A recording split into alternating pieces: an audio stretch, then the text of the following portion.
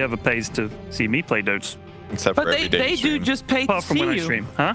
They just pay to see. No, they're not paying to see the Dotes. They're paying to see me fail at Dotes. Lose. That's what they relish. Sometimes But, that we is have a also draft. oh, we actually do Enchantress? have Are a you draft. kidding me? Wait, God, I've hardly seen this hero. Did we not get a gong? Enchantress. In the last No gong? No. The actual draft. Guys, we Well, have a still- lot. There was a lot of talk, okay, and we sometimes just want to listen to us talk. I think the band also is like, well, it happened without us realizing. Now, I will say that there's a stat about Enchantress over the past 2 days. There's been 20 matches in DreamLeague in general, and Enchantress has been picked in 16 of them. Yep, it's driving me up So the this is friggin' 21 wall. matches, 17 of them. She's been here a lot because she is very good. Very good. Every team basically plays her, but she's not necessarily first ban worthy because there are ways you can play around her a bit. Generally, the Beastmasters, the Dooms, the Broodmothers, bigger tier 1 ban territory. Unless you're playing against Beastcoast, and then you ban their best flex heroes, which is definitely Snapfire, and they went with this foot out of the way. A Tusk in this case. They're two best flex heroes. Beastcoast. That's right, Purge. Tundra Esports. Beast ball. Coast goes for the Tiny Lash. Leshrac Tiny. I feel like watching Beast Coast, it's like they're on a different patch. Yeah. Every single time we come into a tournament. I know that's like the rhetoric for just every single tournament we watch Beast Coast, but this is like, I don't know, Tiny? 10 seconds How many remaining. other teams do we see preferring Tiny? If anything, it's like a mid-Tiny, but I feel like with Beast Yeah. Coast, 5 seconds. it'll remaining. actually probably just, this is probably just the off-lane duo. OG did play it in Flexit Tundra Esports. last night. They ended up with it in a 4, but I actually think it's Dark Mago's best hero, personally. I think his... Over Kunkka? Like, he plays Kunkka a lot, and his Kunkka's fine, but there's not, like, I don't see, like, Kunkka smashing games, whereas I see him smashing games on Tiny. Yeah, That's the difference maker to me. that's true. Like, I think Tiny's just a better 10 hero than seconds Kunkka. remaining. yeah, it's just definitely way better at solo killing. Kunkka does more, like, self-sacrificial things a little bit, but Tiny's like, oh, I can just snowball this game, getting kills. That's why I like Tiny better for Beast Coast. They obviously still can happily flex it, so I think that's why it's a great substitute here, because it covers both bases. It makes Dark Mago, gives him an Tundra option to play Esports, arguably his turn best to hero, ban. and also do other things. Beast But typically they play Coast's Lesh turn off to lane, ban. is their most common role on that hero. I mean, they've given them Beastmaster and Enchantress too. I'd be very, very wary about giving those heroes to Tundra, in all honesty. It's quite ballsy, but when you know, Tundra it's Esports. these turn heroes to are ban. good in this meta, right? Beast Coast, they're not playing this meta. This is the Beast Coast meta. This is the party rock lane. The Tiny Leshrac is very powerful. Lots of stun, lots of damage. You ever bubbied this dual lane? You're damn right I have. This is a classic lane. This is one of the few heroes that can make Leshrac work as an offlaner. I mean, I totally agree with what you said. Like, obviously there's Clockworks and Nyx Assassins and plenty of like a few other heroes that actually do make Lesh work as an offlaner pretty well. But this is a good one if they want to flex it. But it could be Dark Mago because he just loves this hero. Angle band, praise the Lord. Oh, thank Gaimin. Thank him. Hey, I'd rather see Pango than seeing Enchantress all the time. I'm sick of seeing Enchantress. Yeah, I mean Pango at least the role He's fun. is kind of fun and interesting. It's Mario Kart, Yeah, it's Dota, exciting. yeah. I like Enchantress because her builds are a little bit different every game. I think that part is better. Pango, it's like literally the same fucking items That every is true. game. That is true. Same Hey, play he style. goes Heaven's Halberd versus a Templar Assassin, I'll have you know. You're right, but Enchantress is like, their skill build is a little different. Like, they're always going to have Enchant leveled pretty early, but like whether they go Impetus right-click build or whether they go defensive max heal build will be adjusted a little bit. That's true. And her playstyle can be a little bit behind, a little bit ahead. So I like that variety personally. And it's really exciting in a fight to see that she's gone for one skill level slightly different in another. I'm jumping for joy. That's what gets Yes, me going. That's Ted. what She's on 2 gets points him in a off W. that. Oh, Don't Sometimes, kink shame He's person. really entertained. sometimes she throws Tomahawk missiles. Sometimes 10 she seconds remaining. soaks up the sometimes it's damage. Exocet missiles, you know.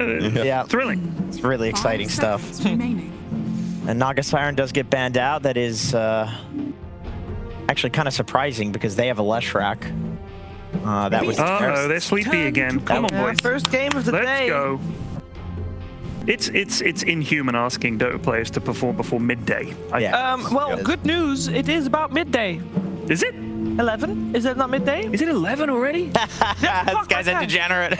He just outed himself. You know what? You know what kind of messes that up actually is that normally when we have tournaments of this caliber, they're typically on LAN, Yeah. and when that's the case, everybody's in the same hotel. I feel like everyone's about on the same schedule as my Yeah, yeah. assumption. Yeah, because Whereas- they have to wake up for hotel breakfast. Yeah, hotel which, breakfast. It's like 10 or 11. Yeah, there's structure. You have to take photos. You have to do X, Y, Z. Whereas now, because they're on their own boot camps, they're still in their own like preferred universe. Yeah, yeah. Yes. So it Yeah. does allow them to degen if they choose to. And of course, they all do. Degen. Yeah. That's a given. Tundra Esports.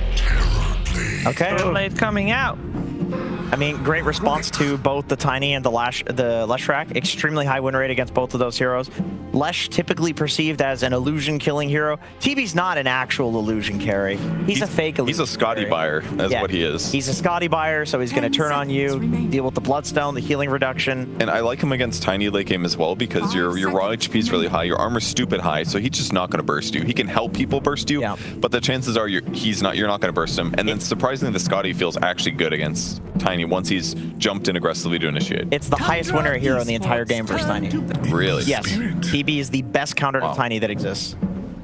Sucks early game when You he just combos, but can't burst him. You cannot burst him. He sunders you, and Tiny's huge HP pool and tiny little armor pool, you shred through him. I mean, it's not super small armor, but yeah. Am I correct in saying that this draft seems to go fairly fast? Or is that just me? This I is would quite agree. fast. Lunchtime is approaching. Yeah, This it is is. true. I like Ember against Enchantress. That's an upside against Beastmaster. Pretty good as well. They have some nice poke and play against the TB, so yeah, I like the Ember pick for Beastcoast. It's gonna make their lanes a little bit more straightforward though. Probably Ember mid now, and as a result, that would be Tiny 4, Lesh 3, unless they want to put Ember safe lane. There's a possibility, but it's not as good there, right? Hunter's still looking for Esports. Turn to ban. a 9 here. Sorry, I don't know if your question was directed at me. Oh yeah, yeah, it was. I was just thinking about 9 Do you heroes. think Beastcoast heroes are like lane defined now with that Ember pick? Like, are they? Yeah, probably. I don't see K1 playing Ember. 10 Yeah. seconds. I really remaining. don't. I see him probably answering the TB with something, 5 seconds some carry that has a good matchup versus it. Oh, well, didn't always a PL used to be a good I was matchup? literally Isn't PL about- just really bad? I was about to say PL. It's not a good hero, but I could see it. It's fairly decent against the Beastmaster too. I know you can go the Axis build and obviously clear through the PL Tundra illusions, Esports, but it's a hero that can turn close to the pick. gap on him in the lane and potentially kill him with a Disruptor. But it's a bad hero, so yeah. Banning out the Ricky mid that Nine's been doing. yeah, that It would have been pretty good this game. There's enough squishy heroes and heroes that don't like playing against Silence that would have been pretty annoying to deal with. 10 So seconds remaining. I feel like Tundra need a little bit of like early game damage from 5 their seconds mid laner, remaining. and probably a hero that can rotate. Maybe like Invoker, Boss Wax, run around, gank, you know, Spear Vessel buyer as well against the Tiny and the Leshrac, who's gonna go for a Bloodstone eventually. I like the idea. Be a little tough if you get tall spacked, but once you get BKB, it's not the worst. Not many 9 heroes left. He's been pretty targeted here. Well, that being said, he plays a lot of different heroes, so is there really, like, there's not any unorthodox heroes left at 9 plays, but he plays all the standard ones as well. I mean, they could like Spirit Breaker or something, but I feel like Oh, it's maybe. really garbage. Like they would totally lack damage. I really think they need something that does a lot of mid game damage here, or maybe not a lot, but Are we still assuming it's Ember mid? What does well against Ember mid? Beastcoast. Shadow turn to Fiend. pick. Ooh, well, let's go Bounty. for a bounty. But is it me? Because they have played Beastmaster mid as well, right? yes. Who played Bounty the other day? Gaimin Gladiators. Was it Gaimin They Gladiators? were playing it as a 4. Yeah, they One did. other team played it again recently, but 10 seconds remaining. I don't know what to expect with this. Is it going to be some like 5 Rubik mid seconds remaining. thing? I could Or are see. they going to play Beast mid with Bounty off? Nah, dude, BH mid destroys Ember, man. I got owned by a BH spammer as an Ember mid. Okay. He just hits you for such big damage with Janata over and over again through your shield. It's actually really annoying. Okay, yeah, that could work, I suppose. And then the slight Oh, they have grass gone isn't for the there. PL. Did actually go for They it. do go for the Wowzers. PO. Nice call, Sheever. Yeah, very, very hard analysis from me. Don't worry about it. Easy. I mean, it's further a good PL game. It is going to be mid bounty hunter. You're right on that. So yeah, he's going to get a lot of Janata slapped. I would advocate for an Ags build if you're mid, if you have net worth advantage. The downside is that you don't farm very fast because you need to stand in a creep wave. So he both can't push wave and go gank very easily. He's kind of going to have to stay there and bring allies to him, ideally. So that kind of makes the playstyle for Tundra a little bit weirder, but they could take towers early. If they take towers early, 9 can be more on the map. I think an ideal game state for BH is like you're just dumpstering the lane so hard that the guy has to leave and you don't have to worry about like pushing it out, which I think it can happen. I'm not sure how the Ember matchup goes 100% because maybe there's a way you can build with like entirely into the Flame Guard and you can't break it with the Shurikens, and maybe if you go for Flame Guard, maybe he just owns you with Janata. Like I'm interested to see how Nine and Dark Mago play this one. But to be clear on the PL, why it's so good against the TB is because TB wants to just man up and fight you, and PL with the Aghanim Shard does not do that. He doesn't even enter into fights. He just spams lances on you, eventually drains all of your mana, and then he can kill you. And then TB also cannot find the real PL. Yeah. And doesn't have AoE. It doesn't have AoE. They are lacking in AoE a little bit, but the Beastmaster, I guess. But yeah. And the bounty's going to be nullified by that as well. Like he's going to be able to use Doppelganger or Manta to remove tracks. So like keeping an eye on the real PL is going to be hard. That's definitely their biggest trouble here. But maybe if they smash lanes really hard, it'll be fine. Maybe it will be fine. Of course, this is that Ghosts have to win if they want to have a shot of forcing out those tiebreakers to make it to the next stage at DreamLeague Season 19. We're going to find out if they make a good start here with the first game. We're going to enjoy some Patchy Pandas as we get into the game.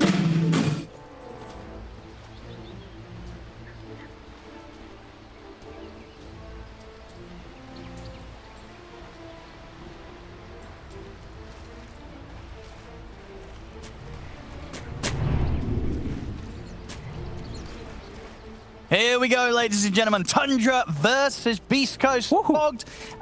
We're getting some fun again today. We're getting 9, bringing in the mid bounty hunter for Tundra.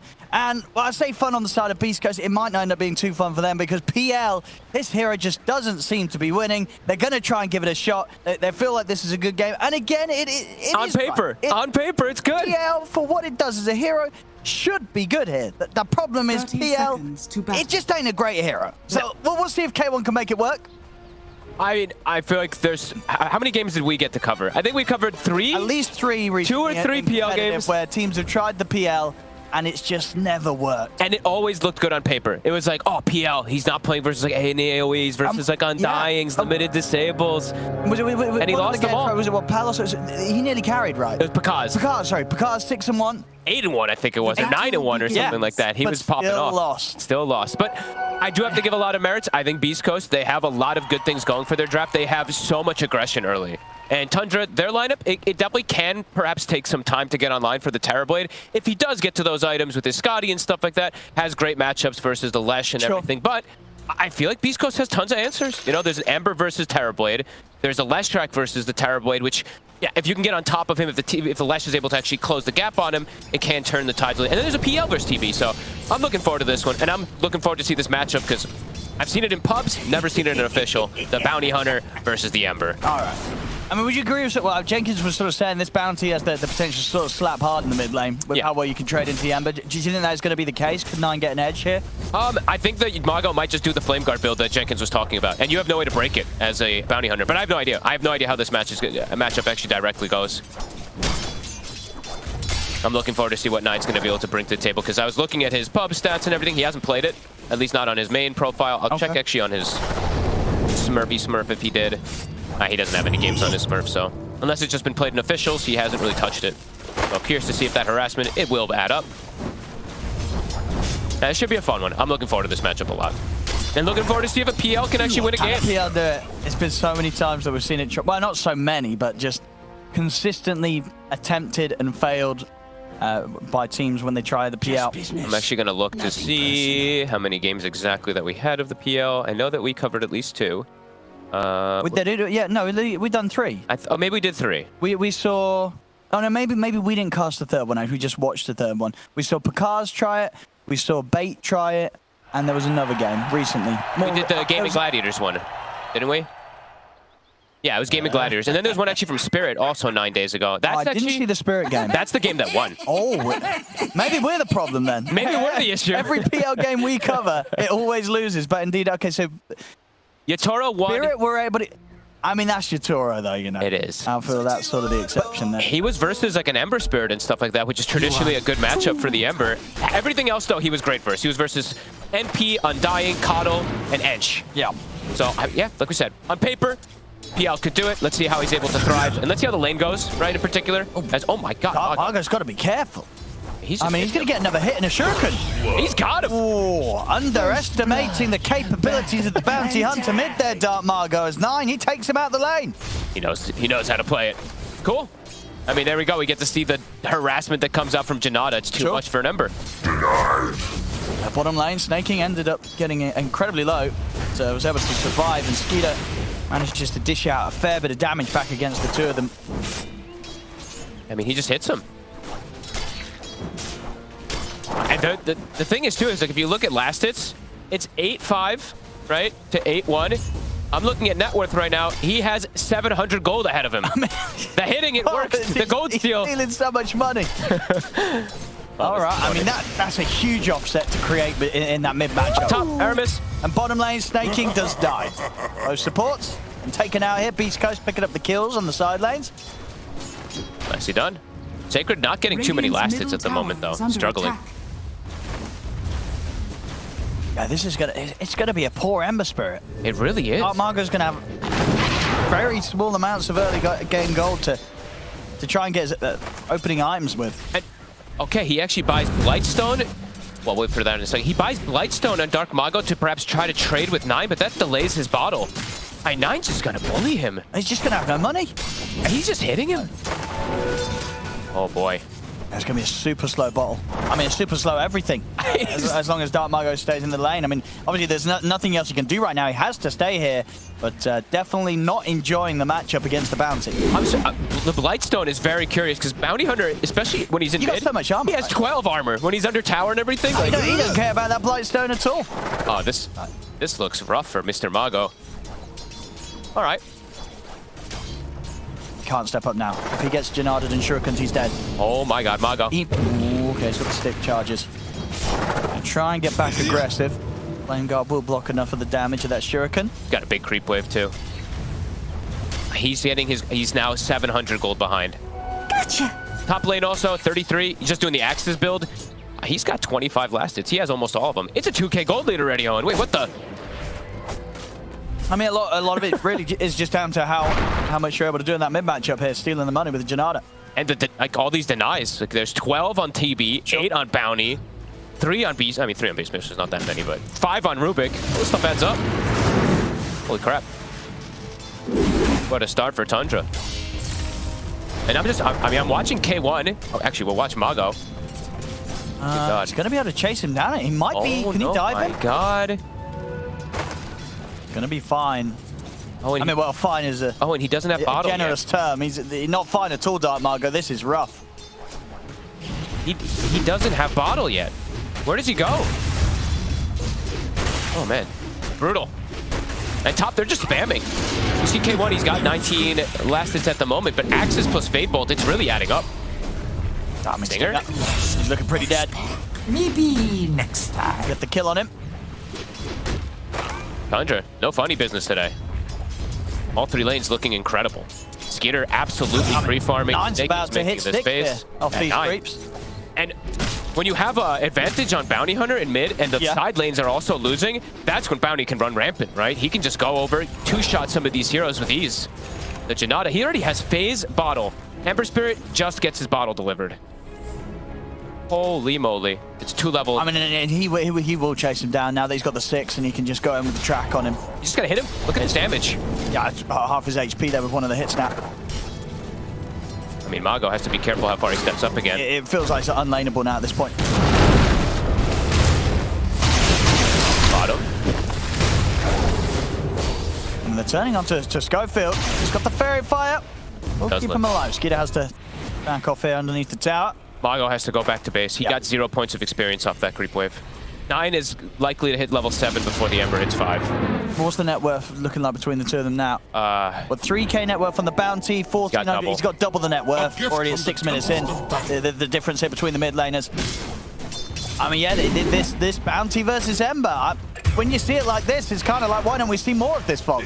Yeah, I mean, Tofu, you know, he played it the other day as support, but this mid... The mid-match. Mago, I mean, is he going to just die here? It's potential. Let's have a look. I mean, I think he might do. Yeah, there's an illusion. He's absolutely dead. All right, well, Tundra, they do not want Beastcoast to have a chance. Dire's middle tower. Holy crap. Top 33. He's also just very survivable, has Helm of Iron Will. K1 is recovering a decent amount here. He does have 28 last hits, but holy moly, this bounty. Level 7. He's just going to start moving around now. He just go where he wants and kill people. I mean, Stinger has... Oh my goodness, I'm glad he didn't get spotted there. Oh, wait. K1. See the damage? He's going to be able to get out with the doppel. Okay. Won't dive him yet. Ember has less net worth than the Rubik. I mean... Oh, okay, what's the recovery here for Mr. Mago? They gotta just help him. That's what I would say. You have to bring the supports and just punish 9 when he does step up. They do have ways to do it. Right. This early bounce is kind of tanky. I think they have to bring both supports. And you just go for, like, if he overextends, then you glimpse him back under tower, you get some tossbacks to try to set up for some kills, but definitely not easy because of how tanky and how ahead he is. Yeah, he's got the Ags queued up. Yeah, of course, yeah. Rush that, get it quickly, and then he's just gonna take over the whole map. Oh. Damage is insane. Mago, he's baiting him, but he's just dead. Whoa! Where's his buddies? I mean, honestly, I think he's probably just kind of done with the game. I mean, I would be if I was them, but it's got to feel rough. He's just taking all your money. Like, what are you supposed to do? He is gonna what can you do? He's gonna be lower net worth than the supports. Like, Snaking is actually about to surpass him. Well, I mean, why haven't we seen more bounty onto mid? Against these melee heroes, it looks like it destroys them. Hey, this actually looks like a more painful, like the Huskar matchup, right? We've seen the Huskars destroy Ember Spirits. This is way worse. This is absolutely way worse. I mean, Mago, maybe just like very uncomfortable. He's like, I've never played this matchup, and he's overplaying his hand a little bit, but I mean, 9 is just completely... Dire's top tower is under attack. Look at this damage. Damn. He has a haste rune, so he should be fine. Dark Mago's still... Oh, now he's level 6. But only just. Only just reaching level 6 now here, 8.5 minutes in. K1 makes his way bottom, doesn't want to lane versus the Beastmaster and Rubik anymore. I mean, lanes are broken at 8 minutes. Is under attack. All right, K1, you got one of the hardest games I think cut out for you, but as we said, on paper, could be a good PL game, but not if you have no mid hero. And not if your Ember is the paper. Well, he's getting torn apart by these hits. Schofield, I mean, he's like, all right, I'm here. Don't get two-shotted, though, my friend. The supports have arrived. Oh. Okay, the supports have left. Aramis is 6 already. This is one fat Rubik as well. Dire's top tower is under attack. Oh, I mean, the issue is, it's also the Lesh who's super shut down. Like, Sacred has not really gotten much of anything. He's gotten a kill and an assist, but he is very far behind his counterpart. The TB's free farming. Bounty's just going to run rampant too. So for Beastcoast, I mean, right now, I really do think it's like sit behind heroes, but they're just, the gold lead is insane right now. I mean, you'll just never see this amount of a net worth difference between two mids in 10 minutes in. 3,200 in net worth difference. Like, you'll never see that. No. And they're both playing around mid, but Stinger nearly gets 2-shot. Going for snaking, but they just don't do the damage. Oh no, Schofield. Radiant's pick up some more money for 9. Goodbye, my friend. I can maybe turn towards Dark Mago as well. Aramis, he gets Stinger. Is under attack. Dark Mago will be able to remnant out. Radiant's bottom tower. To the relative safety of his tower. 9, gonna look to steal some more gold. It's gonna be such a quick timing on this Ags. And this Ags is gonna be so crushingly destroying for Beastcoast. A Disruptor and Lashrak will die in seconds. Just 1 or 2 hits, they just get deleted. One hit and a shuriken, and they'll probably just almost dead, if not dead completely. And he's going to get so much money. He really is. He's going to be so rich. And then the next item also, too. Like, he's going to have it that much faster because of how much he's stealing. It's just Deso, right? I would kind of be vibing with just the Axe Octarine. Oh, you got to do... Okay, the Octarine's good, too. I think it's the Axe Octarine. That's fair. I like that, too. You want to make maximum money. I want to just see him two-shot. I literally want to see him two-shot people. Holy moly. Skin's gonna ramp up quick too. I mean, Beastmaster, as farmed as 9 is, 33 is too. That is actually the crazy thing, actually, how much. Here we go. They can kill 9. No, they can't. They can't. They can. And Dark Margot's dead. Finished up by a fake bolt from Aramis. He might want to call this game pretty soon, Owen. He has 2,600 net worth. This is the poorest mid laner I've ever seen. Yeah. I just feel bad for Dark Margot. This must be, it must feel so sort of miserable having this sort of experience in the mid lane. I mean, they'll kill Snake again. What can you do against 9 on this bounty hunter? Aramis triple kill. All right. And they're getting extra gold because these are track kills. Yep. And Aghanims, yeah, just about 100 away. This is gonna be the quickest hacks we've seen on a bounty, right? Yeah, I would say so. He doesn't even die. I mean, snaking dies, but as we've said a million times, Snake, this is his job. Those 5 kills that Beastcoast has, 4 of them are snaking. I mean, the level disparity is also just absurd. At least they're having a chuckle of it. I mean, what else can you do?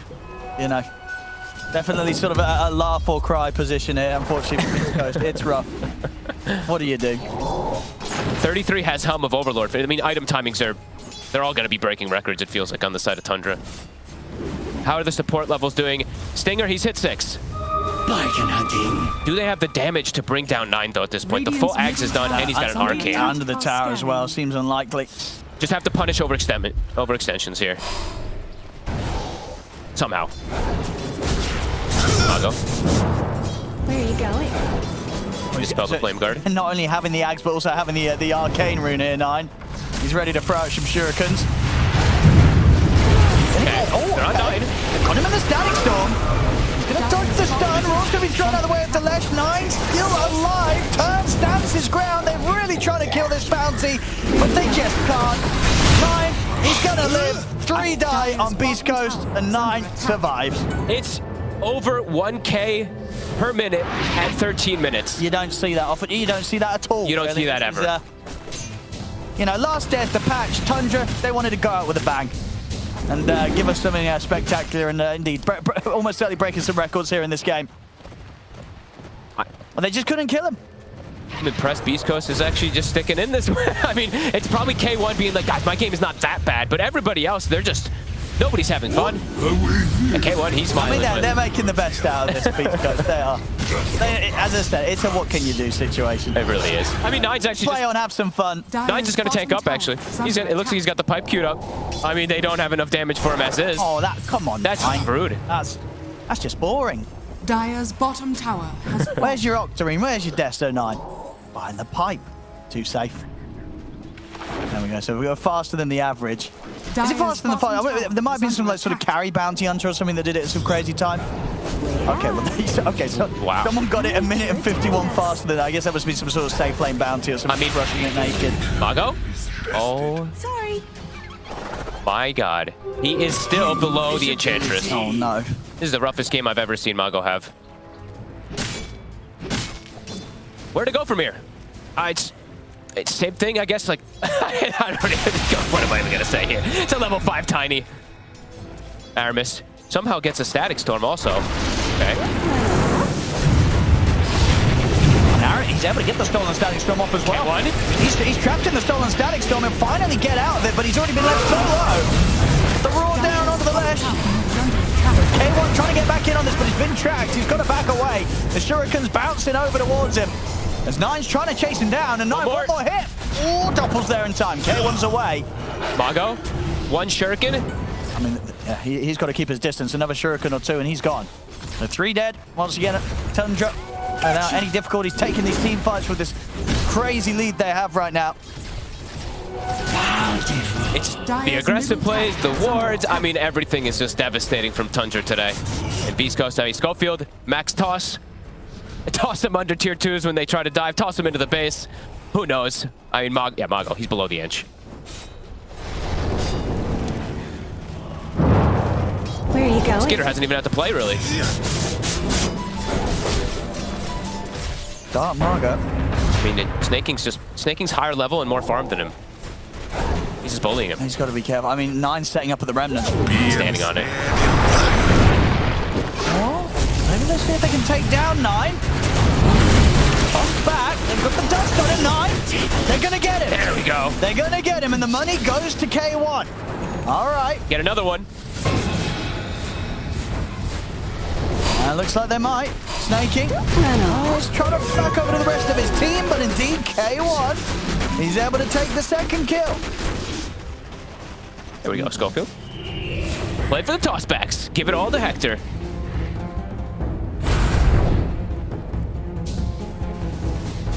Radiant's middle tower is under Small attack. gains. Yeah, no, I mean, not bad. If you're down sort of 18k at 16 minutes and you're able to find these opportunities to get 2 kills without losing anything, I'd say it's pretty impressive. Schofield. I mean, he's like 900 gold away from Blink Dagger. Not too shabby. Sure. At least they punish a little bit of something here. Skitter's still absolutely free farming. Same thing for 33. Never refuse school. But they get 9 before he's got the pipe. Is it going to be Roche time for Tundra? Looks like it.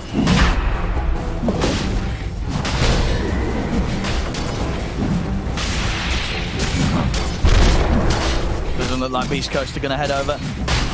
He'll just try putting the pressure onto the tier 2 bottom. I mean, they have to commit like 5 heroes to kill 1 at this point, really. So fighting in a full 5v5 is definitely not an option for them. K1 trying to chase Snaking, but on his own, it's just not really doable. Snake's too tanky. Your shrine has fallen to the radiant. Mago just keeps getting all his gold stolen. Oh my god! He almost just dies. A glimpse. Schofield. Radiant's pretty bottom dead. tower is Oh, under they're waiting for the attack. track. The level 2 track as well. Take the kill as well. Get a bit more gold. The level 2 track is once it really starts to add up for your allies. Since it's that double bonus gold, it's at 80 instead of 40. Oh, and look at the top rune. Go get it, 9. I mean, yeah, with that, if he's able to get in and get a hit onto Dark Margo, it's going to be close to one-shot territory on some of these heroes. Yeah. Dire's structures are fortified. Sacred has mech, but still on main. It's like a hit and a Janata. Oh, they're letting hit from a go Janata and a Shuriken, he's still dead. They're playing sense with actually they give him the bottle, and Skitter's going to have the DD ready for the next fight. Sure, why not? DD on Terrorblade, they've got the Aegis, and of course now they've got the pipe on 9, BKB on 33. Everything coming together for Tundra to start going for the base if they wish. And they still have all this super deep vision that they placed him earlier, so they see Schofield, might just set up on him also. Radiant structures are fortified. God, Mago. Playing with fire. The glimpse. Look at the glimpse. Stolen one from Aramis, of course.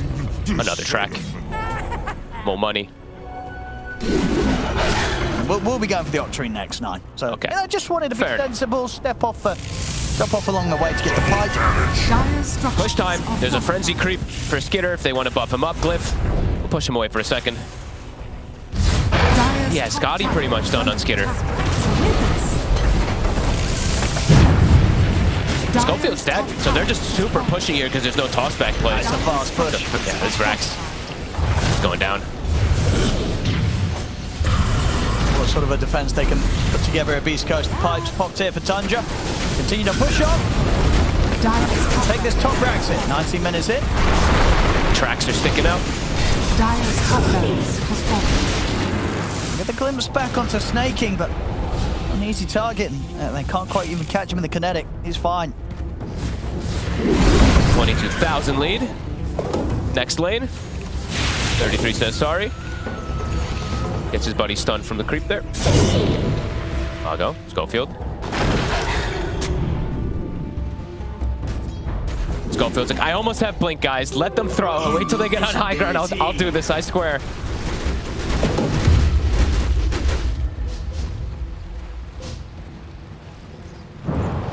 They're all just, everyone but K1 is just literally has no game. Mago still below the 5 position.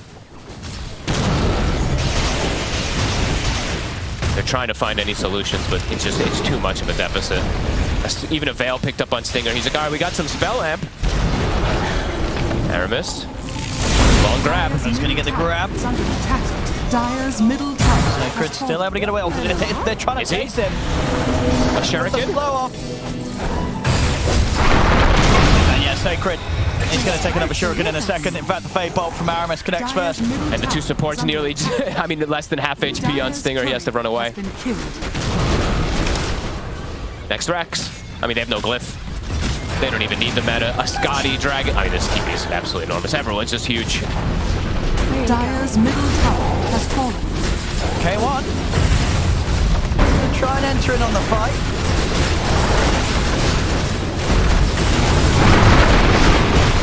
They're going to toss back. Skeeter over the tier 4, but he has the Aegis. And he's going to be back for round 2. In the buildings. They can take Skeeter out second time. What's that? So back to safety. K1 trying to push on forward, but the heals are there for snaking Skeeter. He's going to be totally fine. Crash throughout. The Shuriken bounces as well. 9 just continuing to make so much money here. Dark Margo jumped in. The Schofield's dead. K1, Skeeter's able to get the Thunder off. He's back up to full HP. As K1's dead, Schofield's gone. Margo as well. I mean, admirable that they stayed in it for this long. This one's been over for ages. Tundra. But nonetheless, no mercy. An entertaining victory there from Tundra. The mid bounty coming in from 9, and it just wrecks them. It destroys them. Stone Cold Killer. Well, what do you do against that? What do you do? There was just no answer. No answer at all. Dark Margo had a very unfortunate time in that mid lane.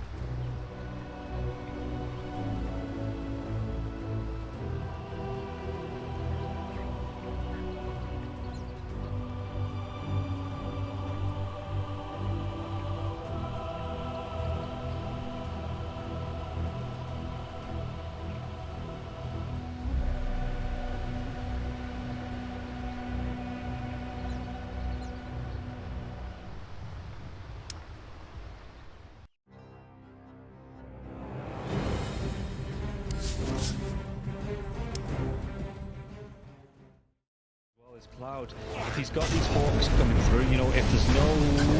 We'll come back to this as they get the dive on, and everything I was saying is now inconsequential because Cloud has gone down, so Kami has to move away from these multiple kisses. There is still that buyback for the Beastmaster though. Let's see. He wants to get himself back into this. The dive onto the back lines, he's the vortex as well. There's going to be a real nice dismember. The hooks come from the though. He saves it. Cloud gets himself back into this now, and Kami is losing so much. Kami's going to go down. Did you get the kill onto Leppington there as well? So Mira with that freezing field, Mira will go down. Coming down to the hooks. Yatsuro's still in that push roll. He's getting them back. They get the buyback out from the potion store for it. Everybody from the side of Hydra, they don't want to be giving this one up now as well, but they take down Leppington once again. That's the dieback on the Disruptor, and Yatsuro, what can he do? The hook, it's going to be blocked mid. Hook. This is the dieback on the Cloud. Cloud, can he get himself away from this one? He's still being harassed up by Collapse. One more right click, he goes down. That is going to be the Beastmaster dead for 115 seconds, and now the chase is on for the rest of the side of Hydra. This Aghanims on the Morphling is just making him impossible to deal with. First of all, they use the little shredder on the Pudge to get rid of his armor. He has solid amounts of it, but it is just not enough. And then Yatoro just destroys him, and he knows that he can stand his ground because he cannot be stunned. When you literally cannot be stunned, how do you stun Water? Well, a lot of their damage, if not most of it, is on the Morphling. the glimpse comes back though. Inside the Static Storm mirror, he has that Lotus going, and now if Zerker actually dives a little bit further, the Thunder comes out with Podking. He's dove in, yeah. They're going to be able to get a kill onto the Storm Spirit. Can they take down the Punch? They're going to be able to match up and cancel off the TP. He's going to be dead. The Storm Spirit, though, he has brought back, and they've got no kinetic field, no Static Storm. And like you say, they're even going to be able to get a lockdown onto Cloud. Everybody inside of Hydra, they just overextended, and we praised them in the first game for respecting the power of team spirit here, but Hydra might have just lost the heads a little bit, and the buybacks, they're going to be forced out, but I don't know if it's going to be enough to defend this base with the Pudge being down, with no Static Storm for the next 27 seconds. Spirit, what can they get from this? I've been worried though, they're going to be able to get damage. They get two, they do! They take them down, the cookie comes out, the Yatoro, freezing field, they might lose Happy. Is this the dieback? They do break the Lincoln Sphere though. Morphlin, Bilal wants to come right back into this fight. Does he have the boots of travel to do it? It might take him a little bit longer now. No boots of travel though, so he's going to have to use the blinks, just do it by foot, it seems. Level 25 Storm with a beast. That's just so much damage. They're going in for the Morphling. He doesn't have a buyback. No, they get. Do they get the kill? He does. He goes down. Warwick has to go down though. It's going to be him that's left alive. No, it's not. The creeps are pushing in. There's no buybacks available on the side of Hydra, and this is going to be 4 heroes, even with the death of the Morphlin. No way Warwick defends this. It's pretty much over. They don't have the glyph. The game is over. They gave it their best. Hydra, they made Team Spirit work for it. The team that is most likely going to be at the top of Eastern Europe DPC Division 1.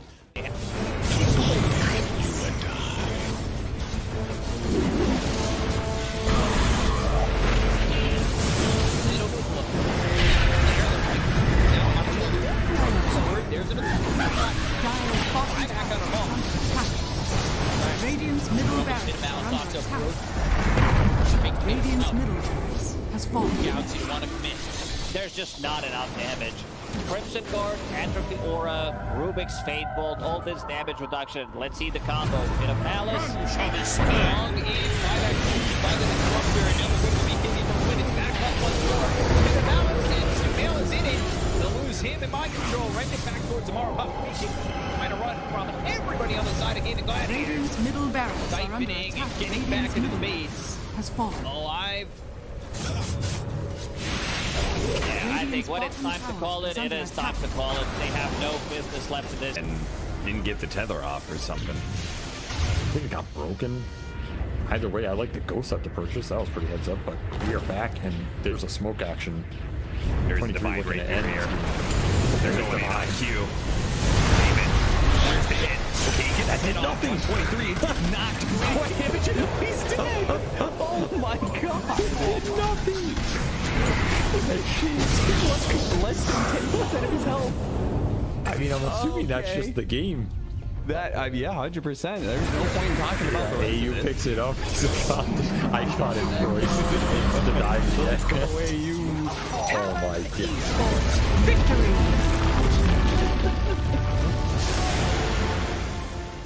We finally get to see them have a little bit of lead. They need to have good vision, good entry to engage. We're down up on high ground. Or Bulbaca, Red Panda. This would be huge if we can find a Static Storm before the Tombstone. Not bad. Stun from Lulu. He's thrown now. There.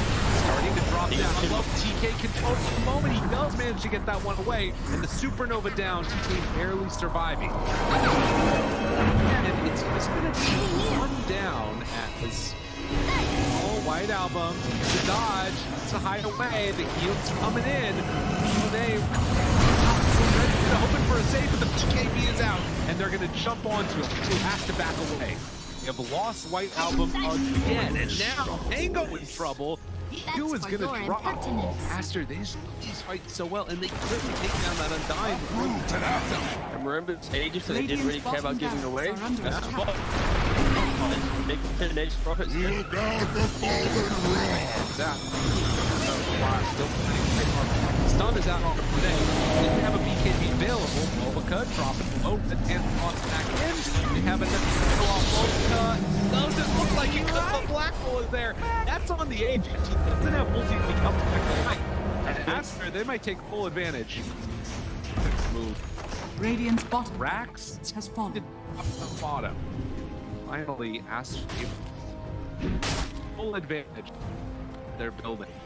Radiant's middle tower is under attack. Oh, just for a brief second, had more network. There it is, back again with the higher network. When you click on the out, it's not really an inspiring network. Blink, BKB, Radiant. You might be able to get on top of a hero, but that's not the shot. That's able to 100 to 0 here. Like even this Undying inside Scatter Storm, able to then get up the slash column from away. Alive, makes the move, and again into this fight without Monet here. It's pretty good for them. Right album, but now Monet is out now. They're in a lot of trouble, but they do manage to kill him. Okay. Alright. Pops ulti. Now the turn. Punching. Really getting away. Sort of survived that first salvo. Very strong. Supernova down, pops the BKB. Ooh, he's just caught here. They want to get the kill. That's really himself. And now the chase. With the avalanche, the toss. Thinks he's going to give up his life also. This Monet is way too strong. This might just be the full set of racks going down bottom. Aster, way too strong for Ares. I earned the GP. Oh, they're done. Okay. I was wondering. It looked like it was that type of game. Yeah, it kind of was. It's like a game where you're an out, not really ever been in the league. Victory. He hasn't really never protected himself.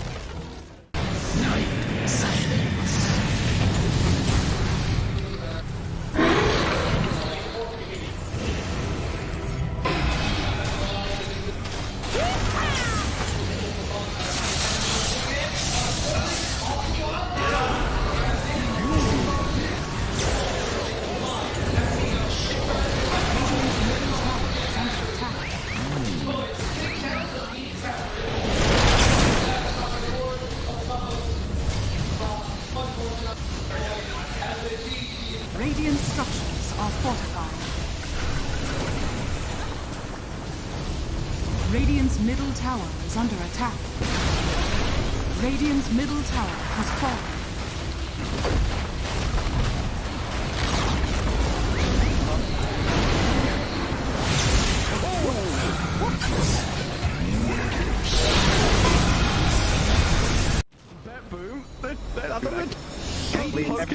Standing. How are they just standing right now? I can't help but fidget with my hero half the game. I've been running around in circles. Yeah. Pirouetting on the spot, the song, blinking from Pure, they see Yatoro, 3 lined up, potentialized path play, they're trying to go in, Toronto Tokyo is blown up by Collapse, has to fight back, Yatoro gets off his BKB, Pure with another song, sprints in, who are they aiming for?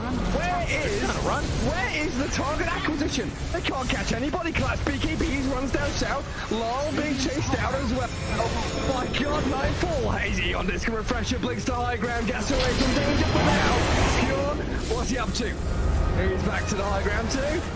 Mirror image out, Aegis claimed, Lol in the fire, still surviving and blowing up GPK. Team Spirit to do. Sprinting out their base, they don't catch Nightfall on the way out, he's blinked out of the range of Mirror. They're still hunting though, and he's going to find Toronto Tokyo. Who cares, Gem? I see Jakiro. Eon disc popped. And with this rapier damage will make short work of the twin-headed dragon. Unstoppable. Laurel the collapse waiting in the back line actually worked. He stormed out of the tree line and he just then started eviscerating the 2 supports with the help of Laurel. He completely jumped over. They dodged everything that Naga was trying to set and prep there. And Yatoro was also just firing the cannon from the top there. Did the combined damage of Collapse and Laurel together. He is a monster. Oh, Pure. Lol. Oh, God. Nightfall's gonna get a bit of vision here with the Hawk. Imagine. Can they? Imagine. Will they? They have to do something kind of crazy. They're gonna be losing their base pretty soon. Lash has buyback. Naga Beastmaster have to get back to base to defend. Drow Rangers up here. Tier 3 gone. Barracks to follow. There's no buyback or collapse though. That's a big one. And Mira. Radiant structure. Look at all the wolves. Look at all the summons. It's vulnerable. Gets away from there. Help of the Clement Cave to jump in from Lol. Disruption, self-save. Barracks taken out. Lol. Oh, tries to fight. Nightfall. He'll just pop, but he can't get any control of Lol. Slow puck is all over the place. Now they're going to GPK though. Aiming for the puck. They're going to find him at long last. They get him and the rapier's on the floor. He messed up the phase shift. He canceled it. Oh no. Oh, you see that? I'm not crazy, right? I don't know. Yeah, he phase shift and accidentally ended it. There's an Axe blessing recipe. There's a rapier. There's all sorts of stuff everywhere. An Axe blessing recipe. What's that there? Okay. Not sure what the story on that one is. Meanwhile, Save, I think he had a refresher charge, right? Because Laryl dove him, he disrupts himself, and he tries to kill him again after it. Save just refreshes and then uses it again. How did they not got the breaker? That was another DD. I don't think they care. You know what Toronto Tokyo's going to take it, is he? Oh yes, the Jakiro with the rapier. Coming to feed it back to them, guys.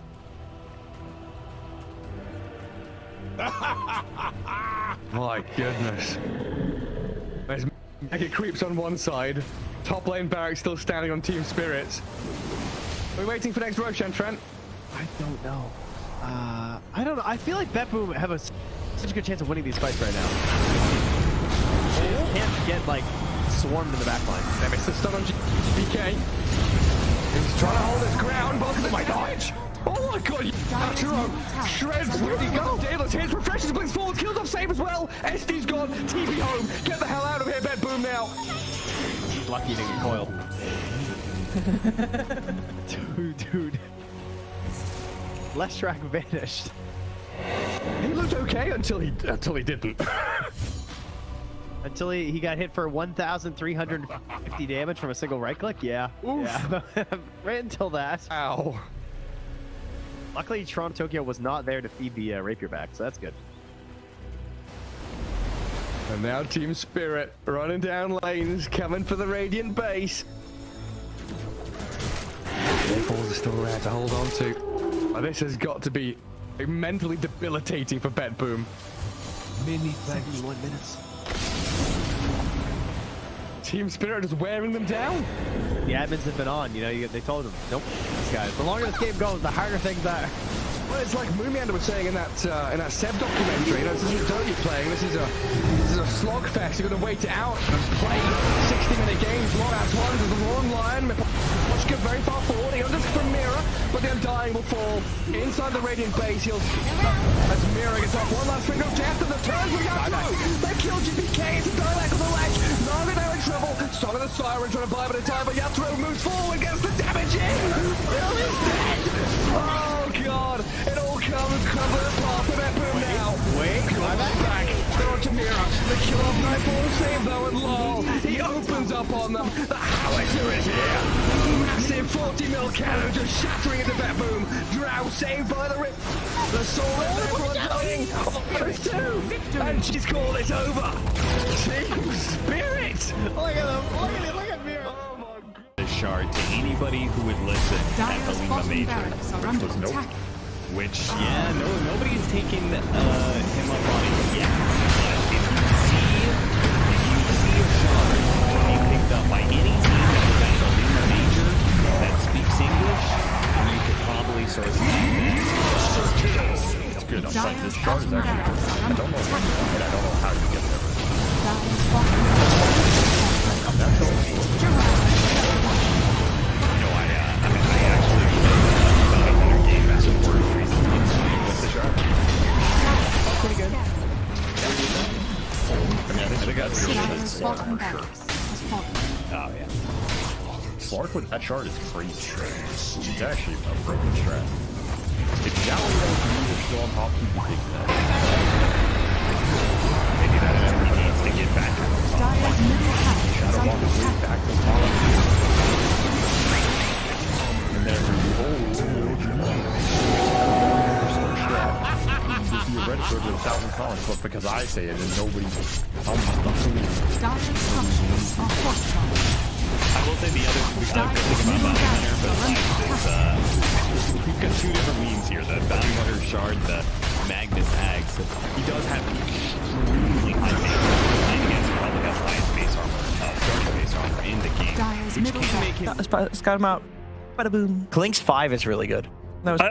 Clinks destroys our games. We get ruined. Everyone's like, just run sideways, dude. Just run sideways. We can't figure that out. Because sideways is relative. Who knows? And while you're thinking about that and pondering things, you die. All right, we got Beastcoast Radiant side this time around, and they get first pick as Beastmaster well. banned. They're going to ban Beastmaster. Enchantress banned as well. Let's see who they go for. Last game it was Brute and Doom that they banned out. Snap and Tusk, obviously, two heroes that Beastcoast really likes. They're going to pick. They can get the Tusk if they want. They're going to pick Tiny or something. Or Tusk. Tiny or Tusk.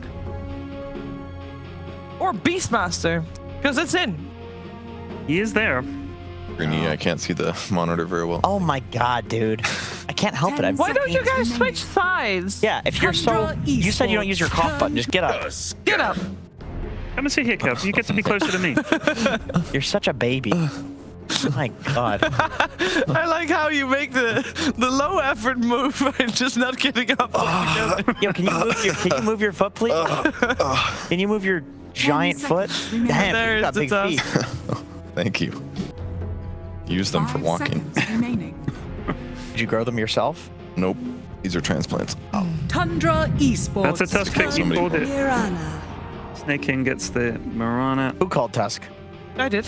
Oh. I mean, it was... God damn, Shiva. Didn't get banned this game. She's right. Wow. Can they take Beastmaster hit? You just grab it? I mean, they love it. Or DK. They do like the Mirana DK opening, don't they? The only problem, like, it's being picked consistently, and it's still very good, but Tusk does have some counter with the snowball, because it can interrupt the chain stun, but it's still really good. It's safe. Your roar, it covers you against the BKB carry, basically. You get stun setup combos if you want it. The laning stage is fine. Not that Tundra's necessarily going to put it together, but it's one of the openings that just feels perfect in this draft, or in this this meta. 5 seconds remaining. This dying meta. Yes. How to be dead soon enough. This is like an expanding star. It's gradually going to envelop a habited world. Isn't the music that's making you think like that? I'm getting dark. It's very dark, spacey music. And as the star continues to expand and its gas leaches out into space, the inhabitants of that now dying world take one last look at the sunset that they will never see rise again. God. That's this patch. Oh my god. Well, wouldn't the sun like black out first? Like, wouldn't it implode? Depends on the star. That's it would true. go How dark. it dies. Depends on the So you'd size. have a final dark night. It would happen. Well, you know the sun doesn't go to sleep at night. It's on all the time, right? Huh? No, the moon is on at night. You never see the moon during the day? What? You see the moon during the day? Well, I looked into my brother's bedroom at night, and then I saw the moon. He was mooning me. He saw the whole of the moon. Fun. Remaining. That was always a gag he did. 5 So seconds funny. Yeah, that's funny. Real funny. Aha, you're looking at my butt. Yes. Mooning's a classic. Speaking of moon, Disruptor picked up here by Beastcoast. That is a made bed. Well done. 10 One of the seconds beds in the background. You got That is another made bed. I never bother. I'm gonna have to make my bed. That's a katana. He has a katana on the wall. Oh yeah, it's been there. I don't think this is his place though, is it? I think it is. So why would it not be? Whose place? Because I've seen somebody else in this same room. What? Have you? Actually, Perrin, it's a wakizashi, not a katana. Yeah, I saw the wakizashi on somebody else's wall as well from Tundra. You ever walk in on your brother having a wakizashi as well? No, I've seen the moon though. So where's Moon? The shark. He's walked in on me. I mean, Whoa. Don't care. 5 seconds I'm not remaining. gonna. Don't put the camera on me. I'm not gonna tell the story. Story time. No. It's Jenkins and his brother. Sexually harassed you in any other ways? Should Beastcoast ban Bounty? Is it a hero that you would go before last pick? Like in the second pick phase? I mean, Wasn't it specifically about the Ember counter? In that game, yes, but it's definitely been picked in second phase by teams like Gaimin Gladiators, the best team in the world. But I don't think it's really like a Tundra thing. There's a possibility. I mean, if there's an Ember, maybe they'll play that game like, oh, is it a support? Is it a mid? But I don't really expect to see the bounty here, but it could happen. Tundra's not afraid to set a little bit of trend-like things. if they're feeling confident. This series is a big deal, so if they feel like they got the gotcha cheese, they're going to do it. Yeah. I mean, if they think they can win the lanes, then BH is one of the best heroes at like snowballing games and just getting them done. And helps his whole team snowball as well. Yes, yes it does. Beastcoast's turn to pick. Hoodwink. That is a hoodwink. I will say, I did just notice that I'm not sure if they're in the same building, but so you know those little penguins? Penguins. There's 2 penguins behind 33, and there's also a penguin in 9's room. There's another penguin. There's a penguin there, so they're staying somewhere that involves penguins. Well, A this zoo? is the other team. I believe it's the Kingwin logo. It is. It is. But like, this is the other room. Would they be in the same building? Maybe. I said, sorry, not the other room. This is the other team. What? Yeah. What happened here? He was. Oh, he almost got dressed. He's lowering his body temperature. On one side. Yep. On the keyboard hand. Because it's moving so quickly. Abadoon. Okay. If that is your, it could be their carry. There's a lot of stuns set up. Carry. Let's be real. A lot of stuns on the enemy team. Just pop the little the ghost form and whatever you want to call it. Yeah, this is a Hector classic. Even when this hero was garbage, he was playing this as a carry position. You see that vest? 5 seconds. Is that a vest? Brian left a vest just like that in the room that I inherited from him Which at vest? the hotel. There's like a white vest. What? Oh, it's a white undershirt. I don't think he owns that. Is that wait, define what you think is a vest. What is a vest? It's an undershirt. It's like you wear it under a shirt. Yeah, why is it not a vest? For me is something that's like has a zipper that like Kevin is wearing a vest. That's a jacket. That's a jacket. Yeah, but I think a vest is a type of jacket. No, that's a jacket. No, a vest like goes over your shoulders, but not over your Is it not called? Is it have the American term? Don't say it, Cheever. But you know which term I mean. I know what term. Is that it? Yes. Wait, what term? Oh, he has it. Yeah, he definitely has it. Someone who's married who commits domestic violence. A wife beater. Oh. Oh God! Don't make a dad joke. Don't make a dad joke. Okay, move on. Any dads on the panel? But is that a vest? Isn't that just a T-shirt or a hem? Tundra what?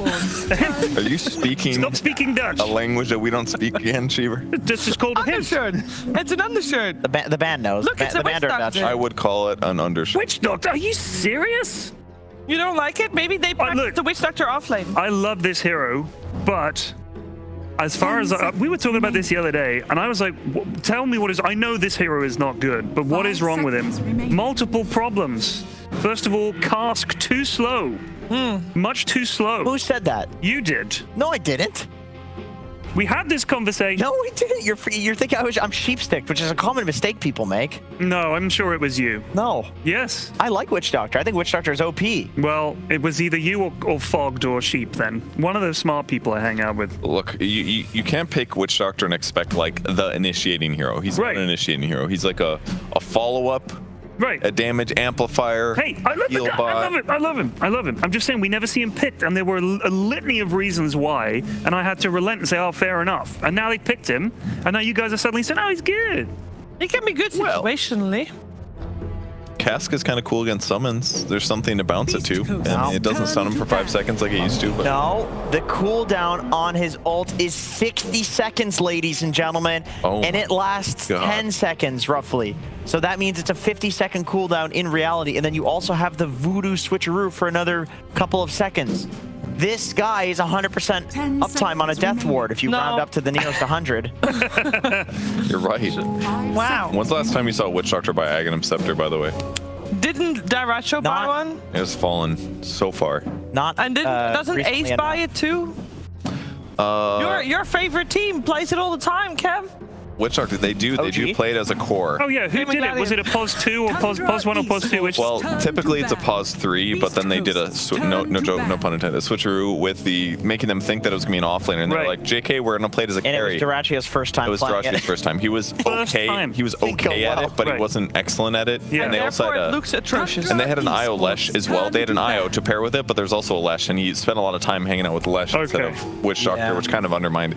It was just slightly executed poorly by the best in the world. It's like when you invite 2 friends that don't know each other over to a sleepover, and then they just bond and how much like you're weird, and then they become better friends than you, and then you're just watching Scooby-Doo on your own, and they're just having a good time pillow fighting. That's not a specific You pulled example. that one out of nowhere. Yeah, that was really that's creative, just, dude. You just made that up. Creative story. And I look over to the landing, and my brother's mooning me again. Like, God damn it! That actually happened to me one time. I hung out with this guy My brother mooned you? Yeah, exactly. I went to go play disc golf with this guy at a park, and then we ended up in this group with other people, and he just liked them more than me. So we never talked again. And I was like, hey, whatever. Damn.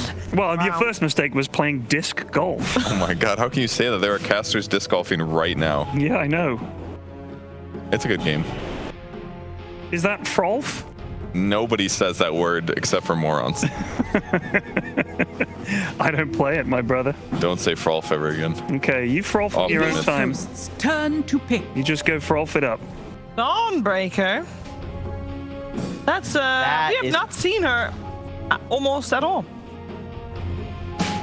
That is an interesting ban. What could that teach us from what they want to play? Silencer. 10 seconds remaining. Why? I don't know. Chucking a name out there. Because I feel like that's the best counter. Yeah, the best counter. That's the best counter is Dawnbreaker. I think they're worried about Beastcoast doing some like all-in kind of like heal-y pushy strat that like comes online stupidly fast, and they thought that Dawnbreaker would be nice for that because it could like add more heals on the guy that they're trying to kill. Because Tundra's lineup is very much like kill one guy, roar, arrow, hoodwink follow-ups. So if they were able to keep that first guy alive, that's a team fight swing, and it's like a rare case where a hero like Dawnbreaker is actually pretty good. It's a very good point, Kevin. Thank you, Ted. Magnus, though, more traditional. Empower the Witch Doctor naturally. Give him that big right click. Oh, I have the pick. It's Timbersaw. Why? Because there's 3 strength heroes on Beastcoast, and 9 likes playing Timbersaw, and they also have a 3 hoodwink. melee heroes. 3 melee heroes, Which that's are right. all... I think they're gonna remake the game and pick Timbersaw. Ah, yeah. Is this a mid? Yeah, it is a mid Monkey King. Okay, against the Tusk. Should be pretty good at rotating. Wait, is it? Is it not just 5? Oh wait, you're checking Monkey King. I'm just Witch Doctor. Witch Doctor 5, yeah. It's a mid Tusk. I like the monkey here. I feel like once he gets BKB, he can do whatever he wants with these supports. It's not really. Why much anti-mage here? Anti-mage is pretty good right now. I mean, he is good. You get what is this like Vanguard Radiance sort of stuff, or? Yeah, he's not mega threatened by Abba, if I'm not mistaken, right? He can kind of choose when to fight. I mean, the silence is a little scary, but like the silence is a bit scary, but you can't mana drain Abaddon, which is a way of like killing him without actually killing him. He's got a small mana pool as well. He does, but he uses his mana. Game. I mean, it's very hard to not, but is this game going to be a bit more even than the previous? Please. Yeah, for sure. I mean, you don't see Gaimin top hat level Shellacking. No, those are rare. Those are rare. I mean, I think I don't think this is a free anti-mage game by any means, and I also don't think that the monkey mid does insanely well against a Tusk either, because he can just nuke the wave out with his double nukes, and also like if monkey gets 2 Jingu stacks on you, you can snowball him to stun him. You can throw the shards out and he can't walk past them. So it's not like against other melee heroes where you just dumpster them. I think Beastcoast should actually be more fine this game.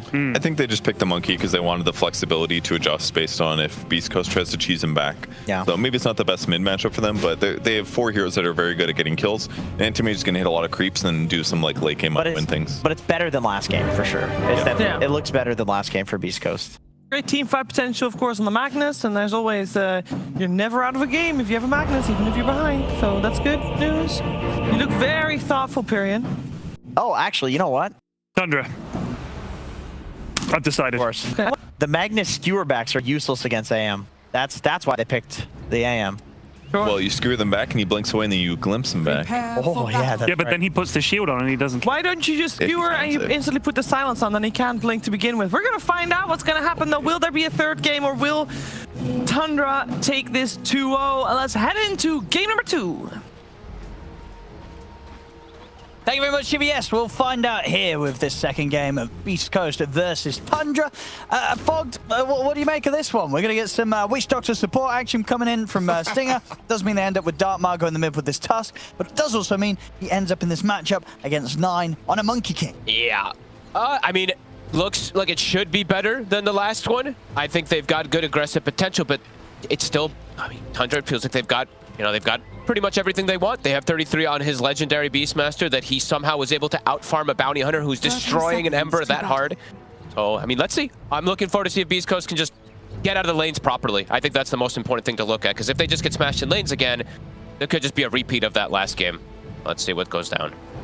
And Tundra, they just seem to be on fire today. I'm really curious about why Beastcoast does such a switch up of with these type of picks. Maybe they're just, let's just try some different types of heroes. Let's just try something else, because we're not seeing any real Witch Doctor supports whatsoever. But yeah, curious to see what they're going to make happen with that. Yeah.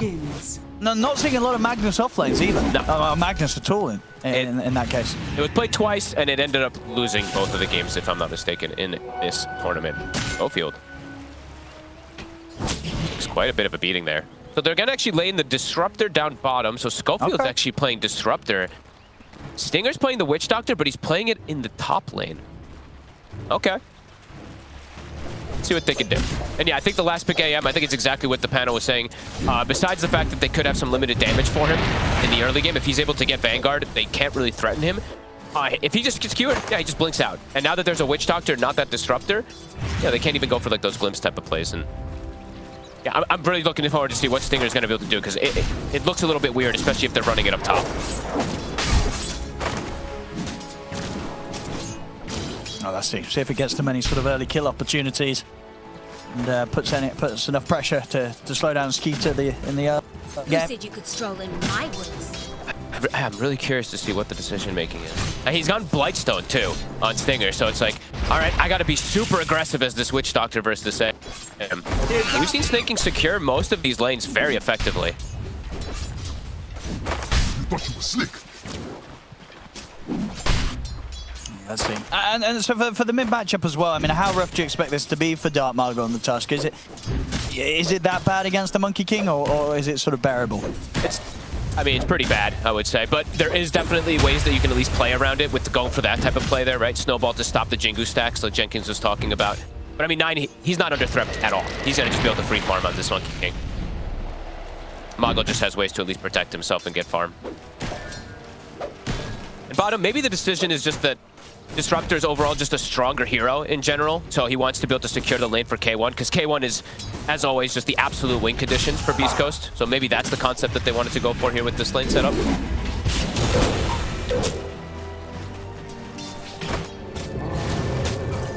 Stinger. He's already going to get bullied out of this top lane. So TP back to base. Skeeter, now he can just trade with Sacred. Sacred actually already has Ring of Health finished up, so pretty damn good timing for the Magnus. Super early, absolutely rushed it. Trying to get Aramis. I mean, K1 was attempting to keep him range there for the potential pop of the Aphotic Shield, but good body blocks from 33, keep them at bay. Schofield, he's always the risk taker, right? He always plays like super low HP, trying to bully people back. There's very likely a kill that's going to happen down here, either way. Yeah, 9 set up for success. He's going to have no threat unless there's rotations that comes out versus this Tusk mid. But Mago should be able to get his farm as we're talking about. Playing around the Snowball and the Shard, unless he makes some big mistake.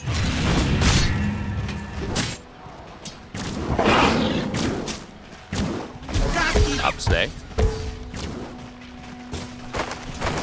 Stinger and Sacred, I mean, they're just having to run from these two right now. Skeeter, he's ready to get very aggressive and fight alongside King. 9 gets a bit over aggressive. Does end up losing his courier. I believe the creeps just killed it there. He's trying to bully Mago. Yeah, but so far Margot's doing fine. Yep. Doing pretty decent. 18-4, of course, 9, but it's to be expected in the Monkey versus Melee matchup. And yeah, I'm just really looking forward to see what Stinger's really gonna do, because this just feels awkward whenever you're playing a Witch Doctor in that, 4 quote unquote. It's it's probably gonna end up being that 5, but like that 4 role when he's playing top. 33. They finish him. The glimpse back, but he's got the stick charges, gets another set of axes out, won't be enough to kill Schofield. Nice done. K1. He'll survive, find first blood. Aramis does get him though. See if Aramis might get the cleanup. He's gonna have spells again in a second. Bushwhack, it's there, and Schofield, he'll also fall. Aramis goes down, but he doesn't mind. Already got the job done, picks up a double kill. Oh, the dream for a 4 position. He's higher level than his Beastmaster now. and not able to really bully Skitter with the lane setup that they've gone for. They do secure at least the kill, of course, for K1 for the first blood, but yeah, the AM is now not being pressured by this Witch Doctor Magnus. He's got his Ring of Health finished. And yeah, they're just gonna keep Sacred low HP, low mana. Okay, raindrop is done. And no way to pressure Skitter here. So top lane should be fine for Tundra. Mid also we've set for 9. He should be fine. It's bottom. That's gonna be the one that Beastcoast can actually fight back in. 33, standing his ground pretty strong there against the two of them. Helm of Iron Will finished. Very tricky. K1 with the first blood. He does have phase boots. So looking for aggressive plays. Him and Schofield always looking for aggression. Stinger. He's looking pretty dead here. We can go for a deny. I'm not going to be able to get there in time. It does look to be a bit of a tough time for sort of Stinger to have the impact in this early game. It hasn't really achieved too much in the lane, and might be difficult for sort of Stinger and Sacred to make things happen out of the laning stage. I mean, it's a choice they went for, right? I think that really is just like Schofield and K1 can do better bottom than having like the Witch Doctor there. That's the only thing I can think of. And Stinger gonna make a rotation. Should be successful here. 9 has got a very far and a barrel. Let's strike the Jingu. Nice, but it's not enough life steal to keep him alive at this point of the game. As take him out. Yeah, able to make something happen at least out of that death top. Stinger coming in on the mid and allowing them to take 9 down. It looks like maybe Stinger's just going to be very active this game as Witch Doctor run around to try to help these lanes. Hermes, big damage. Stinger will be able to get that haste turn. Hey, tip snaking. Okay.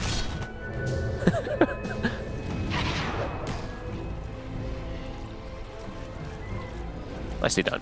Good rotation.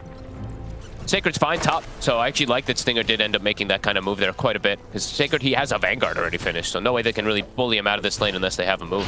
Unless they have a rotation that comes out from Tundra. This Magnix should be free to free farm. They have to be set for Skitter, though.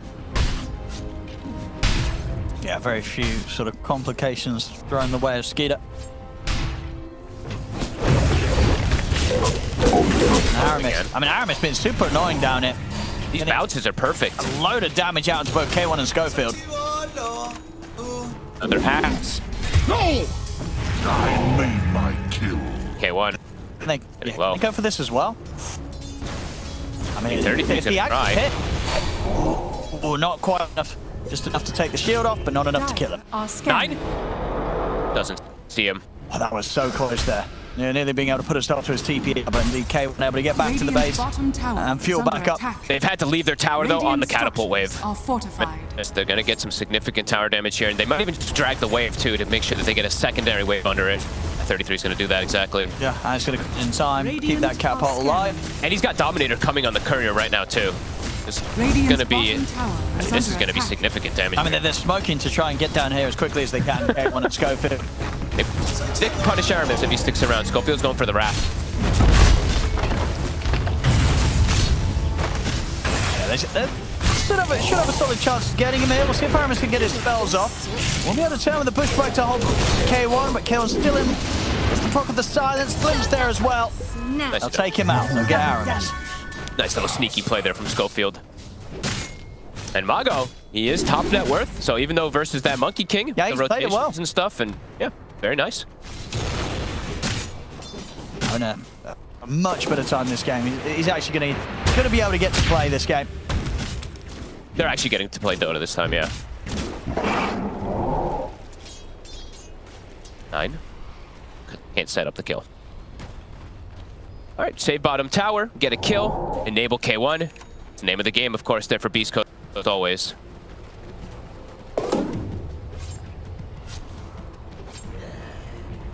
Dire's top tower still full freedom for Skeeter, though. Yeah. Anti-mage.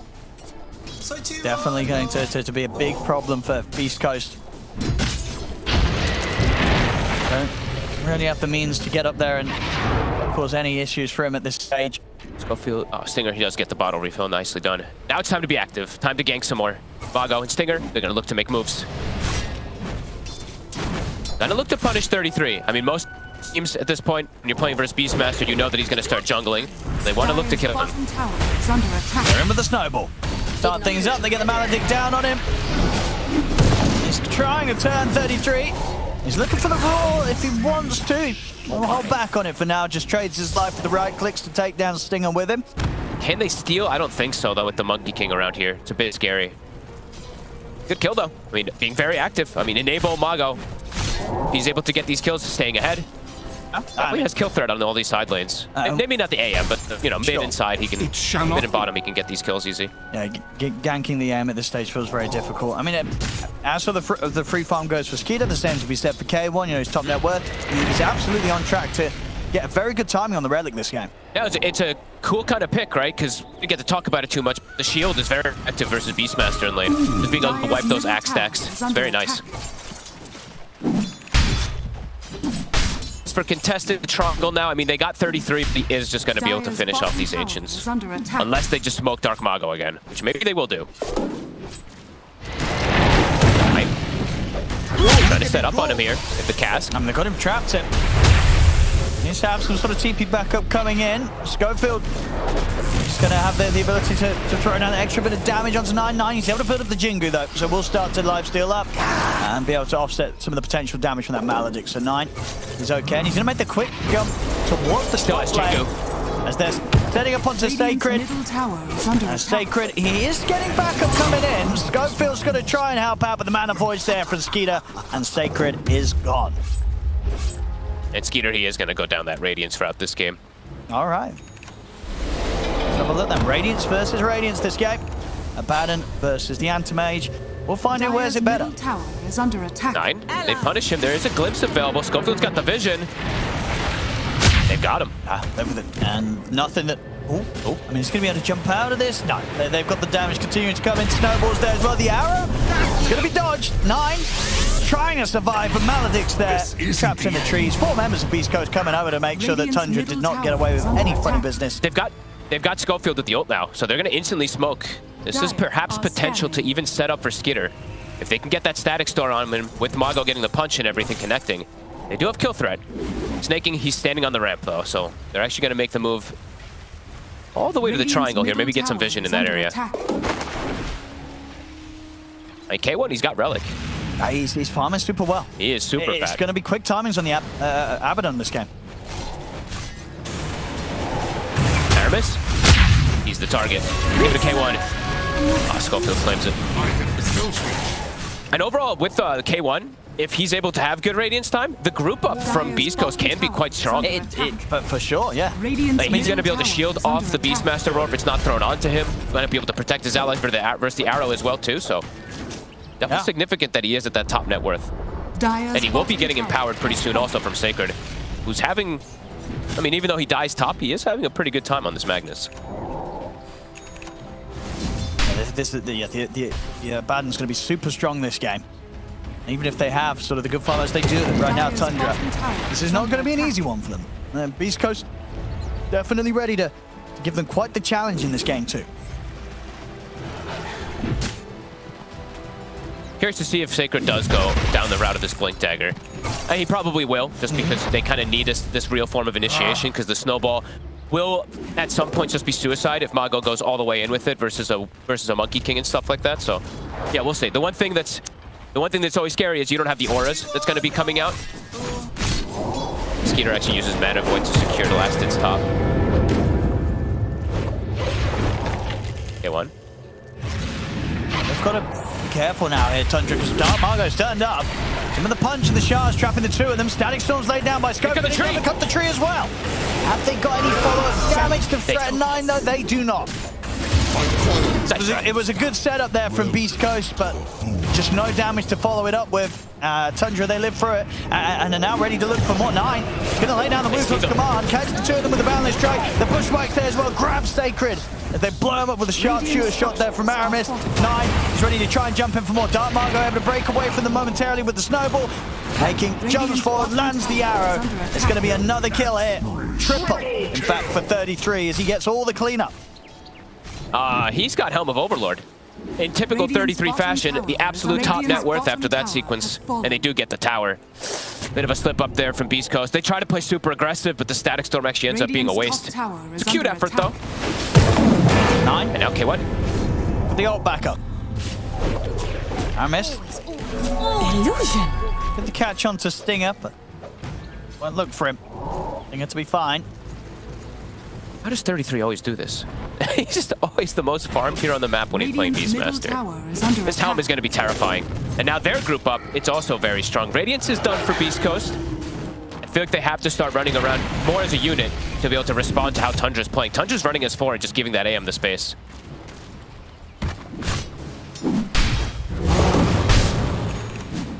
I'm going to start farming some stacks here. K1. Radiant's middle tower. Oh, and a cool pickup there from 9. So he's going Diffusal. So synergizing with his anti-mage nicely versus Abaddon. Versus 3 strength cores. I mean, this Diffusal is going to be incredibly effective. Dire are scanning. They're trying to enter in on the fight here, Beastcoast, to get the glimpse back. Catch 9. Maledict down as well. He's super dead. Maledict into the Death Ward. 9's gone. K1 also just gets deleted, though. Aramis actually gets the sharpshooter. All right. I'm Tundra seeing I think maybe poke for more. 33 does have Roar available, and Beastcoast know it. They're keeping their distance. Dark Margot. Very aggressive. Snowball forward. I mean, Roar's up. Turn towards Dark Margot. And Skidder, he's ready to get involved in the fight as well. Mana Void's there doing good damage. Stinger has to split away from the action. Axis from 33 cleaned him up, and behind the tower, Aramis will be able to finish off Stinger as well. Tower also in trouble. Skeeter, he's got his relic finished. K1, he's got to be careful. Sacred now does have Blink Dagger, so he can look to get involved with this team. But they will lose structures. They lose mid and bottom pretty early on here. There's this Beast. And there's definitely going to be potential with these RPs. I mean, you are against what? 3 cores, all melee. Yep. Large chance there's going to be situations in these fights where they will be in prime position to get RP'd. They have great forms of catch on the side of Beastcoast with this, with the glimpses and with this Magnus having this type of thing. And poor old Schofield just dying to the dragon here from 33. How are the levels actually looking? Yeah, 33, he's top farm and top levels. We'll lose the dragon though. The 250 gold. Nice the way of Stinger. 6k lead for Tundra. Beastcoast definitely giving it a much better shot than they were able to in game 1, but still very much in a tough spot. Radiant's top tower. Once again, this fight, they really wanted to try and force something. They know Dark Margot committing in onto Snaking, and it just does not work out for them. It feels like for them, for Beastcoast, they need to get some pretty nice kills very soon to just enable themselves. Because the one scary thing is, it is kind of this 4 protect 1 in a way. Because Mago, he's also gone for the Blink Dagger. So they have to get the ball rolling a little bit because Beastmaster, we know the way 33 plays it. He plays as a scaling core. They have an Anti-Mage and a Monkey King besides that. So they have auras for the Monkey King and the Anti-Mage to enable them and buff them up. For Beastcoast, it feels like every time they do have these ultis up, gotta look for some type of fights because they've gone for double blinks. Oh, they're going for triple blinks as well. Schofield, he wants to get a blink. All in on the blink daggers. All about catching. Dire's top tower is under attack. Skeeter soon gonna have the radiance. He pretty much has it done now. Dire's top tower is falling. Dark Margot. Try and jump 9. And it's stormed down as well. Skeeter, he's just gonna get straight on top of this. Oh, it's a good RP! A fantastic RP. Has he got enough damage to clean him up? It's enough to take down Snaking. See if they can find 9. The Maledict's gonna bring 9 incredibly low. Oh, he's able to dodge it! 9 with the mischief dodges the damage there from the last instance of the Maledict, stays alive, and it's 4 dead on Beastcoast despite a very nice 3-man RP, but they just didn't quite have enough follow-up. Once again, Fogged. A nice attempt there from Sacred. He lands the perfect one, but what was K1? He was farming, right? They needed this Abaddon for his damage in that one. They got them so low as well in that setup. Ooh. We'll see it again. Look at this. He was so patient. What level is that Maledict also? It is only a level 1. 3-man RP into this Static Storm. A 9 and Skeeter, they couldn't quite kill him. He even able to sort of have the chill to sort of get the Wukongs off before he knows he can come in and dodge that last bit of damage from the Maledict with the Mischief, which would absolutely have killed him. He stays alive. I mean, Tundra, they're bringing the numbers. And the fact that this RP doesn't work, that's painful. Beastcoast, they needed that. 8k lead now for the side of Tundra. Getting a firm grasp of this game. And 33, I believe, is that his BKB done? It is. So now he's got this counter versus the Static Storm. 9 also going to be building toward it soon. Yeah, it feels like they really needed K1 there. Dire's middle tower is under I needed something extra. They might be able to set up for snaking up here. K1, he's hiding with the Radiance on the side. Can they get the glimpse? They will. Snake should drop. Yeah, more money for K1. Take me! He needs everything to be able to carry this. He's going to be dealing with 3 cores on Tundra. All going to be quite farmed.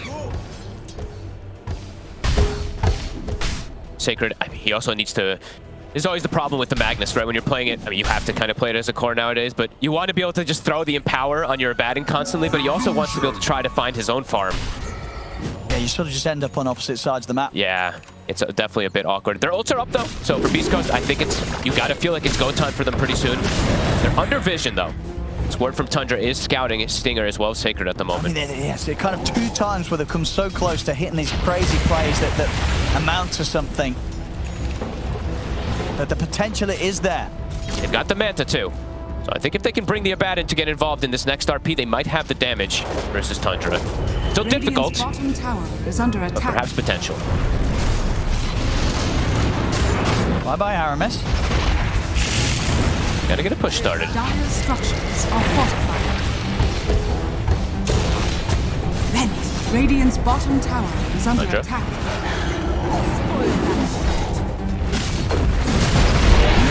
Definitely difficult for Tundra to push Beastcoast off the tower. Dire's middle tower has fallen. Sharpshooter off the mark. Tundra. Radiant's top tower is under Attempting to attack. approach, but they've got to be cautious. The Blink RP will be there. Get the punch. Armando's going to start things off. Push command is there. 33 backs off with the BKB. He's able to turn, get the axes and the roar off. Will still die. Dark Margot to lose his life in return. Sacred still looking for a drop off. He's going to go for the RP onto Sacred. But the bushwhack, it's there. Holds them back. The silence stick will proc though onto Skinner. Skinner's trying to stand his ground. They've got the damage to take him out. They'll kill the anti-mage. And now they can look for more. They're on 9 as well. It was 9. Pushback again from Aramis, holds them back into a 4-man boundless from 9. 9 be able to back off in time, but there we have Beastcoast able to find a fight in their favor. They take down Skeeter and 33. Beautiful, beautiful use of the ults there. I mean, they catch the anti-mage. He blinks in, very aggressive there. Gets punished. Good RP from Sacred. K1, he just had finished the Manta. Now he's getting close. He pretty much has the Blink Dagger done. Yeah, he does. His aggressive potential is kicking up, and he's hit level 15. Yeah, I mean, if K1 can continue to hit these timings, and Beastcoast as a whole can continue to come in strong in these team fights, which they absolutely have the spells to do so, they've absolutely got a shot in this. Absolutely. They got to just build, I would say, like, get some more auras. He actually, okay, goes for the Hyperstone. They're going to try to force the Roche. Okay. 9 doesn't have BKB yet. The anti-mage also not quite online. And Stinger, 3 points in heal with the Holy Lock in. Keep K1 sustained. They should get away with this one. Hawk is there to scout. Tough for Tundra to commit here, though. I mean, there'll be a chance to stay. Shoot the arrow. Let's use the ult there to break away from the Aramis. He's still going to get caught by the glimpse. The kinetic, but now he's trying to jump in, but he's not going to get the steal, and he only ends up giving up his own life. As K1 gets the kill, gets the Aegis, and kills 9. Beautiful stuff. I mean, that was a little bit reckless there from 9 as the mid jumping in for a steal like that. That's definitely going to hurt Tundra. And he still didn't have BKB too. If he had BKB, you could see why he'd want a full commit for that there, but really just trying for a steal, that's a bit insane. And now the ults are back up for Beastcoast. I mean, RP is available again. That's Sacred. He knows Aramis is here in the trees. Tree hugger. Going to be able to find him. See if he can get away. No mana for the skewer to clear the trees. They won't waste any time continuing to search. Yeah, another blink done. So yeah, all in on the blinks here. Well, 3rd blink dagger now complete on Beastcoast. Great ways to follow up, right? If there is a situation where they catch the RP on the anti-mage, Stinger. It's definitely going to be a static spell. They're able to get the catch on the 33. He'll put the BKB and TP out. He'll get away. Snaking though on the other hand could be in trouble. He's got a couple more leaps to play with. There's one more and then it will be coming back up again just now. Doesn't matter though. K1 still finds him now, dominating on the Abaddon. He hits hard with that 65 damage talent and Empower. He does shred these heroes very quickly. Skeeter still doesn't have the Manta done. And Nine's been slowed down a ton this game. These consecutive jumps onto him, he's 2 and 4 on the Monkey King. What else can they find? They've got ults available. Checking to see if they're looking to build any auras soon too. Is quite an illusion. Keep it chill though. They don't drop the RP by accident or anything. Dire's middle tower. Huge tower damage here. There's no glyph. This tower's dead.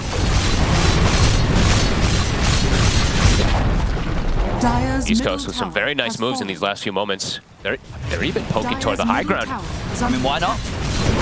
They got the Aegis. Got the full AC as well once K1's able to get that plate mount delivered. They're trying to force Tundra's hand. They will force the glyph. They've got the heal too. They're ready to jump if anybody steps forward here that they feel is an easy target. 33 and 9, they're just going for the split push pressure. Take the tier 2 down top. They're losing their tier 3 mid. And there's the jump. All snaking. The leap out in time before the skewer catches him. There's no wave in mid. They cannot backdoor. Can Tundra get a catch on the chase out though? Beastcoast. And Nine's trying. They're retreating perfectly here together. They'll get away with it, and they do keep. They actually did the double ward, so they did one ward on the bottom side and one ward on the top side there. So this one's probably going to survive for them to get future catch. Very good aggression, and yeah, there we go. So I was waiting to see, like, I want some more buff ups. You have to buff this Abaddon, enable him to be able to hard carry this game. So there's going to be the medallion. I imagine a solar crest. See what Sacred ends up queuing up next. I mean, right now it's just like 4 steps and stuff like that, but I really want to see all the things you can put into this Abaddon playing versus Tricor. Tower is under attack.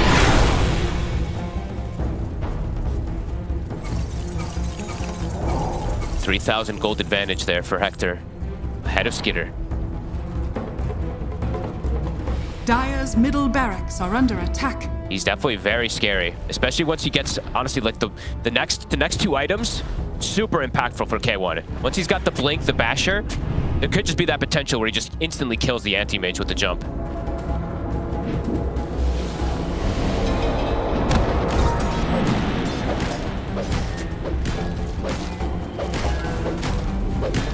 Looks like they're set on going for the tier 2. Maybe try and open up this next wave, this next lane to push up to the base. See if they can get a reaction out of Tundra. Overall, Tundra's honestly still keeping their cool, kind of just like cutting these waves, doing the Tundra special that we always like to call it. It's just like everybody gets farm. It's not just about one hero. Like when we look at Beastcoast, look at that, look at how much it's putting into the Abaddon. Of course, in this type of game, absolutely necessary, but Tundra, they make sure that everybody gets farm. Like Snaking, he's gonna have a pipe in a second here. Aramis is pretty big, and then we see the Drums of Slam for 33 after his BKB and his Helm of Overlord. So you forces back who first? There's no glyph. Both teams wanting to go for the high ground. Looks like Beastcoast, they're going to be ones to get forced back first. The TP back. How long on Aegis? 15 seconds. Tundra might look to re-go if someone out-pushes too far on Beastcoast. K1 stepping up. He's got Blink.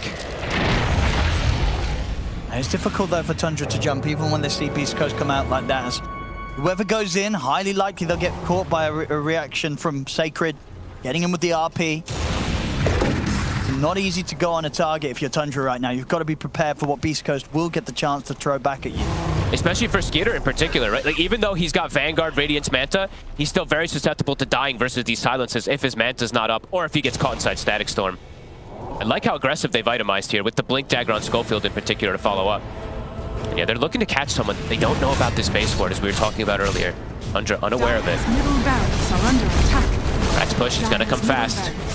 That really is, yeah, K1. Absolutely crushing these buildings. On the bottom side though, Tundra, the split push. It's there. Is it gonna be as quick? I mean, they'll get one step, but they're on the verge of maybe getting a second threat, and here's Beastcoast goes straight to top. Tundra, they will be allowed to get the trade, get the bottom racks. They've got to back up and do something about this push. Beastcoast on sort of the verge of looking for a second set. The tier 3's gone. It's going to jump in, but the Voodoo Switcher is going to protect the Witch Doctor for now. They've dropped the roll down onto Dark Margo. They've killed off Schofield. They look to K1, but the borrowed time, it It will be there. Starts to heal them up a bit. Sacred's in. It's a 3-man RP. Do they have the damage? Here as well. They do not. Tundra's perfectly fine. There was not the follow-up required, unfortunately, for Beastcoast once again, as they'll lose 4. Maybe soon to be 5. Dark Margo trying to run, but the boundary strike catches him. Tundra, they'll get the team wipe. Little too tanky. I9 with a pretty beautiful initiation. A pretty weird one, but a great one there from the Monkey King. He just jumps in and starts the fight. They get fully wiped there. And I think, again, it was just sort of about a 3-man RP, but just nothing else to come in after that. And they, you know, we were talking about the melee heroes on Tundra, also those melee heroes on Beastcoast. Aramis, how many times does he set up here with that bushwhack? I believe right after the RP, he catches 2 or 3 of them inside of it, so there's no follow-up damage. Tundra with a very decisive win here in that fight, and now up toward top, they push really fast. Radiant's top tower has fallen. Yeah, it's going to be Tundra taking a second set of barracks after all that's said and done. And they're shoving it mid also. Sacred. Skewer back, but nothing else. Skitter's away. Glimpse. The glimpse. He gets the Manta. Nice play, Skitter. They're still trying to find some sort of catch. Beastcoast. Tundra's already out there. In fact, Tundra, they're considering getting back in on this fight. They're watching from the side. Arrow is going to catch up to Dark Margo. 9 jumps down, looking towards him, buys some safety here inside of the snowball. Puts the BKB to run.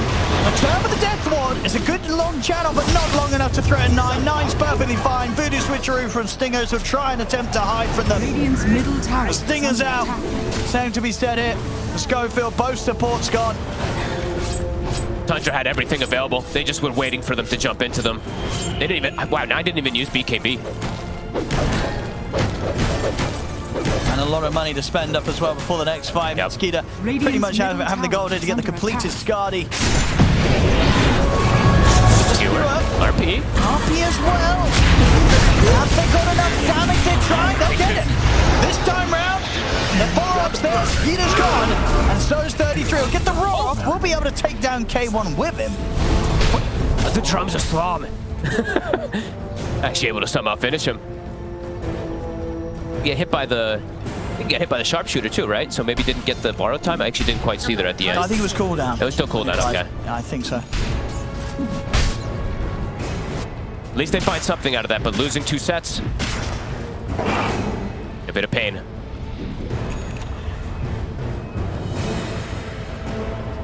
Sacred. Careful how you show up here. Link Dagger on cooldown. 9, looking for the angle. He's got friends. Aramis might get the catch from the trees. Perfectly timed skewer. Schofield. He is deep. Oh, it's risky. Trying to hide, but the sentry gets laid down. Got it. That was a classic Schofield death, you know. Like super far forward. Dark Margo's nearly got his Deso.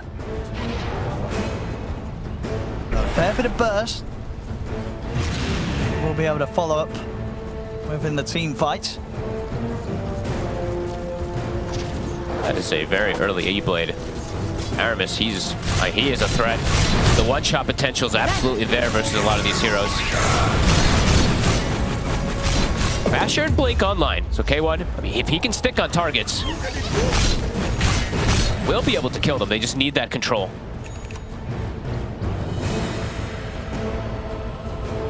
And yeah, I've seen 33 didn't get to talk about his build so far much after the BKB and the drums. This Yule Scepter is very impactful. They have these so many different forms of control to just be able to stop the Abaddon during the borrow time or just stop heroes from hitting during those RPs. And Skitter, yeah, way tankier now. He even buys the Shard. So Shard plus Scotty. Schofield. Laying down the potential. They're able to cut the tree. Cut the tree of 9. But get them with the RP. It's enough to take down Aramis. And it'll be an immediate buyback for Snaking. 9. Taking quite a heavy bit of damage here with this Death Ward, but not enough to scare him. He pops the BKB, pushes on to take down Sacred, who will immediately buy back. K1 surrounded by Skeeter and 33. Borrowed time will be popped, and now Skeeter will be in a bit of trouble himself. The Maledict's there. Get out to the side. Skeeter, he turns with the Mana Void. He actually blinks an aggressive Elder Wars thing. Now he blinks away. He's He's able to blink out of the fight for now. He'll look to reset. 9, still perfectly fine as he gets the boundless strike down onto Dark Margo. Skeeter, he's considering when he wants to get back in on the fight. He knows Dark Margo's out of options with the mana gone. Jumps in. Dark Margo also to be taken out. Not the RP they're looking for. I think it only catches onto Aramis there. 9 was actually able to get out of it. And then straight into Roshan with this Tundra. And I mean, 33, the defensive plays that they're doing over and over again to protect Skeeter. Like, Skeeter looks like he's going to die. Then there's a Yule Scepter that pushes the Abandon in the air. There's a 4-step that pushes Skeeter out of that area too. They're covering each other just a little bit better there than Beastcoast. And yeah, Sacred, he has to land the big ones this game. Now an Aegis up on Skeeter.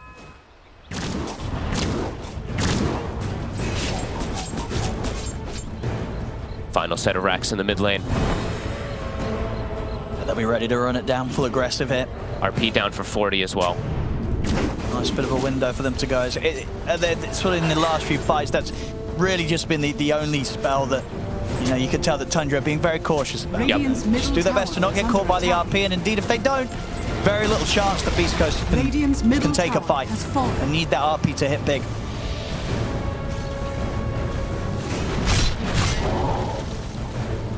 And Tundra's gonna finish up these next few items, get these next timings to be able to just straight battle through Skeeter. Basher's done.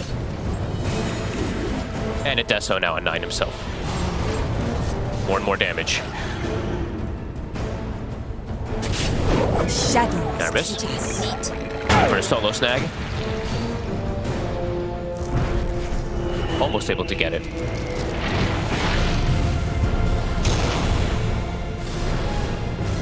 K1. She's going to opt just for the BKB next. Honestly, it feels like he needs it so he doesn't just get Yuled. I think every single fight I've seen, like, borrow time goes up and he just gets thrown in the air from this annoying 33 build. He needs just to be able to sit his ground and just focus fire these targets from 100 to 0 without getting controlled.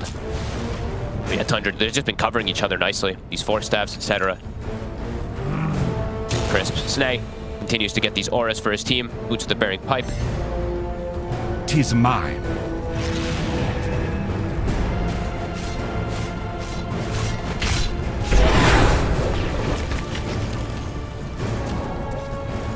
Tundra don't feel forced to go into the high ground just yet.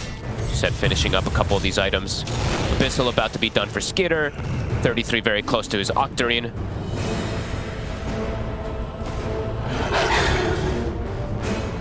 Being patient. Tundra away. And they're about to bet 37 minutes, so maybe they're just going to get a couple of these neutral items as well before they go full toward that high ground.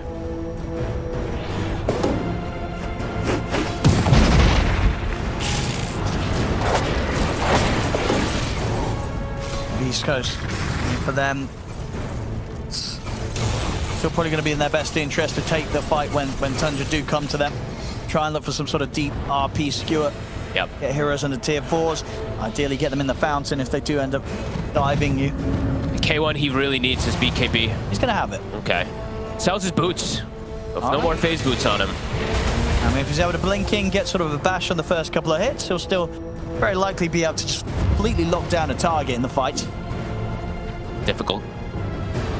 They need. I think it's all on Sacred. How big is the RP going to be? Yep. Jump. They're going to find Dark Margo. He's just gone. He does have buyback. Sacred gets hit. K1, he's going to go in on 9. Really? Try and jump 9 at the start of the fight, but 9's out of this. They'll look for Skeeter instead. Skeeter got in pretty deep. Skeeter. And the Age is gone. Eyes on Sacred. For the chance to jump. Up to Yules. It's going to send him up in the air. They're able to back off away from him. He's caught in the combo. He's out for 90. Oh no. He was just hesitant there on the RP. Radiant structures K1. He's going to get in again. I mean, they get the burst onto 9-9. Look at taken out. Turns back towards K1. K1 borrowed time. Help him out for the moment being, and skid up. I mean, they're completely out of mana here now, K1 and Dark Margo, and K1's gone. No buyback on him. As this is looking like it's going to be game over. 2 cores dead, no buybacks. Tundra, they're ready to keep the push on. They lost 9, but they're still 4 versus 2. 9, he'll even buy back for these finishing moments here as they're on to the tier 4s. GG is called. And with that, Tundra will take this series against Beastcoast 2-0. Some decent attempts, some pretty good fights there coming out from Beastcoast, but it's so much pressure on poor Sacred to land those godly RPs to give them a chance in this one here. Tundra, they cover their bases. I mean, they always tend to do this, right? They're very careful. They wait for...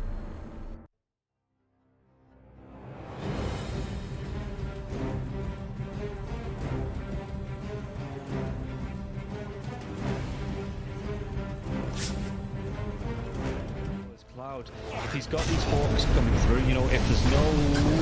We'll come back to this as they get the dive on, and everything I was saying is now inconsequential because Cloud has gone down, so Kami has to move away from these multiple kisses. There is still that buyback for the Beastmaster though. Let's see. Let's get himself back into this. The dive onto the back lines into the vortex as well. There's going to be a real nice dismember. The hooks come. Nice save. Well, though. He saves it. Cloud gets himself back into this now, and Kami is losing so much time. Kami's going to go down. They do get the kill onto Leppington there as well. So Mira with that freezing field, Mira will go down. Coming down to the hooks. Yatsuo still in that push roll. He's getting them back. They get the buyback out from the potion Storm Spirit. Everybody from the side of Hydra. They don't want to be giving this one up now as well, but they take down Leppington once again. That's the dieback on the Disruptor, and Yatsuo, what can he do? The hook, it's going to be blocked mid. Hook. This is the dieback on the Cloud. Cloud, can he get himself away from this one? He's still being harassed up by Collapse. One more right click, he goes down. That is going to be the Beastmaster dead for 115 seconds, and now the chase is on for the rest of the side of Hydra. This Aghanims on the Morphling is just making him impossible to deal with. First of all, they use the little shredder on the Pudge to get rid of his armor. He has solid amounts of it, but it is just not enough. And then Yatoro just destroys him. And he knows that he can stand his ground because he cannot be stunned. When you literally cannot be stunned, how do you stun water? Well, a lot of their damage, if not most of it, is on the Morphling. Oh, the glimpse comes back though. Inside the Static Storm Mirror, he has that Lotus going, and now if Zofra actually dives a little bit further, the Thunder comes out. The Podking, he's dove in, yeah. They're going to be able to get a kill onto the Storm Spirit. Can they take down the Pudge? They're going to be able to match up and cancel off the TP. He's going to be dead. The Storm Spirit, though, he has brought back, and they've got no kinetic field, no Static Storm. And like you say, they're even going to be able to get a lockdown onto Cloud. Everybody on the side of Hydra, they just overextended, and we praised them in the first game for respecting the power of team spirit here, but Hydra might have just lost the heads a little bit, and the buybacks, they're going to be forced out, but I don't know if it's going to be enough to defend this base with the Pudge being down, with no Static Storm for the next 27 seconds. Spirit, what can they get from this? I've been worried though, they're going to be able to get damage. They get two, they do! They take them down, the cookie comes out, the Yatoro, freezing field, they might lose Happy. Is this the dieback? They do the break the Lincoln Sphere though. Morphling. Bilal wants to come right back into this fight. Does he have the boots of travel to do it? It might take him a little bit longer now. No boots of travel though, so he's going to have to use the blinks. You know, they just do it by foot, it seems. Level 25 Storm with a beast. That's just so much damage. They're going in for the Morphling. He doesn't have a buyback. No, they get. Do they get the kill? He does. He goes down. Warwick has to go down though. It's going to be him left alive. No, it's not. The creeps are pushing in. There's no buybacks available on the side of Hydra, and this is going to be 4 heroes, even with the death of the Morphling. No way Warwick defends this.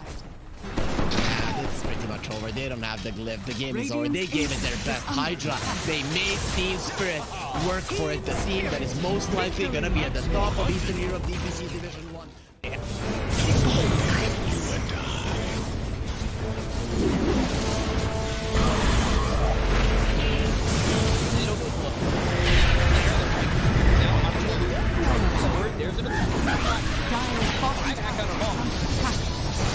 Radiant's middle barracks Radiant's middle barracks has fallen. Scouts, you want to commit. There's just not enough damage. Crimson Guard, Atrophy Aura, Rubik's Fate Bolt, all this damage reduction. Let's see the combo. In a Palace, strong in by the Disruptor, and now we're going to be hitting the winning back up once more. In a Palace, and Sumail is in it. They'll lose him in mind control. Right back towards Tomorrow Pup. Trying to run from everybody on the side of Gaimin Gladiators. Radiant's middle barracks siphoning and getting back into the base. Has fallen. Alive. Yeah, I think when it's time to call it, it is time to call it. They have no business left in this. And didn't get the tether off or something. I think it got broken. Either way, I like the ghost up to purchase. That was pretty heads up, but we are back and there's a smoke action. There's the divide right there. They're going in on Q. There's the hit. Okay, get that hit off. 123. Knocked. What damage? He's dead. Oh my god. Nothing. less than enemy's health. I mean, I'm assuming that's just the game. That yeah, 100%. There's no point in talking about the AU picks it up. I shot him twice. It's the dive yet. Go away, you. Oh my god. Victory!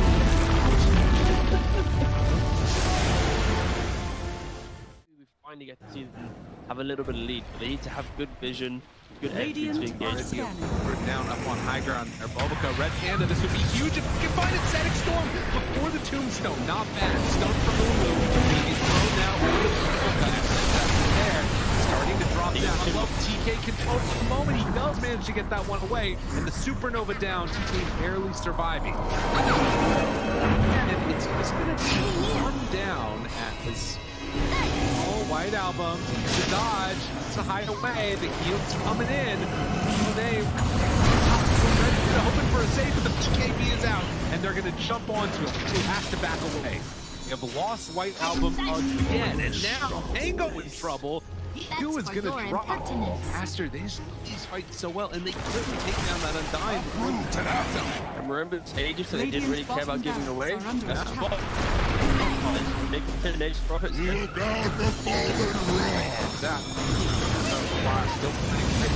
Stun is out on the play.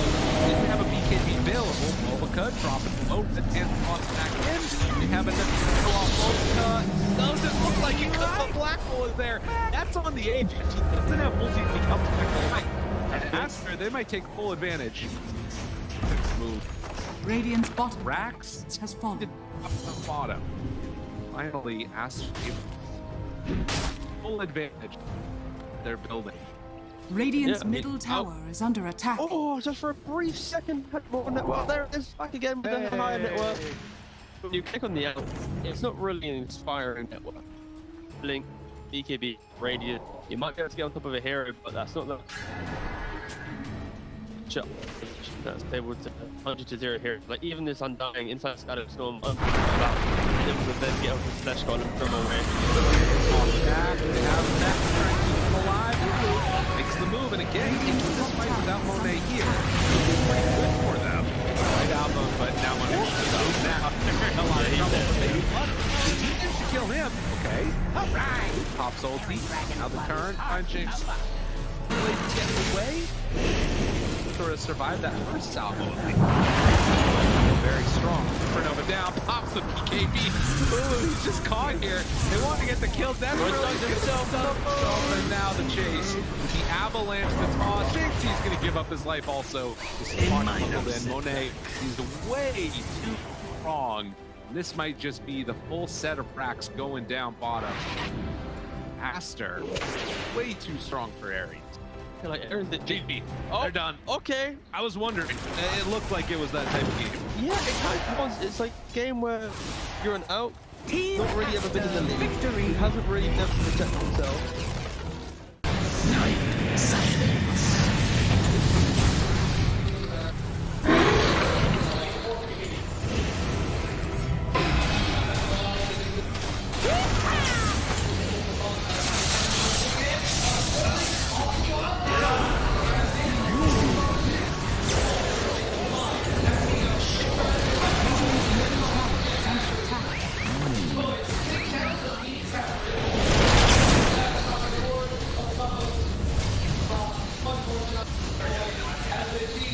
Radiant structures are fortified. Radiant's middle tower is under attack. Radiant's middle tower has fallen.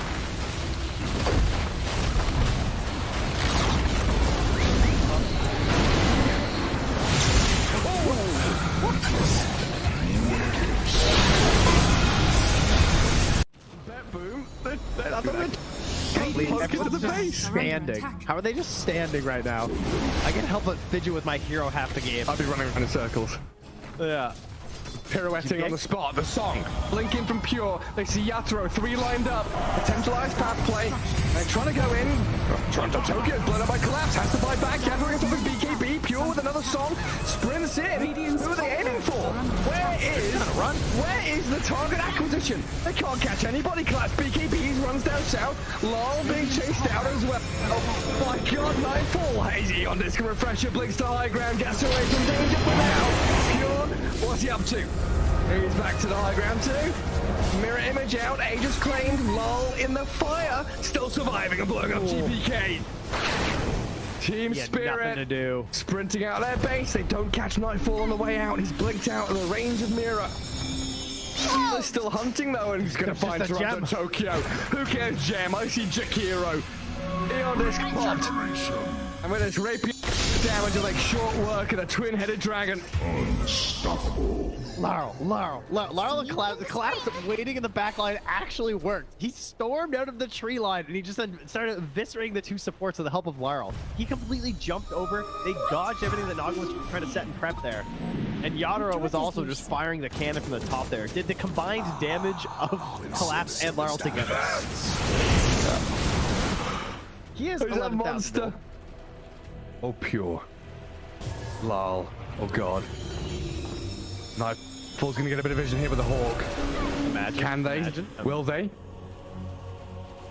They have to do something kind of crazy. They're gonna be losing their base pretty soon. Lash has buyback. Naga Beastmaster have to get back to base to defend. Drow Rangers up here. Tier 3 gone. Barracks to follow. There's no buyback or collapse though. That's a big one. And Mira. Radiant structure. Look at all the wolves. Look at all the summons. Respondable. Mira gets away from there. Help of the Clement Cave to jump in from Lol. Disruption of self-save. Barracks taken out. Lol. Oh, tries to fight. Nightfall. He'll just pop, but he can't get any control of Lol. It's Lol. Puck is all over the place. Now they go into the GPK though. Aiming for the puck. They're going to find him at long last. They get him and the rapier's on the floor. He messed up the phase shift. He canceled it. Oh no. Did you see that? I'm not crazy, right? I don't know. Yeah, he phase shifted and accidentally ended it. There's an Axe Blessing recipe. There's a rapier. There's all sorts of stuff everywhere. An Axe Blessing recipe. What's that there? Okay. Not sure what the story on that one is. Meanwhile, Save, I think he had a refresher charge, right? Because Laurel dove him, he disrupts himself, and he tries to kill him again after it. Save just refreshes and then uses it again. How did they not got the rapier? That was another DD. I don't think they care. Toronto Tokyo is going to take it, is he? Oh yes, the Jakiro with the rapier. Coming to feed it back to them, guys.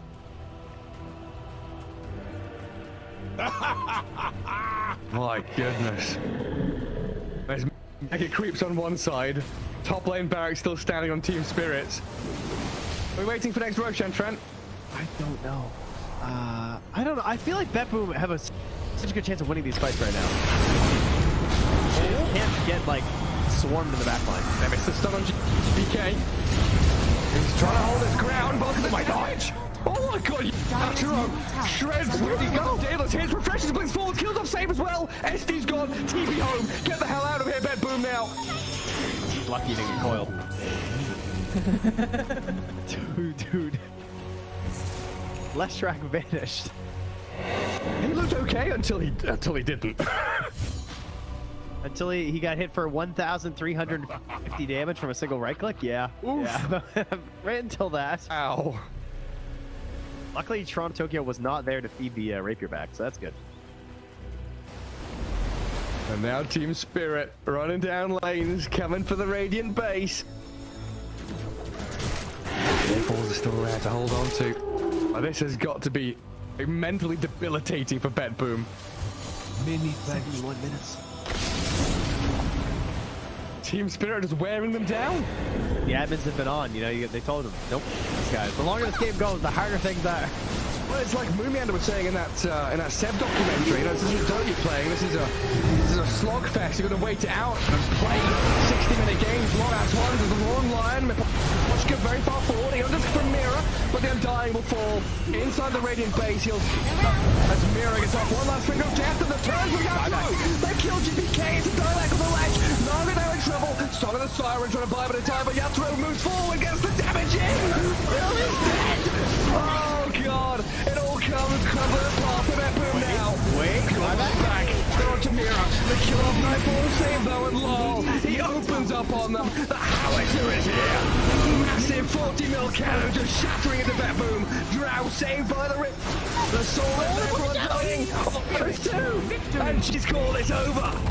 Team Spirit! Look at him! Look at Mira! Oh my god! The shard to anybody who would listen at the Lima Major, which was nope. Which, yeah, nobody's taking him up on it yet. But if you see a shard being picked up by any team that was at the Lima Major that speaks English, you could probably source that. It's good. This shard is actually good. I don't know if I don't know how you get there.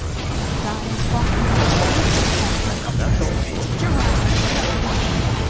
I actually got a better game as a word recently with the shark. Pretty good. I think that's really good. Oh, yeah. Slark with that shard is crazy. It's actually a broken strat. If Jowly doesn't use it still on top, he can take that. Maybe that's what he needs to get back to the top. Shadow Walk his way back to the top. And then if you're ready for it with 1,000 comments, but because I say it and nobody I will say the other good thing about Bounty Hunter, but is we've got two different memes here. The Bounty Hunter shard, the Magnus Ags. He does have extremely high base armor, and against probably has highest base armor, starting base armor in the game, which can make him really good at laning phase trading. Yeah. He's versatile. Terrible. Oh yeah.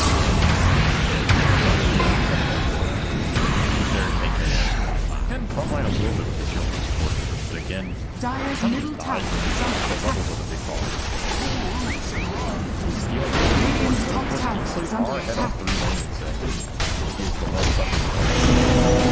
TSM victory! Midas was being, so they have an inkling that this is going on, but they jump forward, find the Son of Spectre. The Doom is there, Force Staff, keeping him alive and on the other side of the fissure, but there's way too much damage, and the rundown is going to be there. MC is gone, GH is gone, and looking for more. 9 jumps back in, finds Kuro too, tries to get out of there, does not have a way to escape. Mar is completely under control, he too is gonna die. Buybacks are coming in. Amar realizes he can't do that cancel TP, but eyes on the prize. Tundra trying to close this one out, close this series out with a quick 2-0 as they set their sights now onto the tier 4 towers. There is a buyback still on Spectre, but no Doom available.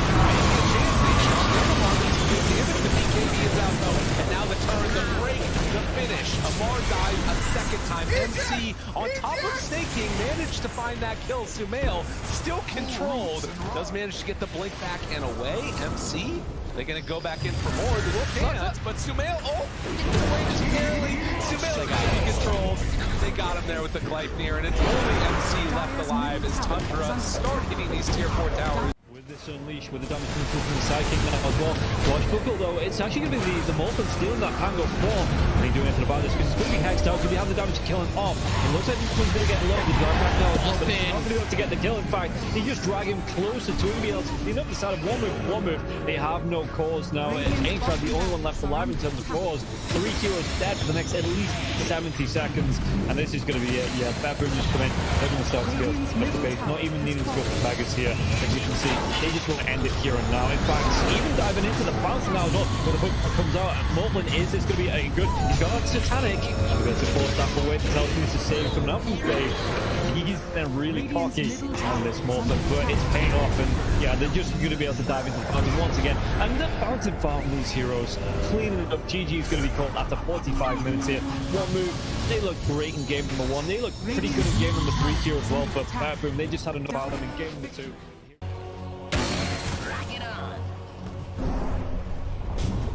Dyer's middle tower has fallen.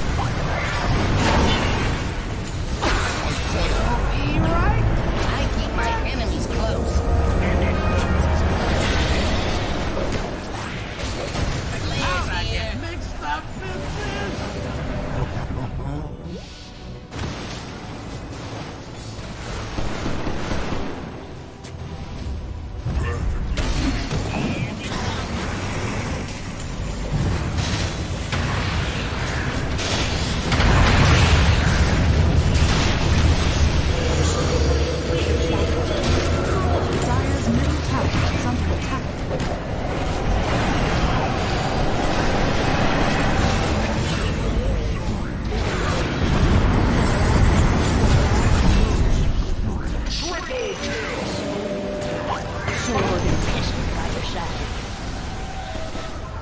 Dire's bottom tower is under attack. Dire's bottom tower has fallen.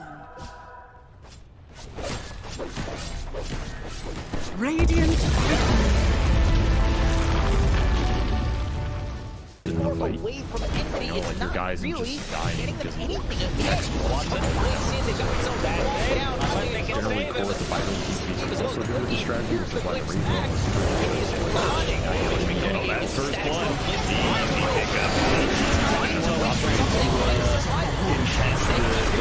Behind tower, but he's got to be careful. His alchemist actually pretty dangerous because literally rocks the early points down. And then you get more minus armor out of acid spray for a physical damage nuke of an unstable concoction. It's a deadly mixture. You're winning through lanes here for Geeks.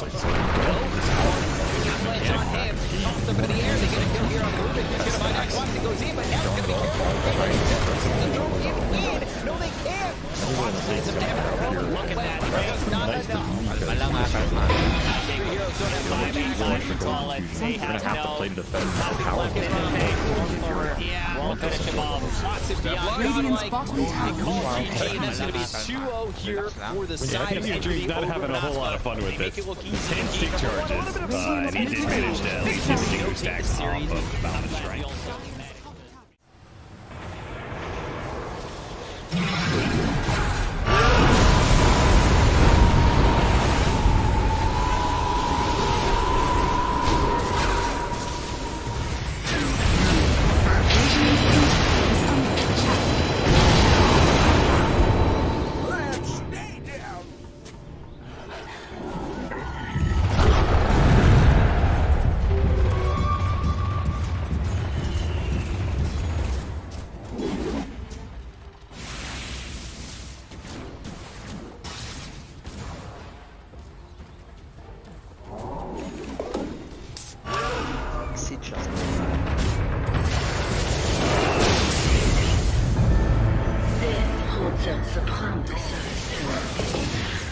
Refuses to commit.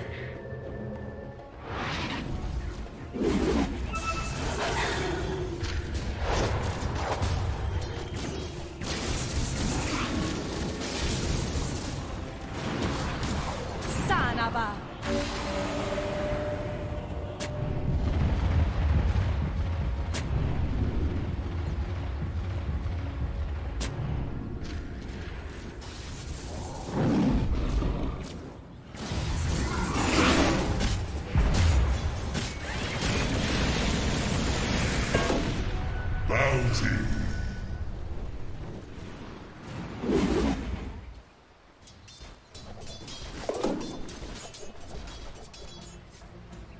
Vanish.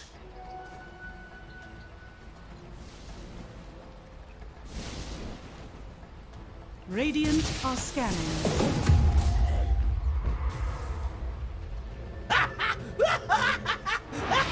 Dire are scanning.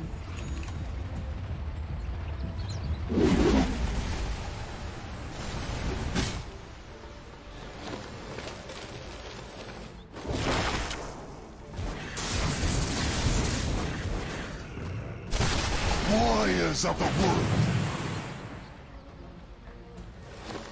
Radiant's courier has been killed.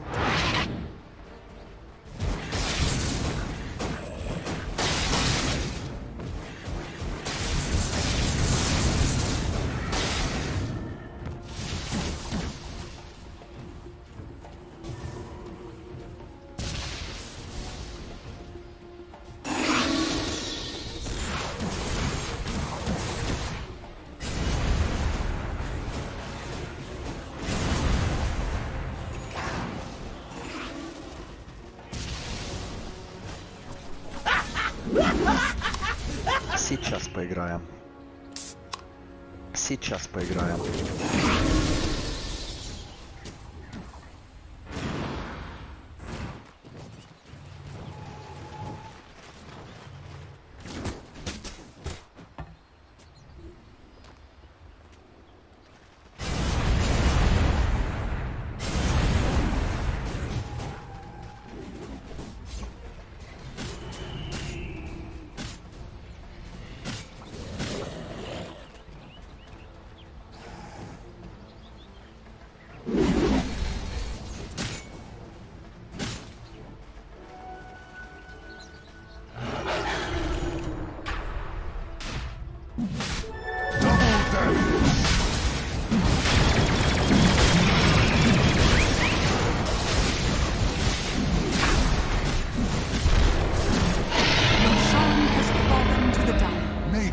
never ends.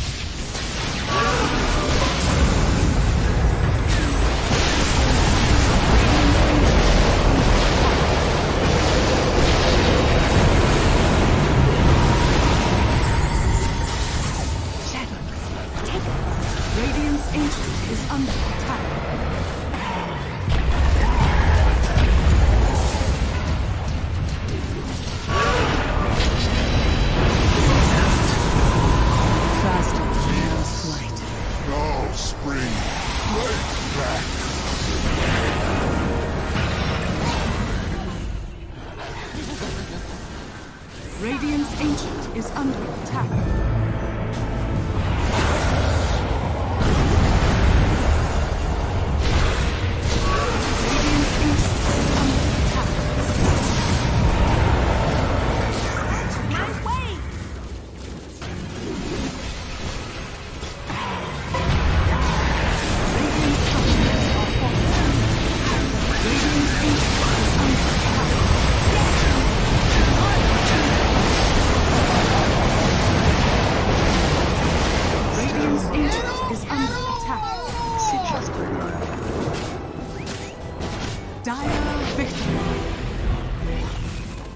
Ultimately, this game kind of comes down to just who jumps who.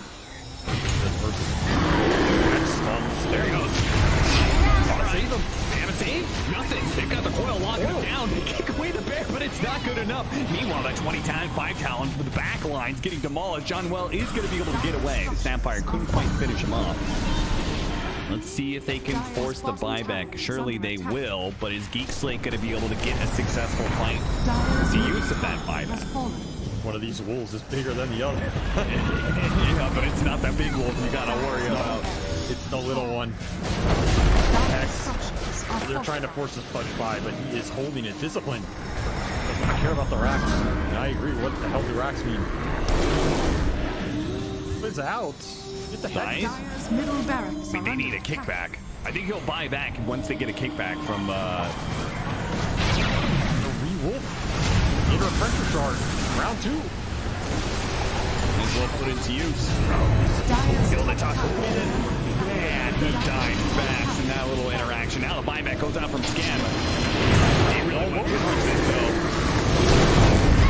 You want to go for this Ursa. They managed to get the scythe on him now. He silenced up on the front. Able to get to eat anything. He goes for the refresh. He got scythe as well. He touched over a dieback. Tubu just commits with the help of everybody else on the side. I believe they die. Forcing now on the run, but Weed are running down Geek Slate heroes. They have just demolished them. There is no chance, no shot on the side of Geek Slate being able to fight back against this lineup this late. We're not winning the late game man fight here. Then Tubu's taking it to bad attack speed. He just runs in. Right here, where's the Manners not getting it pushed in. Drop it. Oh, look at that damage coming in from the kids as well. The back line, Cox being assaulted. Cord's not going to let him get away. Mid-court snap, forced them back into hell. What is this man fight? Satanic against all these heroes. What is happening? It's so alive, but eventually they Satanic at the BKB goes in. Oh, the snowball safe. Maybe trying to pick him up. Okay, now they got him maybe or if they can control him up. Enough force down. No way. Don't let Force get away now. This is the end of the game. The Giants Ring gets him over this round. Finishes off the Nature's Prophet. Jenny's down finally died, but they haven't really gone through buybacks off the lead. They've got all their buybacks ready to go, so that is going to be it. Finally, GG is going to be called and Bleed get their first series win here in the CD. Really do not want to give this one up, but they may just have to here. Oh, there's Green Man. It's over. It's over. It's all over. Just show the mercy. Throw the towel. Just stop giving this man highlights. It's too much for one day.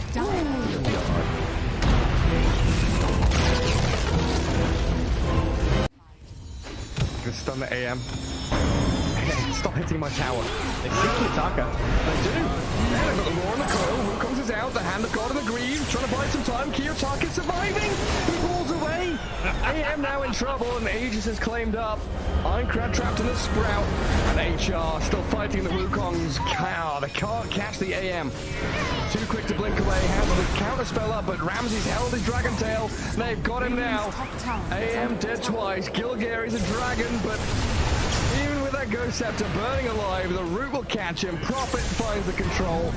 Poor Afterlife dead to Kiyotaka, and Ramses with a mega kill streak clear through one move. I think that might be it, Gary. Yeah, even with a triple buyback. Yeah, Puck, Rubik, Beastmaster, there's the third one. No AM for 30 seconds. The building's a forfeit. Enchantress lift up and drag away from Rubik. Saves her for the meantime. That's like Kiyotaka's clear to have a little bit of fun now at this point. It's go time. Do what you want. We got 32-minute tumbler toy.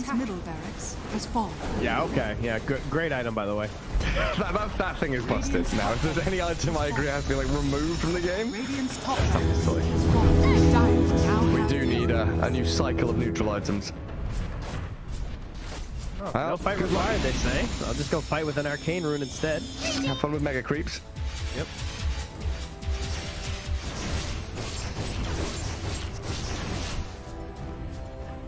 Arcane Storm bottled up. I mean, they did make a hell of a comeback last game. You know, what is 0% even? But is that what it is? Oh, yeah, you're right. It is a 0 currently.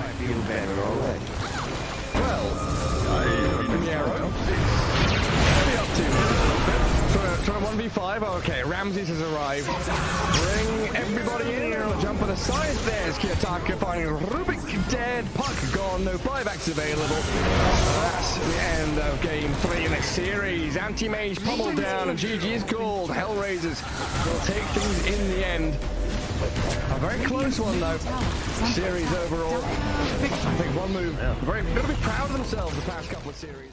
Because he's doing so much damage, but yeah, overwhelming makes more sense because you have a ton of strength. Yeah, and coming through here now as well. I mean, Kami, he's going to be coming forwards. You see Happy in the river as well. Shigetsu throws himself on the self-clip easy. He's really away from this fight and just he needs to wait for them to come back and pull that. He gets 2 kills. He's dropped down both supports. Now they go for even more Melduel. He's got that BKB going, but they're looking for the fight, and Malik trying to get himself away from this one. The Chain Frost bounces around, but Malik, can he get himself out? He's going to be the full rise. Mana Void comes through. Leviton, he's surviving through all this. Shigetsu, he's losing all of his teammates. He gets dragged back in. He's going to get killed off.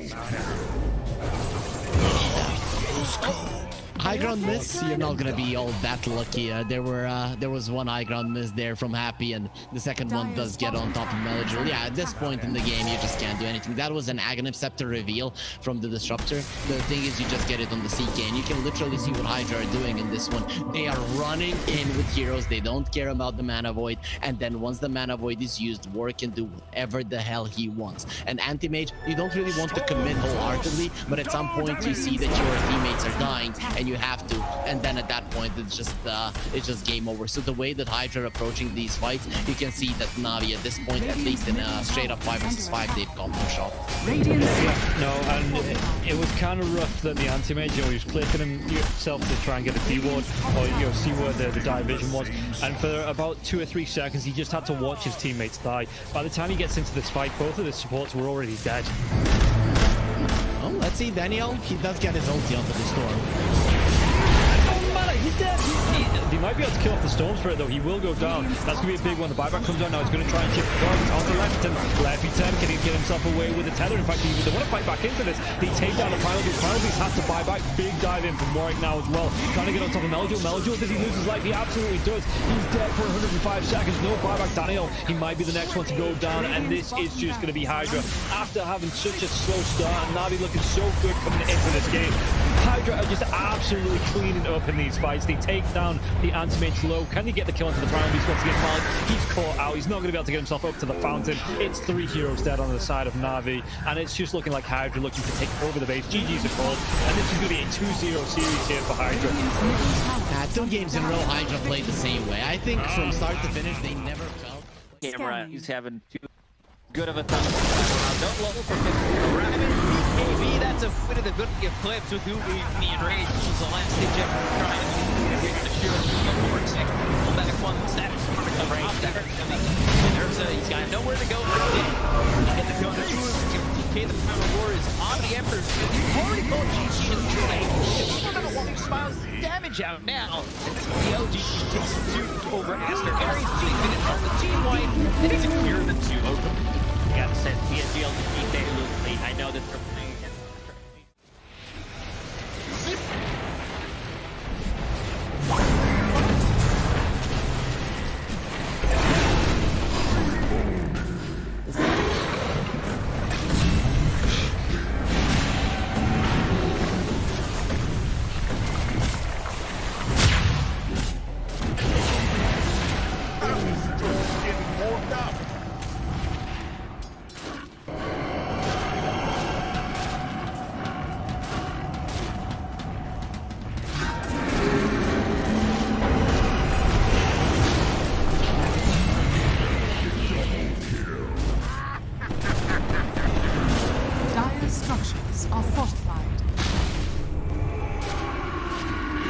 Dire's middle tower is under attack.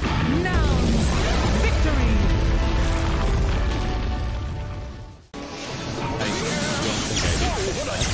All about the money. Bling, bling. Dire's bottom tower is under attack. Okay. They have a lot of they have a Is it literally just as simple as just like skewer, isolate somebody so you can get Radiant's back top tower is under I mean, attack. they run out of more buyer. Dire's bottom barracks are under attack. They kind of want to do as well. So that's fair move to play. Dire's bottom barracks is under the Radiants now have mega. It's like okay when you force Roshan stuff. Dire's structures are fortified. Wait, never mind. You're done. I figured it out. All right. DB. It's gonna go the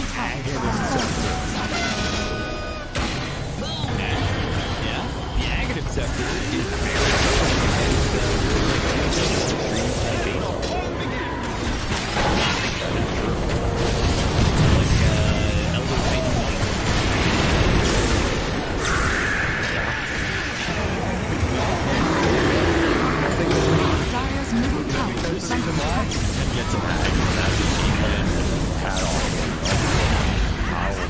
all of my hats, all 30 of them. Dire's middle tower Wait, has that's fallen. 30 hats.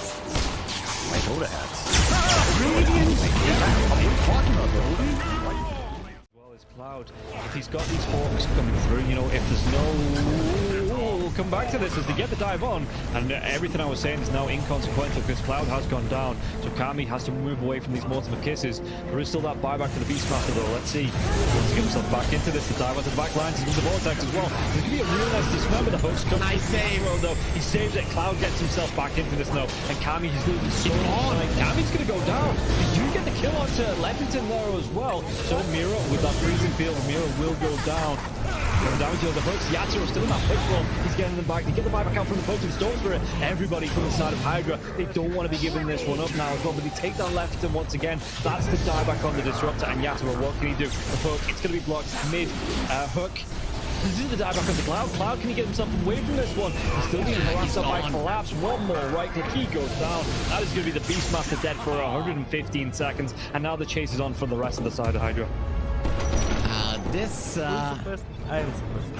Aghanims on the Morphling is just making him impossible to deal with. First of all, they use the little shredder on the Pudge to get rid of his armor. He has solid amounts of it, but it is just not enough. And then Yatoro just destroys him, and he knows that he can stand his ground because he cannot be stunned. He literally cannot be stunned. How do you stun water? Well, a lot of their damage, if not most of it, is on the Morphling. Oh, the glimpse comes back though. Inside the Static Storm mirror, he has that Lotus going, and now if Zofra actually dives a little bit further, the Thunder comes out. The Pod King, he's dove in, yeah. They're going to be able to get the counter to the Storms for it. Can they take down the Pudge? They're going to be able to catch him and cancel off the TP. He's going to be dead. The Storm Trader, he has brought back, and they've got no kinetic field, no Static Storm. And like you say, they're even going to be able to get a lockdown onto Cloud, everybody inside of Hydra. They just overextended, and we praised them in the first game for respecting the power of Team Spirit here, but Hydra might have just lost the heads a little bit, and the buybacks, they're going to be forced out, but I don't know if it's going to be enough to defend this base with the Pudge being down, with no Static Storm for the next 27 seconds. Spirit, what can they get from this? I've been worried though, they're going to be able to get it. They get two, they do! They take them down, the cookie comes out, the Yatoro, freezing field, they might lose. Happy, is this the dieback? They do the break the Lincoln Sphere though. Morphling, Bilal wants to come right back into this fight because he have the boots of travel to do it. It might take him a little bit longer now. No boots of travel though, so he's going to have to use the blinks, just do it by foot it seems. Level 25 Storm with a Beast. That's just so much damage. They're going in for the Morphling. He doesn't have a buyback. No, he gets. Do they get the kill? He goes down. Warwick has to go down though. It's going to be him left alive. No, it's not. The creeps are pushing in. There's no buybacks available on the side of Hydra, and this is going to be 4 heroes, even with the death of the Morphling. No way Warwick defends this. It's pretty much over. They don't have the glyph. The game is over. They gave it their best. Hydra, they made Team Spirit work for it. The team that is most likely going to be at the top of Eastern Europe DPC Division 1.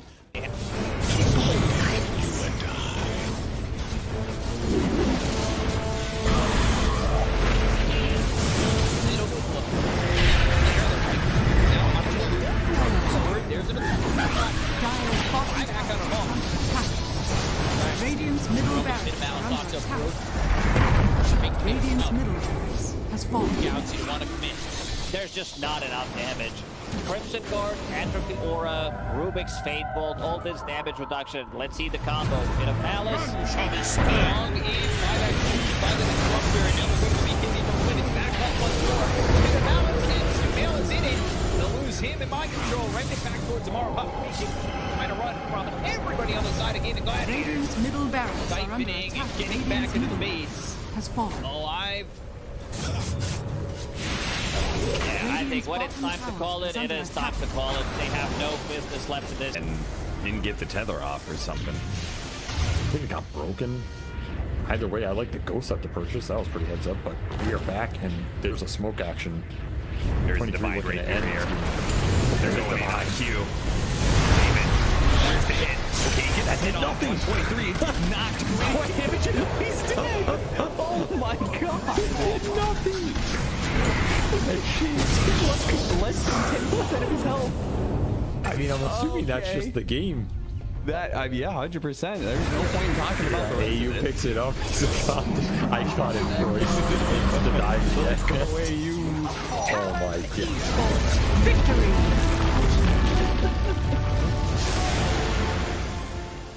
We finally get to see them have a little bit of lead, but they need to have good vision, good entry to engage. We're down up on high ground. Bulbica, Red Panda, this would be huge if we can find a Static Storm before the Tombstone. Not bad. Stone from Lulu. He's thrown now over the Bulbica. There.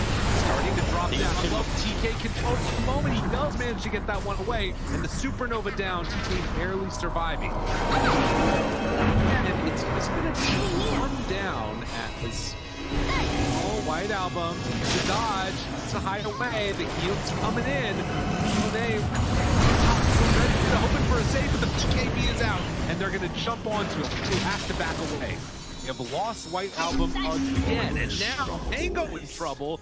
Q is going to drop faster. These fight so well, and they clearly take down that Undying. And remember, it's ages, so they didn't really care about giving away. That's what. Big finish profits. You got the fallen Still playing stun is out on today. Didn't have a BKB available. Volvica dropping low and toss back in. We have a go off Volvica. Doesn't look like it because the black hole is there. That's on the agent. He doesn't have multi up to the line. And after, they might take full advantage. Move. Radiant's bottom Rax has fallen. Up the bottom. Finally, Astro full advantage. They're building. Radiant's middle tower is under attack. Oh, just for a brief second, had more network. There it is, back again with the higher network.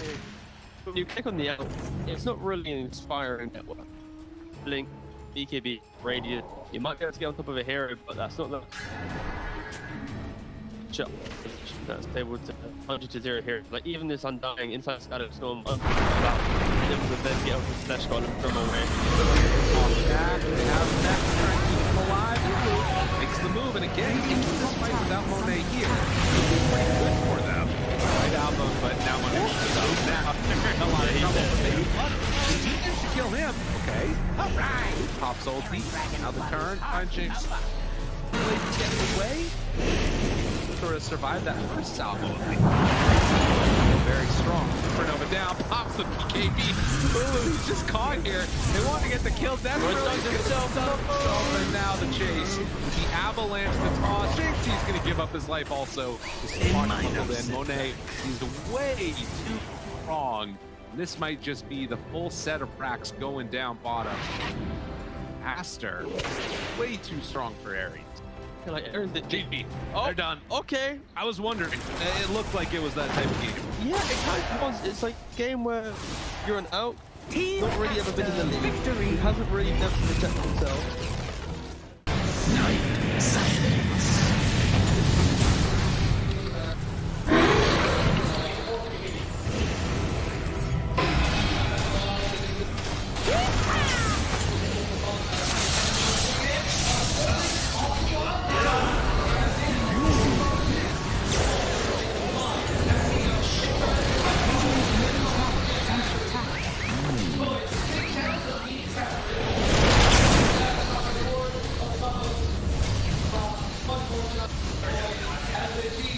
Radiant structures are fortified. Radiant's middle tower is under attack. Radiant's middle tower has fallen.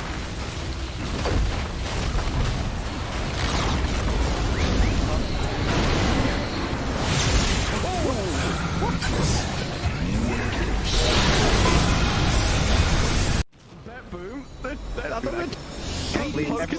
Standing. How are they just standing right now? I can't help but fidget with my hero half the game. I'll be running around in circles. Yeah. Pirouetting on the spot, the song. Blinking from Pure. They see Yatoro, 3 lined up. Potentialized path play. They're trying to go in. Toronto Tokyo is blown up by Collapse. Has to fight back. Yatoro gets off his BKB. Pure with another song. Sprints in. Who are they aiming for? Where is the target acquisition? They can't catch anybody. Collapse BKBs runs down south. Lol being chased out as well. Oh my god, Nightfall. Hazy on disc refresher. Blinks to high ground. Gets away from danger for now. Pure, what's he up to? He's back to the high ground too. Mirror image out, Aegis claimed, lol in the fire, still surviving and blowing up GPK.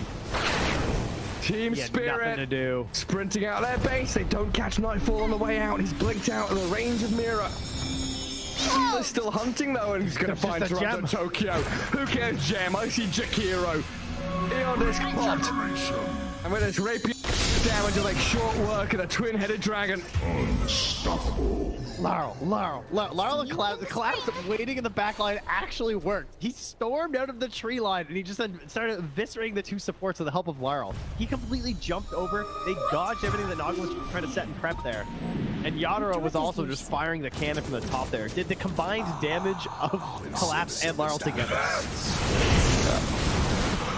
He is a monster. Oh, Pure. Lol. Oh, God. Nightfall's gonna get a bit of vision here with the Hawk. Imagine. Can they? Imagine. Will they? They have to do something kind of crazy. They're gonna be losing their base pretty soon. Lash has buyback. Naga Beastmaster have to get back to base to defend. Drow Rangers up here. Radiant's middle Tier 3 gone, barracks to follow. There's no buyback and collapse though. That's a big one. Radiant's middle barracks. And Mira. Radiant structures. Look at all the wolves. Look at all the summons. It's vulnerable. Mira gets away from there. Help of the Glimmer Cave to jump in from Lol. Disruption of self-save. Barracks taken out. Lol. Ultimate tries to fight. Nightfall. He'll just pop, but he can't get any control of Lol. It's Lol. Puck is all over the place. Now they go into the GPK though. Aiming for the Puck. They're going to find him at long last. They get him and the Rapier's on the floor. He messed up the phase shift. He canceled it. Oh no. Did you see that? I'm not crazy, right? I don't know. Yeah, he phase shifted and accidentally ended it. There's an Axe Blessing recipe, there's a Rapier, there's all sorts of stuff everywhere. An Axe Blessing recipe. What's that there? Okay. Not sure what the story on that one is. Meanwhile, Save, I think he had a refresher shard, right? Because Laurel dove him, he disrupts himself, and he tries to kill him again after it Save just refreshes. And then uses it again. How did they not get the Rapier? Now there's another DD. I don't think they care. Toronto Tokyo's going to take it, is he? Oh yes, the Jakiro with the Rapier. Coming to feed it back to them, guys.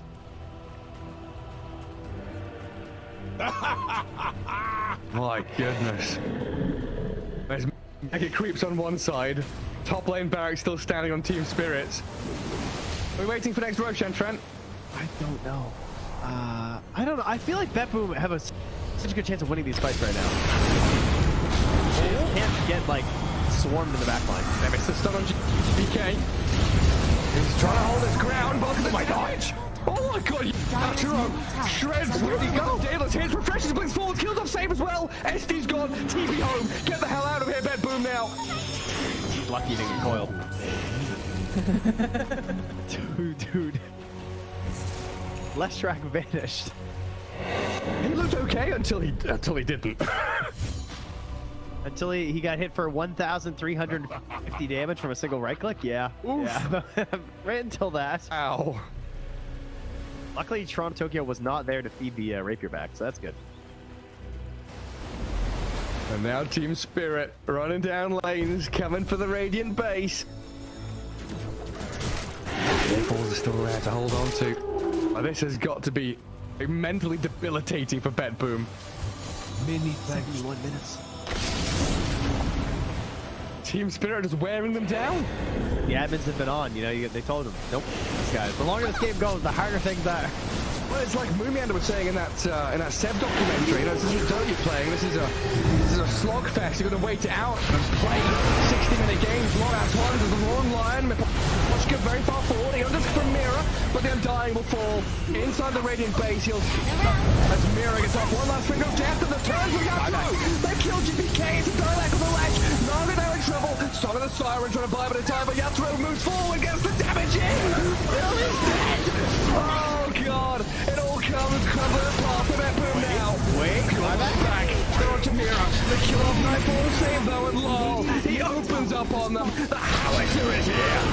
Massive 40 mil cannon just shattering into BetBoom. Drow saved by the rip. The soul of everyone dying. Almost two. And she's called it over. Team Spirit. Look at him. Look at Mira. Oh my god. The shard to anybody who would listen at the Lima Major. Which was nope.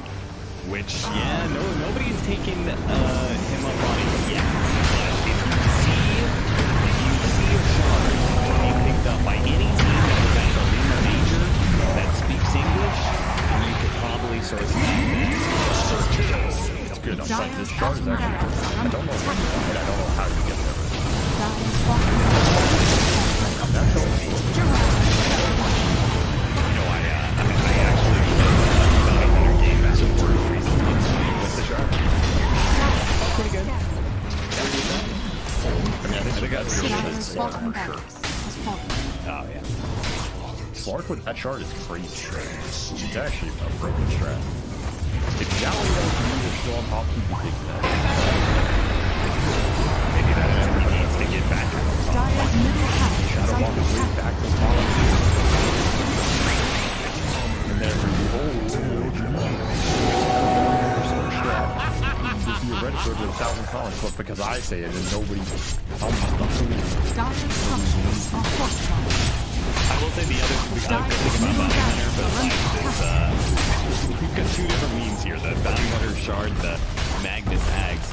He does have extremely high damage, and against probably has the highest base armor, starting base armor in the game, which can make him really good and laning phase trading.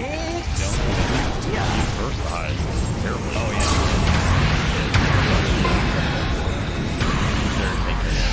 Can frontline a little bit of this year, but again, Dire's middle tower is under attack. Radiant's top tower is under attack. TSM FTX victory. Midas was being, so they have an inkling that this is going on, but they jump forward, find the Star Spectre. The Doom is there, Force Staff, keeping him alive and on the other side of the fissure, but there's way too much damage, and the rundown is going to be there. MC is gone, GH is gone, and looking for more. 9 jumps back in, finds Kuro too, tries to get out of there, does not have a way to escape. Mar is completely under control, E2 is gonna die. Buybacks are coming in. Amar realizes he can't do that kill TP, but eyes on the prize. Tundra trying to close this one out, close this series out with a quick 2-0 as they set their sights now onto the tier 4 towers. There is a buyback still on Spectre, no the BKB is out though, and now the turn, the break, the finish. Amar dies a second time. MC on top of staking managed to find that kill. Sumail still controlled, does manage to get the blink back and away. MC, they're gonna go back in for more. They can't, but Sumail, away just barely. Sumail got to be controlled. They got him there with the Gleipnir, and it's only MC left alive as Tundra start hitting these tier 4 towers. With this Unleash, with the damage coming through from the sidekick now as well. Watch Buckle though, it's actually going to be the Molten stealing that Pango form. Can he do anything about this? Because it's going to be hexed out. Can he have the damage to kill him off? It looks like this one's going to get low. He's right back now as well, but he's not going to be able to get the kill. In fact, he just drag him closer to him. Be able to clean up the side of one move. They have no cause now. Aintrad, the only one left alive in terms of cause. 3 heroes dead for the next at least 70 seconds. And this is going to be it. Yeah, Bedroom just come in. They're going to start to go up the base. Not even needing to go for Baggers here. As you can see, they just will end it here and now. In fact, even diving into the bounce now as well, when the hook comes out, Mortland is going to be a good. He's got out Satanic. We're going to force that away to tell him to save coming out from Bay. He's then really cocky on this Mortland, but it's paying off, and yeah, they're just going to be able to dive into the fountain once again. And they're bouncing far from these heroes, cleaning it up. GG is going to be called after 45 minutes here. One move. They look great in game number 1. They look pretty good in game number 3 here as well, but boom, they just had enough out of them in game number 2.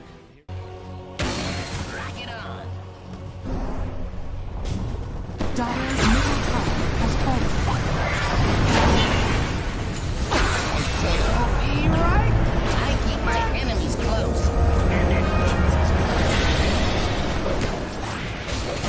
How I get mixed up in this?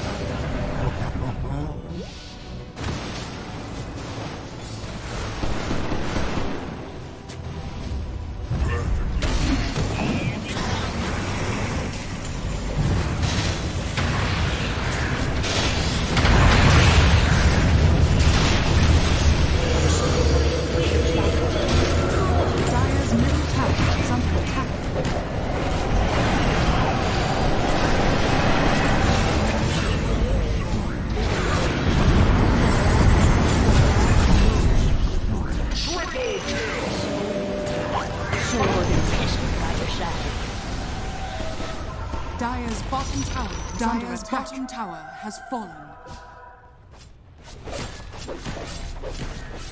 Radiant victory. Away from enemy, it's not guys really just dying getting them because anything. Watson, we see they got so bad down. They can generally save core him. the vital is also good with the strategy, which is why the redraw Oh, that's first blood. Easy pickup. Behind tower, but you gotta be careful. This alchemist is actually pretty dangerous because literally rocks literally one point stone. And then you get more minus armor out of acid spray for a physical damage nuke of an unstable concoction. It's a deadly mixture. Somebody to come out. You're running through the nature of your geeks. It's on him. Toss up in the air. They get a kill here on Rubik. He's going to find out once it goes in, but now it's going to be careful. No, they can't. Some damage. Look at that. It's not enough. Big Heroes don't have 5 times to call it. They have to know. Yeah, won't finish him off. Lots of beyond godlike. They call GG. That's going to be 2-0 here for the side of He's not having a whole lot of fun with this. 10 stick charges, and he did manage to at least hit the 2 stacks off of the Bound of Strike.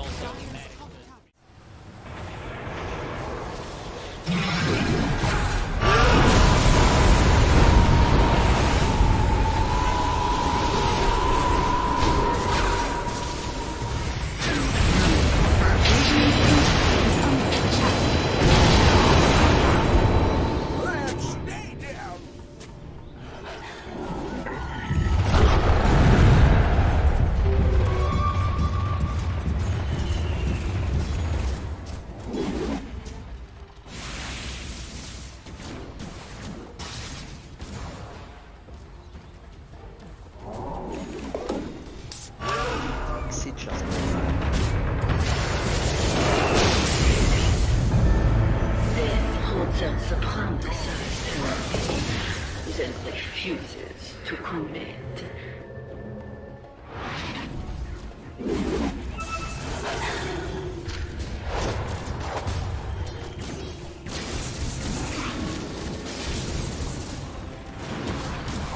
Sanaba.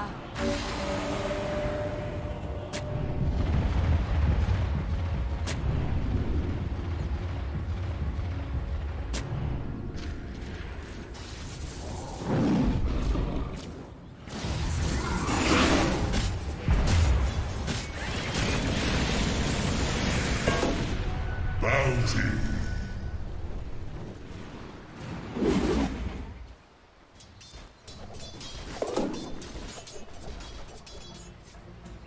Vanish.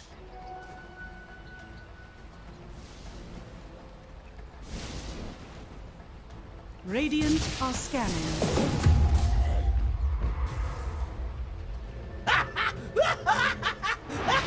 Dire are scanning.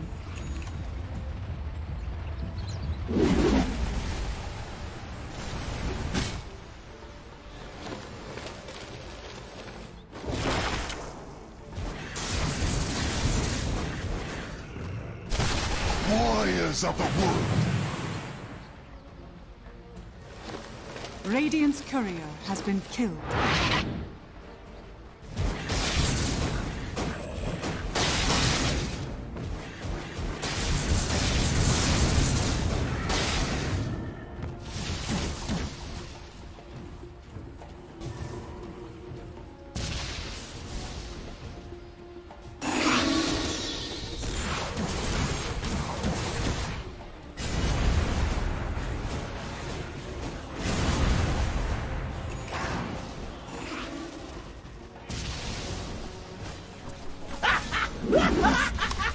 Сейчас поиграем.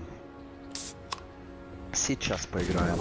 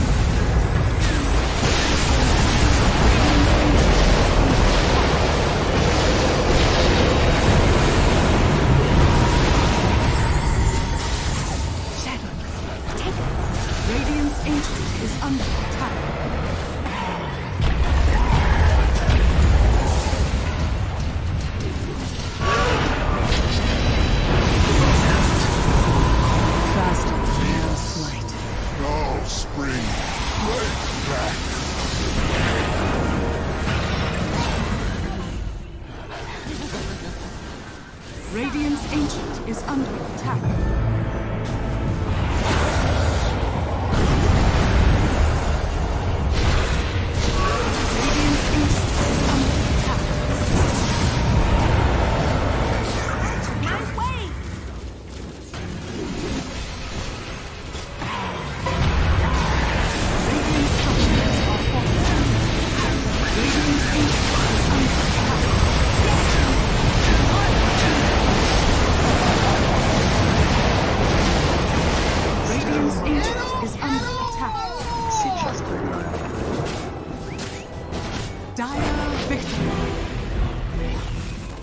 Ultimately, this game kind of comes down to just who jumps who. There he goes. Save him. They have a save? Nothing. They've got the coil locking him down. They kick away the bear, but it's not good enough. Meanwhile, that 5 talent with the back lines getting demolished. John Well is going to be able to get away. The Sapphire couldn't quite finish him off. Let's see if they can force the buyback. Surely they will, but is Geek Slate going to be able to get a successful fight? The use of that buyback. One of these wolves is bigger than the other. Yeah, but it's not that big wolf you got to worry about. It's the little one. Hex. They're trying to force this punch by, but he is holding it. Discipline. Doesn't care about the racks. And I agree. What the hell do racks mean? It's out. Get the heck. Middle barracks. I mean, they need a kickback. I think he'll buy back once they get a kickback from the re-wolf. Get a pressure charge. Round 2. These will put into use. Kill the top. And he died fast in that little interaction. Now the buyback goes out from Scam. They really want to punch this though. You want to go for this Ursa. They managed to get the scythe on him now. He silenced up on the front. To get the eating thing. He goes for the refresh. Tubu's in. And he got scythed as well. He touches over a dieback. Tubu just commits with the help of everybody else on the side of Bleed. And they die. Forcing now on the run. But Bleed are running down Geek Slate Heroes. They have just demolished them. There is no chance, no shot on the side of Geek Slate being able to fight back against this lineup this late. We're not winning the late game man fight here. Then Tubu's taking it to bad attack speed. Runs in. Right here it is. Where's the not getting it pushed in. Profit. Look at that damage coming in from the Kisses. Well, the back line. Cox being assaulted. Cord's not going to let him get away. Get Cord snap. Forced them back into hell. What is this man fight? Satanic against all these heroes. He's so alive, but eventually they Satanic at the beat. They can't get in. Gold is almost safe. Maybe trying to pick him up. Okay, now they got him maybe or if they can control him up. Enough force down. No way. Don't let Force get away now. This is the end of the game. The Giants Ring gets him over this round. Finishes off the Nature's Prophet. Jenny's down finally died, but they haven't really gone through buybacks on the lead. They've got all their buybacks ready to go, so that is going to be it. Finally, AG is going to be called and Bleed get their first series win here in the CD. Really do not want to give this one up, but they may just have to here. Dragon Tail's done. Oh, there's three, man. It's over. It's over. It's all over. Just show the mercy. Throw the towel. Just stop giving this man highlights. It's too much for one day.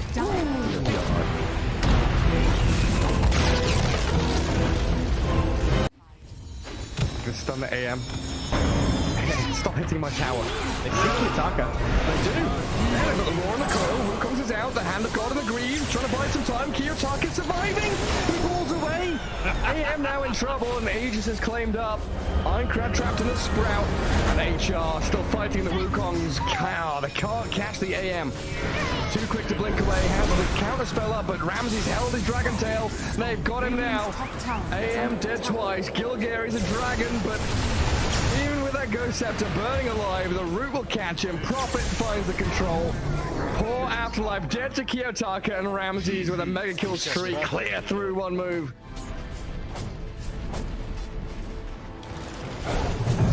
Just not sure. I think that might be it, Gary. Yeah, even with a triple buyback. Yeah, Park, Rubik, Beastmaster, there's the third one. No AM for 30 seconds. The building's a forfeit. Enchantress Lift up and drag away from Rubik. Saves her for the meantime. That's like Kiyotaka's clear to have a little bit of fun now at this point. It's go time. Do what you want. We got 32-minute tumbler toy. Yeah, okay. Yeah, good, great item, by the way. that thing is busted now. If there's any item I agree has to be like removed from the game, tumbler toy. We do need a new cycle of neutral items.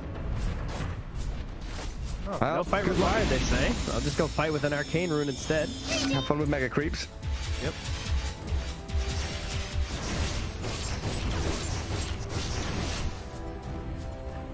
Arcane storm bottled up.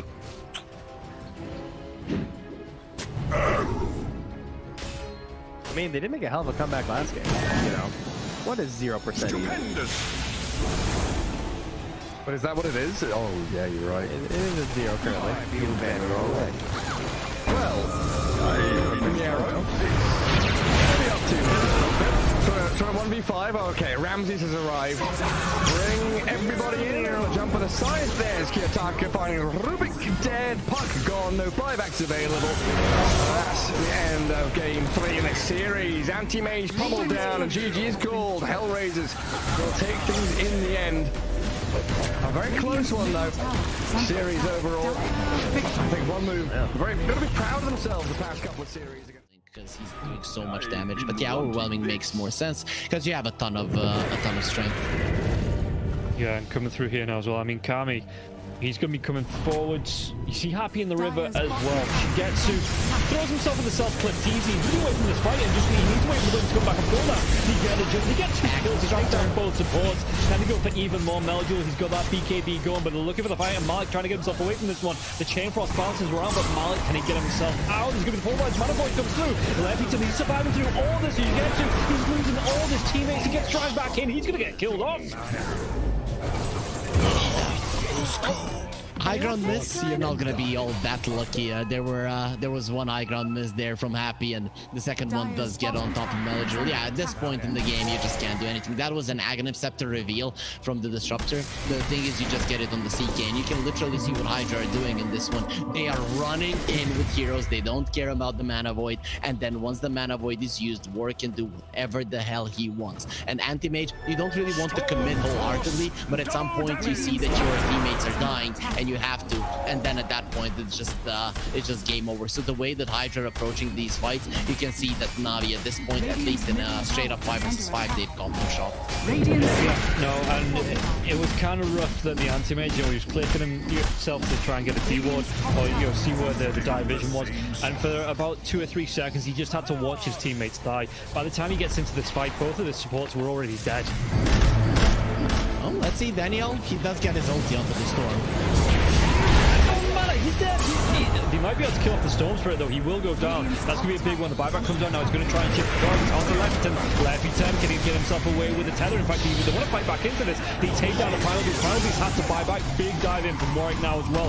Trying to get on top of Melduel. Melduel, does he lose his life? He absolutely does. He's dead for 105 seconds. No buyback. Daniel, he might be the next one to go down, and this is just going to be Hydra. After having such a slow start and Na'Vi looking so good coming into this game, Hydra are just absolutely cleaning up in these fights. They take down the Anti-Mage low. Can he get the kill into the Prime Beast once again? Malik, he's caught out. He's not going to be able to get himself up to the fountain. It's 3 heroes dead on the side of Na'Vi, and it's just looking like Hydra looking to take over the base. GG's a call, and this is going to be a 2-0 series here for Hydra.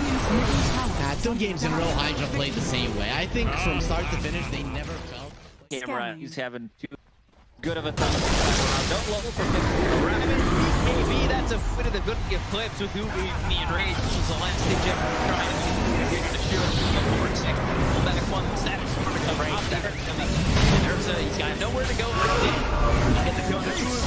The Power War is on the Emperor. Already called GG in the play.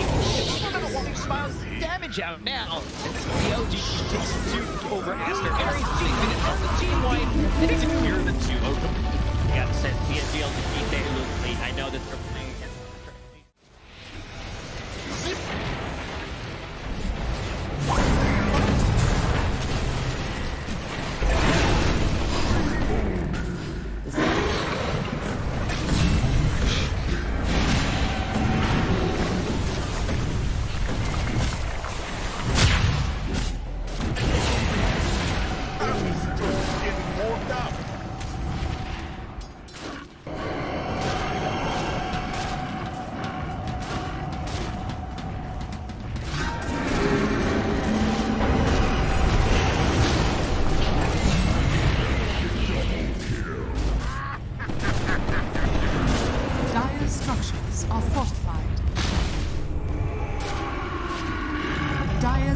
tower is under attack.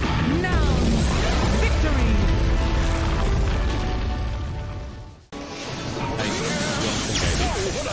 It's all about the money. Bling, bling. Dyer's bottom tower is under attack. Okay. They have a bounty here, they have a man. Is it literally just as simple as just like skewer, isolate somebody so you can get Radiant's back top tower is under I mean, attack. they want to have more buyer. Dyer's bottom barracks are under attack. They kind of want to do this as well. So not fair mode to something you can use 10 euro. Dyer's bottom Get barracks both of those as tags as opposed to something that's just Dyer's bottom barracks of the Radiant now have mega. It's like okay when you force Roshan stuff. Dyer's structures are Wait, never mind. You're done. Dyer's middle I figured it tower is out, under alright? attack. Dyer's middle tower is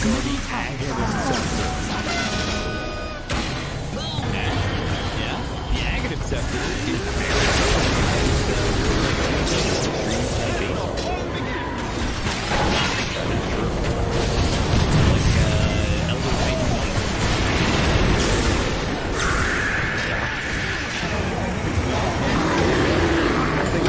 Dyer's middle tower is under attack.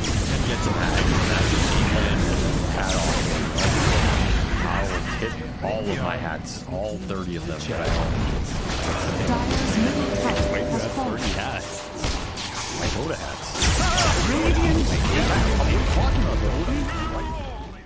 Cloud, if he's got these hawks coming through, you know, if there's no... We'll come back to this as they get the dive on, and everything I was saying is now inconsequential because Cloud has gone down, so Kami has to move away from these multiple kisses. There is still that buyback to the Beastmaster though. Let's see. He wants to get himself back into this. The dive onto the back lines, he's into the vortex as well. There's going to be a real nice dismember. The hooks come. Nice save. Though. He saves it. Cloud gets himself back into this now, and Kami is losing so much. Kami's going to go down. They do get the kill onto Leppington there as well. So Mira with that freezing field, Mira will go down. Going down to the hooks. Yatsu still in that push roll. He's getting them back. They get the buyback out from the poaching Storm Spirit. Everybody from the side of Hydra. They don't want to be giving this one up now as well, but they take down Leppington once again. That's the dieback on the Disruptor, and Yatsu, what can he do? The hook, it's going to be blocked mid. Hook. This is the dieback on the Cloud. Cloud, can he get himself away from this one? He's still being harassed up by Collapse. One more right click. He goes down. That is going to be the Beastmaster dead for 115 seconds, and now the chase is on for the rest of the side of Hydra. This Aghanim's on the Morphling is just making him impossible to deal with. First of all, they use the little shredder on the Pudge to get rid of his armor. He has solid amounts of it, but it is just not enough. And then Yatoro just destroys him. And he knows that he can stand his ground because he cannot be stunned. He literally cannot be stunned. How do you stun water? Well, a lot of their damage, if not most of it, is on the Morphling. Oh, the glimpse comes back though. Inside the Static Storm Mirror, he has that Lotus going, and now if Zofra actually dives a little bit further, the Thunder comes out with Podking, he's dove in, yeah. They're going to be able to get the kill onto the Storms for it. Can they take down the Pudge? They're going to be able to catch up and cancel off the TP. He's going to be dead. The Storm Spirit though, he has brought back, and they've got no kinetic field, no Static Storm. And like you say, they're even going to be able to get a lockdown onto Cloud, everybody on the side of Hydra. They just overextended, and we praised them in the first game for respecting the power of Team Spirit here, but Hydra might have just lost the heads a little bit, and the buybacks, they're going to be forced out, but I don't know if it's going to be enough to defend this base with the Pudge being down, with no Static Storm for the next 27 seconds. Spirit, what can they get from this? I've been worried though, they're going to be able to get them. They get two, they do! They take them down, the cookie comes out, the Yatoro, freezing field, they might lose Happy. Is this the dieback? They do the break the Lincoln Sphere though. Morphlin. Bilal wants to come right back into this fight. Does he have the boots of travel to do it? It might take him a little bit longer now. No boots of travel though, so he's going to have to use the blinks. You know, just do it by foot, it seems. Level 25 Storm with a beast. That's just so much damage. They're going in for the Morphling. He doesn't have a buyback. No, they get. Do they get the kill? He goes down. Warwick has to go down though. It's going to be him left alive. No, it's not. The creeps are pushing in. There's no buybacks available on the side of Hydra, and this is going to be 4 heroes, even with the death of the Morphlin. No way Warwick defends this. It's pretty much over. They don't have the glyph. The game is over. They gave it their best. Hydra, they made Team Spirit work for it. The team that is most likely going to be at the top of Eastern Europe DPC Division 1.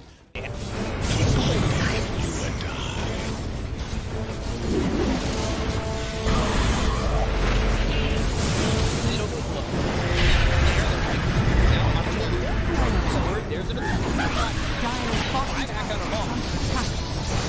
Radiant's middle barracks are under attack. Radiant's middle barracks has fallen. Gauntz, you want to commit.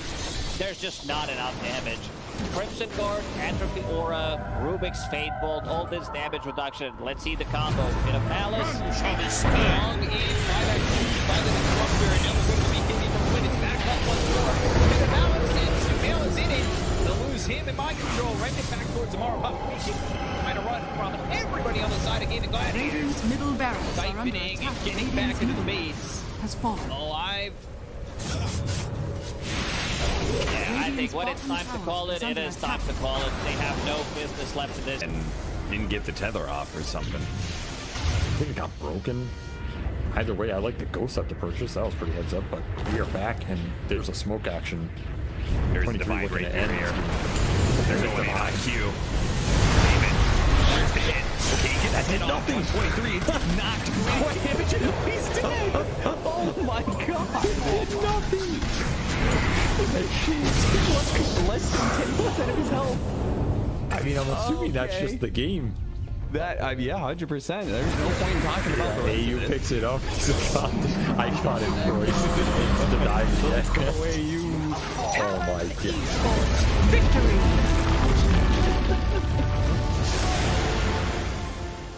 We finally get to see them have a little bit of lead. They need to have good vision, good entry to engage. We're down up on high ground. Or Bulbaca, Red Panda. This would be huge if we can find it. Static Storm before the Tombstone. Not bad. Stone from Lulu. He's thrown now. There. Starting to drop down. I love TK control for the moment. He does manage to get that one away. And the Supernova down. TK barely surviving. And it's going to be one down at his White Album to dodge, to hide away. The heal's coming in. They hoping for a save, but the PKB is out, and they're going to jump onto him. He has to back away. We have lost White Album again, and now Tango in trouble. Q is going to drop faster. These fight so well, and they couldn't take down that Undying. And remember, it's ages, so they didn't really care about giving away. That's the ball. Big finish for it.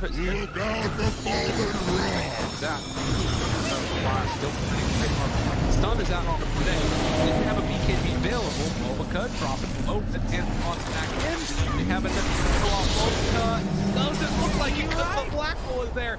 That's on the edge. He doesn't have multi if he comes back to life. And after, they might take full advantage. Move. Radiant's bottom Rax has fallen. Up the bottom. Finally, asked full advantage. They're building. Radiant's middle tower is under attack. Oh, just for a brief second, had more network. There it is, back again with the higher network. When you click on the L, it's not really an inspiring network. Blink, BKB, Radiant. You might be able to get on top of a hero, but that's not the that's able to 100-0 here. Like even this Undying inside Static Storm, about to then get over the Slash Golem from away.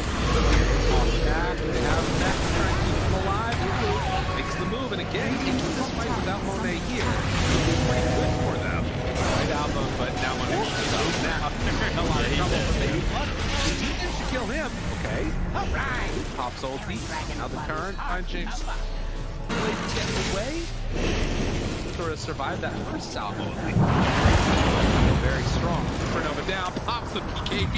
Ooh, he's just caught here. They want to get the kill. That's really himself up. And now the chase. The avalanche, the toss. Thinks he's going to give up his life also. Then Monet is way too strong. This might just be the full set of racks going down bottom. Aster, way too strong for Ares. Like Aaron's the GP. They're done. Okay. I was wondering. It looked like it was that type of game. Yeah, it kind of was. It's like a game where you're an out, not really ever been in the league. Victory. He hasn't really never protected himself.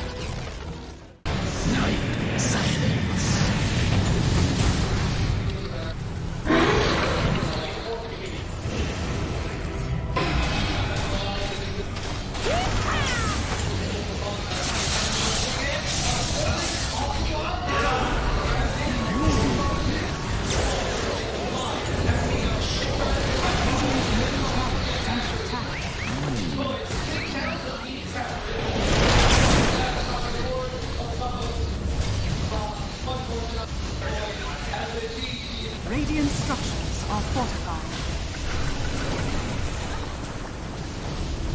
Radiant's middle tower is under attack. Radiant's middle tower has fallen.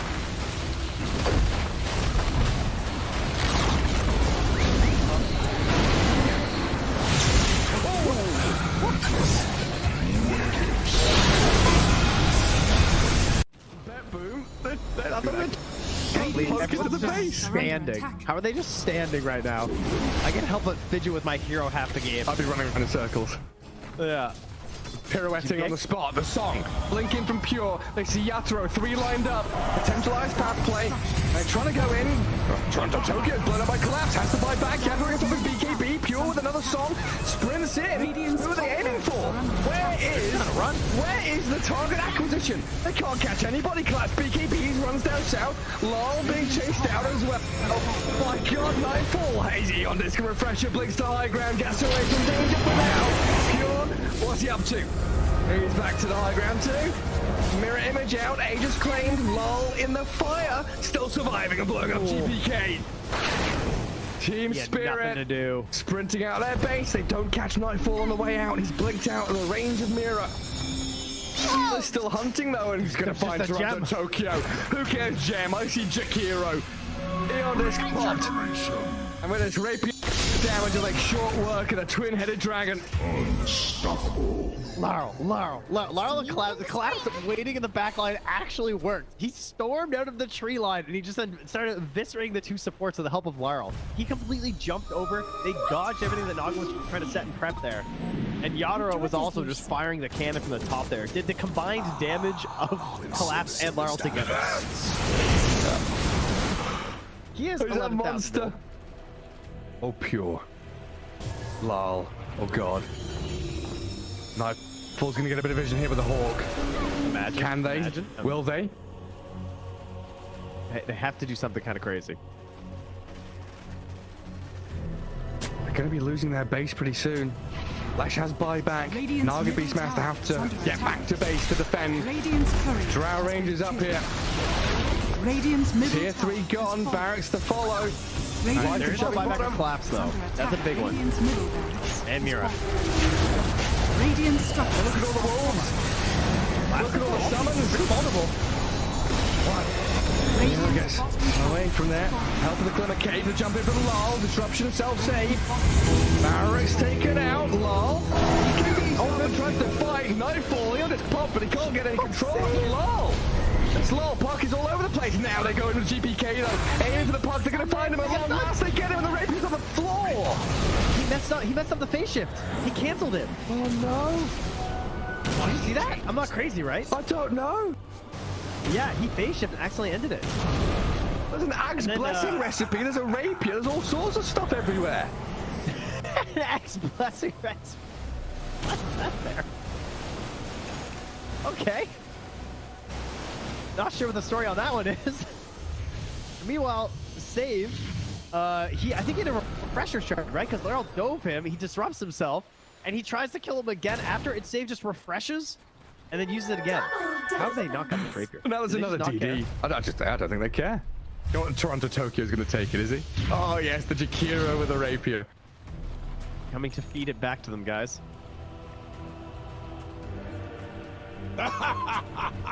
My goodness. There's Mega Creeps on one side. Top lane Barracks still standing on Team Spirits. We're waiting for next Roshan, Trent. I don't know. I don't know. I feel like BetBoom have such a good chance of winning these fights right now. They can't get, like, swarmed in the back line. They missed the stun on BK. He's trying to hold his ground, but look at the damage. Oh my god, Yatoro shreds. Where'd he go? Daedalus hits, refreshes, blinks forward, kills off Save as well. SD's gone, TP home. Get the hell out of here, BetBoom now. Lucky he didn't coil. Dude. Leshrac vanished. He looked okay until he didn't. Until he got hit for 1,350 damage from a single right click? Yeah. Oof. Yeah. Right until that. Ow. Luckily, Toronto Tokyo was not there to feed the rapier back, so that's good. And now Team Spirit running down lanes, coming for the Radiant base. Balls are still there to hold on to. But this has got to be mentally debilitating for Bet Boom. Mini 21 minutes. Team Spirit is wearing them down. The admins have been on, you know, they told them, nope, these guys. The longer this game goes, the harder things are. Well, it's like Moomiander was saying in that Seb documentary. You know, this isn't Dota you're playing. This is a slogfest. You're gonna wait it out and play 60-minute games, long ass ones. There's a long line. Watch get very far forward. He unders from Mira, but the Undying will fall inside the Radiant base. He'll as Mira gets off one last finger of death and the turns we got through. They kill GPK. It's a dialect of the ledge. Naga now in trouble. Song of the Siren trying to buy but in time, but Yatro moves forward, gets the damage in. Will is dead. Oh god. It all comes crumbling apart for Bet Boom now. Wait, back. They're on to Mira. They kill off Nightfall, save though, and lol. He opens up on them. The Howitzer is here. Massive 40 mil cannon just shattering into Bet Boom. Drow saved by the rip. The soul of everyone dying. There's two. And she's called it over. Team Spirit. Look at them. Look at Mira. Oh my god. The shard to anybody who would listen at the Lima Major, which was nope. Which, yeah, nobody's taken him up on it yet. But if you see a shard being picked up by any team that was at the Lima Major that speaks English, you could probably sort of see that. It's good. I'm sorry, this shard is actually good. I don't know when, and I don't know how you get there. I'm not sure.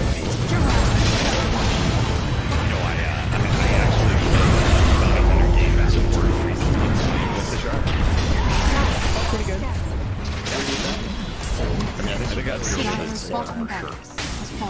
Oh yeah. Slark with that shard is crazy. It's actually a broken strat. If Jowly is still on top, he can take that. Maybe that's what he needs to get back to the top. Shadow Walk his way back to the top. And then Reddit server with 1,000 comments, but because I say it and nobody else I will say the other good thing about Bounty Hunter, but is we've got two different memes here. The Bounty Hunter shard, the Magnus Ag. So he does have extremely high base armor. And he probably has highest base armor, starting base armor in the game, which can make him really good at the laning phase for trading. Yeah, he's versatile. Terrible. Oh yeah. And frontline a little bit of this young support, but again, Dyer's middle tower is under attack. Radiant's top tower is under attack. TSM FTX victory!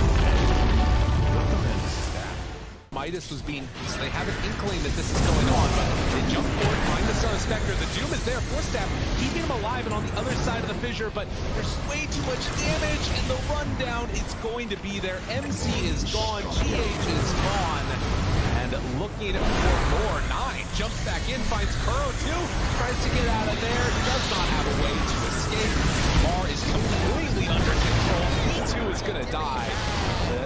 Buybacks are coming in. Amar realizes he can't do that kill TP, but eyes on the prize. Tundra trying to close this one out, close this series out with a quick 2-0 as they set their sights now onto the tier 4 towers. There is a buyback still on Spectre, and no Doom available.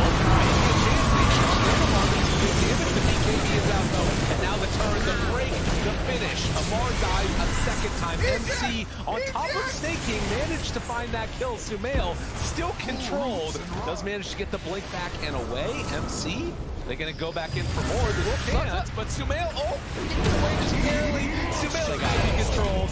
They got him there with the Gleipnir, and it's only MC left alive as Tundra start hitting these tier 4 towers. This Unleash with the damage coming through from the sidekick now as well. Dodge Buckle though, it's actually going to be the Molten stealing that Pango form. They do anything about this because it's going to be hexed out. Do they have the damage to kill him off? It looks like this one's going to get low. He's got back now as well, but he's not going to be able to get the kill. In fact, he just drag him closer to him. He'll clean up the side of one move. They have no cause now. Aintrad, the only one left alive in terms of cause. 3 heroes dead for the next at least 70 seconds. And this is going to be it. Yeah, Bedroom just come in. They're going to start to go up the base. Not even needing to go for Baggers here. As you can see, they just want to end it here and now. In fact, even diving into the bounce now, but the book comes out. Morblin is going to be a good. He's got Satanic. He's got to force that away to telekinesis to save coming up from Faye. He's then really cocky on this Morblin, but it's paying off, and yeah, they're just going to be able to dive into the fountain once again. And the fountain farm these heroes, cleaning it up. GG is going to be called after 45 minutes here. One move. They look great in game number 1. They look pretty good in game number 3 here as well, but boom, they just had enough out of them in game number 2.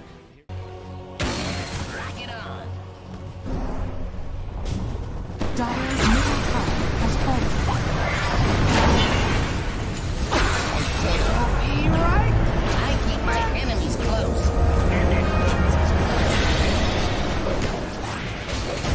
How'd I get mixed up in this?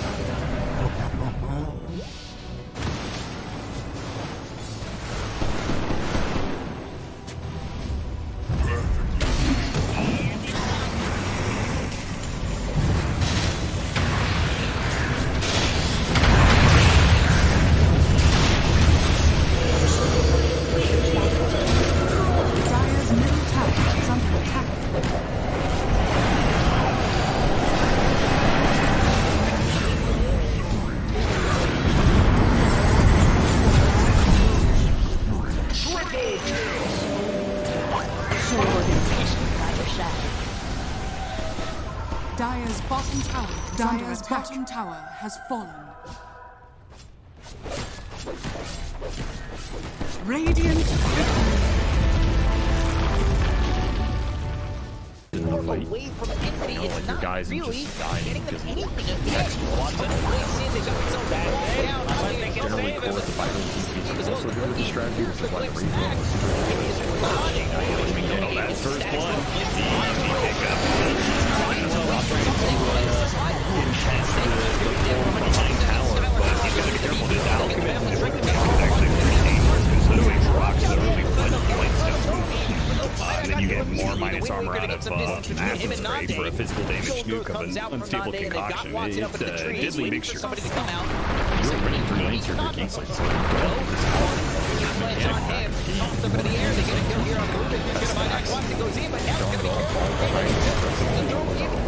No, they can't. Look at that. It's not enough. You're gonna have to play to defend the power. Won't finish him off. Radiant's bottom tower. That's going to be 2-0 here for the side of Dream's not having a whole lot of fun with this. 10 stick charges, and he did manage to at least get the Jingo stacks off of the Bound of Strength.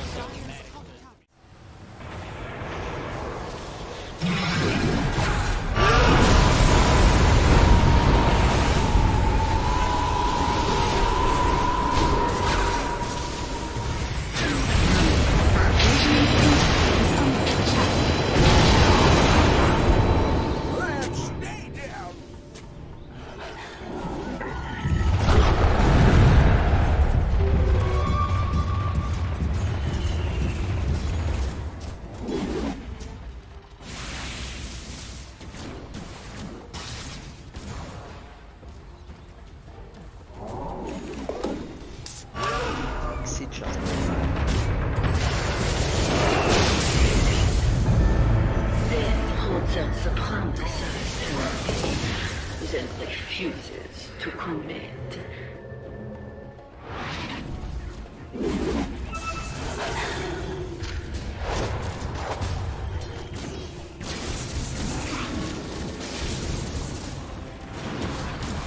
Sanaba.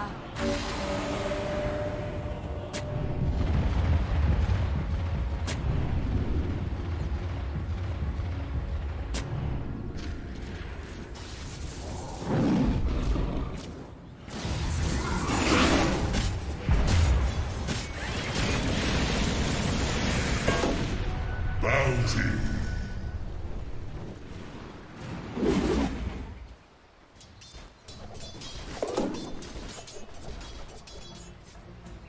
Vanish.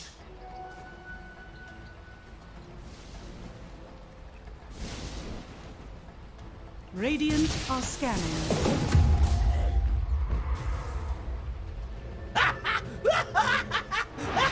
Dire are scanning.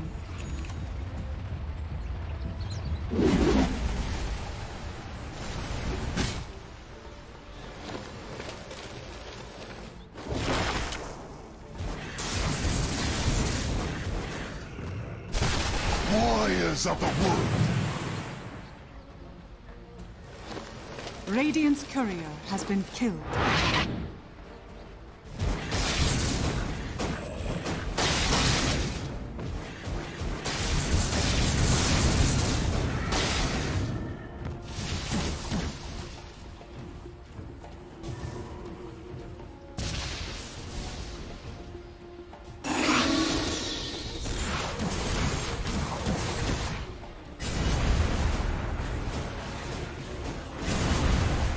Slightly different here, but really valuing the hero's impact on side lanes. It's a very contested hero, right? It just looked good in the hands of almost every mid player, and TSM got completely dismantled by Quinn's Tango the other day.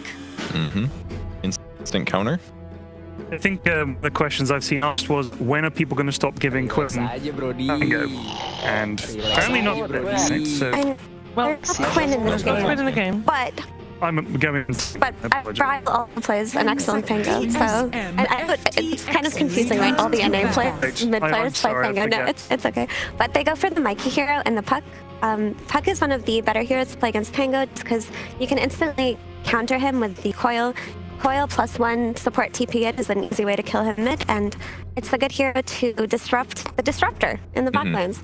Yeah, I mean, he's Tango's inherently a hero that does have solo kill potential, but he doesn't scale the most incredible if he doesn't continue keep getting kills. If you can kill him a couple times with Puck Dream Coils, that can really limit his momentum a bit here. Especially if you get enough defense on support that he's not getting solo kills here and there.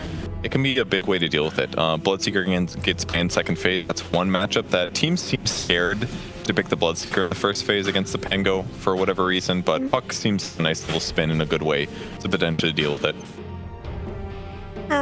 If Shopify are going to consider Kasane's hero pool be banned out in this phase, it looks like they just want to ban out some carries actually. So this could indicate that they're going for their carry in this phase. They might want to pick up something like a Draw Ranger, maybe to pair with the Undying or something along that line. Sounds pretty good. It'd give them really good teamfight potential. Another decent matchup against Pango. And that's the Kasane like and taken out. I feel like this is the one Zoo hero you cannot ignore versus Kasane. Yeah, he had really good success with it. It feels like he's the hero that goes a little bit under my radar sometimes in team fights because you like forget that he gets that second kill, but good application of it does make a big difference. What's it called? Howl? Whoa. 5 seconds. A wolf. Howl? Like the second skill that everybody just doesn't realize kind of happens. It's like easy to forget. Oh, I thought you said Powell. I thought you said Powell. No, I heard Howl. I'm like, is it not Howl? Howl? Because nobody said anything. Maybe something. I was also like, yes, indeed, the Powell. I am. Love that skill. Yeah, Mira doesn't read. She just clarified that they're different. Yeah, what are words? She just feels the Dota skill. Do you not ever do that though? When you're playing, you just get a sense of how strong a spell is without having to read the exact words? Like Jenkins was talking about playing Shadow Fiend earlier today, and I was like, I don't really play Shadow Fiend, but I totally know how it's like. You don't really know until you play, you know? You have to experience it yourself, but you can still get a feel for it. Yeah. Just being in the game, yeah. TSM. Shadow Fiend also has a great ability. It's called Baze. Got 3 bazes. No? Skyrath. You were wondering about this hero. That's not very funny. Very funny, Purge. Laugh for a living. Relax, good. I'm feeling time my big love. That was impressive. Like that's been fun. Jeez. Sorry. So it's Skyrath Mage coming out, everybody. That's a much better counter to Puck than a Lion right now. It's picked by some teams. Silence and burst damage. I would say so, but it's not exactly enabled right now. Like there is the Pango role that you can play into as a Sky, but you definitely need that setup coming from something more stable. What about Mars? So that you can have that burst amount of damage. Mars, no one picks Mars. Right, but we were talking the other day, and the theory crafting from Jenkins was if you paired the Mars with something like a Skyrath, you would get those early kills. They tried it with a Lion, Matthew's Lion. I think it didn't really work out because his Lion and Mars, they just lost the game. But you could pair something with this Skyrath, something that you want to get early kills but can't, and then you pick it with this Skyrath and suddenly you can. You know what I haven't seen, and we're not going to see this game either, but I'm very curious why. I don't think we've seen a single Legion Commander game. Thank God. Yeah. I think Legion Commander can still be good. Like in the situation, for example, that you are playing versus anti-mage on the offlane, and there's also something like a mid-hero like Bat Rider that you can get a dispel off of. When you have inherent value in the lane versus something else in the game, I feel like LC can still be okay. But for the most part, there are a lot better offlaners in Dota right now. So I think some kind of put them in a bad spot picking the Sky, because it's a little bit redundant with what Disruptor provides in terms of like silence and utility. So the silence would be really good against Puck. I feel like once Shopify gets solutions to silence, either BKB or Force Staffs or whatever else, if it feels like it's going to leave them in a bit of a bad spot. BK does help though, because it's going to give them some setup to cope with the guy. But once we look at their Spirit on the other side, Crit or Spirit, very talented player. That hero, silence and dive against both Sky and Disruptors seem to be weaknesses that they will share. So I don't necessarily agree on Disruptor and Sky redundant. I look at these heroes as two different things. For me, Disruptor is more of a like setup type catch hero that you will always find value out of when you are snowballing. Sky is a burst damage type of hero. I don't consider Disruptor a bursty hero. So pairing something like a Sky with a DK feels different than pairing a DK with a Disruptor. I feel like you can always value out of the Skywrath mage so long as you're doing it in the early game before you can get countered, and it can be a really big lead. And I think that TSM looked the best yesterday versus Liquid when they actually had the Sky. It felt like if they played against them really comfortably, I mean obviously until they lost, but I do like what this hero provides in terms of damage. The silence is really nice against Puck as well, like really, really nice. But yeah, on the other hand, what you mentioned about the Crit Earth Spirit, I love Earth Spirit versus his backline heroes. He is so disruptive, especially when he gets to the point in the late game where he has a BKB. He's just untouchable by these two heroes. But in the early game, these two heroes actually annoy him so much because Earth Spirit likes to roll in and get in the center of the fight and cast spells, and he doesn't really like to do that versus silences unless he gets to jump. So for the most part, I do agree with you on the Earth Spirit thing though. Going into the last phase of bans, looks like we're gonna have we had the Death Prophet ban out. There's still quite a bit of flex potential, of course, possible on the side of TSM. Is there anything in particular we'd like to see? Do we want to see Pango just go mid and the DK offlane? Do we want to see DK safe lane as we've seen sometimes? I would like the DK to be paired with this guy. I think it's the pairing they have right now, and they can pressure probably most carries that can come out of Shopify. It's a lot of damage, right? DK and Skywrath. And like we mentioned earlier, you want to get the most value out of your Sky before it gets countered by items. So you want to make sure that it's on a very high kill threat type of lane. TSM FTX's turn to ban. They remove the Templar Assassin and the Shadow Fiend last. TSM FTX's instant Earth. Okay, so another Prophet off lane, which is mostly where we've been seeing him so far in this tournament.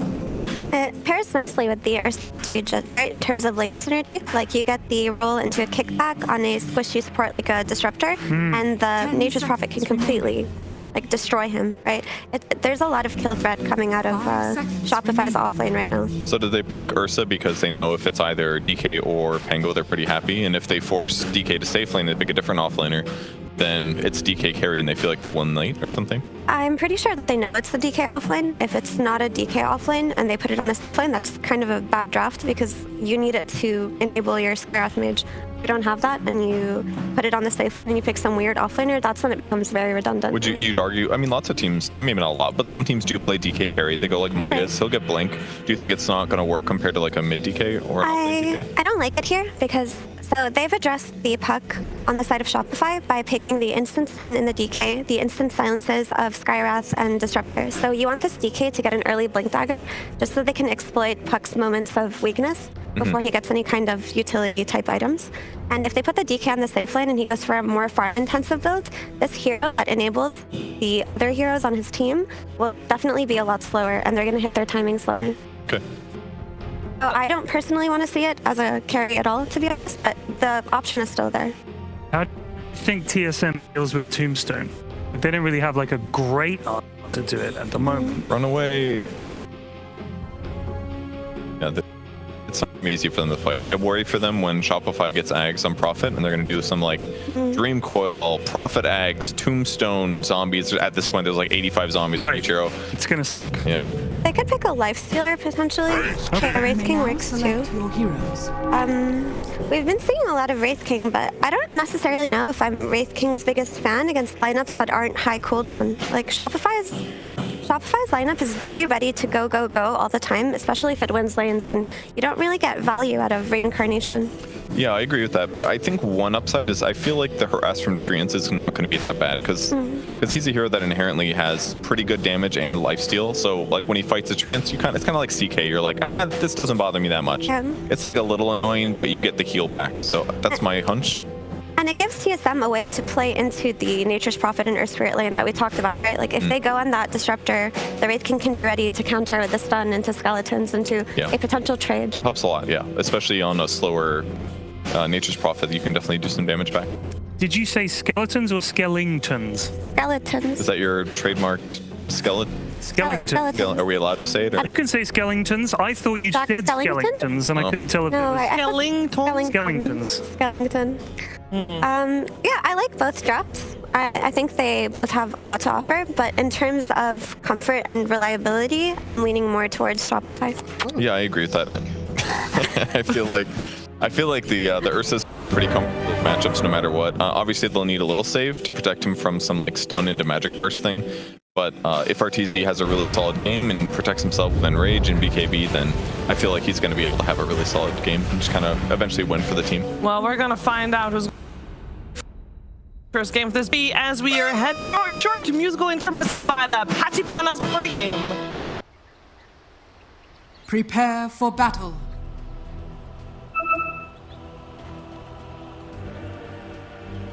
Relax aja, Brody. Relax aja, Brody. Feel your pain. I shall not report you.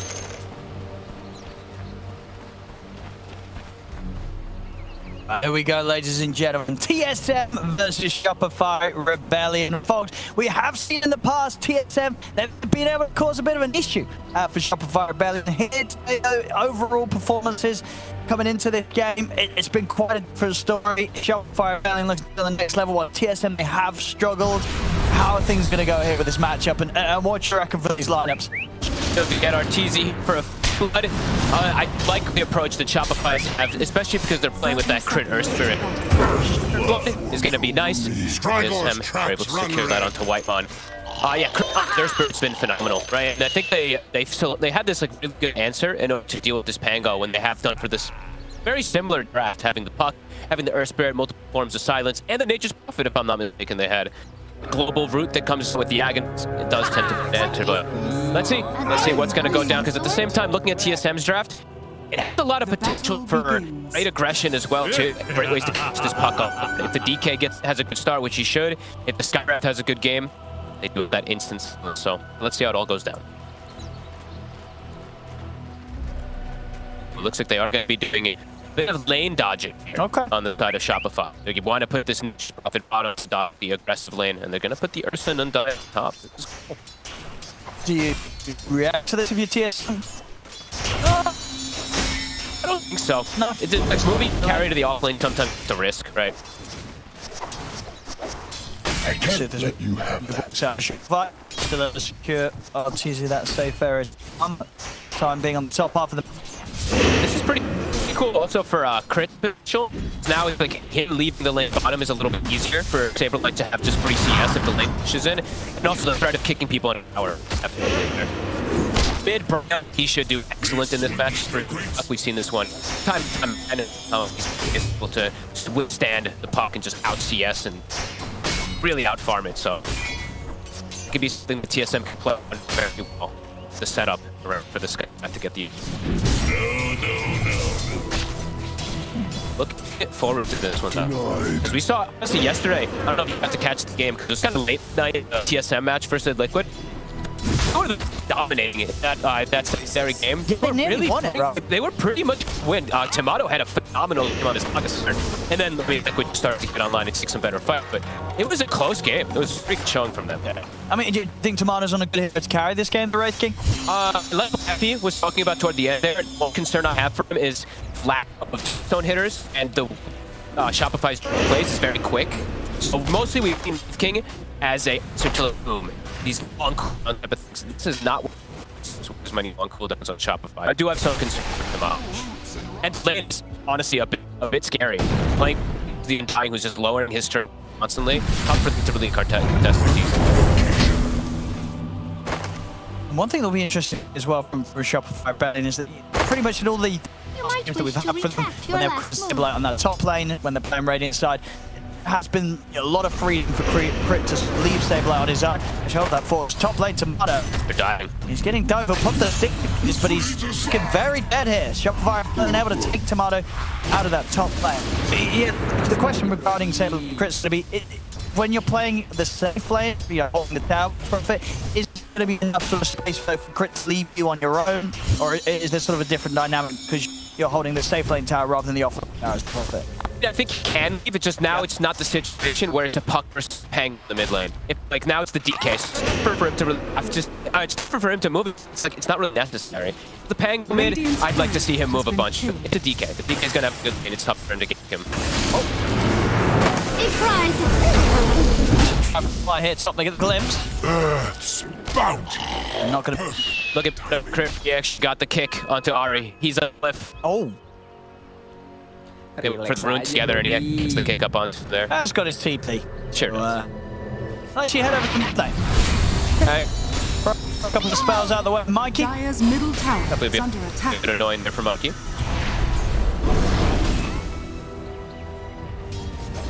He's gonna be the third though, actually. Yeah, all charges. I think Crit actually absolutely can. So I think especially when the 6 comes out, the coil will be to be able to take up the DK. You can also set up for top. How well this top lane is going to look at the king. You got blasted going. Set up here from Shop. It's very smart to switch things around. They can keep looking to get. Actually, they're going to drop the tomb. You did a glimpse to try and hold back up. White Mark focuses dead. We'll get it. You know, they did not fly. But I'm sure that TSM. Alright, we'll get. He's just gonna go back to base. Well, he's had the best look out of everybody. Saberlight with the movement for volley. So he got kicked on hill and TP'd mid. Saberlights have absolutely in the bottom move.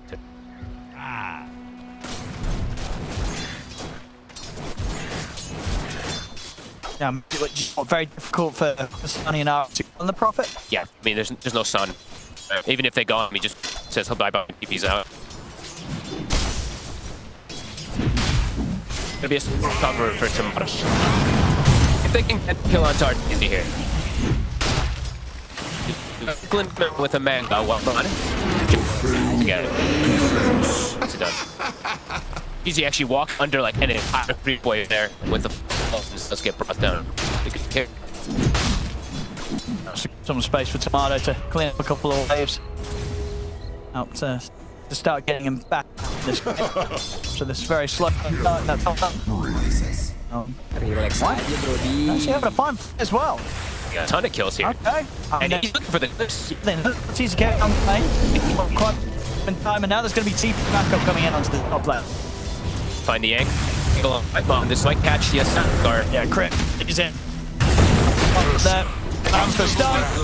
Be able to secure DD if the blood. Oh, they fill it free. It's there for our seat.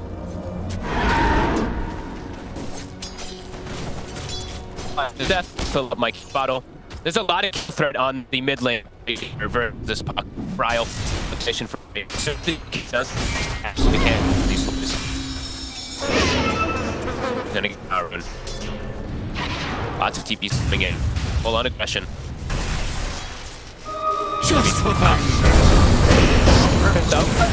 Once again, shot forward from Mikey.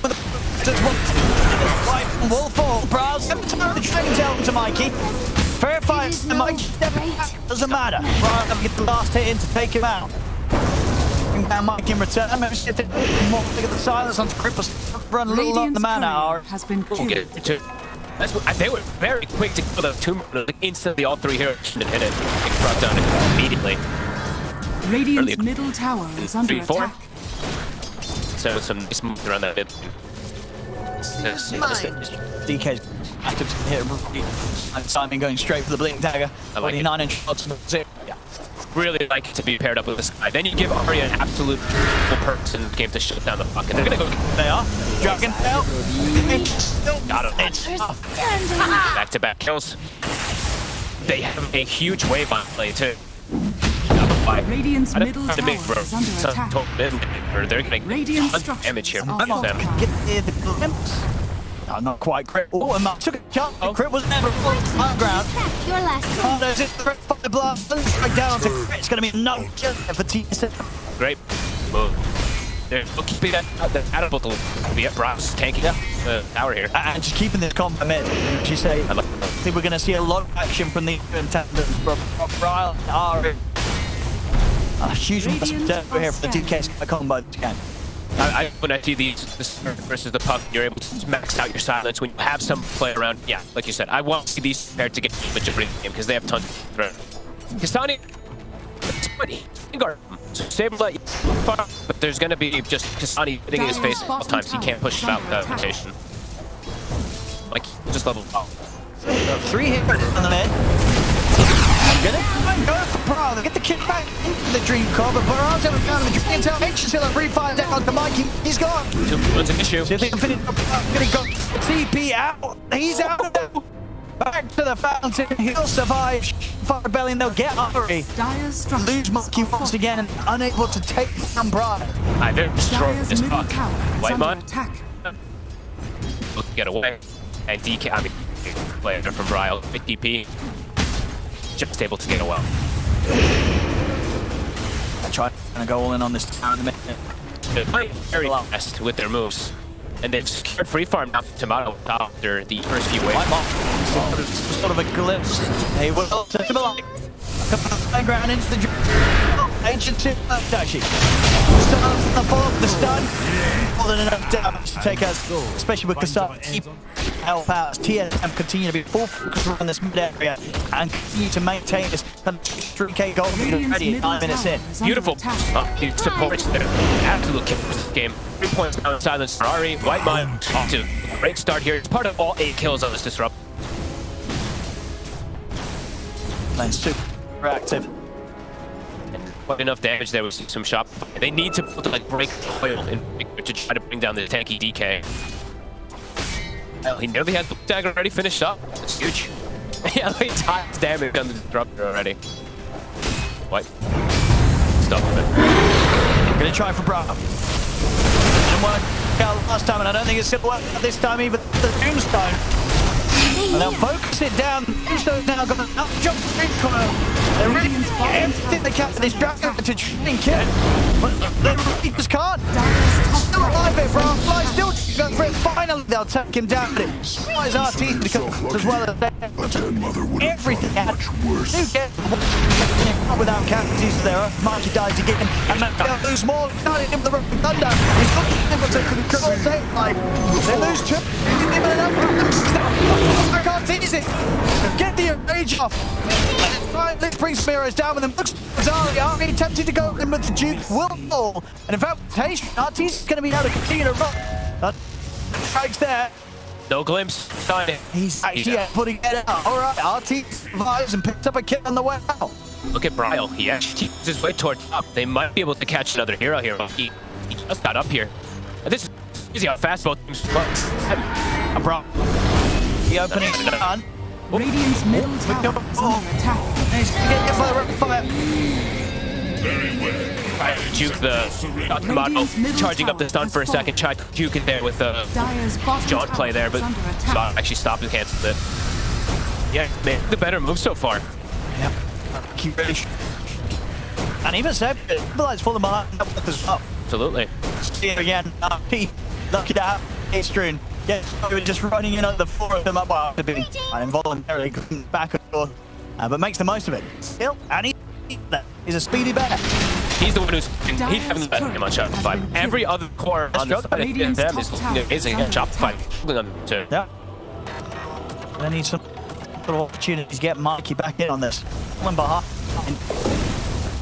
suffering to protect himself. The fact there's a DK blink, there's a level 4 silence on Ari. Dyer's middle tower I see is under queuing up the attack. play. This could be one of those games where you might Radiant's top tower is under bring attack. the Yules relatively early to middle try to tower protect has yourself fallen. versus all this session. Radiant's top tower has fallen.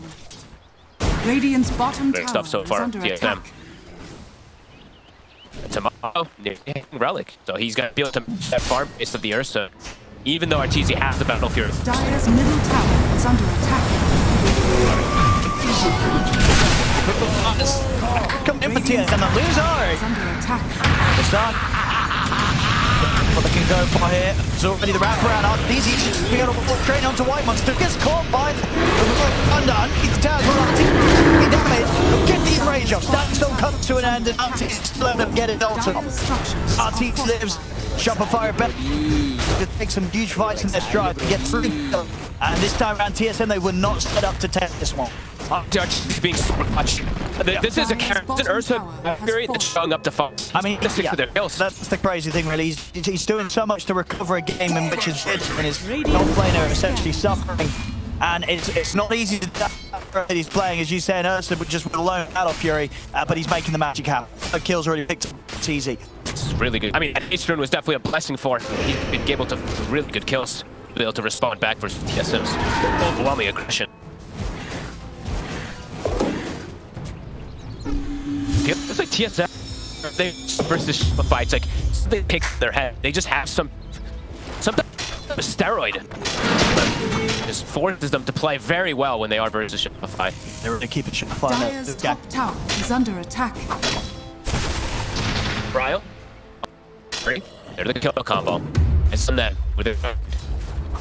They have great offensive vision at the moment. It's just a kill. Sure. Any good core kills will just keep Mikey or something behind him. Mikey, actions are without and once merit. they get the connection, not a lot you can do. Dragon Tail is the full combo. Ari, that's pretty much going to kill any of the heroes on the right now. Here. They're going to drop the static. Not really a whole lot they can do to help stabilize.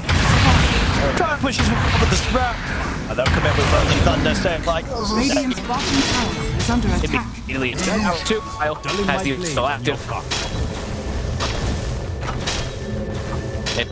I mean, look at up. Arteezy very far forward. It's such quick. Going to be anyone out of this. Get himself a stop. Radiant's bottom tower Fly. is under See what attack. to do. Snap badly. Arteezy immediately goes for the TP and there's nothing else to stop it. Oh my God. Arteezy think in this game so far. He really is. He's getting, but he's doing everything. Any tip? He's like, you want to high five me? Oh, what a play again, Arteezy. He really is just absolutely coming in clutch. From this man, you know, they're TSM, they're making all the right moves. They are. Being super quick, but because of course are progressing very nicely. The thing about this is keep it a little too tricky for them to catch. Big Arm's got stuff for TSM. Mario's got his radiant stuff. Yep, it's super farmed. We see Saberlight. He's seeing the. I haven't seen this too much from just prop lately. Maybe because we haven't seen him as much, but block the camps. So you see Tomorrow finish his raid, goes to a triangle. Just block both of them with those trains. They're looking for the combo once again. Sure did. He's gonna scout. He's going in. He's dead. I mean that was. I mean I guess he just chose death. Trying to get into type of like silence with the nature's prophet. I mean he was doing it on his own there. I mean it sort of offer up his life means that everybody else stays safe. Shopify really able to get out. And you know, if he can force them to drop the Mystic Flare combo, Radiant's bottom tower has fallen. I see these extras of beat the rest of them out. Just another drop. They can get Arteezy just another back. Still got the ult though. Sort of static sim you already used. So they're not going to even try to assist us. Invisibility. To help out. Delivers White Moss straight into the corner of our team.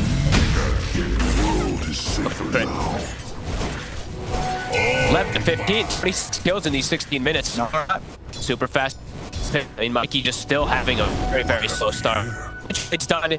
Queuing up Blink Dagger, but still, he gets caught. He's just deleted. Gets scanned. Yeah, they know it. He's gonna dodge. He's rolling thunder. Already cruising with Shroud easy. We'll get some of the rolling. Team to run in the river, indeed crit and find their control. Brown take it out, and he's going to be over to the back, but look at he just turns. He stands. Takes out Kasani there with the help Mikey. We're table not looking over the back lines, closing in on Ari. I get this roll forward, they can. As Shopify under attack. Take 3. The TSM, they tried to put a stop there to the first attempt, and they didn't do it, so with a couple of 3 here, and once again, they're not quite able to kill our P's. I mean, Sani tries to commit fully, but he's so close. His strength is able to get the connection, a little bit of life steal as well for Possess Mask, perhaps adding a get the catch on the side. It's about hit. I mean, as you say, full control on Brile as Brile to be trying to take up the tombstone. Unsuccessful. He's making the call to just turn around, stand his ground, and just beat Dr. Kasani. I don't think he has a 70 HP at this point. I think it actually is Possess Mask. Perhaps Tomato. They're trying to fight Tomato and wipe up, but it just took. There for to make a fun here. Mon's life. It's another kill fed into the reach of Martinez. He's getting more and more out of this. He has BKB. He's unbelievably strong to stand his ground now versus Pan, versus the Radiant and everything too. Even versus this Skyrath. Sometimes these silences can trip Ursa. It hasn't happened. I mean, Arteezy playing a literal flawless game on this Ursa. It was like, even though TSM playing so fast, so aggressive, Ursa's still fat. I mean, they're still farming excellently. Dying, stable like Mikey to catch up, at least with the likes of Kasani and Pango. Sip has Agnim's 12 also. So that route to play Brile. He has Blink BK, so he's much safer also. For Brile, but the BKB's out straight away. For Easy and aggressive as well with the BKB to down White Mob. Can be forced to consider it here. Stone will use. They've got Flash Golem. Crit wants to try and finish first. Oh. Eyes on a hurry. Tiny, he's going to roll in. He thinks they're going for the hit. Then not quite yet. A wasted rolling thunder. And they just come in with the Wrath Brown answer to get straight on top of Ari. And Kasani, he's going to hide. Looking for the angle. And he's going to get the next on to Tomato. Gets him back towards the team. He can go in on the race. He can block off to escape it with the Sprout. The Dragon down on to Crit. Great fight blast as well for Tomato. They take down the Earth. Arteezy flying. Stable out the team chase there. Silence is godlike. Here for Arteezy as he claims the life of Hassan. Can't even turn and punish him. Brile thinking about it. To a BK immediately is there from Brile. Only just protects him. Arteezy gets him significant kills, and now without that Pango, it might be able to force that Roche. Yeah, and this time around, they shoot this without any interruption. Super impressive stuff. Arteezy holding the team together. Of course, the jumps from Crit, it's what we've come to expect for fighting these targets over and over again. Sometimes giving his life, but for the cause.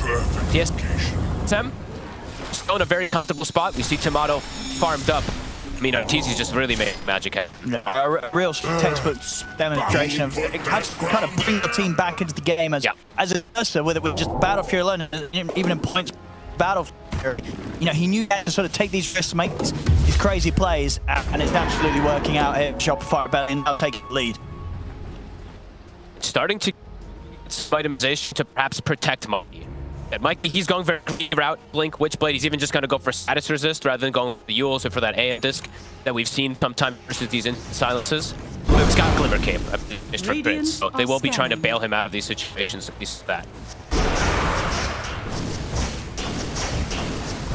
Son, Diffusal and Guard is on it. Now he's got Blink Dagger, so easy forms of initiate for the Pango, but can still just get silenced. The silence, these roots are very disruptive versus Pango. Seen this approach a couple times here from Shopify to handle these Pangoliers. Level 15, Tomato also 15.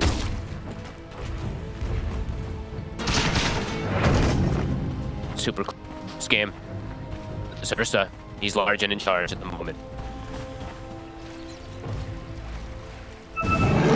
TSM, I want to see like Brian and Ari in particular continue to be grouped up looking for these type of pickups, but Shopify isn't really giving them opportunity for pickups at the moment. They're staying grouped up for the most part, looking as for and just using the Wrath of Nature to come in and to follow.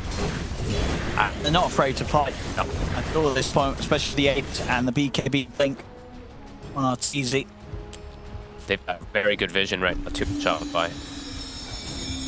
Mado will walk. He's fussed about the triangle here. I see White Man drawing a circle. He's like, I think they may have.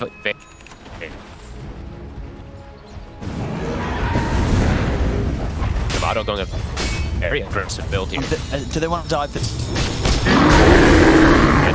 Yes. Tease the BKB at least. Mikey has vision in the triangle. Come on, they're going to be able to do the disruption on getting off a single spell.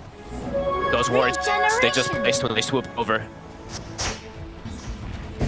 No BK down for Bryo. Go again. Better be careful of his position. Yeah, Arteezy's straight in. He's going to grip forward, but drop the Mystic Ancient Seal onto Arteezy, but it won't be enough to kill him. He's going to up, pops the BKB, tries to look towards Kassan. He's away with the rolling gun. Good reset there from TSM. They see the tombstone down, they see the BKB, so they just move away.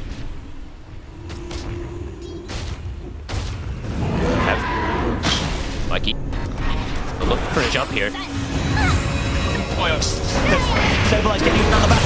They're going for Kasani. Kasani blocked down. The ship up, but he'll still fall. Kasani's gone. He's trapped in static storm for now, but he comes to an end and again for Glimmer Health. Reset first and heal up as well with the soul.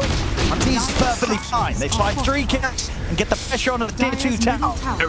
It's Cruz here now with Mikey. Beautiful grab. I just vision. It plays from earlier. It catches them for like a split second on there and it actually gets 3 heroes perfectly trapped with the. And this tower looks to be going down. The BK get Bryo earlier. Then rolling the Thunder so that they can't actually take the fight down on TSM. Tomato, as you said, he's never Shadow Bladed. Oh, he has Blink Shadow Blade. He doesn't have that protection versus all these spells and these heroes that just jump on him. Great place from Shopify to solidify their lead.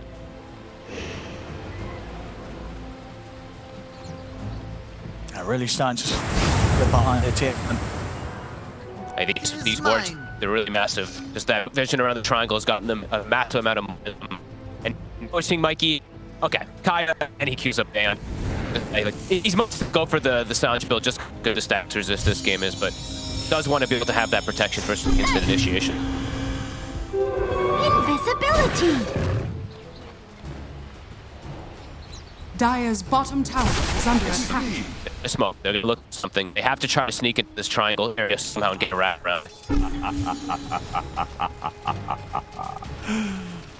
See, they can catch Island. Aegis is still available for 20. They can time this.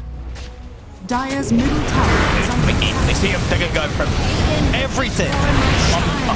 And they'll get crit control as well. I'm looking for a next target. Flies are. Yeah, it's the glimpse. KB will be forced. Arteezy not messing around, he knows that they're coming out of the map. That was a cute play there. Well, no, the tumbler over the cliff line to get the additional grab. That jump, nice wraparound from TSM. And you like this from Arteezy rather than go for the back, just go defensive, wants to get himself Lincolns. It's great versus the instant DK stuff with the Skyrath Islands, and even versus Link, so he doesn't have his BKB perhaps in some situations. So he was baiting a lot of ups. Basher queued, AT queued, now he's decided on the Lincolns. They're gonna go for more. Nice grabs from TSM.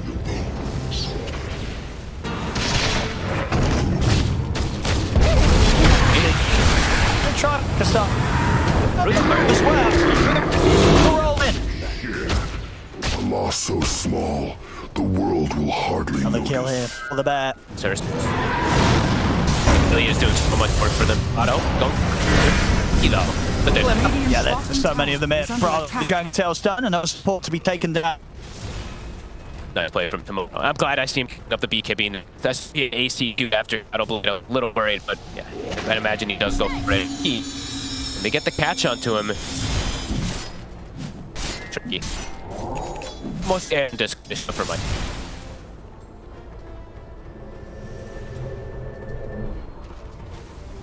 Radiant's middle tower is under attack.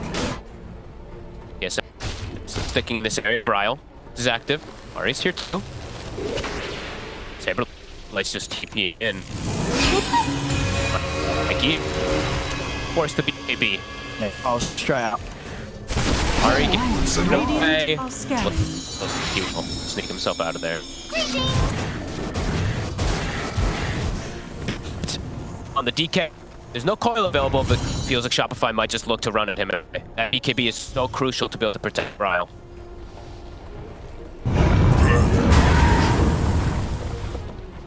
Very fast-paced game. Both sides still 23 to 20, 27 minutes. Get the bait out the static stop on T. Should straight over to all point.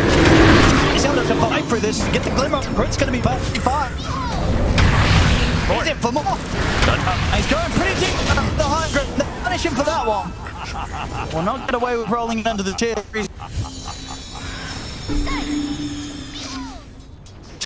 I think you see how hard they're trying to force the issue there on Shop. You know, the BK is done. A prize. Okay. Trade 1-1 TSM.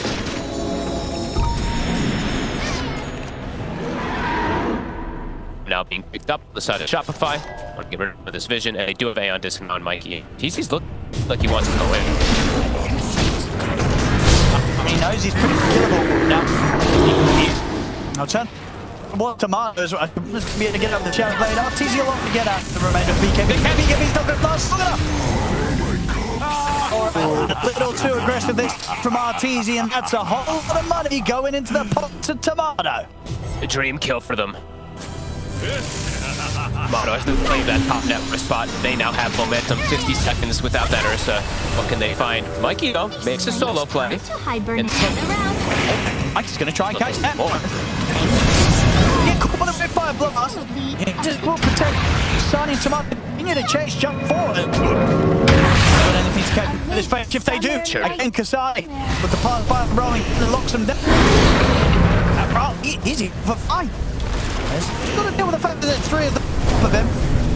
He's trying to take down Hughes. Getting off now. He might still get from this. The question is if he can get out the flies. Actually, a little bit. And Bryle. But he's dead. People trading lives. It's getting a bit crazy now with both teams using cores and probably places they should be using them. Lots of solo plays coming out. TC making we see Mikey make the solo play. Then we see Bryle make the solo play. It's up. No, he's in. He's gonna start it. Well, 20 now also. Now got a good chunk of lead there over the. That I mean that, yeah, and that huge. Bumped him up about at least $1,000 ahead. A lot of money. Shopify. He's getting it. Not supposed to matter, but they need to take his head. If they do, enough to take him down once, but Kazani's in with the road. By Arteezy, he's attempting to stay on top of him out second time. The BKB from Arteezy comes through them. He's in trouble. He can't do right 5 last row. Lucas is down the back, and they'll get him. As Arteezy falls out, 70 seconds. Mikey, he's going to jump and get the 2-man dream coil. He's looking towards Tomato. He's going to overshield up to high ground the uphill map. Tomato, he's getting away. Tomato, live. He gets out there. Whitemon gets the space to take down Saberlight. Mike lead up hard in the way out. And Roshkev still being taken down slowly by the skeleton up to the high ground. They go as then take out Fly as well. I mean, Tomato living. The Ogre Steel Toe, the high ground mid and the blink out. He gets away. It's so insane. He's actually able to reset away. First guys again. They're not committing for the Roche though. It's 2,000 HP. They have the numbers. They're waiting for the Wraith King. Yeah. These last couple of sort of evidence that they're painful for Shopify Rebellion. After having such a clean start, it's come. That's set him back. TSM taking back control of this game. Crit to fall. Big plays. Right, they're starting to crumble. These last few moves really disappointed TSM. Punishing it massively. They'll get the space to finish this road to grab the edge. The Lincolns just get, I feel like it's just getting punished. It's a few times now we've seen these Lincolns get picked up and then it doesn't feel like it actually does too much. They have too many ways to break it. A huge window now for Kyle. massive. Well, Aghanim's is finished, level 19, gonna be going for that Manta next.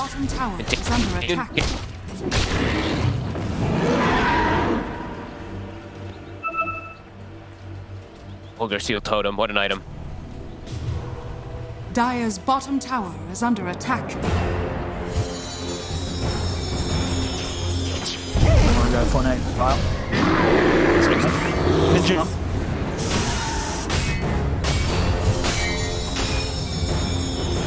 TSM. Definitely very keen to fight. We've got everything at the ready.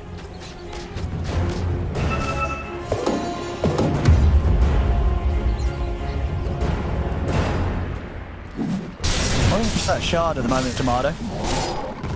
Imagine someone's going to want to take that, right? Who's he giving it to? The thing is, all 3 cores have it. Oh. So, I mean, maybe you just do end up giving it to the Disruptor. The Disruptor and the Skywrath ones are a bit awkward. The Disruptor one has a little bit of merit, but the Skywrath, it's like you need like the Aghanims and stuff like that to make it useful. Mikey? No, listen, commit with the Dream Coil. The starting the Indus is going to allow him to get the apart. The Static Storm gets let down. If there's a much flying crit, they call it. The opening's not on fast. It's easy to be able to get the ult up, but he's caught with the break. Trying for the TP, but they'll be able to catch it. It TP's out, at least attempts to TP out before he puts the BKB, and this could hurt him big time. He's trying to push up for Braum, but Braum's able to cut him out, take him down. Arteezy's out of the game. Stabilite's going to go for the BKB TP. He'll get away. I mean, they get a few kills in return, Shopify Rebellion, but still losing Arteezy yet again. Bryle still staying strong, ready to go for an chases down Fly. Tomato heads in to help out, as it's another kill for TSM.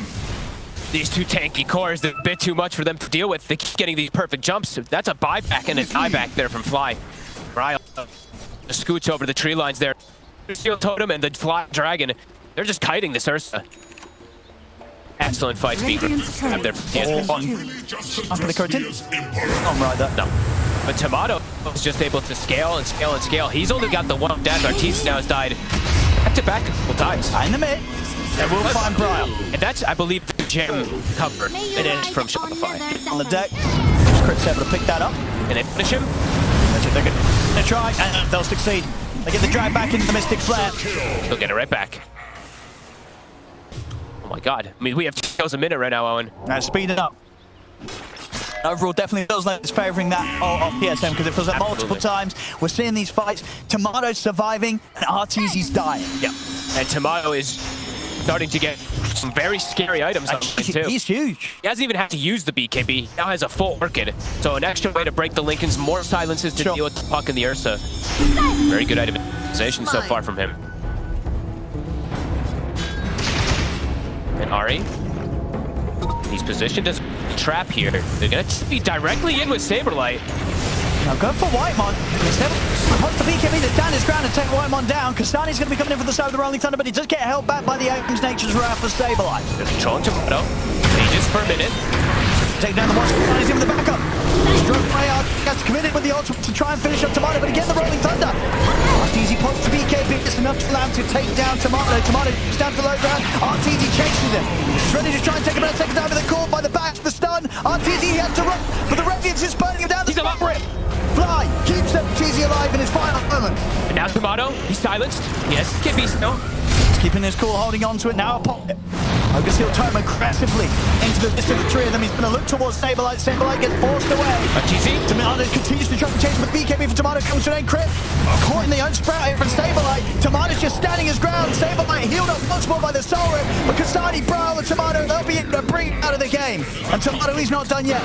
Jumping forward, looking for more. Kastani on the chase. Bashes there. TSM, they'll take another. Triple kill for Tomato. Close to getting brought down, but the Ogre Steel Totem again to kite him away. He gets his back up. Tomato's not done. He sure isn't. Get in on towards. Up easy. How much? He's winning the base. Tomato's going for more. Arteezy will over the Dragon Tails there. They'll be able to glimpse it back into the Static Storm. They get Arteezy as well. TSM playing phenomenally here. Holy crap, Tomato. We saw him yesterday versus Liquid with his Naga performance in the early game was phenomenal. This game, no different.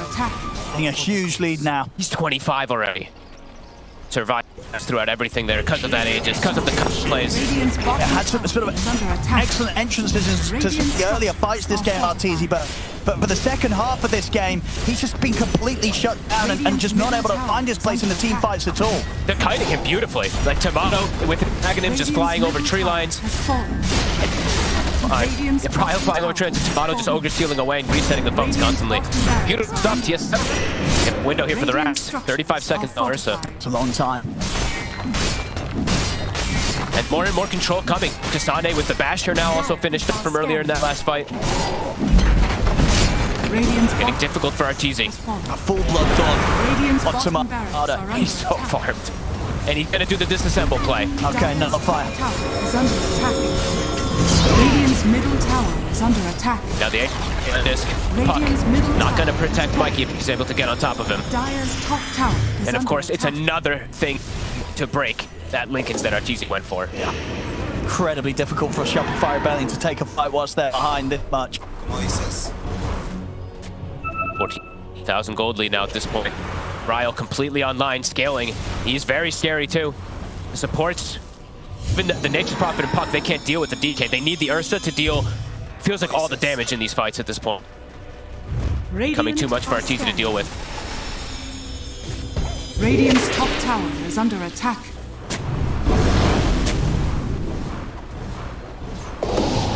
Relentless aggression. I'll see where they wish to go next here. TSM. Shopify still gonna look to make the move. Arteezy breaks. It's risky. They feel that they're forced to try and do this. Come on, he's just gonna go straight in. Get caught by the early silence. Steal Totems back to reset himself for now. Turn with another fire on towards Arteezy. Dream College down. The Nature's Wrath to follow up. They'll roll in and lay down the Magnetites. Whitebomb will fall. They'll deal with the two supports quickly, and they'll take down Tomato the first time. He's isolated. So they're going to go for a second time. Bring the BKB and the blink off the side. Crit and Arteezy, they're looking to chase. He'll try and go for the stun. They'll off for the BKB. EP out, but the bash is there. It's Tomato. They'll get taken out. He's down for 100. Shopify Rebellion able to force the fight that they desperately needed. He spent his gold. And Saberlight might find another. He's got the leech. Kasane. Holy crap. They've caught him. I mean, Mikey. He also does not have buyback. 150 short on Kasane as well. Saberlight actually did way more damage than I would have expected him in that fight. Look at Mikey and Saberlight. They're the ones who actually hard carried that one. 3-man coil into follow-up with the Wrath of Nature. Right. All right. I mean, straight down the mid for this. They should be able to just get a Rax here. A minute without Kasane and Tomato. Holy moly. What a game. Let's see how much they're able to push with this Shopify Rebellion. Ryle, he buys out. That's the fortification. 5 versus 3 here on the push. And then they're going to realize soon as well that these buybacks aren't coming in. Got to be able to get a trade back. He's hunting. It's stunned. They can save him here. At the glimmer and the jump forward. He's going straight in. He's going to be able to take them down outside the fountain. He gets the two of them. That was a dieback from Kasane. An instant dieback. And now Brile, he's alone. Get the second kill, but he has to put the BKB. It's 2 versus 3 here. Arteezy's ready to get in. Jump up to Brile and put the mats up, and he's gone as well. He doesn't have gold for buyback. Oh, he's 400 short. I mean, this is crazy. The back and forth of this game. Now, how quickly it's just gone back into the hands of Shopify Rebellion. They find this opportunity in sort of a period of time where the buyback situation is not ideal for TSM until they'll lose that full set of Wrath. Shopify Rebellion, they'll hold back for now, but they'll be able to clean up a second sort of tier 2 on this top lane. Roshan's going to be back up in 30 seconds, but without a doubt, just completely closing up that lead that TSM created. It's now pretty much back down to dead even. Insane stuff. Mikey, he's now hit level 25. So now he has the Dream pierces the magic community as well to keep these people in place through their BKBs. Roche, 20 seconds. Yep. DK's not going to be up. Pango's not going to be up. How does TSM contest this? Full Abyssal Blade on Arteezy. He's able to get back to his progression with his build. This is wild stuff. A DD is spawned bottom as well. Overwhelming blink for Mikey. Some unbelievable coils. I think, a couple 3 or 4-man coils have absolutely caught TSM off guard. Yeah, I mean, a brutal one then, getting as deep as they were beyond the Ancient and just blowing up Kasane pretty much as instantaneously as he brought back into the game. And Arteezy, who was level, the Wraith King was level 25. Arteezy was 21. Now Arteezy's 25, the Wraith King is still 25. Now Roshan, Arteezy, gonna be able to get handed that axe. And not one that we typically see being taken, right? This talent on Earth. No, almost never. Yeah, he's a team player, Arteezy. I actually have never seen. Yeah, I think I literally have never seen anyone take it. Incredibly low percent. Okay, interesting. I mean, yeah, it might save someone. You never know. Might be able to keep his team alive. He has a DD now for the next fight too, with a full Aghanims. He has spent his gold. He buys the shard as well, so wants to be able to get the benefit there from the enrage too. What a wild game we have. It's still keeping up with the 2 kills per minute.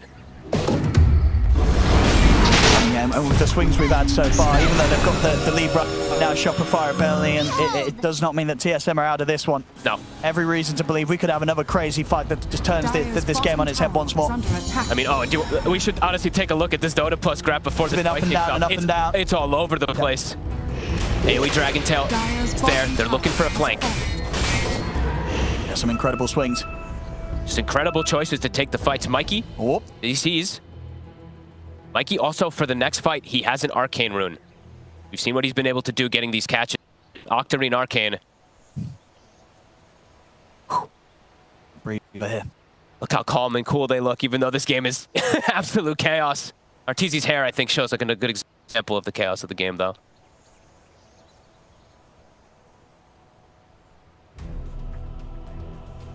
I mean, TSM with this smoke. Honestly, this is coming at a time and from an angle where, I mean, how prepared will Shopify Rebellion be for this sort of play? Do you think they're going to know this is coming for them? It might catch them off guard, sure, but they have ways to protect themselves so many different ways. Unless Mikey gets unless he gets instant nullified with the stun. I mean, that's going to be kind of the ideal way that this plays out for right, TSM, if they can indeed disable and take down the puck. They seem to know something's up. They're going to sail for the courier. Shopify Rebellion's going to know that something's coming their way. Easy, standing on a ward, Mikey jumps in. White Money's able to target the Spanish, probably get the Dragon Tail off onto Mikey. They've got caught in the Mystic Flare. He's able to get out to the side, though he's still alive, Mikey. Crit saves him. 2 supports dead on TSM. Shopify Rebellion, they'll be able to continue this cleanup. Oh my god, Crit, he just hit 20. He gets the Geomagnetic Grip Ally Talent and saves Mikey out of that Disruptor ult. And they'll clean up. Bryle's gone. Only Tomato that's able to get out of that one. They have no buybacks. I mean, always a bit of a risk, right, to sort of take out a Curry in that situation. You give really up so much information, and immediately, Shopify Rebellion, they were full alert as soon as Fly's Courier got sniped. And they see Tomato there for a second. He's alone. They want to jump him, thinking about it. I mean, again, it's one of those situations, there's no buybacks. They're just going to commit. I mean, this may even just be game over. We'll see how much they can do. I mean, Tomato's pretty much on his own. What a play from the Air Spirit. They don't get anything from that smoke, TSM. And they may have just lost everything. Tomato versus the world. He's going to have the 2 supports soon, but Mikey is trying to zone them. They got to do something. Tier 4s are gone. Shopify Rebellion, they're onto the edge of Tomato. He's going to try. He gets in, but the BKB is a pop. Tomato completely controlled. See what he can do with the second life. He's got the BKB. They get the static storm down top. But Artie doesn't play it onto Tomato. He's trying to get down the side until and then get pulled out to the side. So he's perfectly fine. Tomato has to reset the fountain. They dive in. They kill him off in the fountain. It's game over. GG is called. Shopify Rebellion will take this game on. What a quick series of events that was. One slip up there from TSM standing together. Shopify with the smoke. Wow. I mean, great look at him. He's like, holy crap. A real back and forth in that. I mean, a great game for Shopify Rebellion. I mean, for Arteezy in particular. And then sort of came into this mid-game where TSM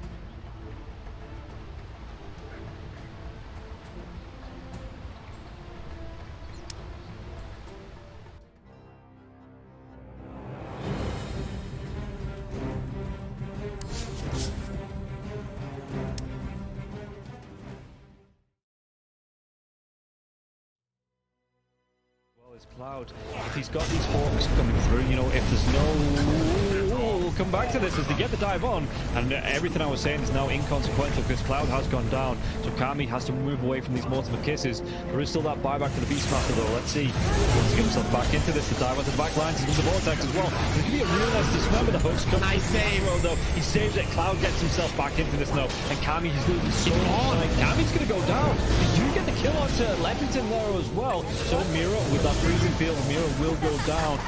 Going down to the hooks. Yatsuro's still in that push roll. He's getting them back. They get the buyback out from the poaching Storm Spirit. Everybody from the side of Hydra, they don't want to be giving this one up now as well, but they take down Leppington once again. That's the dieback on the Disruptor, and Yatsuro, what can he do? The hook, it's going to be blocked mid.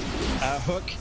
This is the dieback on the Cloud. Cloud, can he get himself away from this one? He's still being harassed by Collapse. One more right click, he goes down. That is going to be the Beastmaster dead for 115 seconds, and now the chase is on for the rest of the side of Hydra. This Aghanims on the Morphling is just making him impossible to deal with. First of all, they use the little shredder on the Pudge to get rid of his armor. He has solid amounts of it, but it is just not enough. And then Yatoro just destroys him, and he knows that he can stand his ground because he cannot be stunned. He literally cannot be stunned. How do you stun water? Well, a lot of their damage, if not most of it, is on the Morphling. Oh, the glimpse comes back though inside the Static Storm Mirror. He has that Lotus going, and now if Zerker actually dives a little bit further, the Thunder comes out. The Pod King, he's dove in. Yeah, they're going to be able to get the kill onto the Storm Spirit. Can they take down the Pudge? They're going to be able to catch him, cancel off the TP. He's going to be dead. The Storm Spirit though, he has brought back, and they've got no kinetic field, no Static Storm. And like you say, they're even going to be able to get a lockdown onto Cloud. Everybody inside of Hydra, they just overextended, and we praised them in the first game for respecting the power of Team Spirit here, but Hydra might have just lost the heads a little bit, and the buybacks, they're going to be forced out, but I don't know if it's going to be enough to defend this base with the Pudge being down, with no Static Storm for the next 27 seconds. Spirit, what can they get from this? I'm in worry though, they're going to be able to get damage. They get two, they do! They take them down, the cookie comes out, the Yatoro, freezing field, they might lose. Happy, is this the dieback? They do, break the Linken Sphere though. Morphling. Bilal wants to come right back into this fight because he have the boots of travel to do it. It might take him a little bit longer now. No boots of travel though, so he's going to have to use the blinks. You know, just do it by foot, it seems. Level 25 Storm with a Beastmaster, so much damage. They're going in for the Morphling. He doesn't have a buyback. No, they get. Do they get the kill? He goes down. Warwick has to go down though. It's going to be him left alive. No, it's not. The creeps are pushing in. There's no buybacks available on the side of Hydra, and this is going to be 4 heroes, even with the death of the Morphling. No way Warwick defends this. It's pretty much over. They don't have the glyph. The game is over. They gave it their best. Hydra, they made Team Spirit work for it. The team that is most likely going to be at the top of Eastern Europe DPC Division 1.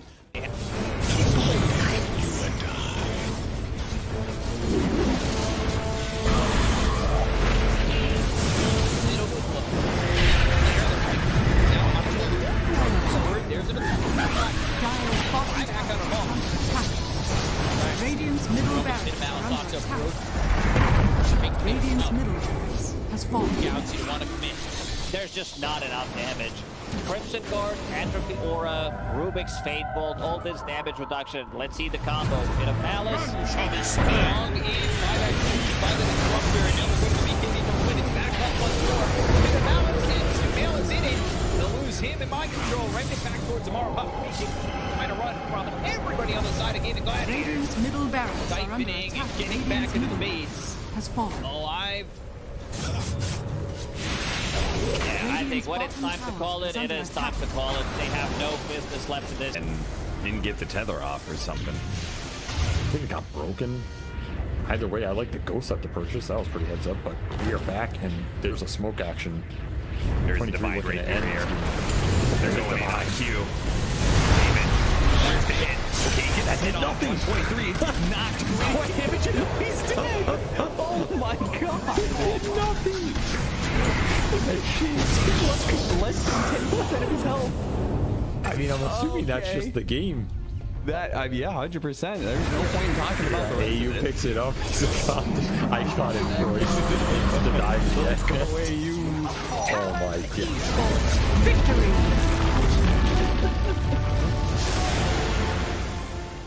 We finally get to see have a little bit of lead. They need to have good vision, good Radiant execution engagement. We're down up on high ground there. Bulbica, Red Panda, this would be huge if we can find it. Setting Storm before the Tombstone. Not bad. Stone from Lulu. Gonna be thrown now over the Bulbica. There. Starting to drop down. I love TK control for the moment. He does manage to get that one away. And the Supernova down. TK barely surviving. And it's just going to be one down at his White Album. To dodge. To hide away. The heal's coming in. They hoping for a save, but the BKB is out. And they're going to jump onto him. He has to back away. We have lost White Album again. And now Mango in trouble. Who is going to drop? Aster, these fight so well, and they couldn't take down that Undying before the Tundra. And remember, it's ages, so they didn't really care about giving away. That's the ball. Make the finish profits. You got the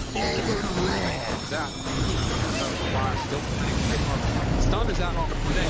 Didn't have a BKB available. Bulbica dropping low. The 10th toss back in. We have another kill off Bulbica. Doesn't look like it because the black hole is there. That's on the agent. He doesn't have multi to come back to light. And Aster, they might take full advantage. Move. Radiant's bottom Rax has fallen. Bottom. Finally, Aster full advantage. They're building. Radiant's middle tower is under attack. Oh, just for a brief second, had more network. There it is, back again with the higher network. When you click on the L, it's not really an inspiring network. Blink, BKB, Radiant. You might be able to get on top of a hero, but that's not the shot that's able to 100-0 here. Like even this Undying inside Shadow Storm, able to then get up with Slash God and throw away. They have that alive. Makes the move, and again, into this fight without Monet here. Pretty good for them. Right album, but now Monet is out now. They're in a lot of trouble. They managed to kill him. Okay. Alright. Pops ulti. Now the turn. Find Jinx. Really getting away. Sort of survived that first salvo. Very strong. Supernova down. Pops the BKB. Lulu, he's just caught here. They want to get the kill. That's really himself up. And now the chase. The avalanche, the toss. Jinx, he's going to give up his life also. This is Monet, he's way too strong. This might just be the full set of racks going down bottom. Aster, way too strong for Ares. Like Aaron the JP. Oh, they're done. Okay. I was wondering. It looked like it was that type of game. Yeah, it kind of was. It's like a game where you're an out, not really ever been in the league, he hasn't really never protected himself. Night silence.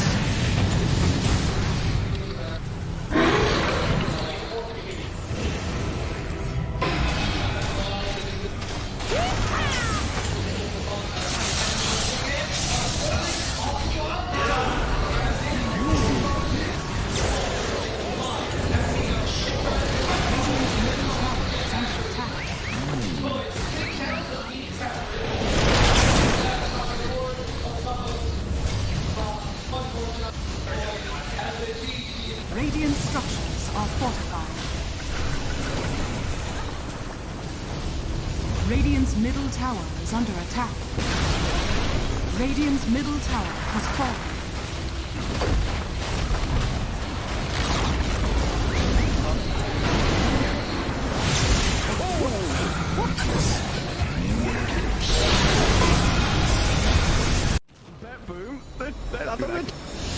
Everyone's just standing. How are they just standing right now? I can't help but fidget with my hero half the game. I'll be running around in circles. Yeah. Pirouetting on the spot, the song. Blinking from Pure. They see Yatoro, 3 lined up. Potentialized path play. They're trying to go in. Trying to Tokyo, blown up by Collapse. Has to fight back. Yatoro gets up with BKB. Pure with another song. Sprints in. Who are they aiming for? Where is the target acquisition? They can't catch anybody. Collapse BKBs runs down south. Lol being chased out as well. Oh my god, Nightfall. Hazy on disc refresher. Blinks to high ground. Gets away from danger for now. Pure, what's he up to? He's back to the high ground too. Mirror image out. Aegis claimed. Lull in the fire. Still surviving and blowing up GPK. Team Spirit. Nothing to do. Sprinting out their base. They don't catch Nightfall on the way out. He's blinked out of the range of Mirror. He's still hunting though, and he's gonna find Toronto Tokyo. Who cares, Gem? I see Jakiro. Eon disc popped. And with his rapier damage of like short work and a twin-headed dragon. Unstoppable. Larl the collapse waiting in the back line actually worked. He stormed out of the tree line and he just then started eviscerating the two supports with the help of Larl. He completely jumped over. They dodged everything that Naga was trying to set and prep there. And Yatoro was also just firing the cannon from the top there. Did the combined damage of Collapse and Larl together. He is a monster. Oh, pure. Lol. Oh, God. Nightfall's gonna get a bit of vision here with the Hawk. Imagine. Can they? Imagine. Will they? They have to do something kind of crazy. They're gonna be losing their base pretty soon. Lash has buyback. Naga Beastmaster have to get back to base to defend. Drow Rangers up here. Tier 3 gone. Barracks to follow. There's no buyback and collapse though. That's a big one. And Mira. Radiant structure. Look at all the wolves. Look at all the summons. It's vulnerable. Mira gets away from there. Help of the Glimmer Cave to jump in from Lol. Disruption of self-save. Barracks taken out. Lol. Oh, tries to fight. Nightfall. He'll just pop, but he can't get any control of Lol. It's Lol. Puck is all over the place. Now they go into the GPK though. Aiming for the puck. They're going to find him at long last. They get him and the rapier's on the floor. He messed up the phase shift. He canceled it. Oh no. Oh, you see that? I'm not crazy, right? I don't know. Yeah, he phase shift and accidentally ended it. There's an Axe Blessing recipe. There's a rapier. There's all sorts of stuff everywhere. An Axe Blessing recipe. What's that there? Okay. Not sure what the story on that one is. Meanwhile, Save, I think he had a refresher shard, right? Because Laryl dove him, he disrupts himself, and he tries to kill him again after it. Save just refreshes, and then uses it again. How did they not got the breaker? That was another DD. I don't think they care. Toronto Tokyo's going to take it, is he? Oh yes, the Jakiro with the rapier. Coming to feed it back to them, guys.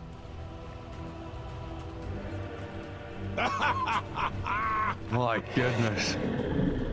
There's Mega Creeps on one side. Top lane Barracks still standing on Team Spirits. Are we waiting for next Roshan, Trent? I don't know. I don't know. I feel like BetBoom have such a good chance of winning these fights right now. They can't get, like, swarmed in the back line. They missed the stun on BK. He's trying to hold his ground, but look at the dodge! Oh my god, Yatoro shreds. Where'd he go? Daedalus hits, refreshes, blinks forward, kills off Save as well. SD's gone, TP home. Get the hell out of here, BetBoom now. He's lucky he didn't get coiled. Dude. Leshrac vanished. He looked okay until he didn't. Until he got hit for 1,350 damage from a single right click? Yeah. Oof. Yeah. Right until that. Ow. Luckily, Toronto Tokyo was not there to feed the rapier back, so that's good. And now Team Spirit running down lanes, coming for the Radiant base. Balls are still there to hold on to. Oh, this has got to be mentally debilitating for BetBoom. Mini 71 minutes. Team Spirit is wearing them down. The admins have been on, they told them, nope, these guys. The longer this game goes, the harder things are. Well, it's like Moomiander was saying in that Sev documentary. This isn't Dota you're playing. This is a slogfest. You're going to wait it out and play 60-minute games. Long ass ones. There's a long line. Pushka very far forward. He unders from Mira, but the Undying will fall inside the Radiant base. He'll as Mira gets off one last finger of death and the turns will get through. They kill GPK. It's a dialect with the ledge. Naga now in trouble. Song of the Siren trying to buy a bit of time, but Yatoro moves forward, gets the damage in. Will is dead. Oh god. It all comes crumbling apart for BetBoom now. Wait, back. They're on to Mira. The kill off Nightfall save though, and lol. He opens up on them. The howitzer is here. Massive 40 mils. Also know that he plays a lot more than just those two heroes. Yeah, agreed. I think TSM are going to be looking at their Doom or Lycan for this first phase. Like, you definitely have to default to Comfort when you're on that game 2, where you could potentially lose the series. So I would be surprised if they strayed away from their Doom opening that we've been seeing. If they do Doom, though, isn't the IO response the most common one? It is. They could IO respond. It is, but if you're a Doom team, you're comfortable playing regardless, right? Because the way TSM have picked it has always been in the first phase. Can I ask you guys a brood mother question? Sure. So, hero very strong, etc., etc. Is one of the biggest things is this script thing where you can spread your spiders out around the map? Is that a big part of why people want to pick this hero? I don't know if I'd say it's a big part. It's definitely a part, but I feel like it's more about the general control of the map thing. Like, most players describe it as annoying to play against, not so much like it's the strongest thing ever. So what it probably does is it restricts your playstyle and how you can play the game, and you have to play a different game. Yeah. So they'd rather just not have to deal with it to allow their draft flexibility. But blocking, like, that was more about being able to block a lot of camps, get vision. It was good, but there's better things. So they do open the Doom, and we'll see if they go for the IO response. Save the guy that gets doomed thing. I think they have to think about the Rubik also, because they've left the Rubik in the pool for TSM, and that's another comfort hero that they might just snag up in this first phase. Okay, and they go all comfort. I speak for the trees. Yeah. Why Prophet? Anybody know? Flex potential. Yeah, that's true. But like we always see it as offlane. And they don't have the matchup, right? It's not the offlane Prophet 1 lane against the Doom, but They do like the combination of Nature's Prophet and Lone Druid. Maybe it's setting up for something along those lines. I think it's because Furion is still just a strong hero, like regardless of the nerfs. He was the most popular hero next to Luna in the last patch, and he still does all of the same things in terms of how strong he lanes, how well he lanes against illusion heroes, what he provides for teams in terms of utility and global presence. And Shopify are a Nature's Prophet team. And usually you don't like to pick this hero and there's Batrider in the pool, but Batrider has been taken out of the pool. So you're already less concerned with a counter coming up. that's true. It is pretty cool with the Undying as well, like dropping Tomb to get vision to make your ulti better, things like that. There's cool synergies there, but they'll pick an Augur Siren. Often banned in second phase, but TSM's going to move it up here. They're probably because they're saying, I'm confident playing this against Nature's Prophet in lane, I'm guessing. 5 seconds remaining. The Nature's Prophet versus Naga thing is a little bit more nuanced than people think, because Naga does play very well into Nature's Prophet. She's a very strong hero, high armor, she can kill him. But I also think, depending on the itemization that Nature's Prophet goes for, he can counter Naga in a way. Like an early Mjolnir has done wonders. We saw how Gaimin Gladiators at the Lima Major confidently last picked their Natures into a Naga, went for the Mjolnir build, and completely destroyed. So I think there are ways to play this matchup that aren't just so cut and dry, this hero counters that hero. Yeah, that'd be a cool solution. It's pretty good against Doom too. He has a lot of damage sources. You'd reflect good damage. 5 seconds I think for TSM though, they have these 2 cores in the opening. Of course, Naga is always a potential flex to 4. We've seen a lot of teams do that. I don't like it for TSM. What was that scream? Hello? That's James Brown, but it's the cool cat, the cheetah. I am so glad someone's on the panel that could explain that. Oh, that scared me.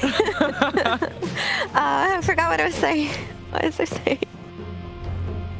Oh my god. Wait, oh my goodness. I thought I could have sworn there were sunglasses on the Panther, and then for the next shot they weren't there. And I'm like, how did they do that? But it just literally fell down there on the floor. So, I believe it's a cheetah. Yeah, you're right. But I could be wrong. No, It's got the legs and the tail of a cheetah, not to mention the spotty markings and face. Looks like a cheetah. Small head. Can run really fast. What a world it would be if animals could sing and you could have them in a band. It would change everything. Is that a leopard? Or no. What's the difference between a leopard and a cheetah in terms of size? I believe a leopard is bigger, the spots are different. Cheetahs are quite bigger, relatively. Okay. Leopard is heavier. They also live in different areas. Oh. Leopards cheetah is savannah. Cheetah is savannah chained long distance. Leopards would be more trees and more like short range big cat hunter. So was it a leopard or cheetah that killed Tarzan's parents? 5 seconds remaining. It wouldn't have been a cheetah. I don't think cheetahs kill people. It definitely wouldn't a cheetah. Cheetahs are too small to go for humans. I mean, unless they're children. That was a leopard that killed Tarzan's parents? Let me Google that really quick. I remembered what I wanted to say, so before the scream terrified me. So to TSM have first pick, And usually when you have first pick as a team, you have to pick flex cores, or the enemy with second pick will counter all of your lanes. And the Doom and the Naga are not really flex cores. Like the only solid flex is Naga to 4, and it's not good for TSM's playstyle and how Ari likes to play. So I feel like TSM are put in a bad position where they're just heavily dependent on Tomato's Naga popping off, but Shopify have all the ways to counter these two heroes. It was a leopard. That mother effer. Question. Pango is in the pool. Why aren't anybody picking them? Why have they picked Lion, more importantly? Surely it happens here in these next couple of picks. Wait, is this I so don't that think he TSM can kill the illusions with the suck? Yeah, that's a good point. Yeah, getting the shard online lets you clear out the illusions better. According to some common websites, Underlord matches up really good against Naga as well. Lowers her base damage, doesn't buy them any raw items.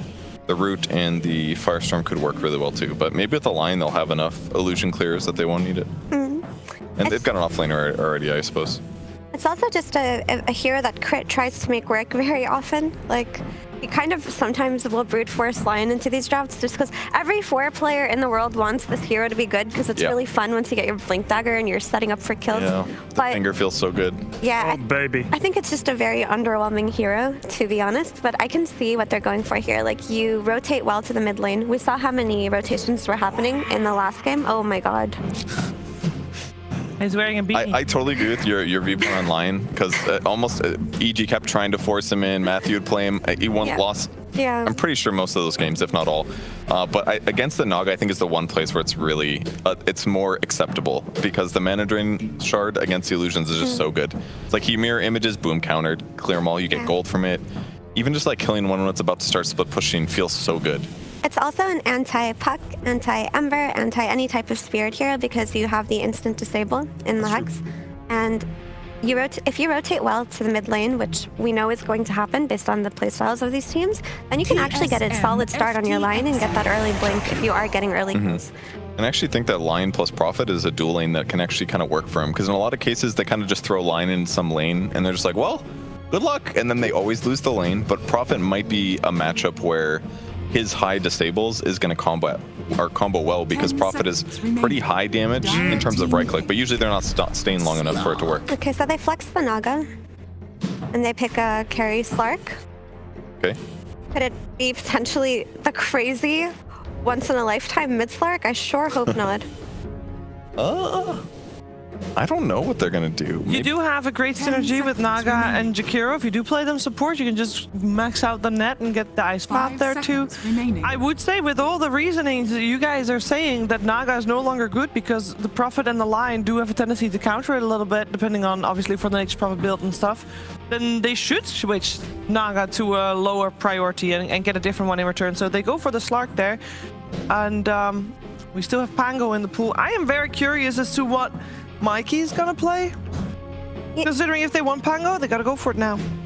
You know, TSM's draft became hard to read all of a sudden. We were talking about how their 2 heroes looked inflexible. Now you're looking at this draft and you're like, what the heck? Because also, Jabs from Talon loves to play offlane Naga, and people do play mid Doom, and people also do play carry Doom. So now, in that weird position that we saw in the first phase, it's just a giant question mark. Yeah, it's a lot harder, and they could always just buy Meteor Hammer on the hero too if they want, as played in the offlane role.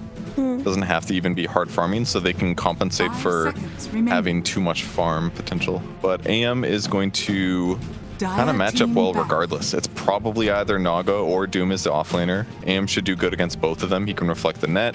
He can blink away from either if things get dangerous. Yeah, but if Slark has a good game and gets the lead, he can like hunt this AM, and he can hunt this Lion, and he can get stacks on this Undying. Like, it does feel like a good Slark game so far. That's true. I feel like Shopify could have definitely approached this draft differently, but it feels like they do want to try something here. I appreciate Tomato's brushing his hair. I feel he gets his shit done during drafts every time. He's got a sandwich too. He's ready to eat. I cannot remember what that feeling is like. Putting a brush through your hair. It's been so long. I literally cannot remember it. Is it pleasant? I can't remember. Is it an enjoyable, if you have relaxing tangles or not? I will say that if like sometimes it can be very freeing because like a scalp massage. Some brushes massage your scalp is really nice. Do you enjoy brushing your hair, or is it a chore? Yeah, I like to do it. Yeah. When I was a kid and my mom did it to me, it was one of the most peaceful feelings I'm in the just world. trying to imagine it. It's like, Oh my god. nope. Do you need a hand, Ted? Where's the hand? Yeah, here's the hand. I'll give it a little. One upside to the AM though against the Sark that I could potentially see is imagine Sark ever does get caught by a disable. If AM jumps in and burns his mana, that's like his team fight is over. He does really need mana to be effective in fights. So now it looks like they're playing 4 Naga, 5 Jakiro. Nice. Slark and Doom can potentially swap lanes depending on how they're going to read Shopify's lanes, and DK is going mid. This is very unusual. This is not something that I expected TSM to draft. Yeah. I don't think I like the carry Naga for them too. I mentioned this before, but I feel like TSM are so dependent on Ahri's early rotations to secure the mid lane for Bryle that Naga is a hero that does not do that for them. Well, another throwback here. Mikey played Necrophos early in the group stage. It went bad. I think did he play offlane? I don't remember. It's got good matchups against the Naga Siren. Not that it is a carry Naga actually. It does match up win rate wise well there. So it's a 4 Slark. What? I mean, I guess we said it is literally the tail end of the patch. Ooh. That is not the gotta flex bring out all the strategies you've prepared at some point, one way or another, just to prove that you could do it and that you did. And I'm trying to really come up with crazy. Okay, like the depth shroud, the depth shroud shard is one of the best saving shards in the game. So people do tend to experiment with carry Slark, with support Slark. But I feel like every time I've seen it, it has failed epically. Yeah, I don't know if I believe in it either. It's it feels like they got forced into doing something. They thought they had like the 1-up and they got put in a weird place. Now they're like, okay, well we have to do something. Yeah, I'm thinking like, okay, so this Necro, now there's a really good Doom target in the early game. You don't have to worry about the anti-mage counter spelling it, but I feel like the Reaper Scythe should be good against both Doom and DK. How good of a save is the Depth Shroud versus Reapers? It's not at all, right? It's not that good. I mean, it's like it's some regen. That's about it. It looks too weird for me, this TSM draft. My brain is not comprehending, so I'm going to say Shopify takes the 2. I mean, I guess you've got the Heartstop Aurora against 2 beefy boys. Sure. I don't even like this Necro pick, to be honest, but... No, I'm just trying to help. I think Shopify's draft looks more normal, so... Normally, Atlas is attempting to reach equilibrium through normality. I would agree with all of you, apart from the fact that TSM has got no pressure on this game. Last game, potentially, they're just going to have fun, and sometimes fun just wins. Sometimes TSM, especially against Shopify Rebellion, they just get it. If they have it, this time around, we're going to find out as we're heading into the series. You thought to tame. Thank you very much, Jimmy. It's Game 2 here between Shopify Rebellion and TSM. Fogged. Well, we're going to get to see the glorious support Slark here from Ahri this game. What do you make of this? I'll tell you what I was found. Oh. He's played 12 games of support Slark in the last couple days. Yeah. He has won 9 of them. Oh, well, there you go. It's good enough for me. I'm trying to... What is it? What's the build? It looks like one of them was a carry, I believe. Okay, but what's the support build when he ends up in these support situations? I can't even tell if some of these are support. I mean, he just goes Glimmer Cape Shard. Okay. Treads, Glimmer Cape Shard, he starts with boots. Makes sense. So it looks like you're able to save people. Looks like the games that he... Honestly, actually, wait a minute. I think he owned... Some of these games are carry, whatever. But most of them are support, and he's won a lot of games on it. I mean... I'm not sure. It looks very strange, but for the catch early game and stuff like that, maybe there's some potential. He's going to be able to D-ward with Shadow Dance too. I mean, Ahri definitely sees something that maybe all of us don't. But overall, Shopify, a more normal draft and some good matchups. They have this Necro versus the DK mid. Relax aja, has it ended up being a good anti-mage game here for RTZ? Relax aja, Brody. I mean, yeah, pretty good, of course, with all the space that he's been able to get, but maybe Ahri can do some type of magic? I don't know. This is crazy. I'm just hoping we get a close game like last time, because it was super back and forth. But who knows what to expect. They did end up putting that Naga as a carry versus the Lion, so Crit, he's going to be able to, in the mid-game, get lots of money from those illusions, depending on what's happening. Sure. And we'll see how Mike does in the next boss, right? Because he had another game previously on this, and it didn't go too great, right? Yeah, actually, I got to check that one, sorry. I believe it was... We saw him try this, once before here in this league? That was a while ago. I think it was like over 10 days ago. I'll get to you in a second. Was it? It was in the early days. No, I think you just saw. Go back. Did I miss it? Yep. There it is. I'm watching the lane. Good up. Top lane, or actually bottom lane. Now we're gonna have what, Crit and Saberlight up against Whitemon. Tomato. Oh yeah, I remember this game now. It was a rough one, right? It was quite a rough one, yeah. So we'll see how Mikey does this time round. It was a counter pick versus the Ember, and then they put the SF mid, and BZM went absolutely bonkers in that game. So he got hard countered as like the pick. So overall for Mikey, I mean, he should have, in theory, a much better lane in comparison versus an SF, because that's just like a hard counter versus the Necro. But Bryle, we've seen these DKs even play excellent versus their counter matchups. And I'm thinking I'm gonna just be watching Ahri like half the game. So sorry if I'm a little distracted. Level 1, you know, you start off with the boots, point and essence shift, so you're ready to trade with heroes. Feels like Arteezy should just get absolute free farm up here, though. He's got an Undying behind him, and he's versus Doom already, and he's versus the Slark, so it's double melee. It feels very free for Arteezy. But our Tomato, I was mentioning in the last game, he had an unbelievable performance on his Naga Siren. Even though they ended up losing, he was the one making aggressive plays early on as this Naga, so looking forward to see what he's going to be able to do. Well, I know everyone's looking forward. He's going to be able to. I'm just going to be looking forward to what Ahri's doing. I'm literally just going to be staring at Slark because I'm super curious about the whole build and what he's going to be able to do besides just saving people, right? Because he's like, what I feel like this Slark will do as a support is just D-ward and get Glimmer and Depth Shroud and just kind of protect his teammates in a lot of situations. So, yeah, I'm really curious what else it's going to be.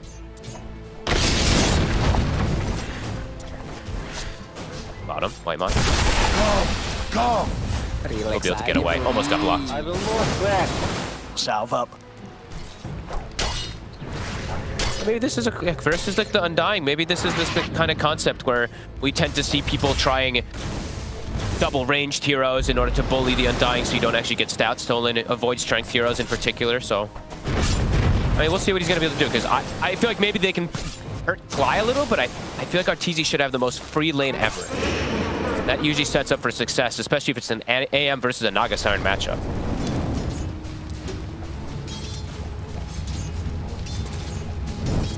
Kastani having to be careful. You step up to the wave. It's easy making sure that Ahri's not able to get him for denies. Are fortified. He's just going to pull waves on Ahri. Mid, Mikey starting to get big control of this lane here. As the levels come out, it becomes harder and harder for the DKs. Yeah. Needs to get a range drop on Bryle. And then D-Bay, yeah, but begin to bully Bryle, keep him low. Yeah.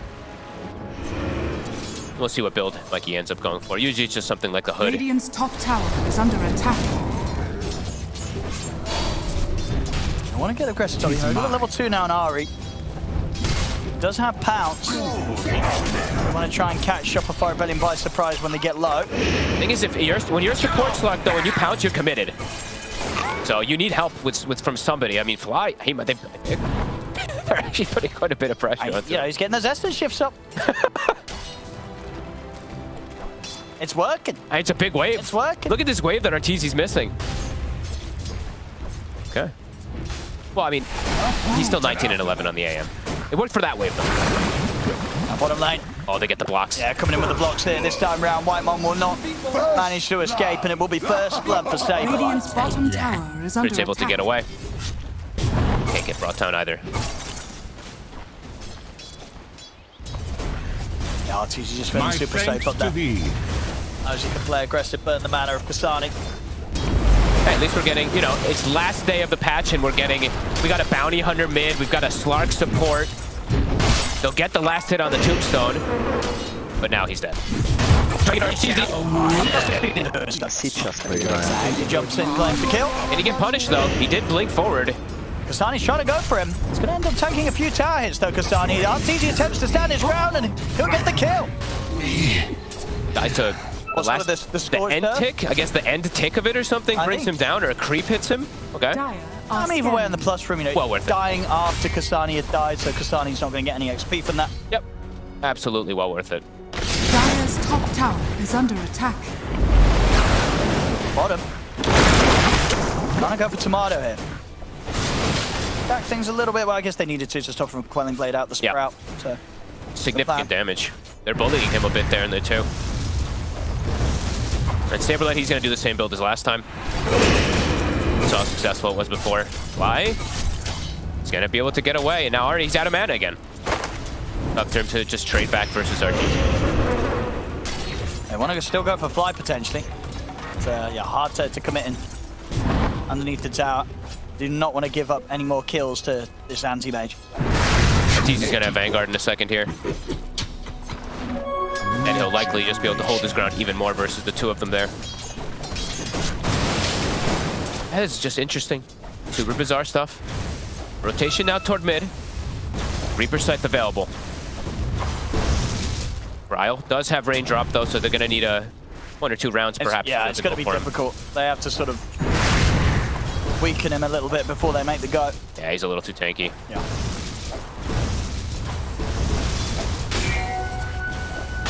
Fire and ice. They realize it's just not gonna happen. And they can't take this DK down right now.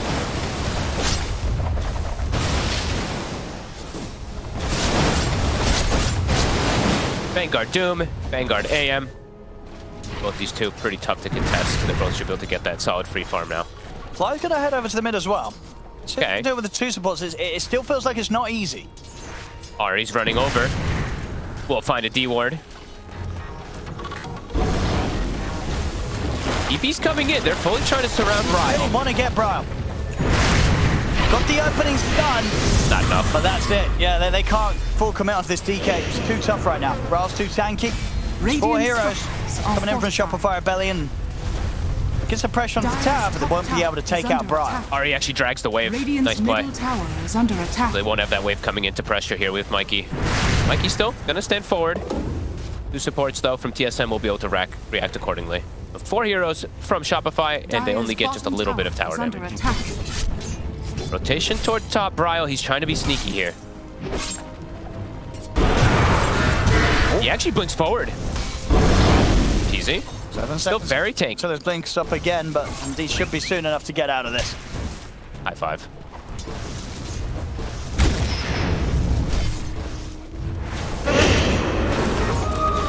Still persisting in the mid lane.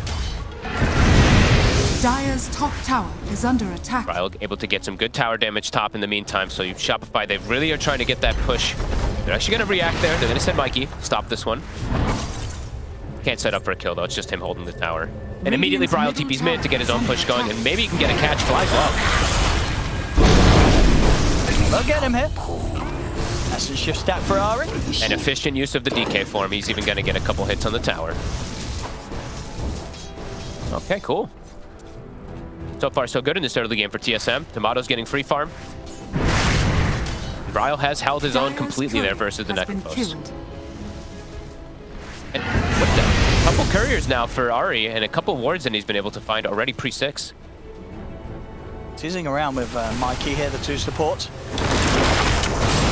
Bottom lane, bit of an attempt to be made onto Saberlight. Flies in with a heal, Saberlight's out. Tips coming out, drops the tree. Blocks him out. Saberlight again, going toward mid. He's just really trying to persist and push this tower with Mikey.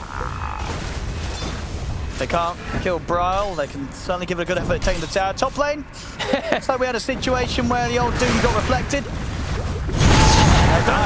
They'll be able to get a pickup on Whitemon.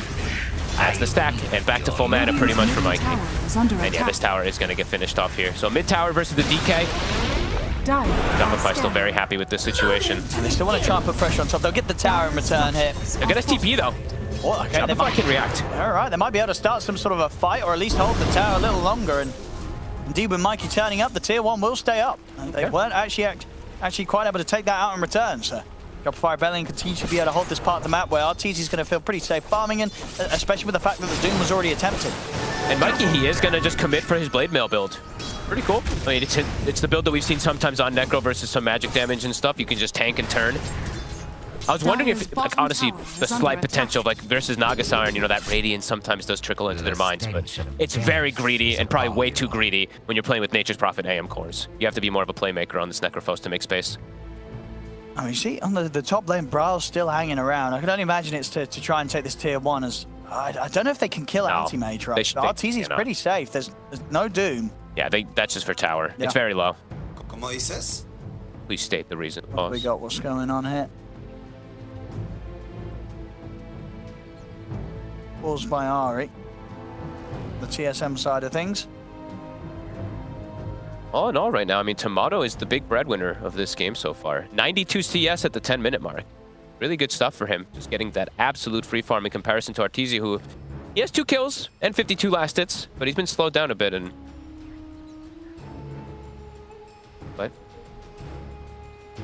what happened? I don't know. My account will be permabanned. What? I mean, that sounds like just someone on someone got on an account and sent a message by accident. What? Yeah, Arteezy's like, what? I mean, that sounds like some sort of a mistake has been made. That's what you get for Slug 4. Yeah, there you go, Saber. Like, get him. For Slug. A bit of banter here. Looks like a bit of confusion. Look at Tomato has the biggest like shit-eating grin. I mean, he's probably, and Ari's dead serious. He's like, "Oh my god, am I getting banned?" Like, he's...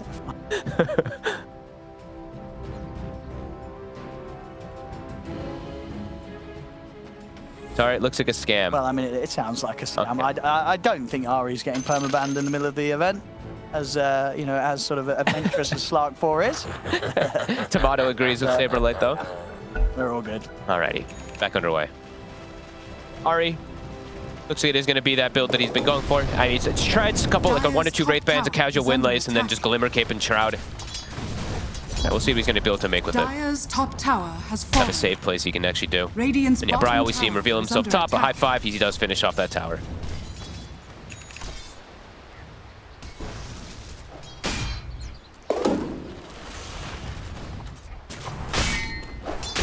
Really, I'm just waiting to see like the Ari thing, you know, just how many D-wards is he gonna get this game in particular? That's just a DC, you know, that happens from time to time for Mikey.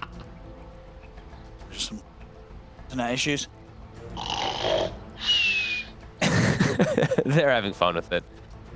I mean, after that last game in particular too, it's like the NA showdown, the NA specialty, 2 kills a minute. This one, a very slow one, and it definitely has the potential to be a pretty slow one when it's AM Nature's Prophet on one side versus a Naga Siren. But well, you got to imagine, well, you feel that Arteezy, he's going to be feeling good because he's had sort of a solid start here at the AM. He's going to be able to get good timings. And he's got that good core-to-core matchup versus Naga Siren. Sure. As the game progresses, it becomes very difficult for Naga. So we'll see what itemization comes out from Tomato also. You want to get ahead and stay ahead as a Naga Siren, get like, I mean, potentially just get an early butterfly as we see him queue. I mean, not that early, but you definitely want to try to potentially get one very early versus an AM. He doesn't want to itemize for it. Radiant's bottom tower is under attack. 1 to 2k-ish lead there coming up for TSM off of these lanes. Getting some good greed, Kasane getting that farm.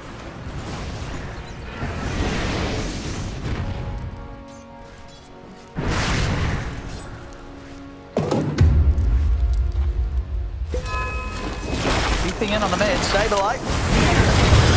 Gonna have the setup onto Whitemore. There it is. One. My pride.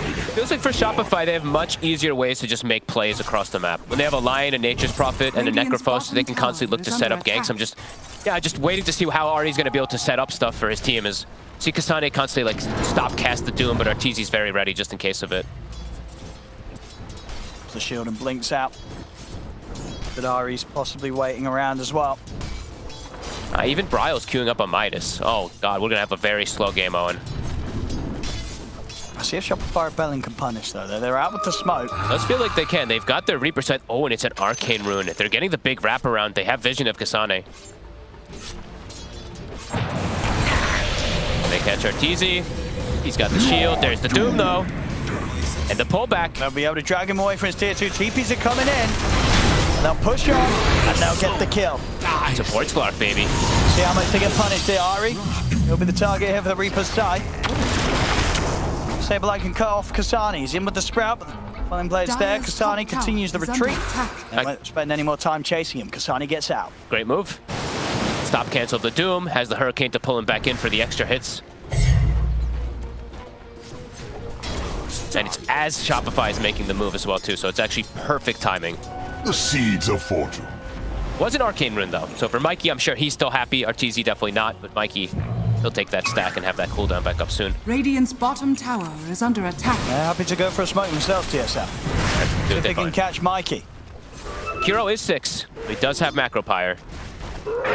Timing. It's the pull back. Okay. Bit of a setup there. Brown can get him with the Dragon Tail to get the Ice Path. Macropire laid down, Dragon Tail to follow up. It's a lot of magical damage burning Mikey down. It'll reflect a bit of it, but it doesn't matter. Mikey falls, and TSM, they'll lose no one. Perfect connection. Literally everything. Again, Tornado Creep, the Hurricane, coming into play. Finds him another snag. He reflected. Look, the damage he did. He did 3,300 damage as the Necro, but will get brought down anyway. 0 points in that Ghost Shroud gets punished. And Ari, he's going to try and set up a vault. Some of the pounds on the Saberlight. TPs are coming in, and Ari just immediately posts the Shadow Dance as he attempts to retreat. Crit. He'll be able to try and dodge this out with the Dark Pact, but Stun still connects. Ice Path laid down by Whitemon. And an attempt to block off Shopify Rebellion, but they'll still manage to push on forward. TZ dropping incredibly low versus Tomato. Ari's got the pounds back up. Gets away from Shopify Rebellion. They don't catch anyone. Oh, and Tomato is committing. He's bought the Eagle Song. Okay, so the Butterfly Rush. Okay. Is this a good game for it? What's the value of the Butterfly Rush this game? I usually say no, almost ever. Sure. I mean, could be interesting, I guess, but just usually this ends up like biting you back because then your illusions are just very squishy, but maybe he's just thinking versus the MP and AM. I mean, we'll have to see if it pays off. I usually see this end up like falling very flat, but they're looking for Kasani here. They'll blow him up. The combo there once more. They take him out with the Reaper's side for Ari. They'll look towards Crit, but he's also got to run. Global Root. It's going to catch the two of them. Follow-up stun from Crit. Ari will be able to Dark Pact it off. Shadow Dance is up in 10 seconds. The Death Pulse is chasing him. Final decay from Fly takes him out. Yeah, I'm almost never a fan of the early Butterfly, but I mean, if Tomato sees something for it, if they're able to make the space for it versus the AM, maybe it could be something cool. I feel like I've seen this a lot where they get second item Butterfly and it ends up doing nothing, but I mean, he's doing it because he feels like he's so far ahead right now. He absolutely is. You know, 9K net worth on the Naga Siren. He's having an incredible start. Let's see if this Butterfly Rush does do wonders for him this game, or if it ends up biting him. Yeah, all not too. Like TSM, Bryle, he has a Blink already finished up after his Midas too. Like the 3 cores are having spectacular games. A sour. Maybe he is just going to get all that space in the world. We shall see. Easy. Just walked up and dropped a Mana Void onto Tomato. Didn't really do much at all, of course, level 1, and Tomato really that low on the mana. I like the way that TSM is playing the map. They're just leaving Tomato up top to contest Arteezy, and then they're just running together as like 3 or 4 to try to shut down any movements that come out from Shopify. Cool stuff. 4K lead off of it. Saberlight is getting great scaling, though. Oh, he already has his Zags finished, as we mentioned from before, and he is going to go down that route of being that secondary hard carry. Maybe going just straight down like a Mjolnir build since he's playing versus Nagi. Get the jump. And Mikey, if he gets the Ghost Shroud and the heals off. Back up in the form of Fly. Ari commits him with the Shadow Dance, chases down Mikey, but he's not quite able to get him. Mikey's able to turn the sights back up. Ari's out. Whitemon will go for the TP away, but Crit catches him with the stun. Double kill for Mikey. As Shopify Rebellion, they were prepared. Back to full HP. And having a good time picking up these stacks, Rob. What we got already? He's at 4 already. 4 Reaper-sized stacks as 16 minutes in. Not bad at all. I think we've had some. I think we had 1 or 2 games where it was like 40 minutes in and they only had like 5 stacks. So this is an excellent start for him. 5-1. The only death he has so far was bottom. Crit. We'll find him. Does get caught out. Was trying to finish off his Blink Dagger Gold. He was getting rather close. About 1900 in on it. Arteezy just mana voiding creeps. He's got the Battle Fury done. And Jazz for Tomato with that Butterfly complete. Definitely going to be one of the faster timings you'll see on a Naga Siren with how much he's prioritized it in his build. I think he's telling his team too. He said, "Guys, I got Butterfly. I'm not showing up for a while. I'm playing the farm game." And we're 13 minutes faster than the average. As we say, you know, only you go for the other items beforehand, but Tomato feeling that he's having such a good time of a game that he can go for it first this time round. And there's definitely a high chance that he'll get away with this. And already, you know, some of these heroes are not going to have fun dealing with the illusions. Right, Ari. Ari is stuck inside. He already used his quelling. Ari, he'll be in some trouble here. Crit. Dark Pact's off, and he has got the backup of Kasani. Whitemon is going to get caught. Will mean that Ari and Kasani will be fine to escape. But another kill for Mikey. And Crit now has Blink Dagger. So does have a way to initiate these fights, get these instant jumps. Perhaps even hunt the Naga Siren.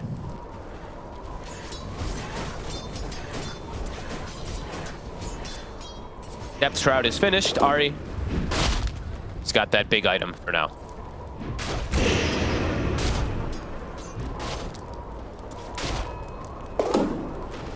Just watching around the mid, but Crit and Mikey are ready to pounce. The smoke, another arcane room for Mikey. He'd love to get the chance to use his scythe.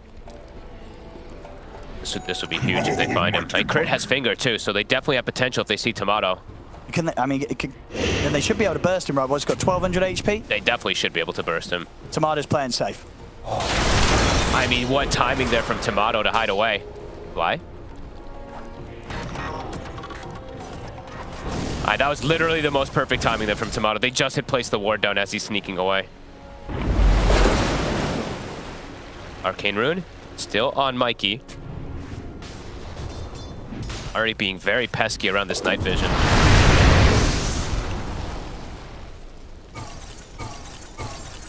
Doesn't look like he'll get the chance to pop the scythe whilst the arcane rune's going. Look at how sneaky Ari's being though, getting vision down. Just, he's literally playing the night vision perfectly since it is him. Radiant's middle tower is under attack. Taps on Arteezy. No way to jump him though. Thinking about it, but he needs help. He wants to try. Now they will see him. Crit, he's gonna get the instant jump. Follow-up stun, scythe and a finger. Get the job done. 5 stacks. And that, I believe, is the level 2 scythe. We'll get that little bit of bonus. 12 HP regen and 6 mana regen for Mikey. And the shard also was purchased a bit ago, too. Of course, yeah, Crit. He's also getting his own stacks up. Stacks on the finger damage. And scaling Crit. He's looking for another one, and they have the global potential. The NP's coming in. Whitemon in trouble. RT's even able to join up to look to try and get this kill. He wants the last hit. Mana Void. There it is. Thy soul will be saved. Starting to rack up some kills here. Arteezy starting to catch back up to this Naga Siren.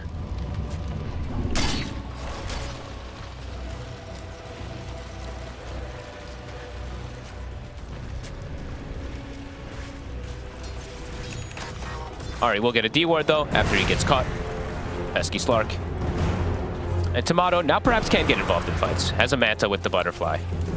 Just has to watch out for that magic damage. Dire's top tower is under attack. Looking for Whitemon again. Crit. This Blake's doing work. They're ready to set up for Arteezy. Finish off another kill, getting this anti-mage involved now. Dire's top tower is under attack. Concerns perhaps for TSM. They're getting outmaneuvered. This Crit Blink Dagger is just finding catch after catch after catch. They're keeping it coming here. Yep. Shopify Rebellion smoke up immediately and straight up towards the top lane. Mikey has Blink coming out in Courier too. Ryle does not have his BKB just yet.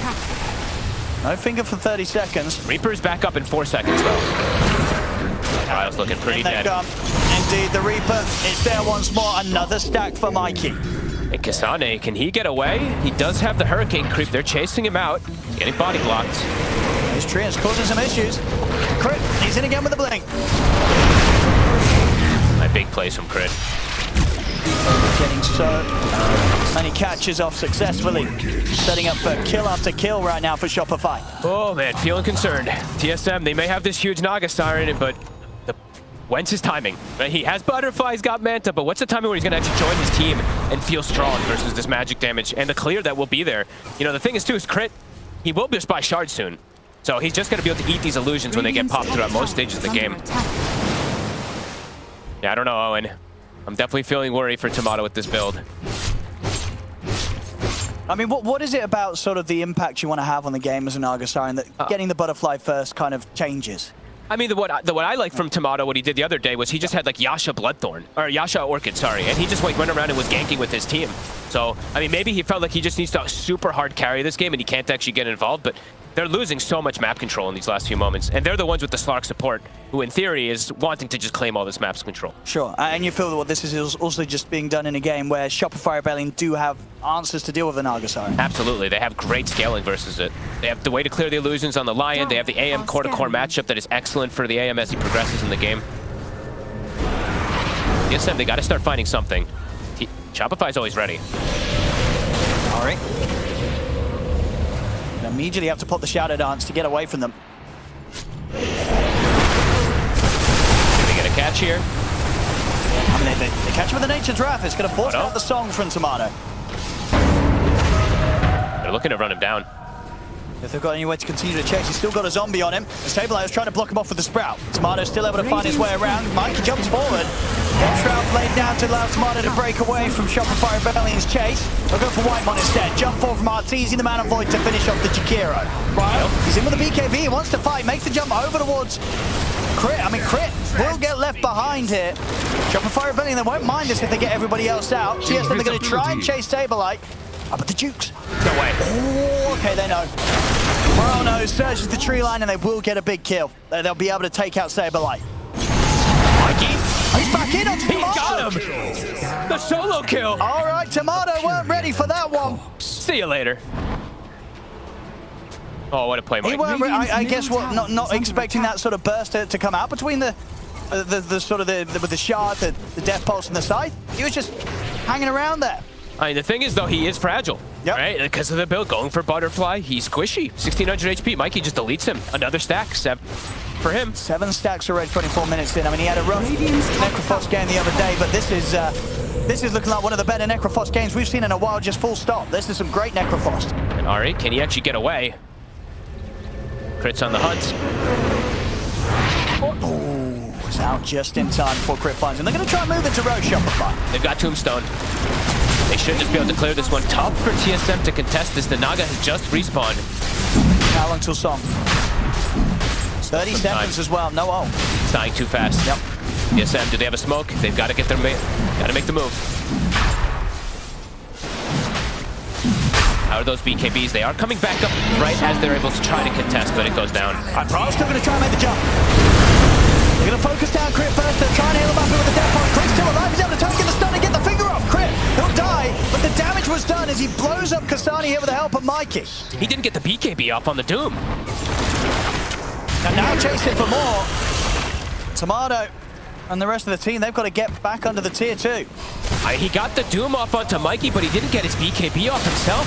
Ari tried to turn back in on them, but there's no place for him to be. They've got to hold back at TSM. Shopify, full control of this game, and we see the build from Mikey. Not the Radiance, but the other build to counteract the Naga Siren. He's just going down the Shivas, and he pretty much has it. This is going to be super quick timing. Yep.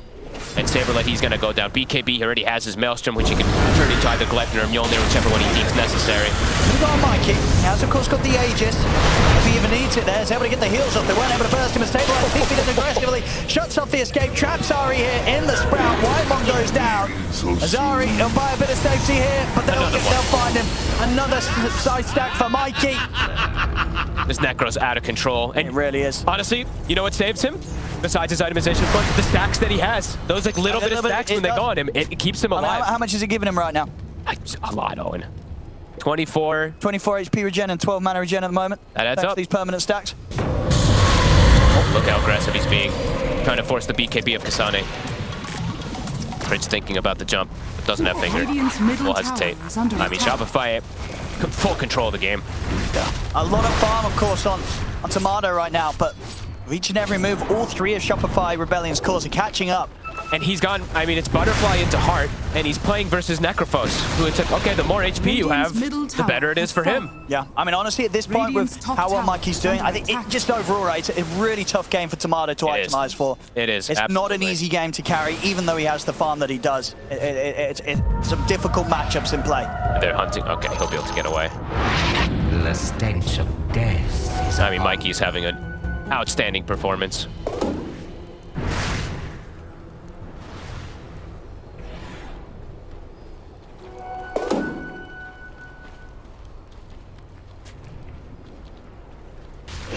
Ari, he is giving good information and stuff like that, but I mean, 0 and 6 so far on this support start. It's absolutely not working so far from the way Shopify is playing versus him. Mikey's in. He's going to be able to force out the BKB straight away from Bryle. He still has Aegis, so he knows he can play confident. They're just having a run. TSM. I'm trying to think of the timing for TSM when it is going to be that they feel very ready to fight. I'm not sure really when it is. It's like, I don't know when Tomato feels like it's going to be, all right, I'm ready to go. Maybe it is just this nullifier, if he's able to find it so that he can actually target the Necro. But the AM is just getting bigger and bigger. Like, Arteezy has started to become a really big issue for them to deal with. And what's he going for next, Arteezy? What's that coming up? I think it's his Aghanims. All right.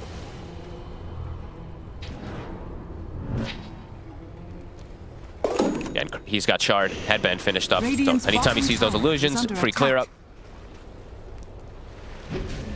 Dire's top tower is under And Mikey just continues to play unbelievably aggressive. The BKB still on cooldown for Bryle. He's just dancing at him.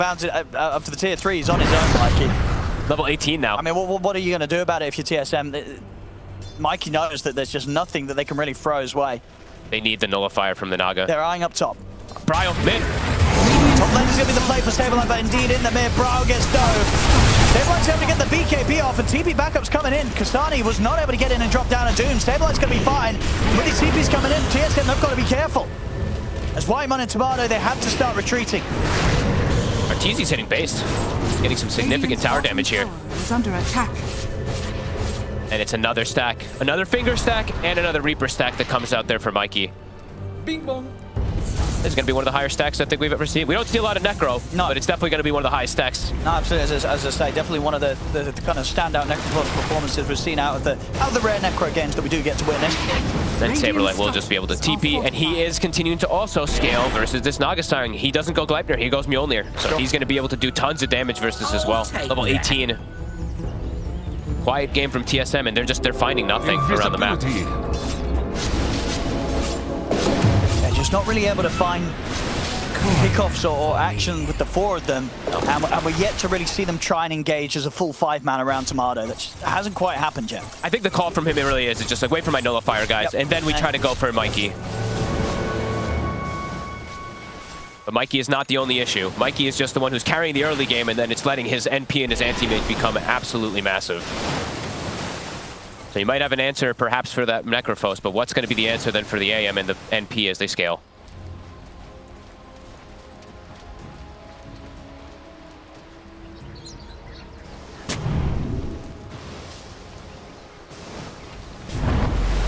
Tomato is about to have it finished up. There it is.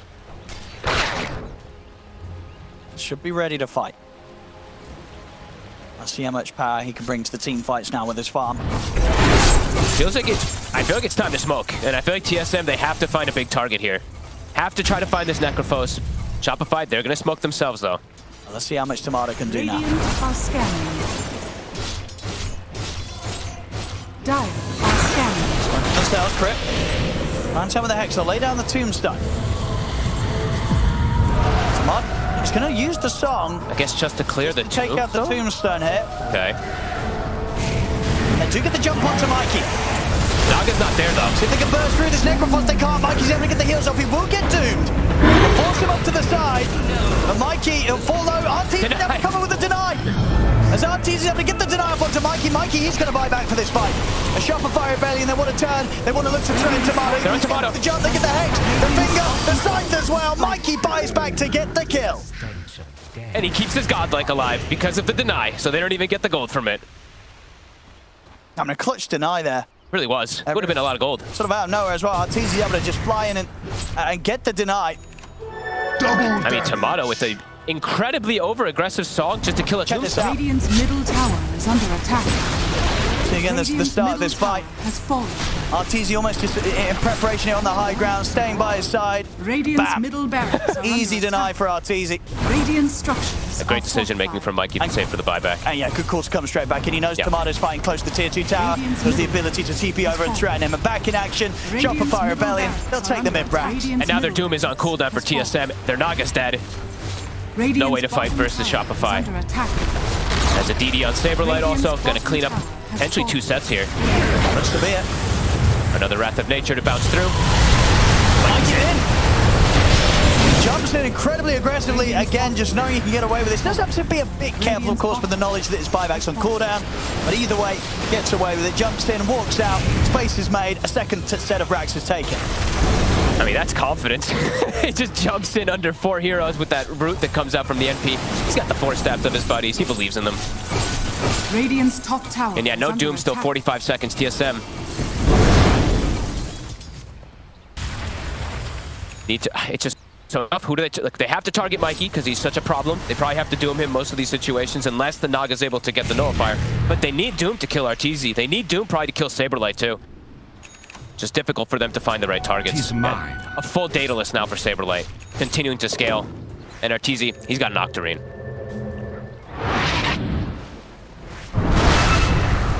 Not the usual build you see from Anti-Mage, but when you have this Aghanims, it's very annoying to play against when he's just poking and prodding you.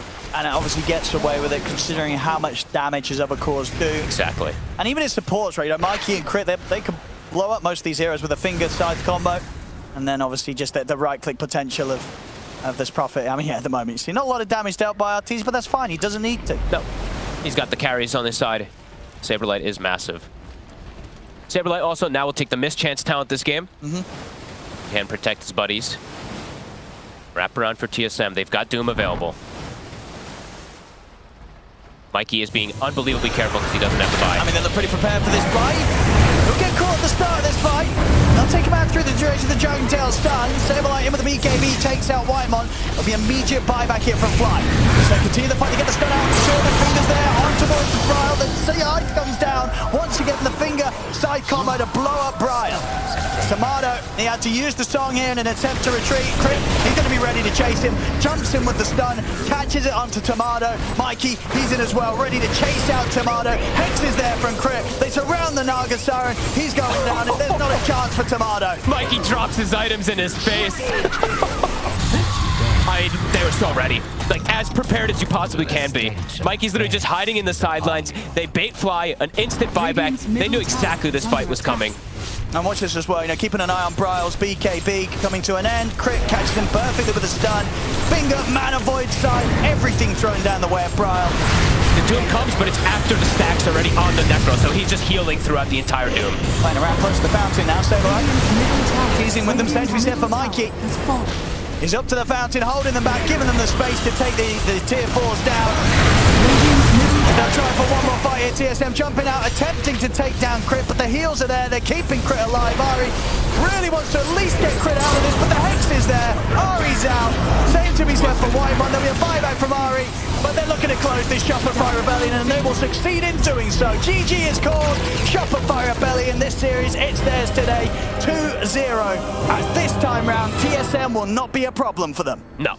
And Tomato, honestly, he ends the game like 0-3. Maybe it's just his team decision, right? Just being like, hey, you've got to go for some type of weird butterfly build to try to be able to super carry this game, but there really was no hope for TSM in almost any of the stages of this game. Ari and Whitemon on end 0-8 and 0-12, and Mikey, he just completely takes over the entire game. It really does. Well, 17-2 and 8.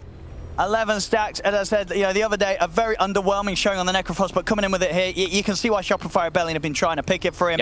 Because in these sort of games, he just pops off completely. And I feel like Crit, the moment Crit got Blink Dagger this game, there was just no hope for TSM. Sure, I mean, he found pick-off after pick-off after pick.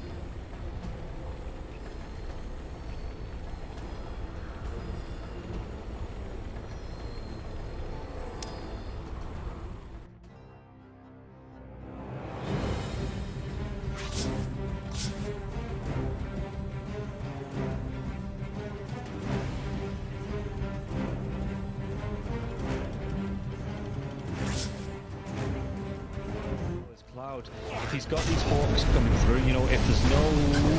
We'll come back to this as they get the dive on, and everything I was saying is now inconsequential because Cloud has gone down, so Kami has to move away from these multiple kisses. There is still that buyback to the Beastmaster though. Let's see. Wants to get himself back into this. The dive onto the back lines into the vortex as well. There's going to be a real nice dismember. The hooks come. Nice save. Though he saves it. Cloud gets himself back into this now, and Kami is losing so much time. Kami's going to go down. They do get the kill onto Leppington there as well. So Mira with that freezing field, Mira will go down.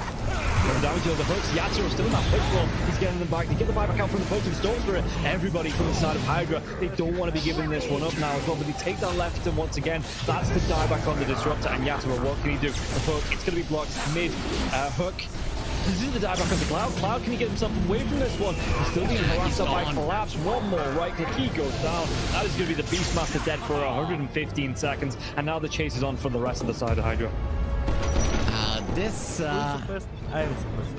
Aghanims on the Morphling is just making him impossible to deal with. First of all, they use the little shredder on the Pudge to get rid of his armor. He has solid amounts of it, but it is just not enough. And then Yatoro just destroys it, and he knows that he can stand his ground because he cannot be stunned. He literally cannot be stunned. How do you stun water? Well, a lot of their damage, if not most of it, is on the Morphling. Oh, the glimpse comes back though. Inside the Static Storm Mirror, he has that Lotus going, and now if Zofra actually dives a little bit further, the Thunder comes out. The Pod King, he's dove in, yeah. They're going to be able to get the kill onto the Storm Spirit. Can they take down the Pudge? They're going to be able to catch him, cancel up the TP. He's going to be dead. The Storm Spirit though, he has brought back, and they've got no kinetic field, no Static Storm. And like you say, they're even going to be able to get a lockdown onto Cloud. Everybody inside of Hydra, they just overextended, and we praised them in the first game for respecting the power of Team Spirit here, but Hydra might have just lost the heads a little bit, and the buybacks, they're going to be forced out, but I don't know if it's going to be enough to defend this base with the Pudge being down, with no Static Storm for the next 27 seconds. Spirit, what can they get from this? I didn't worry though, they're going to be able to get it. They get two, they do! They take them down, the cookie comes out, the Yatoro, freezing field, they might lose. Happy, is this the dieback? They do the break the Lincoln Sphere though. Morphling.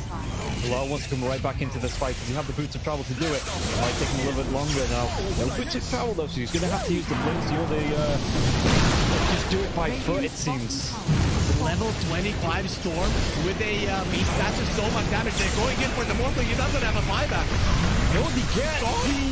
Do they get the kill? He goes down. Warwick has to go down though. It's going to be him left alive. No, it's not. The creeps are pushing in. There's no buybacks available on the side of Hydra, and this is going to be 4 heroes, even with the death of the Morphling. No way Warwick defends this. It's pretty much over. They don't have the glyph. The game is over. They gave it their best. Hydra, they made Team Spirit work for it. The team that is most likely going to be at the top of Eastern Europe DPC Division 1.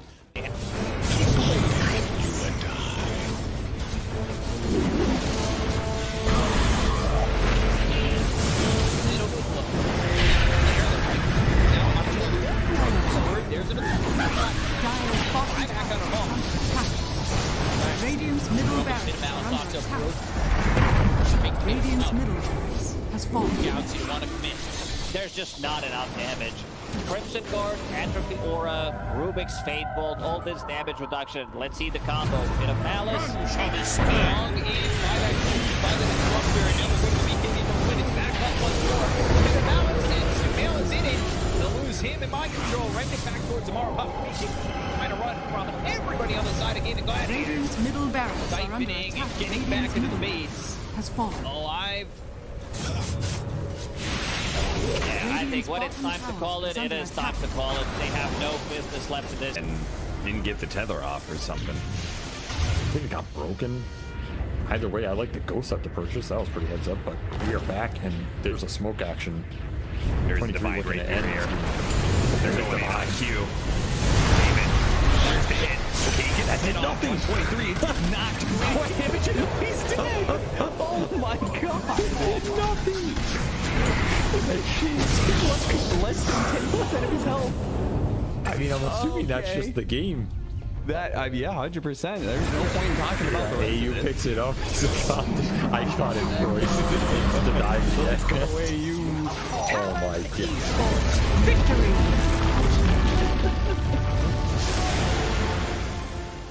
We finally get to see them have a little bit of lead, but they need to have good vision Good Radiant being engaged.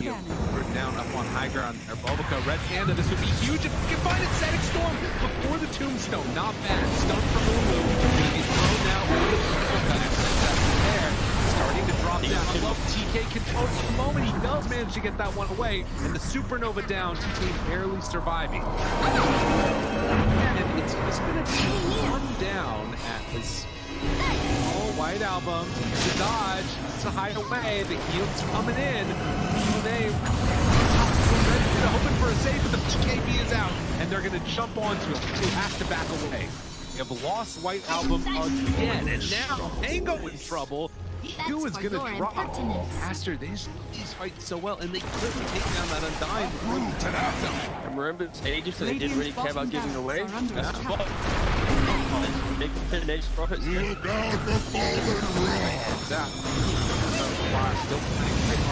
Stun is out on the today. Didn't have a BKB available. Bulbaca dropping low, and toss back in. We have another off Bulbaca. Doesn't look like it because the black hole is there. That's on the agent. He doesn't have multi-league up to the line. And after, they might take full advantage. Move. Radiant's bottom Rax has fallen. Up the bottom. Finally, Aster full advantage. They're building. Radiant's middle tower is under attack. Oh, just for a brief second, had more network. There it is, back again with the higher network. When you click on the L, it's not really an inspiring network. Blink, BKB, Radiant. You might be able to get on top of a hero, but that's not the shot that's able to 100-0 here. Like even this Undying inside Static Storm, able to then get off the slash column from away. They have that alive. Makes the move, and again, into this fight without Monet here. Pretty good for them. Right album, but now Monet is out now. They're in a lot of trouble, but they managed to kill him. Okay. Alright. Pops ulti. Now the turn. Punching. Blade getting away. Sort of survived that first salvo. Very strong. Supernova down. Pops the BKB. He's just caught here. They want to get the kill. That's really himself up. And now the chase. With the avalanche, the toss. Thinks he's going to give up his life also. This is in Monet. He's way too strong. This might just be the full set of racks going down bottom. Aster, way too strong for Ares. Like Aaron did JB. Oh, they're done. Okay. I was wondering. It looked like it was that type of game. Yeah, it kind of was. It's like a game where you're an out, not really ever been in the league, he hasn't really never protected himself. Night silence.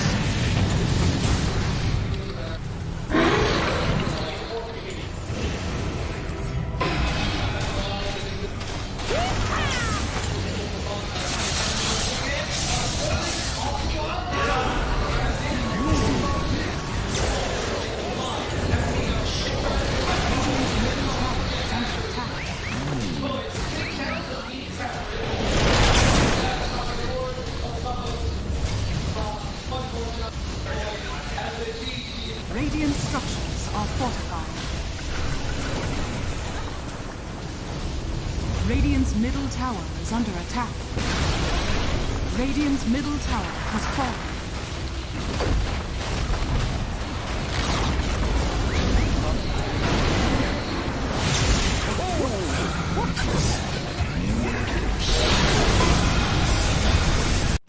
Boom.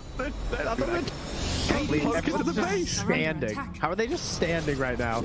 I can't help but fidget with my hero half the game. I'll be running around in circles. Yeah. Pirouetting on the spot, the song. Blinking from Pure. They see Yatoro, 3 lined up. Potentialized path play. They're trying to go in. Trying to Tokyo, blown up by Collapse. Has to buy back. Yatoro gets off with BKB. Pure with another song. Sprints in. Who are they aiming for? Where is the target acquisition? They can't catch anybody. Collapse BKBs runs down south. Lol being chased out as well. Oh my god, Nightfall. Hazy on this refresher. Blinks to high ground. Gets away from danger for now. Pure, what's he up to? He's back to the high ground too. Mirror image out. Aegis claimed. Lol in the fire. Still surviving and blowing up GPK. Team Spirit. Nothing to do. Sprinting out their base. They don't catch Nightfall on the way out. He's blinked out of the range of Mirror. He's still hunting though, and he's going to find Toronto Tokyo. Who cares, Gem? I see Jakiro. Eon disc popped. And with his rapier damage of like short work and a twin-headed dragon. Unstoppable. Larl the collapse waiting in the back line actually worked. He stormed out of the tree line and he just then started eviscerating the two supports with the help of Larl. He completely jumped over. They dodged everything that Naga was trying to set and prep there. And Yatoro was also just firing the cannon from the top there. Did the combined damage of Collapse and Larl together. He is a monster. Oh, pure. Lol. Oh, God. Nightfall's going to get a bit of vision here with the Hawk. Imagine. Can they? Imagine. Will they? They have to do something kind of crazy. They're going to be losing their base pretty soon. Lash has buyback. Naga Beastmaster have to get back to base to defend. Drow Rangers up here. Tier 3 gone. Barracks to follow. There is no buyback and collapse though. That's a big one. And Mira. Look at all the wolves. Look at all the summons. Pretty vulnerable. Mira gets away from there. Help of the Glimmer Cave to jump in from Lol. Disruption of self-save. Barracks taken out. Lol. Oh, tries to fight. Nightfall. He'll just pop, but he can't get any control of Lol. It's Lol. Puck is all over the place. Now they go into the GPK though. Aiming for the puck. They're going to find him at long last. They get him and the rapier's on the floor. He messed up the phase shift. He canceled it. Oh no. Oh, you see that? I'm not crazy, right? I don't know. Yeah, he phase shift and accidentally ended it. There's an Axe Blessing recipe. There's a rapier. There's all sorts of stuff everywhere. An Axe Blessing recipe. What's that there? Okay. Not sure what the story on that one is.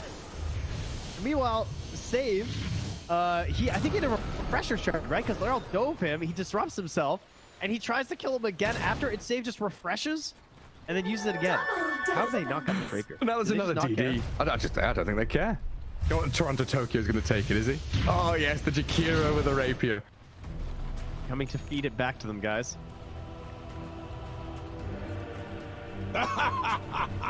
My goodness. There's Mega Creeps on one side. Top lane Barracks still standing on Team Spirits. Are we waiting for next Roshan, Trent? I don't know. I don't know. I feel like BetBoom have such a good chance of winning these fights right now. They can't get, like, swarmed in the back line. They missed the stun on BK. He's trying to hold his ground, but look at my dodge! Oh my god, Yatoro shreds. Where'd he go? Daedalus hits, refreshes, blinks forward, kills off Save as well. SD's gone, TB home. Get the hell out of here, BetBoom now. He's lucky he didn't get coiled. Dude. Leshrac vanished. He looked okay until he didn't. Until he got hit for 1,350 damage from a single right click? Yeah. Oof. Yeah. Right until that. Ow. Luckily, Toronto Tokyo was not there to feed the rapier back, so that's good. And now Team Spirit running down lanes, coming for the Radiant base. Balls are still there to hold on to. Oh, this has got to be mentally debilitating for BetBoom. 71 minutes. Team Spirit is wearing them down. The admins have been on, they told them, nope, these guys. The longer this game goes, the harder things are. Well, it's like Moomiander was saying in that Seb documentary. This isn't Dota playing. This is a slogfest. You're going to wait it out and play 60-minute games. Long ass one. There's a long line. Watch go very far forward. He unders from Mira, but the Undying will fall inside the Radiant base. As Mira gets off one last finger of death, and the turns we got through. They kill GPK. It's a dialect on the ledge. Naga now in trouble. Song of the Siren trying to buy a bit of time, but Yatoro moves forward, gets the damage in. Will is dead. Oh god. It all comes crumbling apart for BetBoom now. Wait, back. They're on to Mira. They kill off Nightfall, save though, and Lol. He opens up on them. The howitzer is here. Massive 40 mil cannon just shattering into BetBoom. Drow saved by the rip. The soul of everyone dying. There's two. And she's called it over. Team Spirit. Look at him. Look at Mira. Oh my god. The shard to anybody who would listen at the Lima Major. Was nope. which, yeah, nobody's taken him up on it yet. But if you see a shard being picked up by any team that was at the Arena Major that speaks English, then you could probably sort of It's good. I'm saying this shard is actually good. I don't know when, and I don't know how you get there. That's all. I actually about 100 game support recently with the shard. Pretty good. I think that's really Slark for sure. Oh, yeah. Slark with that shard is crazy. It's actually a broken strat. If Gallery doesn't use still on top, he'd be taking that. Maybe that enemy needs to get back. Shadow Walk is way back to the top. And then if you read for the 1,000 comments, but because I say it and nobody I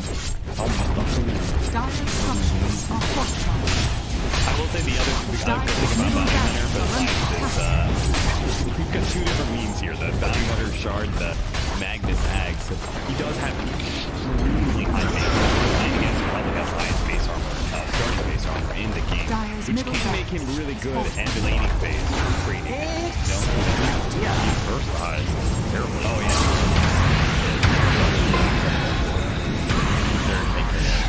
And frontline a little bit with this young support, but again, Dyer's middle tower is under attack.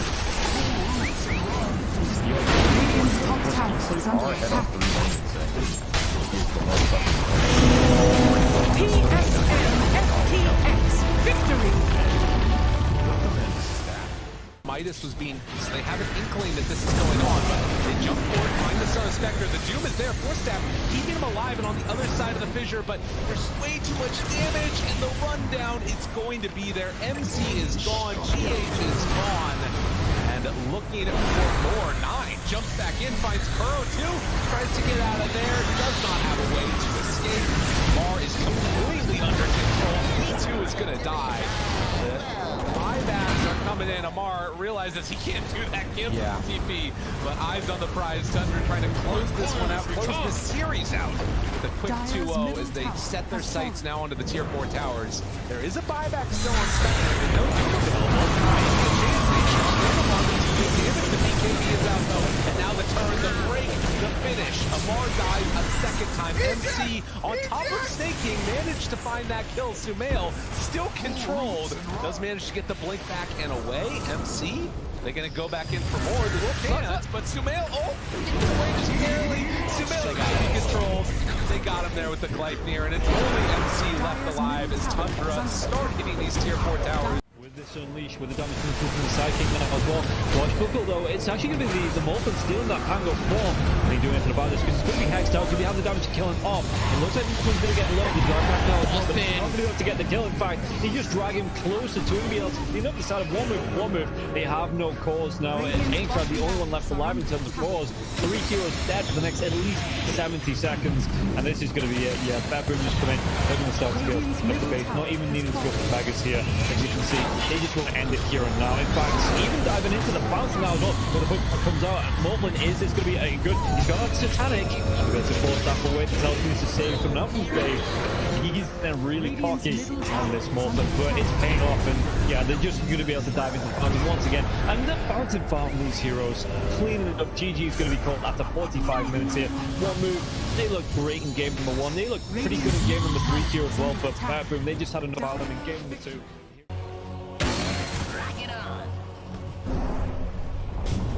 Dyer's middle tower has fallen. Be right. I keep my enemies close. I get mixed up in this.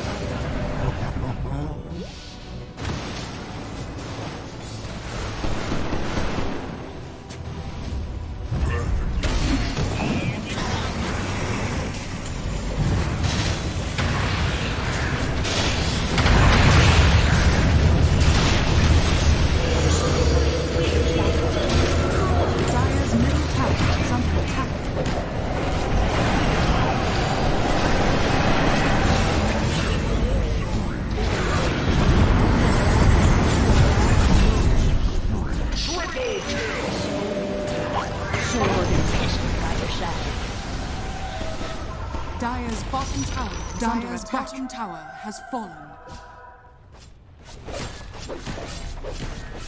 Radiant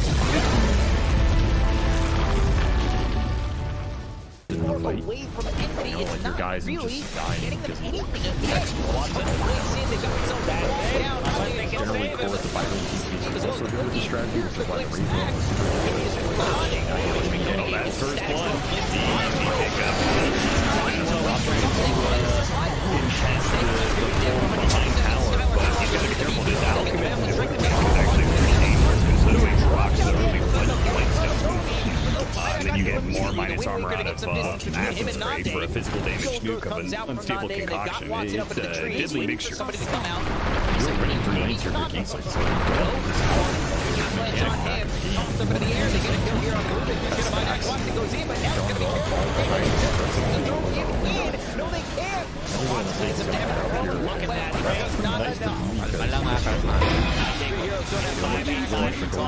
you're gonna have to play to defend the power. Won't finish him off. Lots of Radiant's bottom tower. That's going to be 2-0 here for the side of Dream's not having a whole lot of fun with this. 10 stick charges, and he did manage to at least hit the Jingo stacks off of the Mountain Strike.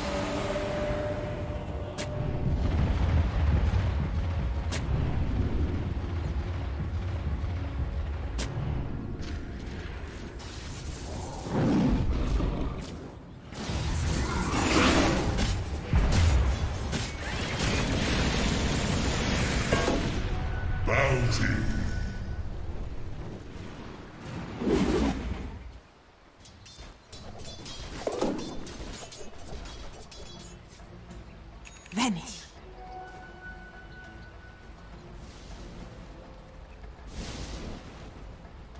Radiant are scanning.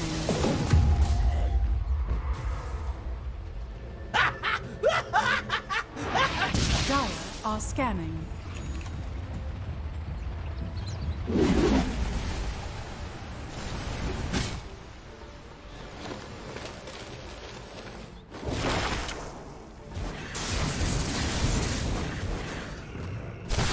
Warriors of the wood. Radiant's courier has been killed.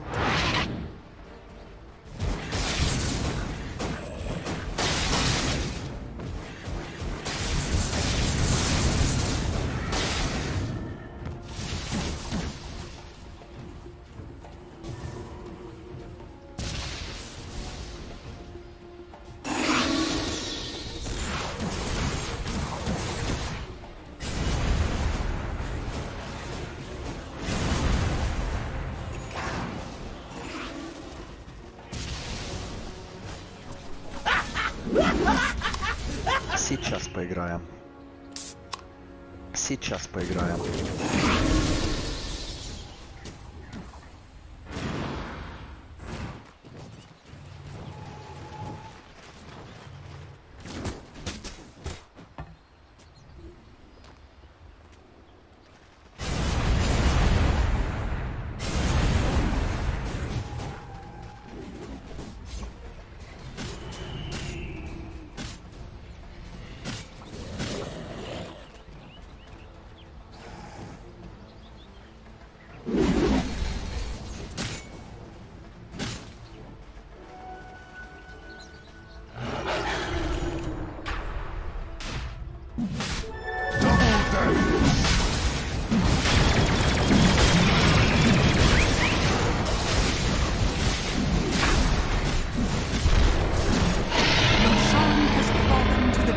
Nature never ends.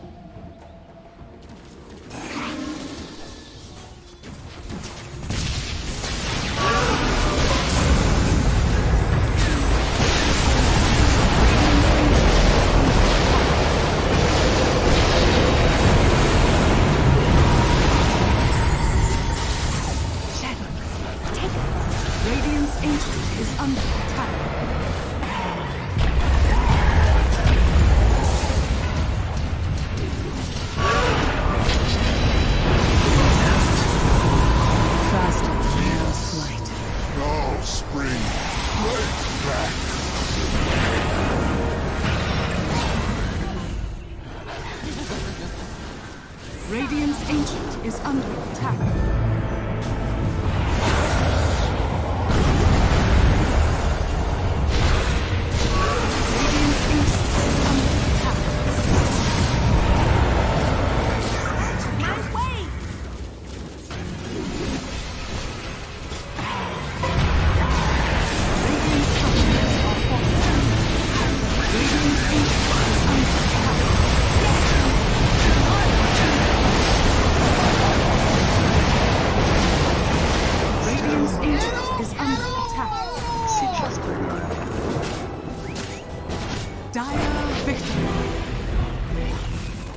Ultimately, this game kind of comes down to just who jumps who. There he goes. Save him. They haven't saved nothing. They've got the coil locking him down. They kick away the bear, but it's not good enough. Meanwhile, that 5 talent with the back lines getting demolished. John Well is going to be able to get away. The Sapphire couldn't quite finish him off. Let's see if they can force the buyback. Surely they will, but is Geek Slate going to be able to get a successful fight? The use of that buyback. One of these wolves is bigger than the other. Yeah, but it's not that big wolf you gotta worry about. It's the little one. X. They're trying to force this punch by, but he is holding it. Discipline. Doesn't care about the racks. And I agree. What the hell do racks mean? It's out. Get the heck. I mean, they need a kickback. I think he'll buy back once they get a kickback from the Re-Wolf. Need a pressure charge. Round 2. As well put into use. Kill the top. Man, he died fast in that little interaction. Now the buyback goes out from Scan. They really want to use this though. You want to go for this Ursa. They managed to get the scythe on him now. He silenced up on the foot. First not able to get to eat anything. He goes for the refresh. But he got scythe as well. He just went to go for a dieback. Two moves just commits with the help of everybody else on the side. I believe they die. Forced now on the run, but Reed are running down Geek Slate heroes. They have just demolished them. There is no chance, no shot on the side of Geek Slate to fight back against this lineup this late. We're not winning the late game man fight here. Then Dubu's taking it to Mad attack speed. Runs in. Right here, where's the not getting it pushed in. Drop it. Oh, look at that damage coming in from the kids as well. The back line, Cox being assaulted. Cord's not going to let him get away. Get forced down. Forced them back into hell. What is this man fight? Satanic against all these heroes. It's happening because so alive, but eventually they Satanic at the BK can't get in. Oh, the snowball safe. Maybe trying to pick him up. Okay, now they got him maybe the orb. They can control him up. Enough force down. No way. Don't let Force get away now. That's the end of the game. The Giants ring gets him over this round. Finishes off the Nature's Prophet. Jenny's down. Finally died, but they haven't really gone through buybacks on the lead. They've got all their buybacks ready to go, so that is going to be it. Finally, AG is going to be called and Bleed get their first series win here in the CD. Really do not want to give this one up, but they may just have to here. Dragon Gale's done. Oh, there's 3, man. It's over. It's over. It's all over. Just show them mercy. Throw the towel. Just stop giving this man highlights. It's too much for one day.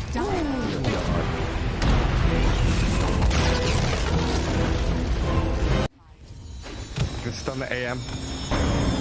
Stop hitting my tower. They see Kiyotaka. They do. Yeah, they've got the roar in the coil. Wukong's is out. The hand of God in the green. Trying to buy some time. Kiyotaka surviving. He falls away. AM now in trouble, and Aegis is claimed up. Ironcrad trapped in the Sprout. And HR still fighting the Wukongs. Cow. They can't catch the AM. Too quick to blink away. Has the counter spell up, but Ramsey's held his dragon tail. They've got him now. AM dead twice. Gilgary's a dragon, but even with that Ghost Scepter burning alive, the root will catch him. Prophet finds the control. Poor Afterlife dead to Kiyotaka, and Ramses with a mega kill streak clear through one move.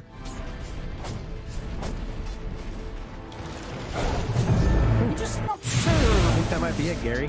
Yeah, even with a triple buyback. Yeah, Puck, Rubik, Beastmaster, there's the third one. No AM for 30 seconds.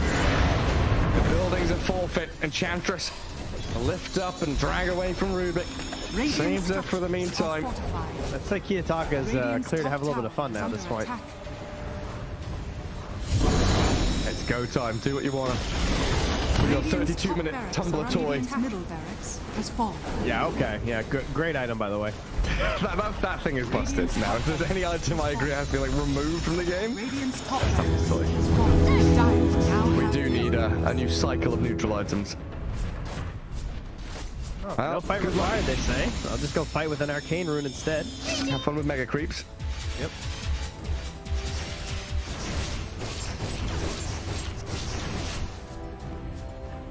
Arcane storm bottled up. I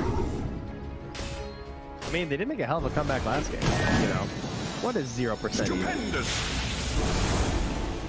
But is that what it is? Oh, yeah, you're right. It is a 0 currently. You ban it all day. Well, bring the arrow. What are we up to?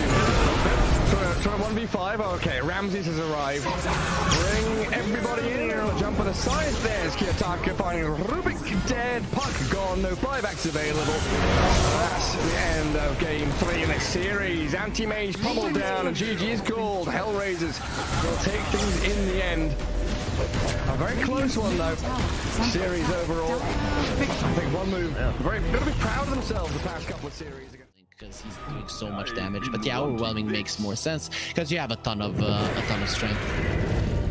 Yeah, and coming through here now as well. I mean, Kami, he's going to be coming forwards. You see Happy in the river as well. Shigetsu throws himself in the self-clip easy. He's away from this fight and just he needs to wait for them to come back and pull that. He gets 2 kills, he strikes down both supports. Trying to go for even more Melduel. He's got that BKB going, but looking for the fight, and Malik trying to get himself away from this one. The Chain Frost bounces around, but Malik, can he get himself out? He's going to be pulled by his Mana Void comes through. Lefty, he's surviving through all this. Shigetsu, he's losing all his teammates. He gets dragged back in. He's going to get killed off.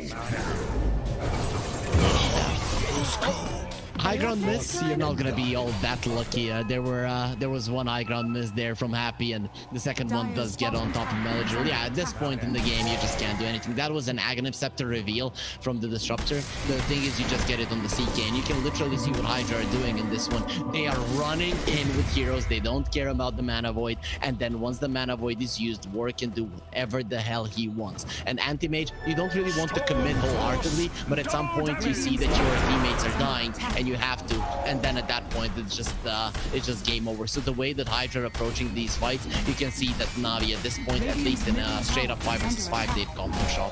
No, and it was kind of rough that the Anti-Mage, he was clicking himself to try and get a D-ward, or see where the dive vision was, and for about 2 or 3 seconds he just had to watch his teammates die. By the time he gets into this fight, both of the supports were already dead. Well, let's see, Daniel, he does get his ulti onto the storm. He's dead. He might be able to kill off the Storm Spirit though. He will go down. That's going to be a big one. The buyback comes down now. He's going to try and shift the target onto Lefton. Lefton, can he get himself away with the tether? In fact, they want to fight back into this. They take down the Primal Beast. Primal Beast has to buy back. Big dive in from Warwick now as well. Trying to get on top of Melduel. Melduel, does he lose his life? He absolutely does. He's dead for 105 seconds. No buyback. Daniel, he might be the next one to go down, and this is just going to be Hydra. After having such a slow start, and Na'Vi looking so good coming into this game. Hydra are just absolutely cleaning up in these fights. They take down the anti-mage low. Can he get the kill into the Primal Beast once again? Malik, he's caught out. He's not going to be able to get himself up to the fountain. It's 3 heroes dead on the side of Na'Vi, and it's just looking like Hydra looking to take over the base. GG's a call, and this is going to be a 2-0 series here for Hydra. 2 games in a row, Hydra played the same way. I think from start to finish, they never felt. Camera, he's having too good of a time. Don't level from the A.K.A, that's a bit of the good clips with who we need rage. This is the last stage ever trying to get the shield. Pull back one step. He's got nowhere to go from it.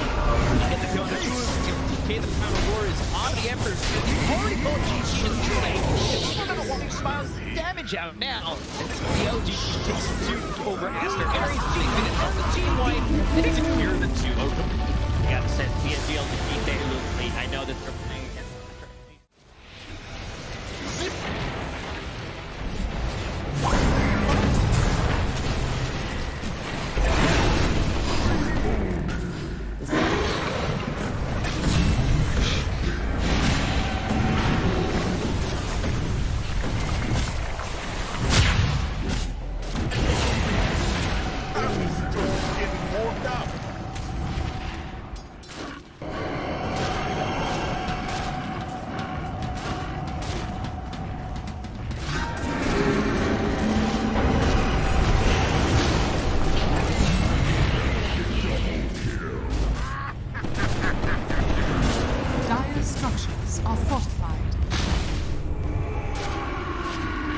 Dire's middle tower is under attack. Now, victory!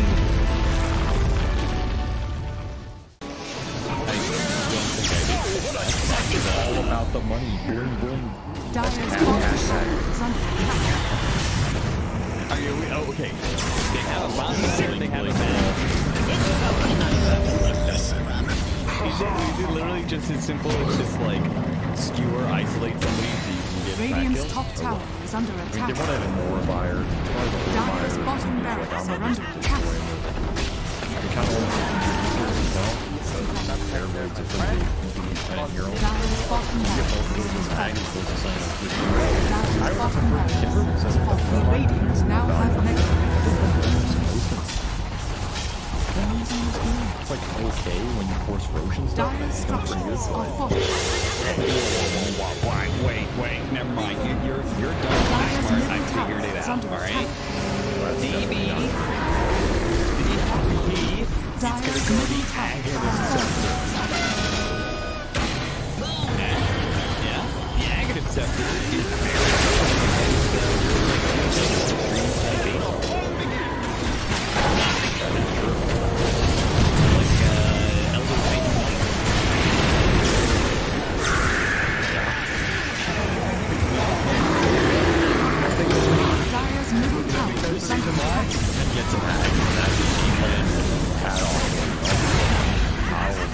all of my hats, all 30 of them. Wait, you have 30 hats. My Dota hats. What are you talking about, Cloud, if he's got these hawks coming through, you know, if there's no... We'll come back to this as they get the dive on, and everything I was saying is now inconsequential because Cloud has gone down, so Kami has to move away from these multiple kisses. There is still that buyback to the Beastmaster though, let's see. Wants to get himself back into this, the dive onto the back lines, he's in the vortex as well. It could be a real nice dismember, the hooks come. Nice save! Well, though, he saves it, Cloud gets himself back into this now, and Kami, he's losing so much time. Kami's gonna go down. You do get the kill onto Leffington there as well, so Mira with that freezing field, Mira will go down. Going down to the hooks. Yatsuro's still in that push roll. He's getting them back. They get the buyback out from the potion stone for it. Everybody from the side of Hydra, they don't want to be giving this one up now as well, but they take down Lefton once again. That's the dieback on the Disruptor, and Yaturo, what can he do? The hook, it's going to be blocked mid. Hook. This is the dieback on the Cloud. Cloud, can he get himself away from this one? He's still being harassed up by Collapse. One more right click, he goes down. That is going to be the Beastmaster dead for 115 seconds, and now the chase is on for the rest of the side of Hydra. This Aghanims on the Morphling is just making him impossible to deal with. First of all, they use the little shredder on the Pudge to get rid of his armor. He has solid amounts of it, but it is just not enough. And then Yatoro just destroys him, and he knows that he can stand his ground because he cannot be stunned. He literally cannot be stunned. How do you stun water? Well, a lot of their damage, if not most of it, is on the Morphling. Oh, the glimpse comes back though. Inside the Static Storm mirror, he has that Lotus going, and now if Zofra actually dives a little bit further, the Thunder comes out with Podking. He's dove in, yeah. They're going to be able to get the counter to the Storm Spirit. Can they take down the Pudge? They're going to be able to match up and cancel off the TP. He's going to be dead. The Storm Spirit though, he has brought back, and they've got no kinetic field, no Static Storm. And like you say, they're even going to be able to get a lockdown onto Cloud. Everybody inside of Hydra, they just overextended, and we praised them in the first game for respecting the power of Team Spirit here, but Hydra might have just lost the heads a little bit, and the buybacks, they're going to be forced out, but I don't know if it's going to be enough to defend this base with the Pudge being down, with no Static Storm for the next 27 seconds. Spirit, what can they get from this? I didn't worry though, they're going to be able to get damage. They get two, they do! They take them down, the cookie comes out, the Yatoro, freezing field, they might lose Happy. Is this the dieback? They do, to break the Linken Sphere though. Morphling. Lau wants to come right back into this fight because you have the boots of travel to do it. It might take him a little bit longer now. No boots of travel though, so he's going to have to use the blinks, just do it by foot, it seems. Level 25 Storm with a beast. That's just so much damage. They're going in for the Morphling. He doesn't have a buyback. No, he gets. Do they get to kill him? He goes down. Warwick has to go down though. It's going to be him left alive. No, it's not. The creeps are pushing in. There's no buybacks available on the side of Hydra, and this is going to be 4 heroes, even with the death of the Morphling. No way Warwick defends this. It's pretty much over. They don't have the glyph. The game is over. They gave it their best. Hydra, they made Team Spirit work for it. The team that is most likely going to be at the top of Eastern Europe DPC Division 1.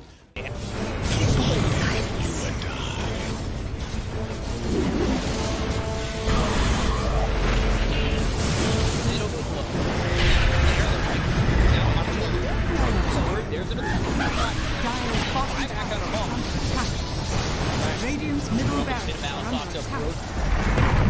Radiant's middle barracks has fallen. Galaxy want to commit. There's just not enough damage. Crimson Guard, Atrophy Aura, Rubik's Fate Bolt, all this damage reduction. Let's see the combo. In a Palace, strong in by the Disruptor, and now they're going to be getting the win. It's back up once more. In a Palace, and Sumail is in it. They'll lose him in mind control. Right back towards tomorrow. Trying to run from everybody on the side of Gaimin Gladiators. Radiant's middle barracks are under siphoning attack. and getting back into the base. Has fallen. Alive. Yeah, I think when it's time to call it, it is time to call it. They have no business left in this. And didn't get the tether off or something. I think it got broken. Either way, I like the ghost up to purchase. That was pretty heads up, but we are back and there's a smoke action. There's the divide right there. They're going in on Q. There's the hit. Okay, get that hit off. 123. Knocked. What damage? He's dead. Oh my god. Nothing. Less than 10% of his health. I mean, I'm assuming that's just the game. That, yeah, 100%. There's no point in talking about the AU picks it up. I got it, bro. He's denying Let's go away, you. Oh my god. Victory.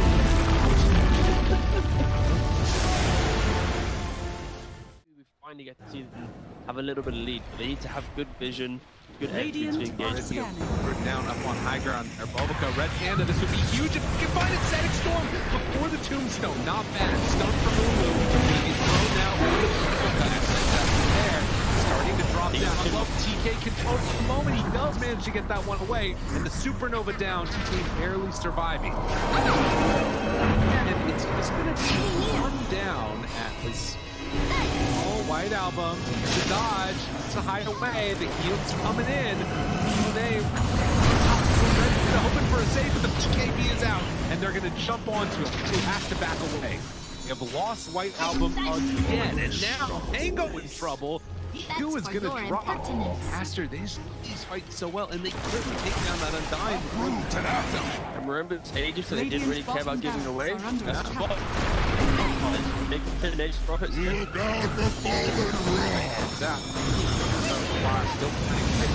Stun is out on the play. Didn't have a BKB available. Mobica dropping low, but can't toss back in. They have a Mobica. Doesn't look like it because the black hole is there. That's on the agent. He doesn't have multi to come back. And Aster, they might take full advantage. Move. Radiant's bottom Rax has fallen. Bottom. Finally, Aster full advantage. They're building. Radiant's middle tower is under attack. Oh, just for a brief second, had more network. There it is, back again with the higher network. When you click on the out, it's not really an inspiring network. Blink, BKB, Radiant. You might be able to get on top of a hero, but that's not the shot. That's able to 100-0 here. Like even this Undying inside Scattered Storm, able to then get up with Slash Golem from away. They have that keep him alive. Makes the move, and again, into this fight without Monet here. It's pretty good for them. Right album, but now Monet shows up. Now they're in a lot of trouble, but they managed to kill him. Okay. Alright. Pops ulti. Now the turn. Punching. Really getting away. Sort of survived that first salvo. Very strong. Supernova down, pops the BKB. Ooh, he's just caught here. They want to get the kill. That's really himself up. And now the chase. The avalanche, the toss. Thinks he's going to give up his life also. This is buckled in. Monet, he's way too strong. This might just be the full set of racks going down bottom. Aster, way too strong for Ares. Like Aaron's the JB.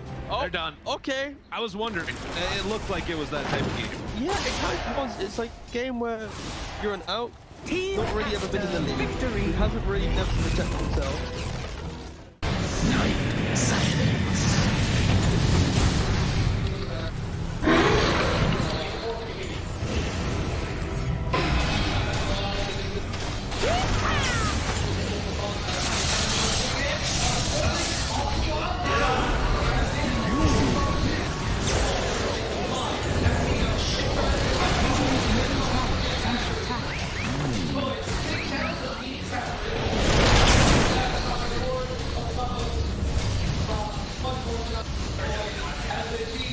Radiant structures are fortified.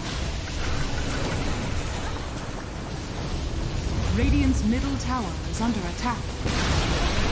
Radiant's middle tower has fallen.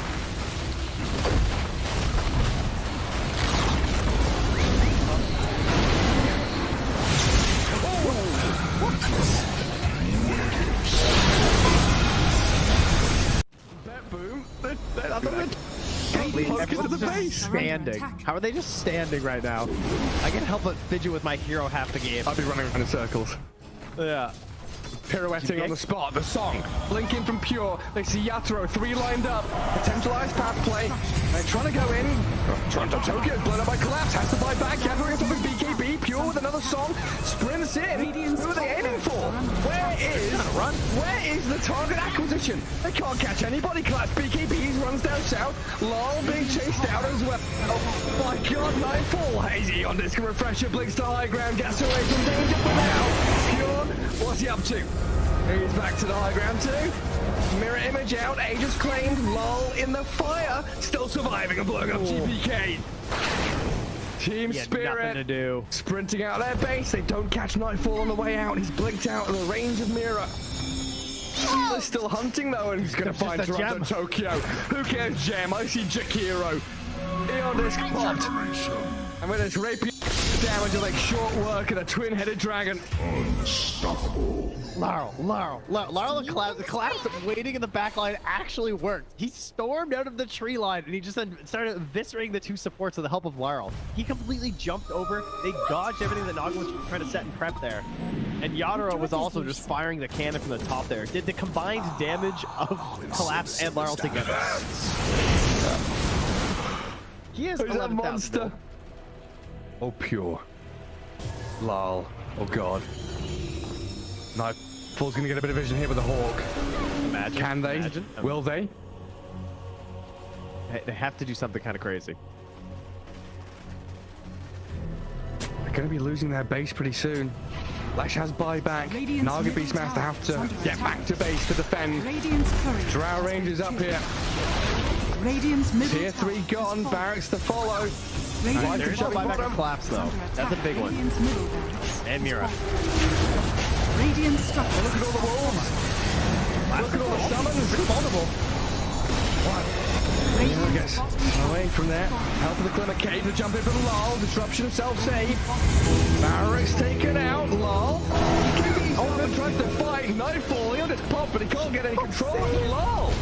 It's Lol. Puck is all over the place. Now they go into GPK though. Aiming for the puck. They're going to find him at long last. They get him and the rapier's on the floor. He messed up the phase shift. He canceled it. Oh no. Oh, you see that? I'm not crazy, right? I don't know. Yeah, he phase shift and accidentally ended it. There's an Axe Blessing recipe. There's a rapier. There's all sorts of stuff everywhere. An Axe Blessing recipe. What's that there? Okay. Not sure what the story on that one is. Meanwhile, Save, I think he had a refresher shard, right? Because Laurel dove him, he disrupts himself, and he tries to kill him again after it. Save just refreshes, and then uses it again. How did they not got the rapier? Now there's another DD. I don't think they care. You know what Toronto Tokyo's going to take it, is he? Oh yes, the Jakiro with a rapier. Coming to feed it back to them, guys.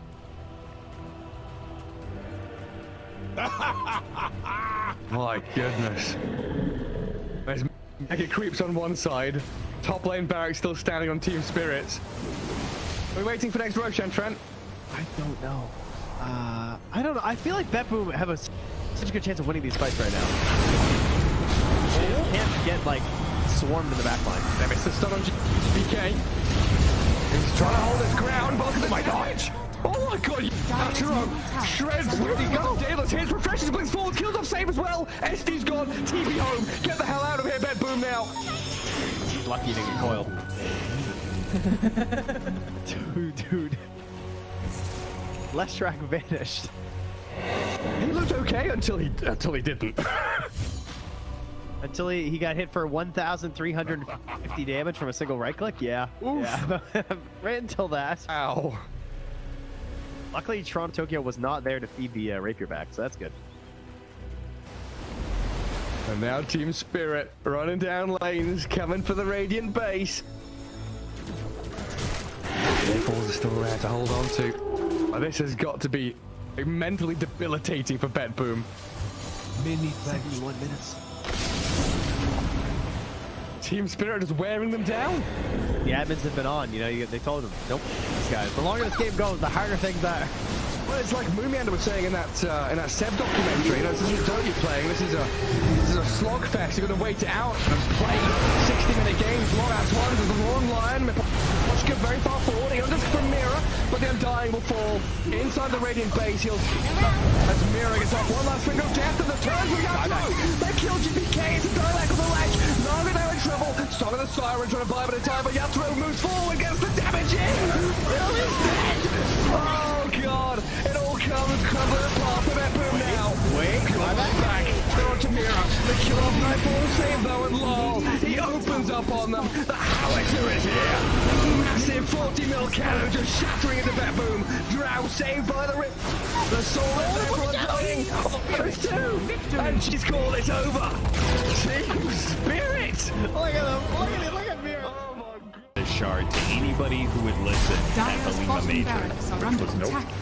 Which, yeah, nobody's taken him up on it yet.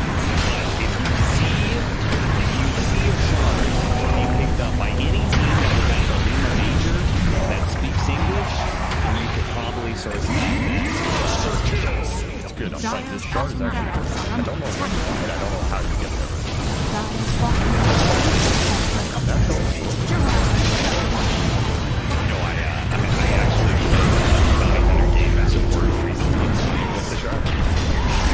Pretty good. I mean, I think they got Oh, yeah. Slark with that shard is crazy. It's actually a broken strat. If Gallery is still on top, he'd be taking that. Maybe that everybody needs to get back to the top. Shadow Walk is way back to the top. And then,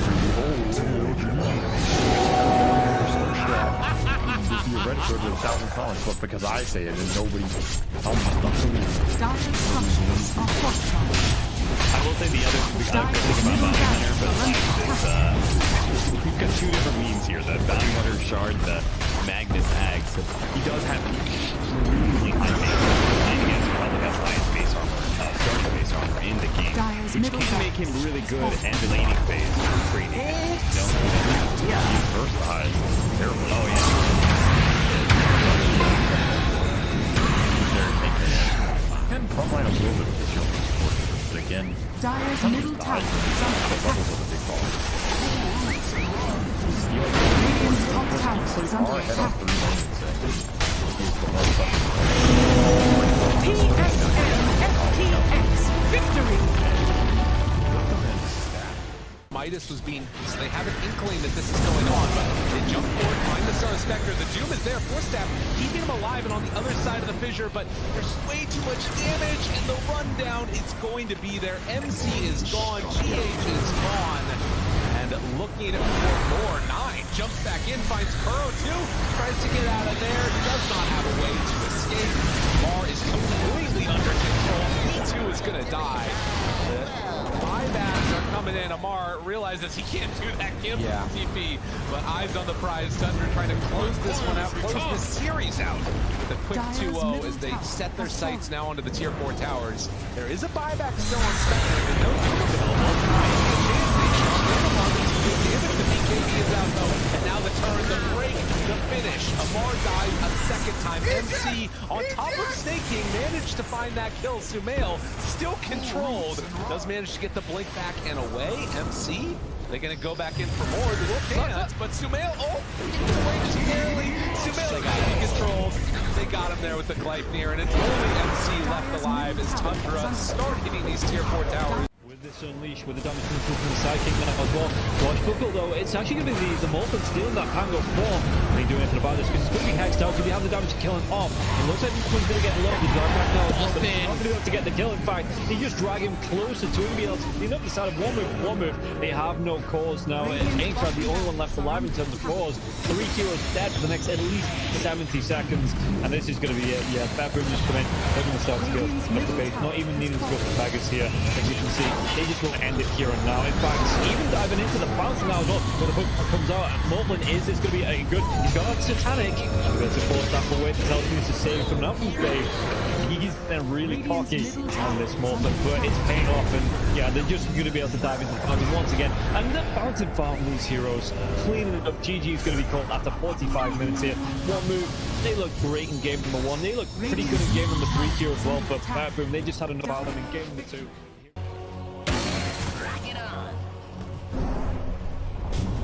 Dire's middle tower has fallen. Be right. I keep my enemies close.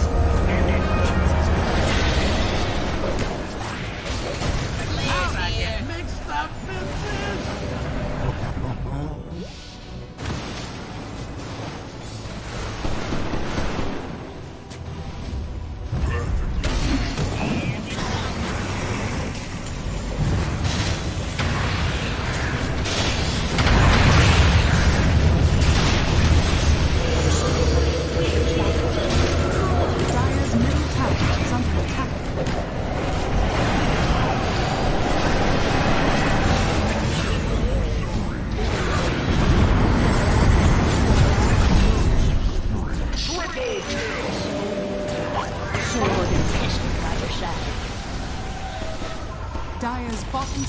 Dire's bottom tower has fallen.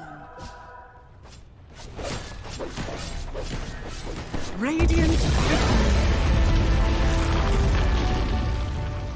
Away from enemy, it's not guys really just dying getting them because anything again. They got so bad down. I think they can save him. It's also good with the strategy, which is why the Reaper was that first one. Easy pickup. Behind tower, but he's got to be careful. This Alchemist is actually pretty dangerous considering rocks that are really playing stones. Then you get more Giants armor out of Massive Spray for a physical damage nuke of an unstable concoction. It's a deadly mixture. Real ready for laser Ricky. Avalanche on him. Tossed up into the air. They get a kill here on the Rubik. He's gonna find out once it goes in, but now it's gonna be careful. Throw it in. No, they can't. Watch take some damage. Look at that. Not enough. You're gonna have to play to defend power. Yeah, won't finish him off. Lots of Radiant's bottom tower. That's going to be 2-0 here for the side of Dream's not having a whole lot of fun with this. 10 stick charges, and he did manage to at least hit the King of Stacks off of Bounded Strike.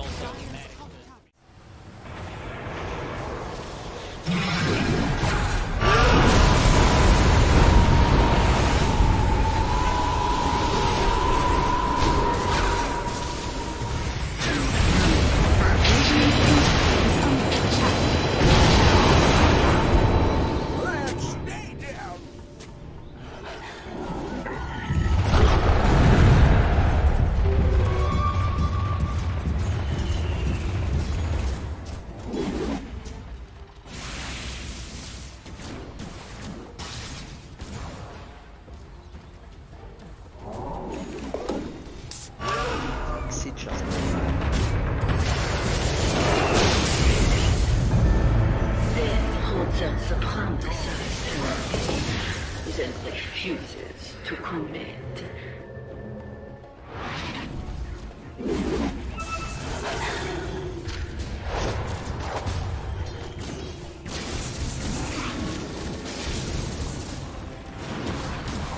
Sanaba.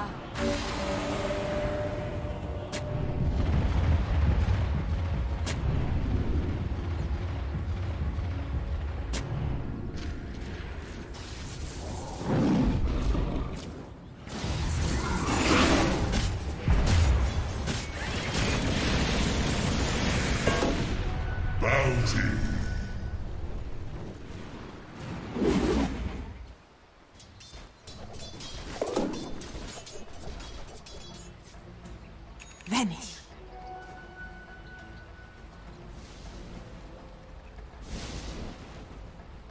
Radiant are scanning.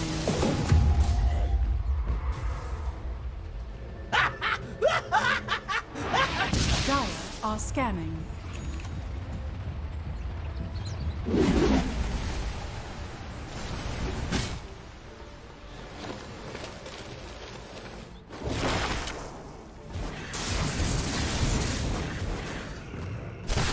Warriors of the wood.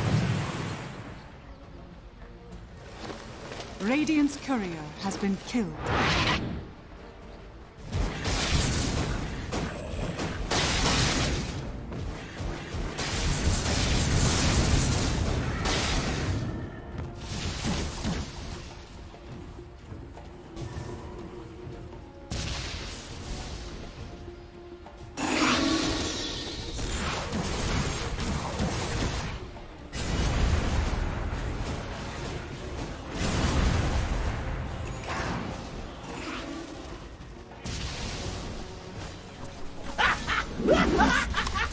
Сейчас поиграем.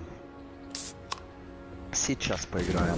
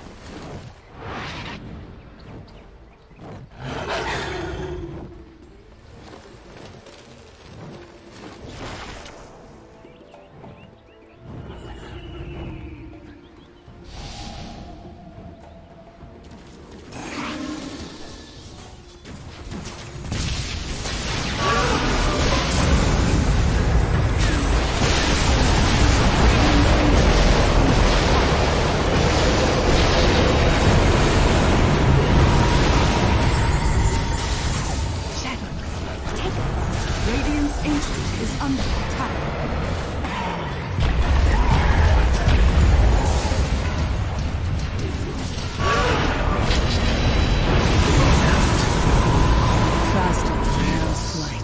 No, Spring.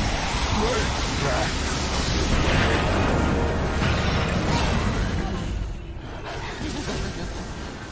Radiant's Ancient is under attack.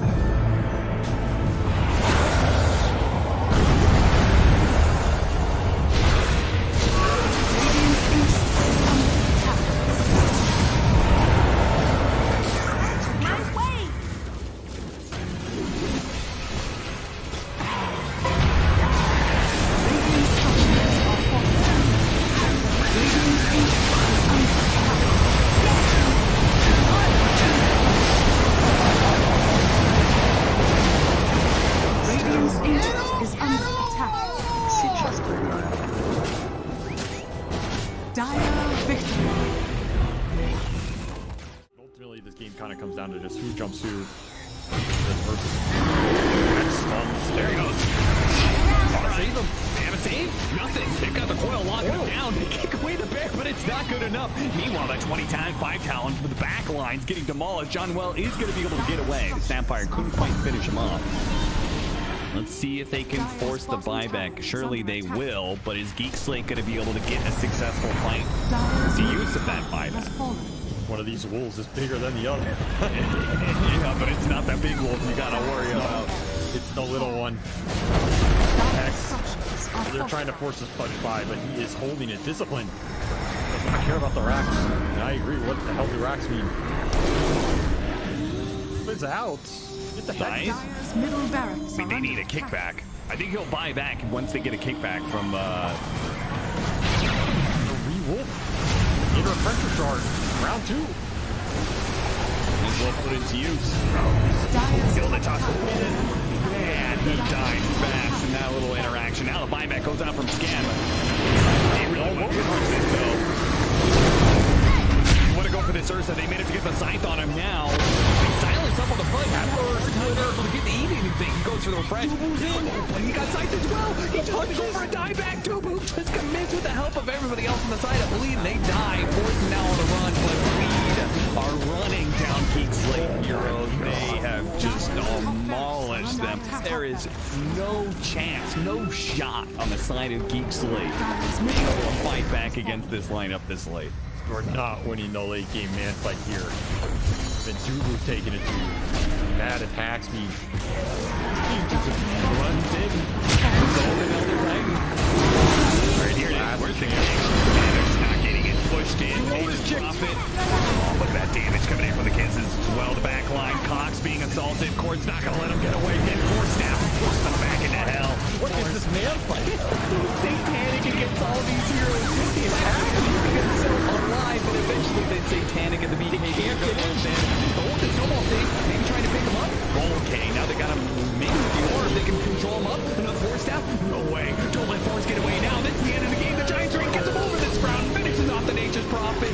Jackie Downs finally died, but they haven't really gone through buybacks on the lead. They've got all their buybacks ready to go, so that is going to be it. Finally, AG is going to be called and Bleed get their first series win here in the CD.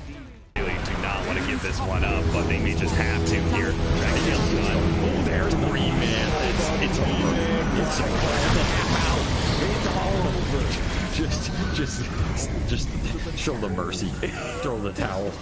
Just stop giving this man highlights. It's too much for one day.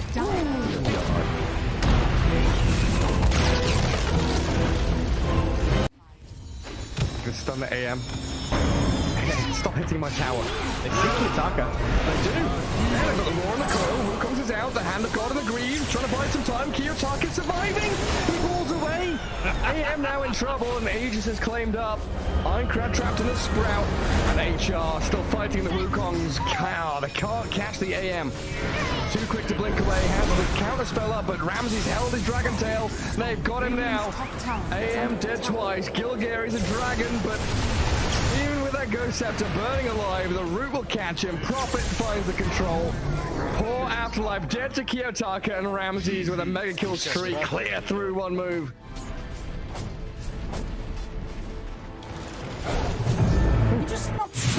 think that might be it, Gary. Yeah, even with a triple buyback. Yeah, Puck, Rubik, Beastmaster, there's the third one. No AM for 30 seconds. The building's a forfeit. Enchantress, a lift up and drag away from Rubik. Saves her for the meantime. That's like Kiyotaka's clear to have a little bit of fun now at this point. It's go time. Do what you want. We got 32-minute tumbler toy. Yeah, okay. Yeah, good, great item, by the way. that thing is busted now. If there's any item I agree has to be like removed from the game, we do need a new cycle of neutral items. Oh, no fight with fire, they say. So I'll just go fight with an arcane rune instead. Have fun with mega creeps. Yep.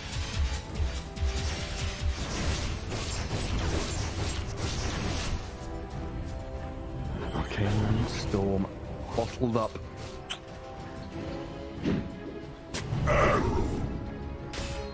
mean, they did make a hell of a comeback last game. You know, what is 0% even? But is that what it is? Oh, yeah, you're right. It is a 0 currently. Well, in the arrow. Try 1v5. Okay, Ramses has arrived. Bring everybody in. Jump on the side. There's Kiyotaka finding Rubik dead. Puck gone. No buybacks available. That's the end of game 3 in this series. Anti-Mage pummeled down and GG is called. Hellraisers will take things in the end. A very close one though. Series overall. I think one move. Very going to be proud of themselves the past couple of series. Because he's doing so much damage. But yeah, overwhelming makes more sense because you have a ton of strength. Yeah, and coming through here now as well. I mean, Kami, he's going to be coming forwards. You see Happy in the river as well. Shigetsu throws himself in the self-clip easy. Really away from this fight and just he needs to wait for them to come back and pull that. He gets 2 kills to drop down both supports. Trying to go for even more Meldul. He's got that BKB going, but they're looking for the fight and Malik trying to get himself away from this one. The Chain Frost bounces around, but Malik can he get himself out? He's going to be the forwards. Mana Boy comes through. Lefington, he's surviving through all this. You get to. He's losing all his teammates. He gets dragged back in. He's going to get killed off. High ground miss, you're not gonna be all that lucky. There was one high ground miss there from Happy, and the second one does get on top of Meladrill. Yeah, at this point in the game, you just can't do anything. That was an Aghanim Scepter reveal from the Disruptor. The thing is, you just get it on the CK, and you can literally see what Hydra are doing in this one. They are running in with heroes. They don't care about the Mana Void, and then once the Mana Void is used, War can do whatever the hell he wants. And Anti-Mage, you don't really want to commit wholeheartedly, but at some point you see that your teammates are dying, and you have to, and then at that point it's just game over. So the way that Hydra are approaching these fights, you can see that Na'Vi at this point, at least in a straight up 5 versus 5, they've come no shot. No, and it was kind of rough that the Anti-Mage, he was clicking himself to try and get a D-ward, or see where the dive vision was, and for about 2 or 3 seconds he just had to watch his teammates die. By the time he gets into this fight, both of the supports were already dead. Oh, let's see, Daniel, he does get his ulti onto the storm. He's dead. He might be able to kill off the Storm Spirit though. He will go down. That's going to be a big one. The buyback comes down now. He's going to try and chip the targets onto Lefington. Lefington, can he get himself away with the tether? In fact, they want to fight back into this. They take down the Primal Beast. Primal Beast has to buy back. Big dive in from Warwick now as well. Trying to get on top of Meldul. Meldul, does he lose his life? He absolutely does. He's dead for 105 seconds. No buyback. Daniel, he might be the next one to go down. And this is just going to be Hydra. After having such a slow start and Na'Vi looking so good coming into this game, Hydra are just absolutely cleaning up in these fights. They take down the Anti-Mage low. Can he get the kill into the Primal Beast once again? Malik, he's caught out. He's not going to be able to get himself up to the fountain. It's 3 heroes dead on the side of Na'Vi, and it's just looking like Hydra looking to take over the base. GG's a call, and this is going to be a 2-0 series here for Hydra. 2 games in a row, Hydra played the same way. I think from start to finish, they never felt. Camera, he's having too good of a time. Don't level for BKB, that's a bit of the good clips with Ubi and Rage. This is the last ditch effort trying to shoot for a second. Pull back one status. He's got nowhere to go. Get the kill. Okay, the Primal War is on the Emperor. He's already called GG in the trade. He's still got a long smiles damage out now. And this LG takes the 2 over Aster. Aries 3 minutes off the team wipe. And he's a clear the 2 open. I gotta say, TSM to keep that a little late. I know that they're playing against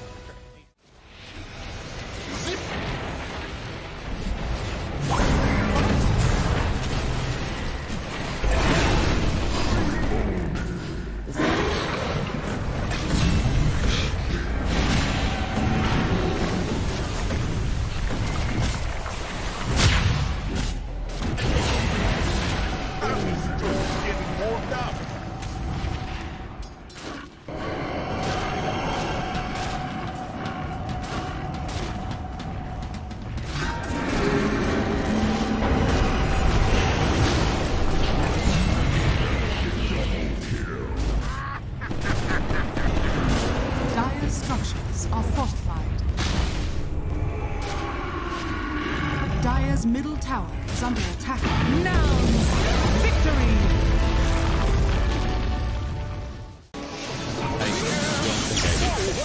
It's all about the money. Bling, bling.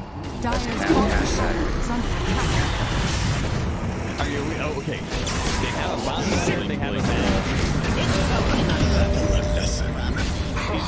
Literally just as simple as just like skewer, isolate somebody so you can get Radiant's back top kills. tower is under I mean, attack. they want to have an aura buyer. Dire's bottom barracks are under attack. They kind of want to as well. So fair rates are pretty good. Dire's bottom barracks is under attack. Dire's bottom barracks is off. The Radiant now have negative. It's like okay when you force Roshan stuff. Dire's It's pretty good. structures are fortified. Wait, never mind. You're done. I figured it out. All right. DB. It's gonna go the Yeah, the Aghanim Scepter is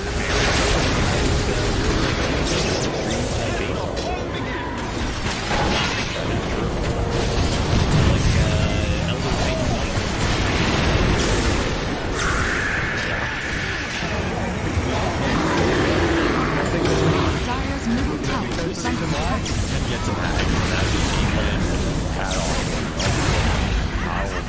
All of my hats, all 30 of them. Dire's middle tower Wait, has that's fallen. 30 hats. My Dota hats. Radiant What are you talking about, Dota? Cloud, if he's got these hawks coming through, you know, if there's no...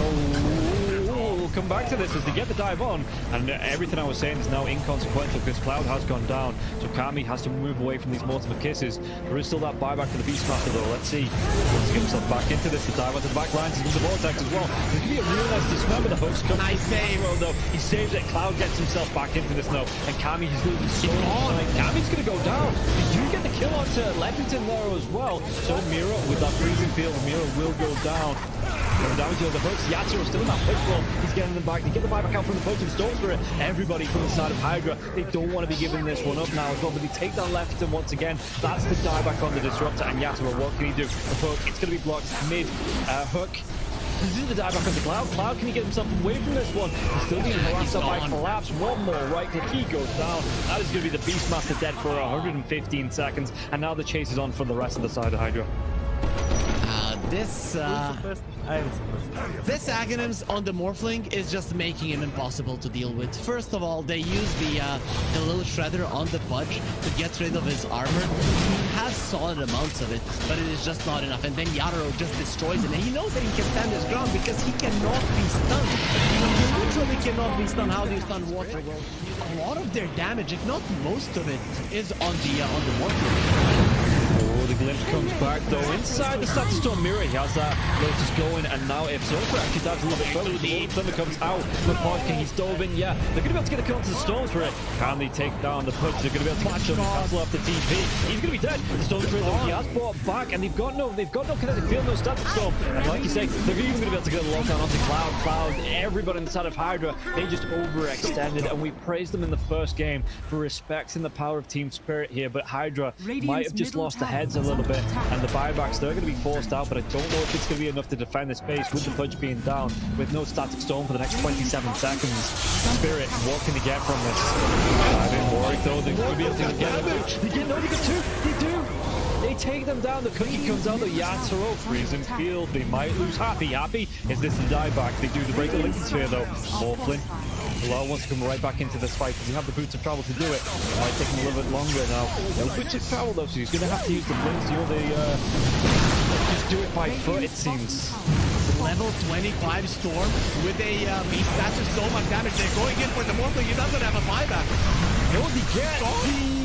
Do they get the kill? He goes down. Warwick has to go down though. It's going to be him left alive. No, it's not. The creeps are pushing in. There's no buybacks available on the side of Hydra, and this is going to be 4 heroes, even with the death of the Morphling. No way Warwick defends this. It's pretty much over. They don't have the glyph. The game is over. They gave it their best. Hydra, they made Team Spirit work for it. The team that is most likely going to be at the top of Eastern Europe DPC Division 1.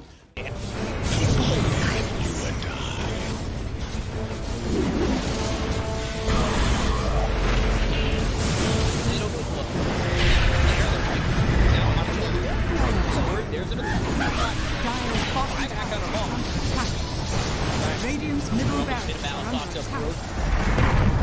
Radiant's middle barracks has fallen. Gauntz, you want to commit. There's just not enough damage. Crimson Guard, Atrophy Aura, Rubik's Fate Bolt, all this damage reduction. Let's see the combo. Bit of Malice. Strong in by the Disruptor. And now we're going to be hitting the win. It's back up once more. Bit of Malice, and Sumail is in it. They'll lose him in mind control. Right it back towards tomorrow. Trying to run from everybody on the side again. Radiant's middle barracks are under Siphoning attack. and getting back into the base. Has fallen. Alive. Yeah, I think when it's time to call it, it is time to call it. They have no business left in this. And didn't get the tether off or something. I think it got broken. Either way, I like the ghost up to purchase. That was pretty heads up, but we are back and there's a smoke action. There's a divide right there. They're going in on Q. There's the hit. Okay, get that hit off. 123. Knocked great damage. He's dead. Oh my god. Nothing. Less than 10% of his health. I mean, I'm assuming that's just the game. That, yeah, 100%. There's no point in talking about the AU picks it up. I got it, boys. To die yet. Go away, you. Oh my god. Victory.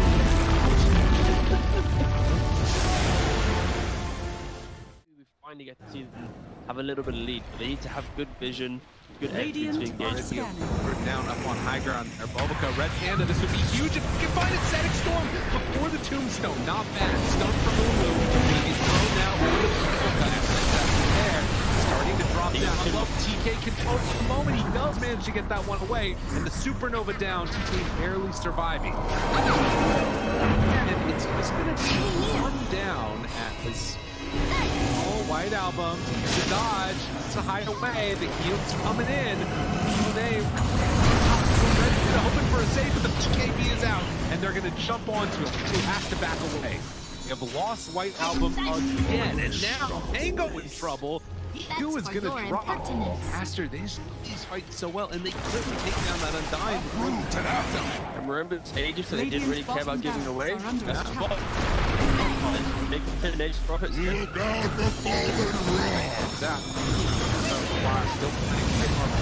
is out on the today.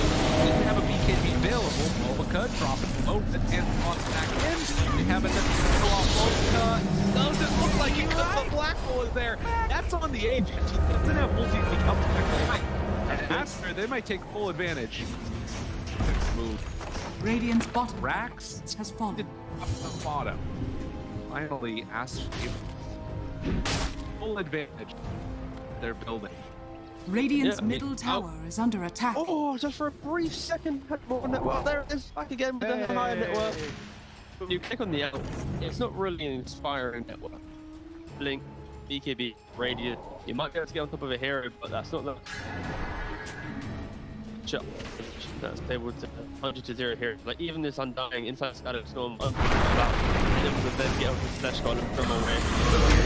They have that keep him alive. Makes the move, and again, into this fight without Monet here. Pretty good for them. Right album, but now Monet is now. A lot of trouble, but they managed to kill him. Okay. Alright. Pops ulti. Now the turn. Punching. Really getting away. Sort of survived that first salvo. Very strong. Supernova down, pops the PKB. Ooh, he's just caught here. They want to get the kill. That's really himself up. And now the chase. With the avalanche, the toss. Thinks he's going to give up his life also. This Monet, he's way too strong. This might just be the full set of racks going down bottom. Aster, way too strong for Ares. Like Aaron did GP. Oh, they're done. Okay. I was wondering. It looked like it was that type of game. Yeah, it kind of was. It's like a game where you're an out, not really ever been in the league, he hasn't really never protected himself.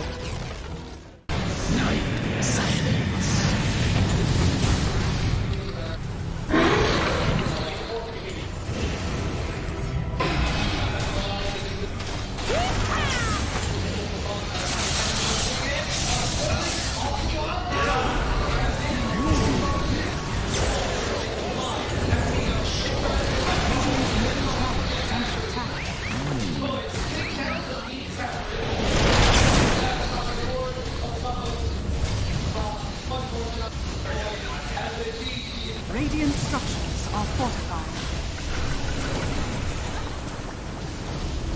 Radiant's middle tower is under attack. Radiant's middle tower has fallen.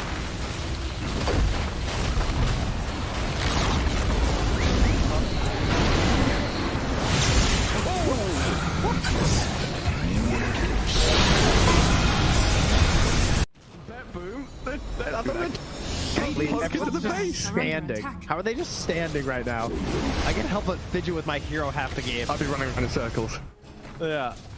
Pirouetting on the spot, the song. Blinking from Pure. They see Yatoro, 3 lined up. Potentialized path play. They're trying to go in. Toronto Tokyo, blown up by Collapse. Has to fight back. Yatoro gets off his BKB. Pure with another song. Sprints in. Who are they aiming for? Where is the target acquisition? They can't catch anybody. Collapse BKBs runs down south. Lol being chased out as well. Oh my god, Nightfall. Hazy on disc refresher. Blinks to high ground. Gets away from danger for now. Pure, what's he up to? He's back to the high ground too. Mirror image out. Aegis claimed. Lol in the fire. Still surviving and blowing up GPK. Team Spirit nothing to do. Sprinting out their base. They don't catch Nightfall on the way out. He's blinked out of the range of Mirror. They're still hunting though, and he's going to find Toronto Tokyo. Who cares, Gem? I see Jakiro. Eon disc popped. And with his rapier damage of like short work and a twin-headed dragon. Unstoppable. Larl the collapse waiting in the back line actually worked. He stormed out of the tree line and he just then started eviscerating the 2 supports with the help of Larl. He completely jumped over. They dodged everything that Naga was trying to set and prep there. And Yatoro was also just firing the cannon from the top there. Did the combined damage of Collapse and Larl together. He is a monster.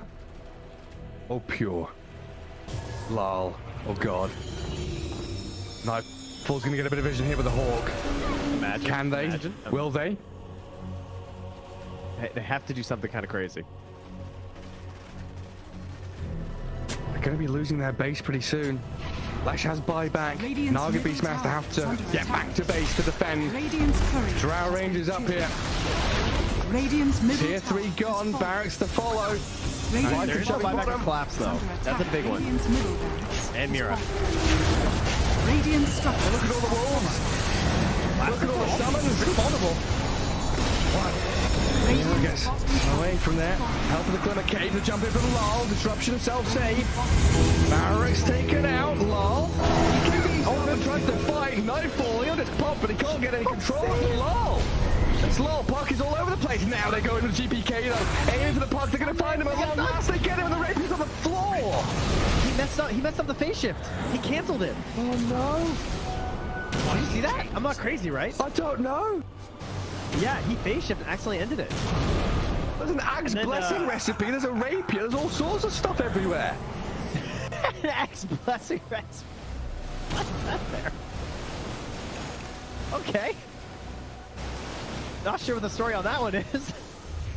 Meanwhile, Save, I think he had a refresher charge, right? Because Laryl dove him, he disrupts himself, and he tries to kill him again after it Save just refreshes, and then uses it again. How have they not got the Rapier? That was another DD. I don't think they care. You know what, Toronto Tokyo's going to take it, is he? Oh yes, the Jakiro with the Rapier. Coming to feed it back to them, guys.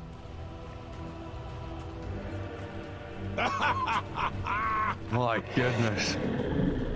There's Mega Creeps on one side. Top lane Barracks still standing on Team Spirits. We're waiting for next Roshan, Trent. I don't know. I don't know. I feel like BetBoom have such a good chance of winning these fights right now. They just can't get, like, swarmed in the back line. They missed the stun on BK. He's trying to hold his ground, but look at my dodge. Oh my my god, Yatro shreds where he goes. Daedalus hits, refreshes, blinks forward, kills off Save as well. SD's gone, TP home. Get the hell out of here, Bed Boom now. He's lucky he didn't get coiled. Dude. Left track vanished. He looked okay until he didn't. Until he got hit for 1,350 damage from a single right click? Yeah. Oof. Yeah. Right until that. Ow. Luckily, Toronto Tokyo was not there to feed the rapier back, so that's good. And now Team Spirit running down lanes, coming for the Radiant base. Balls are still there to hold on to. This has got to be mentally debilitating for Bet Boom. Mini 71 minutes. Team Spirit is wearing them down. The admins have been on, you know, they told them, nope, these guys. The longer this game goes, the harder things are. Well, it's like Moomiander was saying in that Seb documentary. You know, this isn't Dota you're playing. This is a slogfest. You're gonna wait it out and play 60-minute games. Long ass ones with a long line. Watch go very far forward. He unders from Mira, but the Undying will fall inside the Radiant base. He'll as Mira gets off one last finger of death and the turns we got through. They killed GPK. It's a dialect on the ledge. Naga now in trouble. Song of the Siren trying to buy a bit of time, but Yatro moves forward, gets the damage in. Bill is dead. Oh god. It all comes crumbling apart for that boom now. Wait, back. They're on to Mira. They kill off Nightfall, save though, and lol. He opens up on them. The howitzer is here. Massive 40 mil cannon just shattering into that boom. Drow saved by the rip. The soul is everyone dying. There's two. And she's called it over. Team Spirit. Look at him. Look at Mira. Oh my god. The shard to anybody who would listen at the Lima Major. Was nope. Which, yeah, nobody's taken him up on it yet. But if you see a shard being picked up by any team that was at the Lima Major that speaks English, you could probably source it. It's good. I'm sorry. This shard is actually good. I don't know how you get there. That's all. I actually found another game that's important recently with the shard. Pretty good. I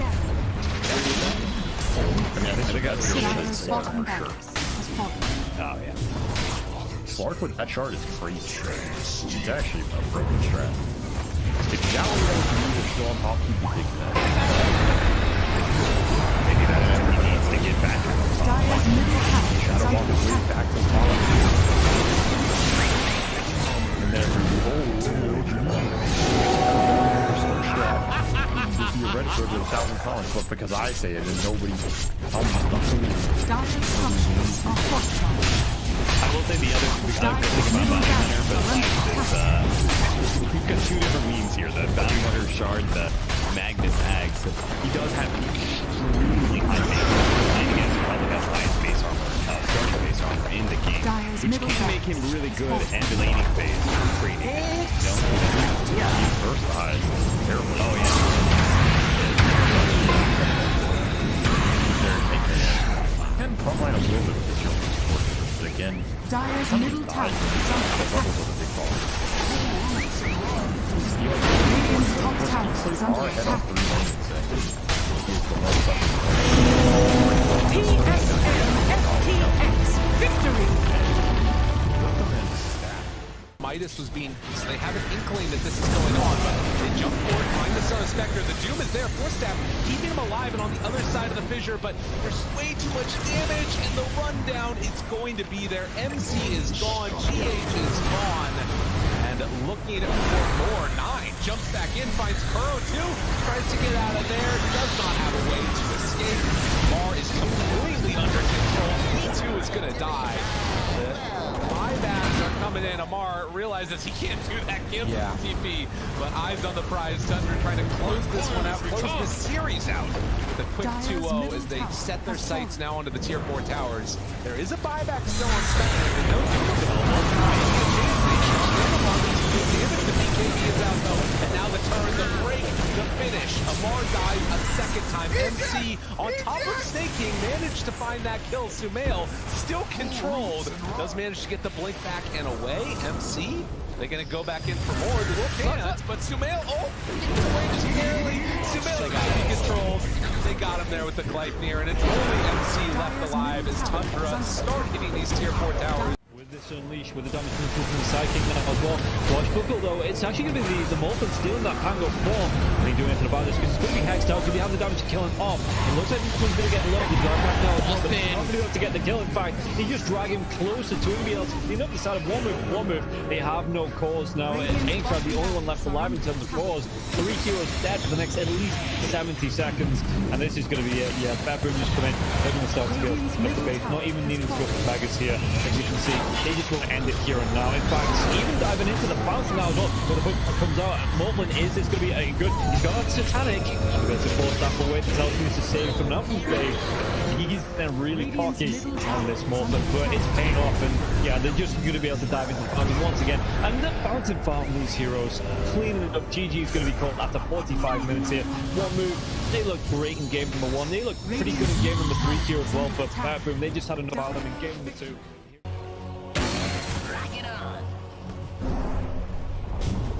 Dire's middle tower has fallen.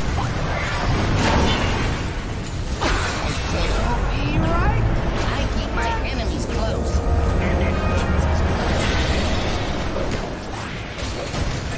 I get mixed up in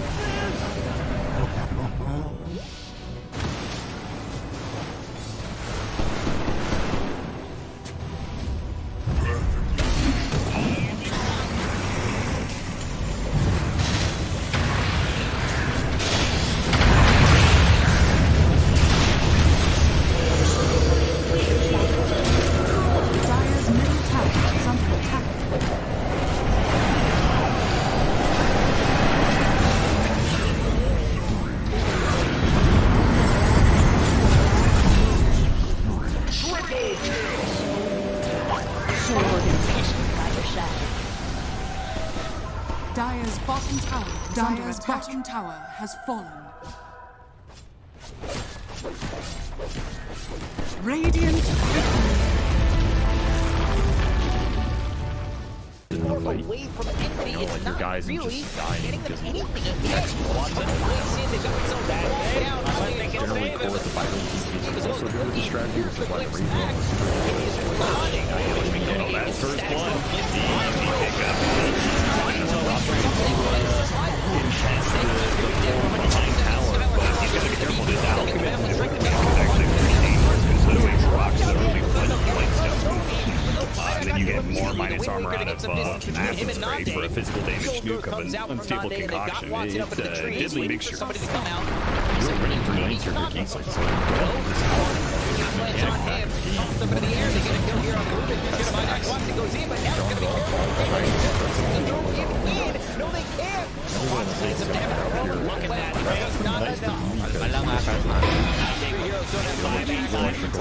You're gonna have to play to defend the power.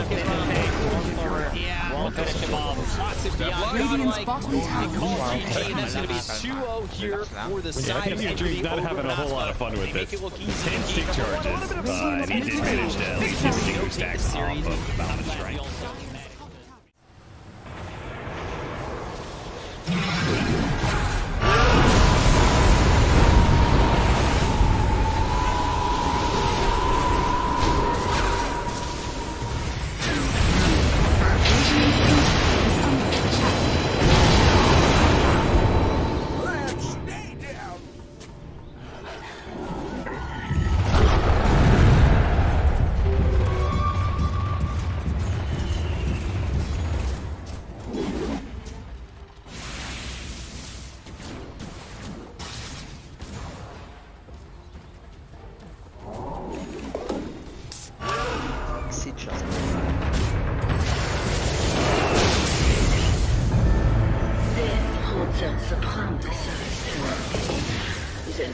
refuses to commit.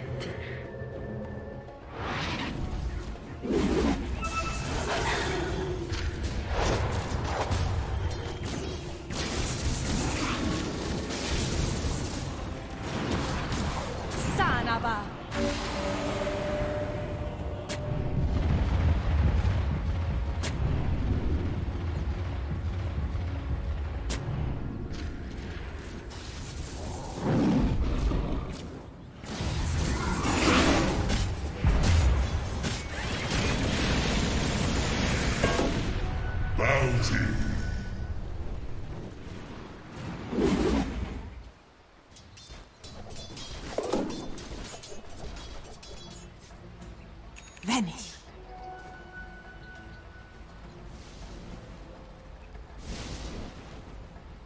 Radiant are scanning.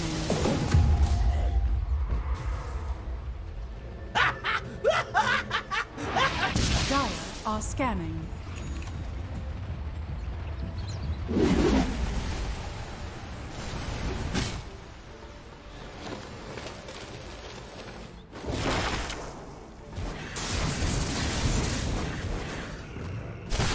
Warriors of the wood.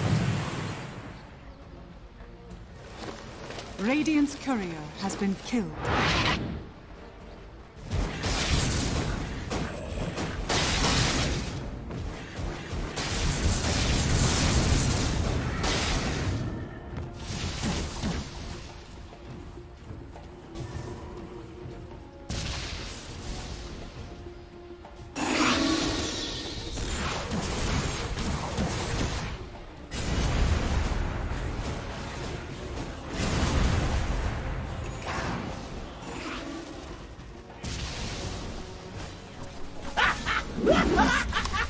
Сейчас поиграем. Сейчас поиграем.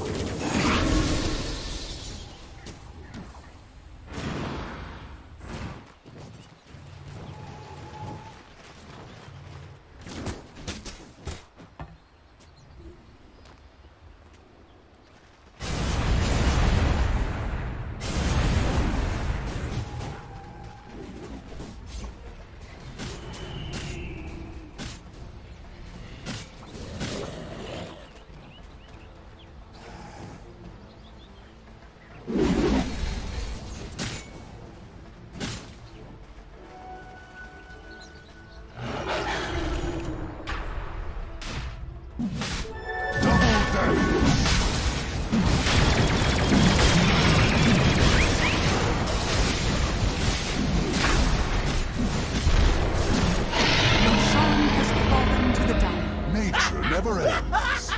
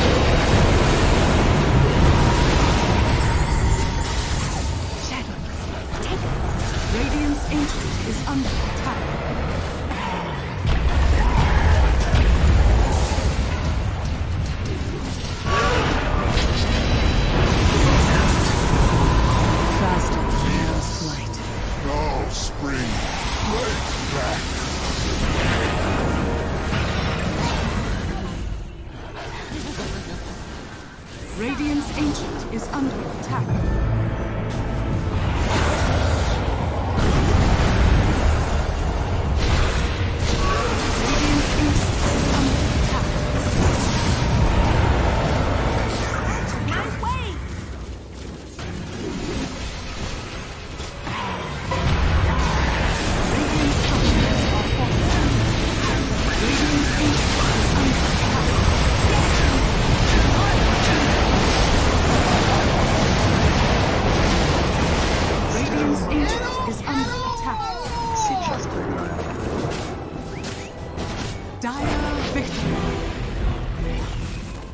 Ultimately, this game kind of comes down to just who jumps who.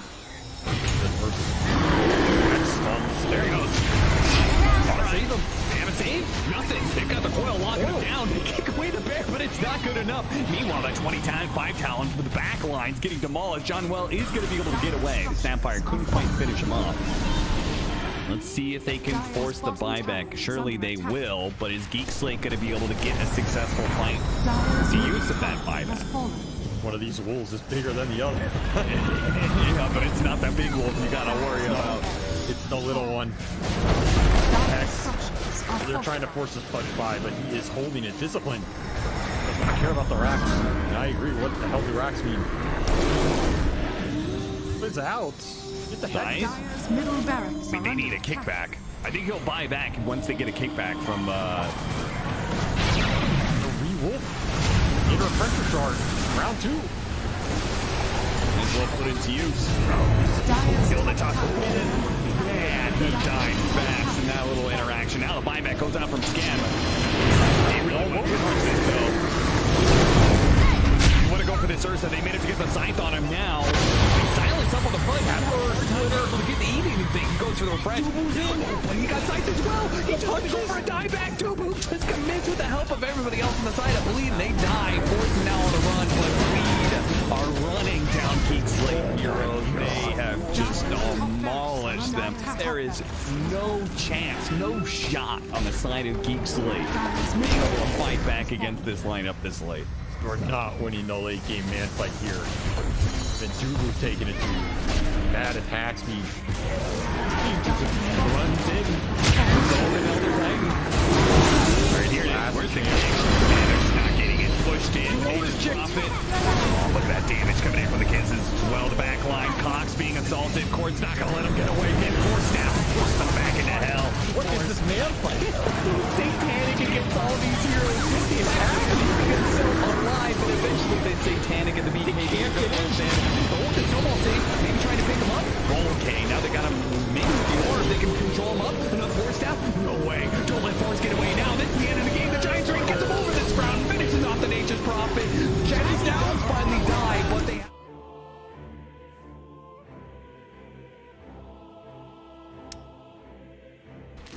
They're kind of just cruising. Но только сейчас Ирина появился Васол, который может дать возможность немного Like I said, it is a good gyro game. He gets the talent levels faster than maybe you normally would because he's just not getting pressured by Gaming right now. Maybe not afraid of him. Maybe you should be. Yeah, I guess you put an extra 10k net worth on a garbage hero and it does become viable. Radiant are He's got the Hurricane. See if he can close that gap and get him before the shapeshift. He cannot. But drag him into the hammer. With the hammer, with the cookie afterwards. That's really good, but it's not enough. Look at Panda. Panda snuck in from behind. This is just space right now. Mad space. Nothing they can do. No punish. I feel like Gaming are actually a little frustrated in this game, to be honest. Like, what the hell's happening? This team just play us straight up right now? I think they're confused. They don't understand the lineup. They don't understand what's happening right now with the minuses. Whisper doing the most damage in the game so far. I mean, you better. If you play Core Rubik, you better be highest damage. Look at the range on the hammer, too. Yeah, that's pretty nice. Dire's top tower is under attack. He's going to go that Aether Blink into what looks like Octarine. That's the build I agree with here. Trying to catch Quinn. Stole Pulse Nova. Static Storm. That's going to make things really difficult. They push him back in, but honestly, they... Oh, the kisses. Oh! Land the shots, land the shots. He's getting him. Oh, the last one. He needed to land that one. I don't think the Doom is going to be able to kill him. Oh, another soul rip. If he had landed that last shot, I think he dies. I think he should have landed him too. I mean, you think he was predicting Quinn would try and juke there. Quinn just ran. He just ran for it. Well, the best juke is no juke. He juked him. Big kill to miss. Nonetheless, they get the tier 1 off it. They're continuing to push ahead in this game. Get hammered, son. Quinn's going to chase after him. No Doom, so he feels pretty confident with his Bloodstone, as he should. Gonna run down Panda. Now he's going to be able to catch Whisper off the glimpse. Push him down to the low ground. That's helpful. Don't think he lives, though. Ripped apart by a zombie. Bad way to go. High ground war placement. Doing work for Gaming there. God's continuing to free farm this whole period. Did get that Ags as the might is going. So this is still space. He's just running after heroes. That's a tower. That is indeed a tower. Helmet the Overlord up. The push. The timing. Middle tower has fallen. Delayed, but inevitable. And now they will just go to Roshan. I don't think you can contest this without kisses. That's your one avenue to punch the clump here. Yeah. You just gotta wait till Gyro's online. It's all about buying the time, buying the space for the old man. How's he doing? I mean, he's doing pretty damn well. He's up to 10K. Yeah. He's working on Crystallis next. Teams coming in. They don't have Kisses, don't have Doom, don't have the Gyro. So they won't be able to stop it. In fact, Matthew. Okay, that was a hammer.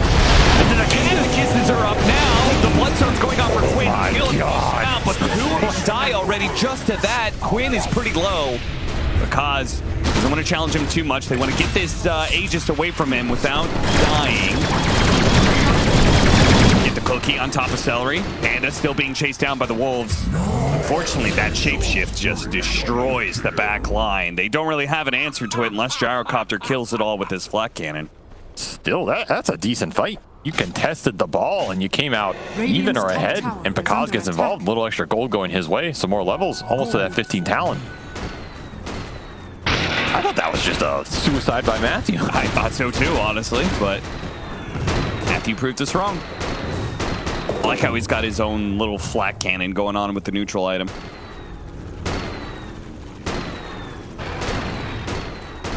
Three-man hammer with the Kisses coming in. It's too bad they didn't kill Quinn here.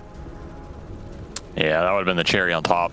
He still have grip during this period, but it's just really hard for Panda to get involved in these fights when he's got the whole zoo pounding on his back. Yeah. That smile disappeared fast. I think that smile disappeared about the time they got three-man hammered. He went, oh. Oh dear. What is happening? All right, Aghanim Scepter for C Smile, so he can launch in the Gyrocopter. Not sure if that's actually a good play. He actually hasn't finished. He's really far. Bot's Might is paying off here. Yeah. Okay, once the Gyro has BKB, then you can launch in the Gyrocopter and it'll look sick. Yeah, that's a good target to launch in, because Gyro really wants to close gaps in a lot of these games. It's actually been one of the hero's problems. Like we see, you have to go Swift Blink or something. Yeah. It's a question you get there. You remember that game we casted where it was Skeeter Gyro? And he couldn't stick on anybody in those fights in the late game? No. Okay, well, there was a game that Skeeter played Gyro for Tundra, and he couldn't stick on anybody in the lane. Oh, wow, that sounds like an interesting game. And that was the game I wanted him to go Swift Blink, but he never got there. Because he couldn't stick on anybody in the late game. So now you just throw him in. It's a guaranteed stick. It's like one of those guys you used to throw on the walls and the ceiling when you were young? Oh, yeah, the sticky Armstrong dudes. Yeah. Just the sticky hand that you could like. Yeah, the sticky hand. Is that what it was called? You throw it out and you like hit a piece of paper and it would pull back the piece of paper. Yeah, but after like 10 minutes, it's literally just covered in dirt. Oh yeah, like this is disgusting. Oh, he got two. The Hurricane back. Now Celery is decently tanky, so most of those Kisses are going to have to focus on him. So the other two members of Gaimin Gladiators walk away unscathed. Is under attack. Got a Wolf ult though. So maybe you just go again when you have Gobble Up again, 20 seconds. This is a low cooldown lineup for EG. That's the other upside. And I'm sure you have Doom and Bane supports, but you don't have to wait on these supports. Your cores are all ready to fight whenever. Just keep running it into them. Quinn, you think you're safe up here because you have Aegis, son? You don't know what's coming. You don't know what's coming right now. It's an air delivery, son. Dire's middle Push him back in. They need to be able to kill him once, and then they can Fiend's Grip the second life. Run away!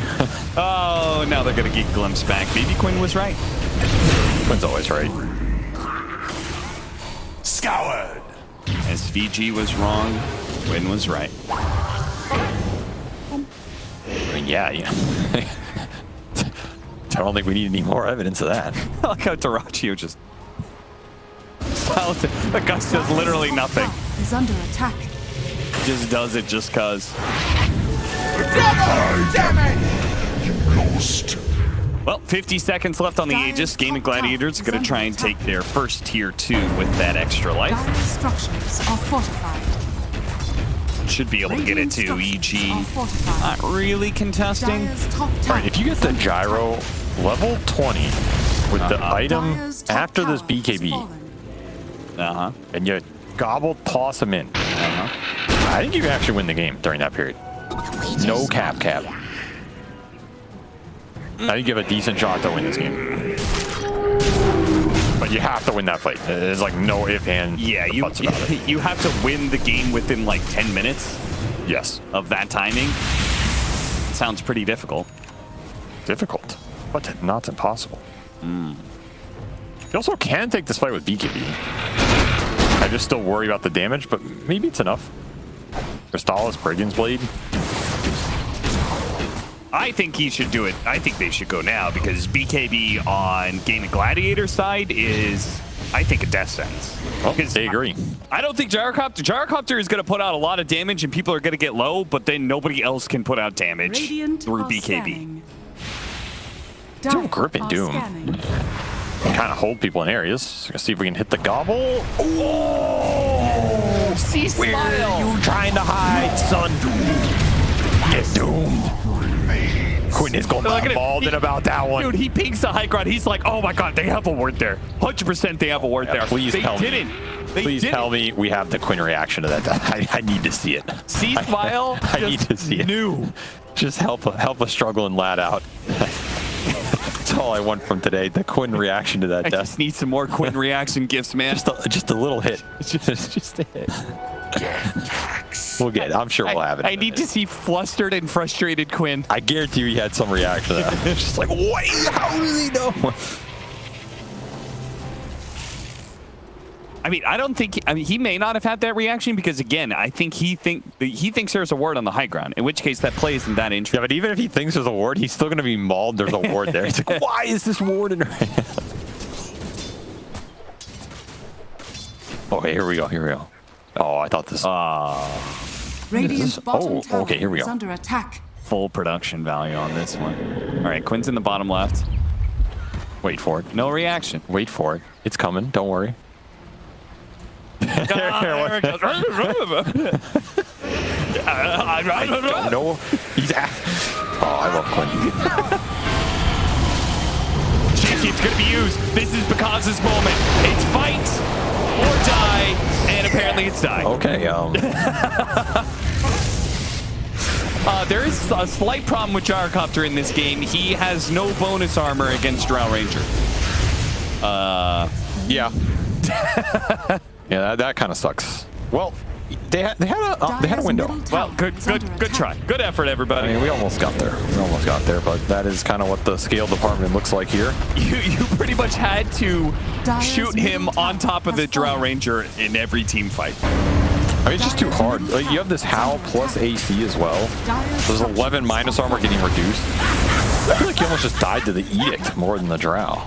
Yeah, it could be. Like, it did a decent amount of damage there at the end. Just don't have the armor to fight right now. It's hard. Oh, whoa! Pretty deep. What are you doing here, Doraccio? A lot of damage. Doing something. Well, maybe a lot is an overstatement. Okay, next timing, we got to play for C-Smile getting the Lil Shredder triple shot. Then they'll have a second physical damage dealer. That's true. I forgot about that skill, actually. Yep. That's why he went to Midas, after all. Okay, we got more in the tank here for each. Yeah. We definitely got a lot of room to scale. Imagine you shoot in the Gyrocopter and then you blink in Radiant's bottom tower on the Snapfire, and then you just both multi-shot the entire enemy team in 3 seconds. They all die. I mean, that last fight was not a fair representation of what can happen. I think we all agree with that, right? Like, it's all about shooting the gyro in when you have the initiation, not gyro getting run down. Yeah. I'm not going to put that fight on the gyrocopter. I still have some faith you here. kind of could. He was across the river without his team. Yeah, that's true, but I'm still not going to do it. Radiant's bottom tower is under attack. I can. You won't. Fair. I have some pride left.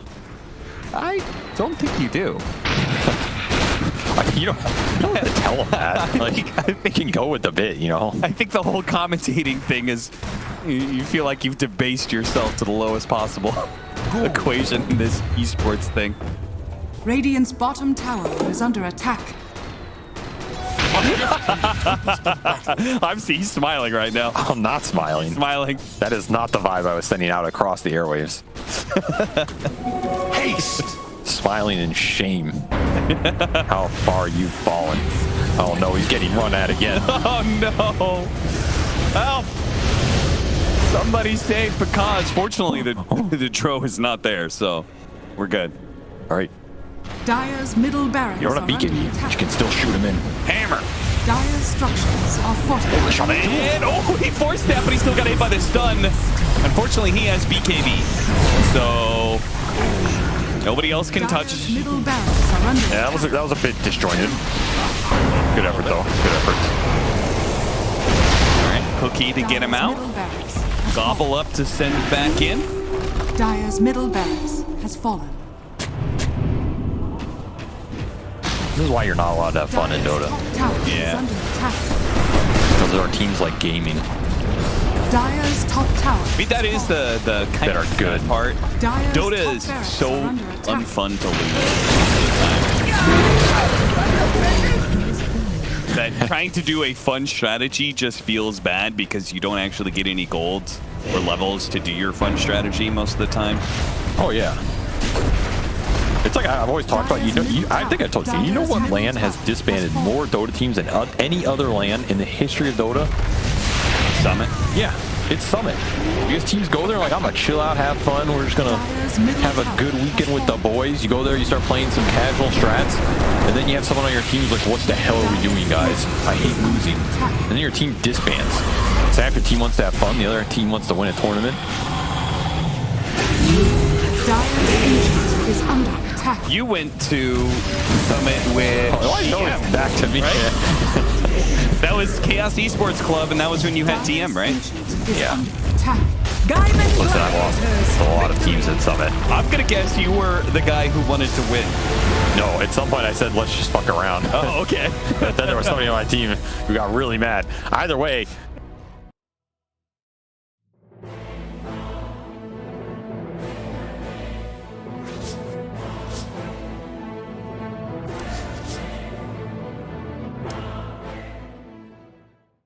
Cloud, if he's got these hawks coming through, you know, if there's no... We'll come back to this as they get the dive on, and everything I was saying is now inconsequential because Cloud has gone down, so Kami has to move away from these multiple kisses.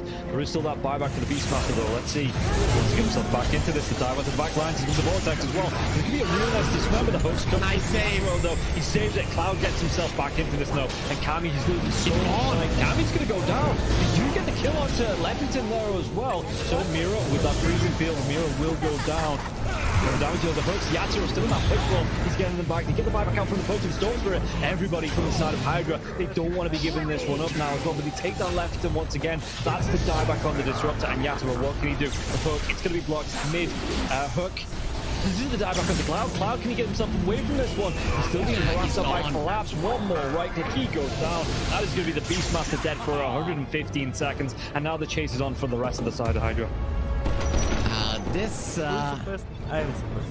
Aghanims on the Morphling is just making him impossible to deal with. First of all, they use the little shredder on the Pudge to get rid of his armor. He has solid amounts of it, but it is just not enough. And then Yatoro just destroys it, and he knows that he can stand his ground because he cannot be stunned. He literally cannot be stunned. How do you stun water? Well, a lot of their damage, if not most of it, is on the Morphling. Oh, the glimpse comes back though. Inside the Static Storm Mirror, he has that Lotus going, and now if Surfer actually dives a little bit further, the Thunder comes out. The Podking, he's dove in, yeah. They're going to be able to get a kill onto the Storm Spirit. Can they take down the push? They're going to be able to catch him, cancel off the TP.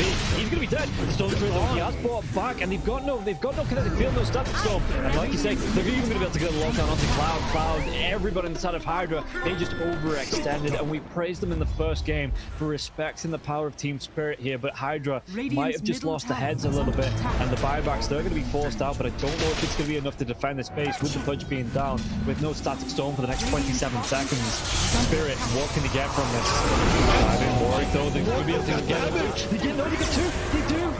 They take them down, the Cookie comes out, the Yatoro, freezing field, they might lose Happy. Is this the dieback? They do, they break the Lincoln Sphere though. Morphling.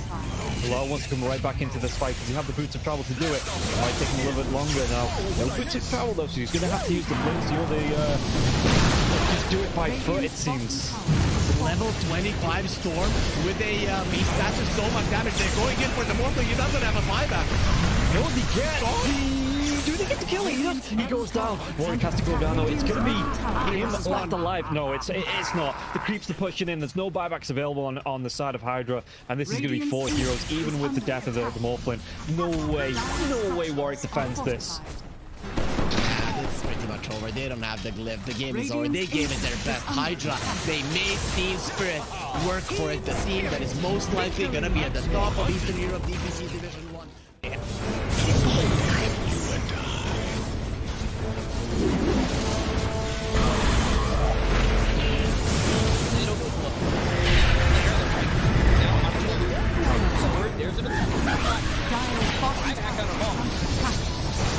Radiant's middle barracks are under attack.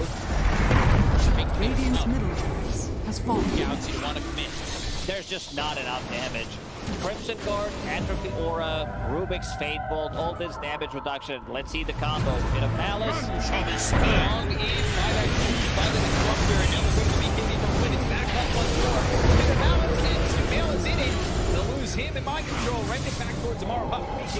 Trying to run from everybody on the side of Gaimin Gladiators. Radiant's middle barracks are under Siphoning attack. and getting back into the base. Has fallen. Alive. Yeah, I think when it's time to call it, it is time to call it. They have no business left in this. And didn't get the tether off or something. I think it got broken. Either way, I like the ghost up to purchase. That was pretty heads up, but we are back and there's a smoke action. There's the divide right there. They're going in on Q. There's the hit. Okay, get that hit off. 123. Knocked. What damage? He's dead. Oh my god. Nothing. Less than 10% of his health. I mean, I'm assuming that's just the game. That, yeah, 100%. There's no point in talking about the rest AU of it. picks it up. I shot him twice. The dive. Let's go away, you. Oh my god. Victory.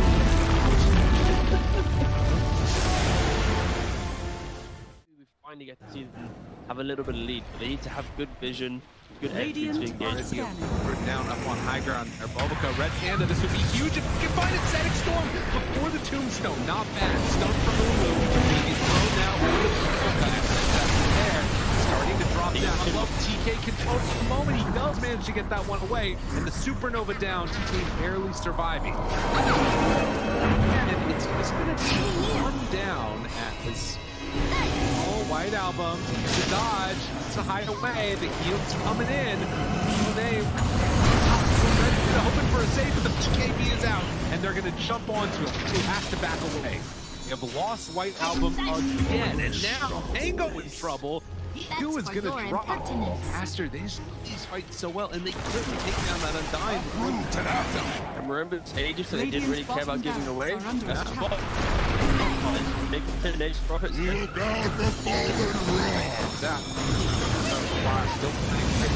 Stun is out on the today. Didn't have a BKB available. Bulbaca dropping low, the and on back in. We have another off Bulbaca. Doesn't look like it because the black hole is there. That's on the agent. He doesn't have multi become back the line. And after, they might take full advantage. Move. Radiant's bottom Rax has fallen. Up the bottom. Finally, Aster full advantage. They're building. Radiant's middle tower is under attack. Oh, just for a brief second, had more network. There it is, back again with the higher network. When you click on the L, it's not really an inspiring network. Blink, BKB, Radiant. You might be able to get on top of a hero, but that's not the shot. That's able to 100-0 here. Like even this Undying inside Static Storm, able to then get up with Slash Golem from away. They have that trying to keep him alive. Makes the move, and again, into this fight without Monet here. Pretty good for them. Right album, but now Monet is out now. They're in a lot of trouble, but maybe one. The team to kill him. Okay. All right. Pops ulti. Now the turn. Punching. Really get away. Sort of survived that first salvo. Very strong. Supernova down. Pops the BKB. Ooh, he's just caught here. They want to get the kill. That's really himself up. And now the chase. The avalanche, the toss. Thinks he's going to give up his life also. This is Monet. He's way too strong. This might just be the full set of racks going down bottom. faster. Way too strong for Ares.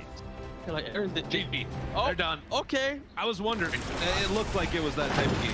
Yeah, it kind of was. It's like a game where you're an out, not really ever been in the league, he hasn't really never protected himself.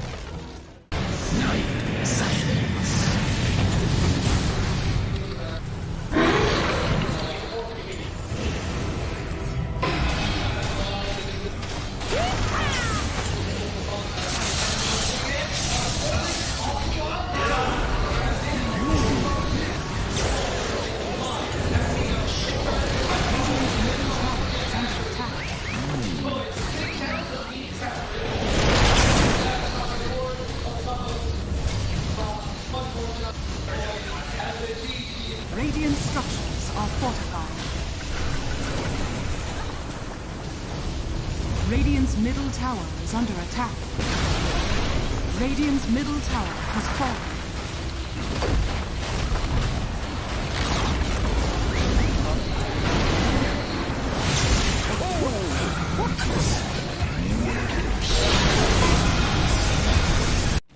Boom. Everyone's just standing. How are they just standing right now?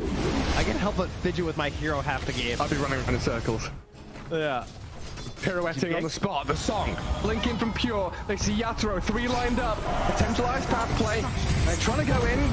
Toronto Tokyo, blown up by Collapse. Has to buy back. Yatoro gets off his BKB. Pure with another song. Sprints in. Who are they aiming for? Where is the target acquisition? They can't catch anybody. Collapse BKBs runs down south. Lol being chased out as well. Oh my god, Nightfall. Hazy on this refresher. Blinks to high ground. Gets away from danger for now. Pure, what's he up to? He's back to the high ground too. Mirror image out. Aegis claimed. Lol in the fire. Still surviving and blowing up GPK. Team Spirit nothing to do. Sprinting out their base. They don't catch Nightfall on the way out. He's blinked out of the range of Mirror. They're still hunting though, and he's going to find Toronto Tokyo. Who cares, Gem? I see Jakiro. Eon disc popped. And with his rapier damage of like short work and a twin-headed dragon. Unstoppable. Laurel, the collapse waiting in the back line actually worked. He stormed out of the tree line and he just then started eviscerating the 2 supports with the help of Laurel. He completely jumped over. They dodged everything that Naga was trying to set and prep there. And Yatoro was also just firing the cannon from the top there. Did the combined damage of Collapse and Laurel together. He is a monster. Oh, Pure. Lol. Oh, God. Nightfall's going to get a bit of vision here with the Hawk. Imagine. Can they? Imagine. Will they? They have to do something kind of crazy. They're going to be losing their base pretty soon. Lash has buyback. Naga Beastmaster have to get back to base to defend. Drow Rangers up here. Tier 3 gone. Barracks to follow.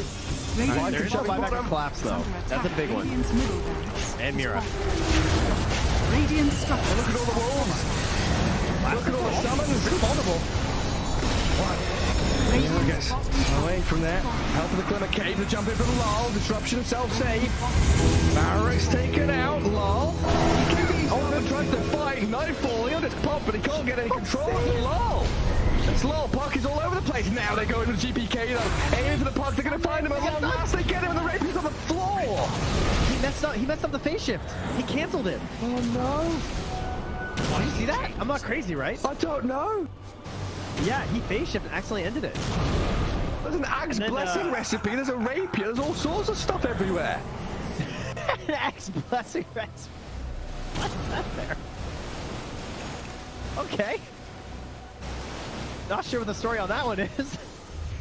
Meanwhile, Save, I think he had a refresher charge, right? Because Laurel dove him, he disrupts himself, and he tries to kill him again after it Save just refreshes, and then uses it again. How have they not got the rapier? Now there's another DD. I don't think they care.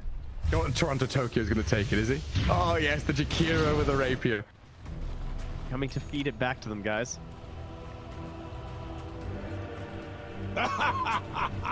My goodness. There's Mega Creeps on one side. Top lane Barracks still standing on Team Spirits. Are we waiting for next Roshan, Trent? I don't know. I don't know. I feel like Bet Boom have a such a good chance of winning these fights right now. They just can't get like swarmed in the back line. They missed the stun on BK. He's trying to hold his ground, but look at my dodge. Oh my god, Yaturo shreds. Where'd he go? Daedalus hits, refreshes, blinks forward, kills off save as well. SD's gone, TB home. Get the hell out of here, Bed Boom now. Lucky he didn't get coiled. Dude. Leshrac vanished. He looked okay until he didn't. Until he got hit for 1,350 damage from a single right click? Yeah. Oof. Yeah. Right until that. Ow.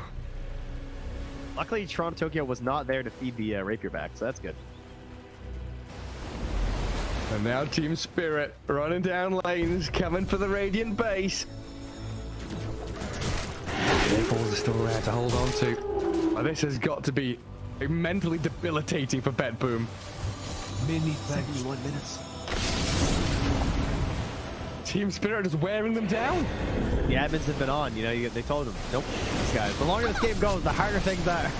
Well, it's like Moomiander was saying in that Seb documentary. You know, this isn't Dota you're playing. This is a slogfest. You're going to wait it out and play 60-minute games. Long ass one. There's a long line. Watch get very far forward. He'll just from Mira, but the Undying will fall inside the Radiant base. He'll as Mira gets off one last finger of death and the turn we got through. They killed GPK. It's a dialect on the ledge. Naga now in trouble. Song of the Siren trying to buy a bit of time, but Yatro moves forward, gets the damage in. Will is dead. Oh god. It all comes crumbling apart for that boom now. Wait, back. Throw it to Mira. The kill off Nightfall save though, and lol. He opens up on them. The howitzer is here. Massive 40 mil cannon just shattering into that boom. Drow saved by the rip. The soul is everyone dying. There's two. And she's called it over.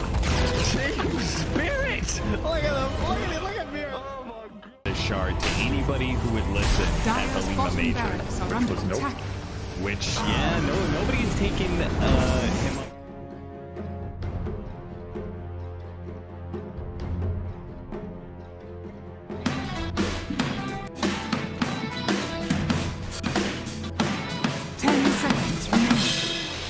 And we are back with game number 2 of Gaimin Gladiators versus Evil Geniuses, where one team is saying no fun allowed, and the other team is going to mom and be like, Mom, they keep picking Leshrac. And Undying. And Undying. And Disruptor. And Lycan. Stop. It's not having fun. They have a strong case, I gotta say. Yeah, there wasn't a single fun hero in that draft. You know who is having a lot of fun, though? Who? Our good friend. 5 right over there. Remaining. Doesn't he look like he's having fun? 10,000 grains of rice have been counted by our good friend T-Governor. Geniuses turn to ban. You know, encourage him. That's right. There's a famous Nova Scotian proverb, actually. A single grain of rice can tip the scales. Turn to pink. Yeah. Or worse. So at some point, that one grain.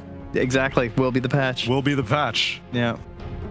The grain that broke Evil the Ice Frog's back. Oh, I feel so bad looking at him. This is painful. Oh, wait. He went up for a stretch. Don't worry. After he hit 10,000, he got up, limbered up a little bit. Yeah. Yeah. And was like, yep, Gaimin ain't picking anything fun this game number 2. Because it's starting out with Disruptor yet again after they ban out Death Prophet and Batrider. 10 seconds E.g. remaining. take out Doom and Broodmother. There is still time. There is still hope for this Eye Witch Doctor. There is hope. There is hope. We're only one pick in, so they can still have fun along the way. I mean, that would be fun. I mean, it's kind of cheesy and good and also kind of fun, so I'm down. But, you know, if there's a fun hero for Matthew, it seems to have been this so far. When Matthew Ricky comes out, he doesn't care. He doesn't need to counter anything. This doesn't matter to him. If he's going down and taking all of their couriers down with him. Gladiators. A whole menagerie. Maybe this is the time where you need to set the highest amount of courier kills once more, because next patch, what if we won't have any couriers? That sounds awful. That does sound awful. Let's hope that never happens. Maybe you have to share one with your laning partner, so the only one who gets one for themselves is mid. Remaining. That's also horrible. I But prefer it the other way around. Mid players would love What if that. they bring back? They will quit the game if mid players won't have a courier. Not my problem. No, they will yell at you, go die and bring me my item. You are the courier. You are my courier. Oh no. Oh, days. It's time for the Carry Night Stalker to come out of EG. time, you guys. They did ban it last game. Yep, it would be a good time, but GG, we all know they're gonna be. We need to ban Night Stalker here, guys. Oh my god. Let them cook on EG. Why are they so anti-cook? How about if they take a page out of Beastcoast book? Let's see that Chen as a Beastmaster. Oh, I guess they can make. I don't know if Panda can play Chen. Because Stinger is actually just very sick at these jungle supports. So I don't know if Panda is the same archetype of support player. Panda's getting there. Hero. Hand of God is a save. Air quotes. Yeah, with Martyrdom. Actually, that's true with Martyrdom. Yeah, it really is now. How boring are these GG guys right now going for the Hawk Vision into glimpse, like going. I'm team run this game down. Let's go, GG. You're my heroes right now. Honestly, even if they pick Bounty Hunter. Look, he's bored too. He knows. He's like, look at Celery's face. So what's gonna be next, guys? Now, to be fair, I understand why GG just want to play their best. They want to secure their position and secure that prize money, you know? Yeah, it's not actually meaningless. But you said that after game 1, perhaps they would be a little bit more experimental. Nope. They have that insurance, but nope. Nope, not today. To close out the phase with Beastmaster, who's just one of the best heroes. Is really good against Lesh and Ricky. Very annoying for them. They don't like running into these random summons, being slowed down. And again, single target damage is what really hurts Lesh. Beastmaster, one of the best heroes at enabling it. Gives you attack speed, gives you the single target lockdown with Roar, even when you're BKB'd. Builds these auras. Yep. Screw you, Beastmaster. Yeah. Screw you, Beastmaster. But outside of that, having this Disruptor in the first phase versus this Lesh in the first phase for EG will deter any kind of IO Lesh combo that EG might want to pull out versus GG here. So it is so weird saying GG, EG, GG, EG. GG, EG versus GG, OG. Probably just say Gaimin and EG. Casted by SVG. Gaimin and EG. Let's say Gaimin. Sounds less bad, I think. Okay, Gaimin. Another thing that Gaimin can get away with, as I alluded to in draft number 1, EG don't play Enchantress, who is very commonly a Beastmaster counter, and they don't have any concerns about banning it out. Yeah. 5 seconds. Yeah, only Panda will you see the Jakiro ban over the Ench ban. Right.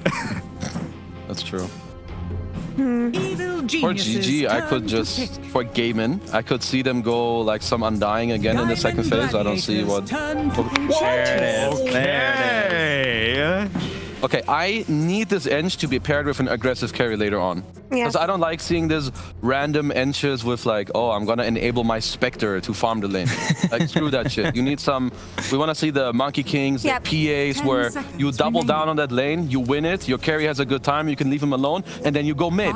You own the offlaner, then you go and own Quinn, and then you own the next guy, and then you murder the 2 supports. Amen. Let's go, Panda. I agree, but I don't like the PA so much versus Beastmaster. You know, like she's just gonna get roared later on, and that kind of sucks for her. But I would love to see it because Monkey King finally come out, you know, set up in the trees, find this Disruptor in the back line, get these kills early on.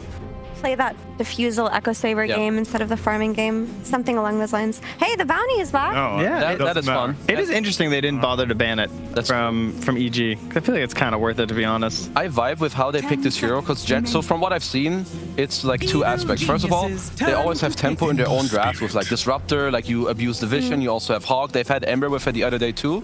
And they've picked it 2 or 3 times now against Ricky, so you're having track against this hero or against Mirana.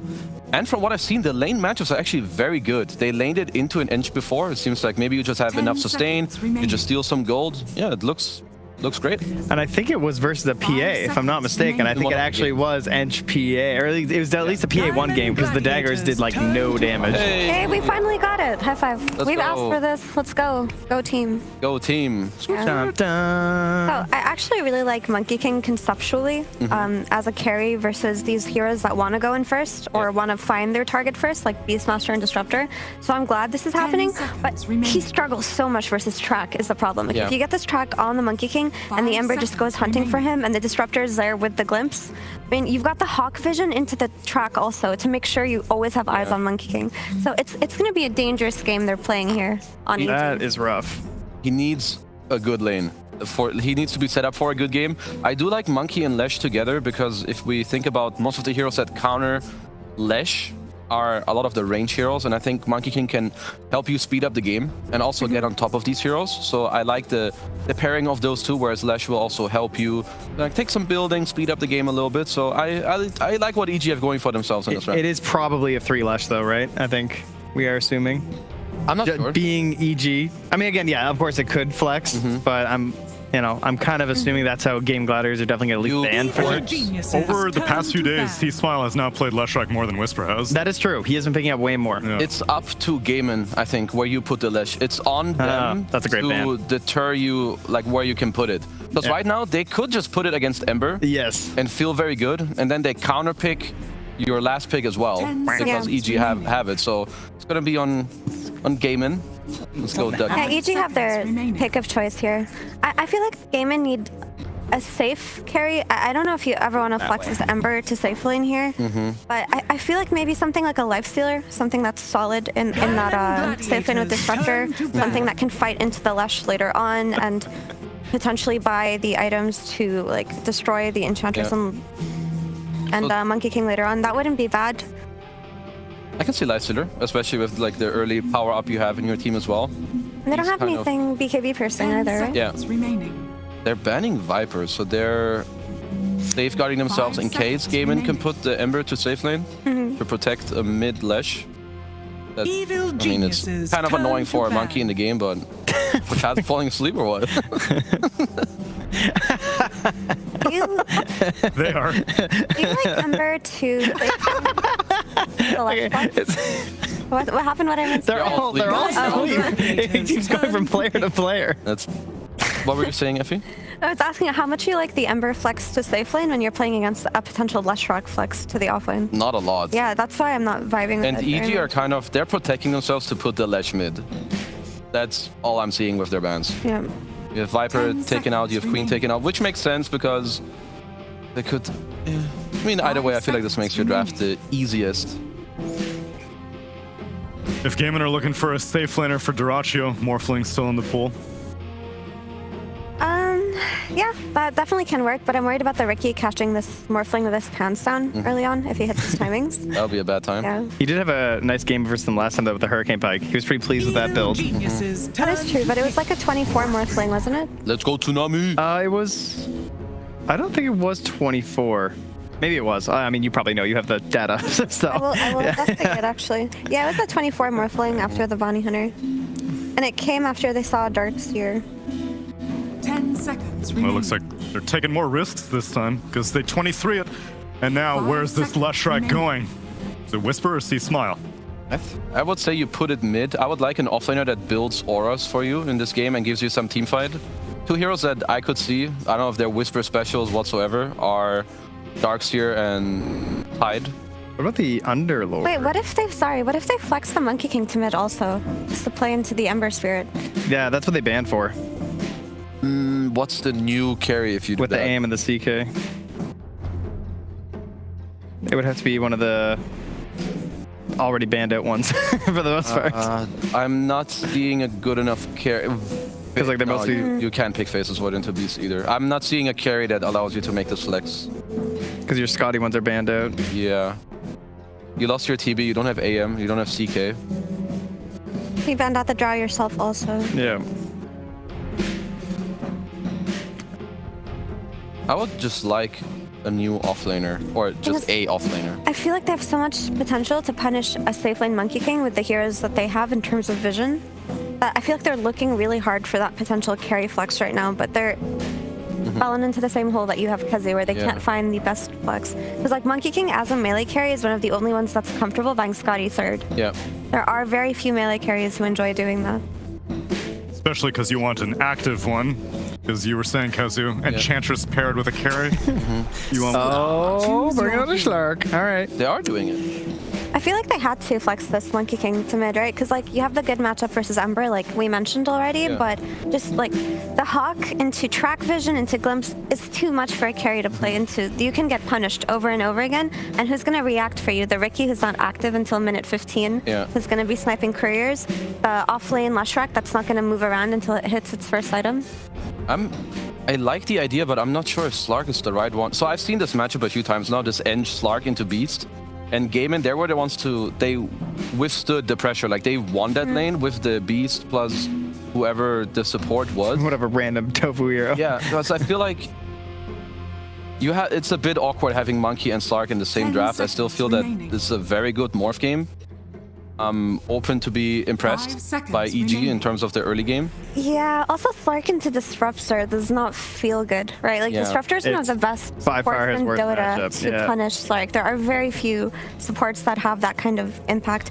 So EG are just going to do the run at you strategy. Hope they get stacks up on the Slark, go for that Diffusal Blade, go for that Aghanim's early, and just not give GG any breathing room. It's basically what you said, where like if they went with the Monkey King core, it's punished by all the vision. If they go with the Slark core, it's punished by the Disruptor eventually anyway. So their idea was basically like, who do we think can get the most out of mid? Is it going to be a Monkey King, or are we going to pick something else, and who can actually snowball our game? And they're going with the C Smile Monkey.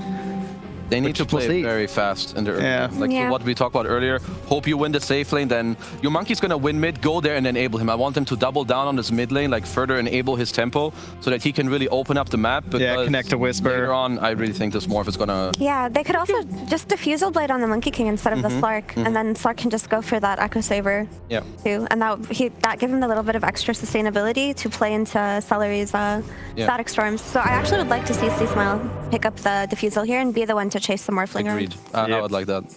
All right. A little bit more out of the box for Evil Geniuses, finally whipping out the Enchantress, but I vividly recall this Bounty Hunter kind of making a fool out of the enemy last time. Let's see if this one will change things. It's time for game number 2, and let's listen to our Patchy Pandas. Prepare for battle. Peekaboo.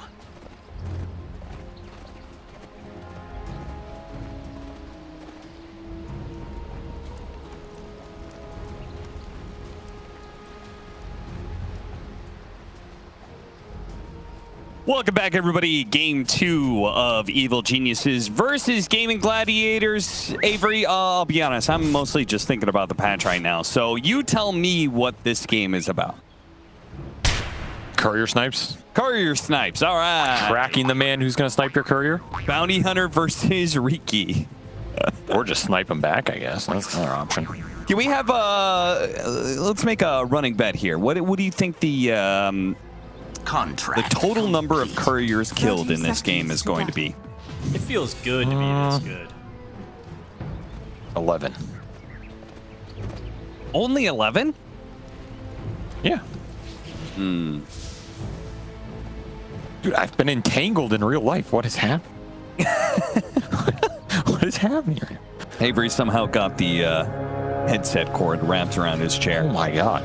I've been not. I feel like Matthew has killed more than 11 just by himself. I don't think he's going to prioritize this game. I think he wants to fight. Like this, first blood. Give him the boots early. Boots, or would you ever consider rushing Orb of Corrosion when you hit this extra gold? He's just going to go Wand. Yeah. No, I don't think you go Orb of Corrosion on support Riki. Payoff's not good enough. Too much gold. Not even if you can get it super early because you got first blood. I agree. I feel like it's kind of worthless, but I'm just saying, like, it is a pretty powerful... If the shopkeeper came and handed me an Orb of Corrosion for free, I would throw it in the river and say fetch. Okay. I don't like Orb of Corrosion on support. Extremely rude of you. Outside of support Monkey. Support Monkey, I think it's okay on, because you get a lot of the value through the Wukong. Wrong! Riki, I think wrong! I still disagree with Matthew's going it. I think it's too much gold. I think it hurts you on the map too much for what isn't the best payoff, because the way I think about it is Orb of Corrosion on supports is good when it helps your cores as well. Okay. So with this Monkey, when you throw the Wukong, you're amping like an AoE damage with Orb of Corrosion. Riki, when you blink in this game, you hit someone with Orb, it's okay. It's like a little extra slow, but I don't know. I never liked buying Orb of Corrosion on supports, but it's a personal thing, you know? So personal that you would throw it in the river. Well, so someone else can pick it up. Tell the shopkeeper to go fetch. It's hyperbole, Cap, you know? That's how you I don't know. I could see you doing that, honestly. The shopkeeper's, he's had his time. Oh, yeah? You insinuating that, his time is over and I'm not leaking anything. I'm not. Avery confirmed leaking that the secret is going away. That is distinctly not what is happening here. They came for the side shop man first, and I'd said nothing because I was not a side shopper. Then they came for the secret shop. And I said nothing because I did not use the secret shop. Everybody used side and secret shop. It doesn't even make any sense. That's literally everybody. All I'm saying is, you know, the shopkeepers had his time. That's all I'm saying. I'll leave the interpretation up to you, the viewer. All right, what's our mid matchup by the? Oh, another kill. Matthew helps Whisper get that one. Nice use of the. What is that called again? Right clicks? Attribute shift adaptive strike strength. Oh, yeah. Forgot what the ability was called. Nice use of the adaptive strike strength to push him into the tower. I mean, Matthew's having a pretty nice early game here. A couple early kills, extra XP going the rookie's way. I think he could definitely go over corrosion now. I think when you have this much momentum, you pick that item up and you're just going to snowball out of control. Oh. It's almost like he got first blood. I'm telling you, he's not going to go it even. You thought he was going to go it. He's not going to go it. He knows better. Yeah, now that you've looked at his quick buy and see boots. Oh, that's not what happened. Can you get him another round of lightning? I don't think it's enough. Ooh, we almost had him. He got another impetus and lightning, though. Gonna drag him off lane, give Slark solo XP. Exactly what you want.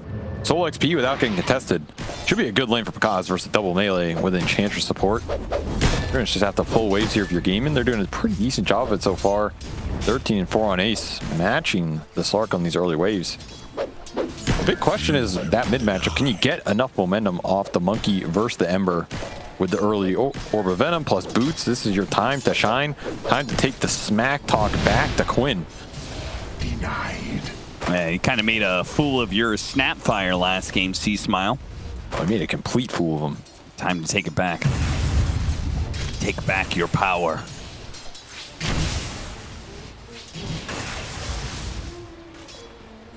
I mean, I'll tell you one thing. Quinn messed up this patch.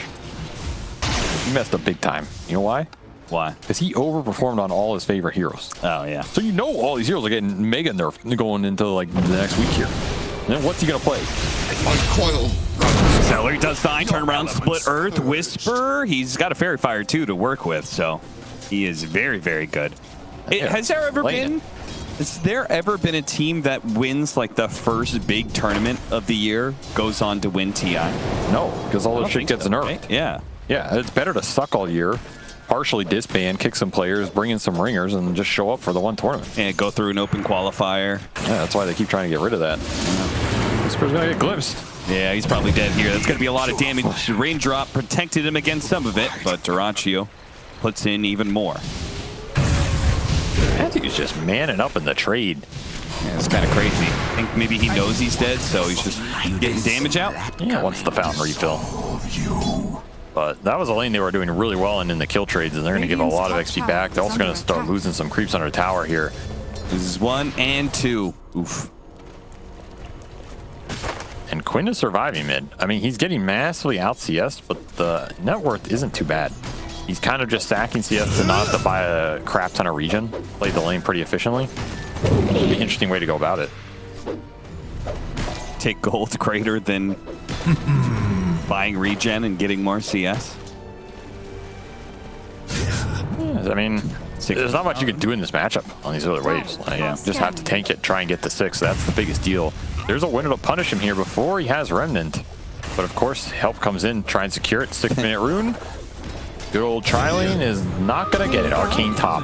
Now maybe Quinn can get his level 6 off of a kill on Panda.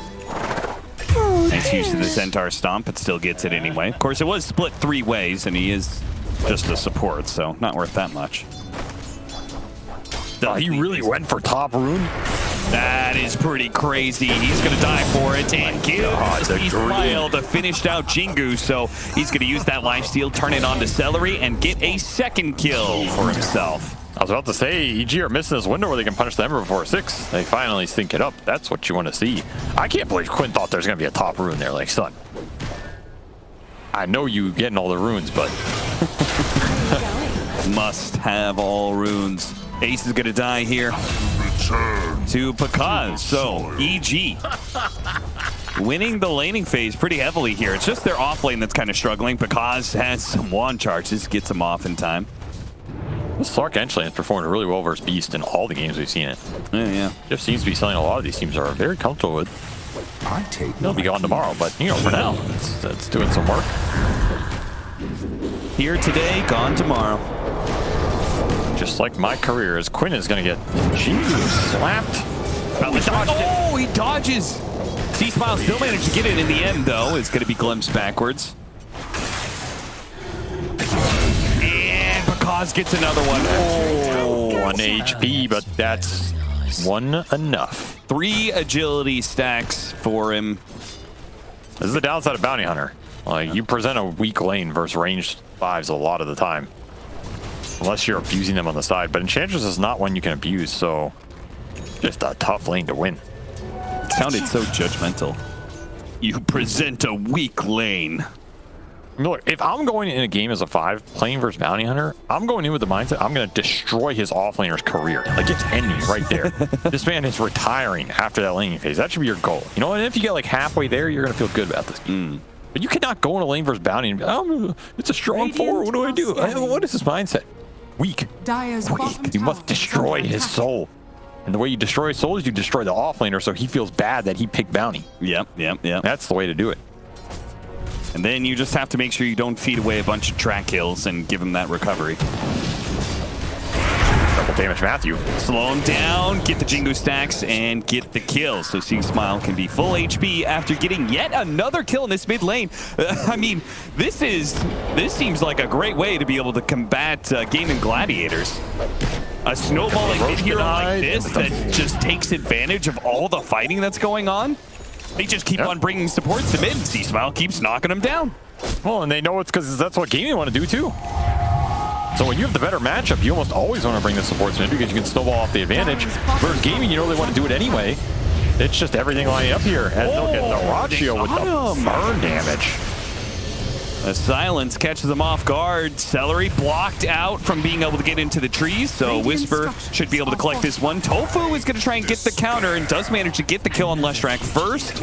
Matthew will still get Celery, though. I'll give him his ult and should scurry away if Quinn doesn't chain him. Well, that was But this is a rough laning phase for Gaming. Overall, another game where EG outmaneuvering them a little bit, putting themselves in decent position going into this mid game. I mean, they're winning 3 lanes. That is not something we see often. I mean, I guess top wasn't really a win, but it's pretty hard to beat safe lane Morphling with Disruptor. That's a tough lane to beat. Yeah, for sure. Especially when you have a Ricky. So the fact that Ricky got so much off of that, I consider that a pretty good outcome for EG. Win is stomping here, and Bakaz has just destroyed Ace bottom. Forced him to his own jungle. Whisper is ahead of Ace in net worth, so between him and his 4 position, the offlane definitely has way more than Gaimin Gladiators duo has. They're just continuing to push the damage into Dyrachio. Even if you don't kill him here, there's a lot of pressure. He doesn't have a regen item. Oh yeah, he doesn't have that Morbid Mask yet. And look at this. See Smile TPing top with Jingu still on for about 10 seconds here, including Ice Armor. He's just gotta leap around. Imagine if he sneaks up, catches Dyrachio while he was agility morphed. That would be the dream. The Boundless Strike into the Split Earth. They were not ready to go. They have the track on the Ricky. He managed to get him away. C-Smile hopping him around in the trees. He doesn't have Wukong's command, so.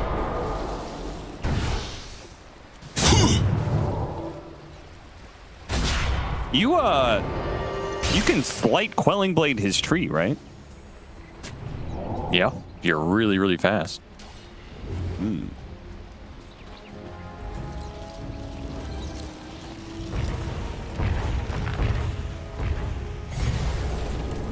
13-5, Evil Geniuses.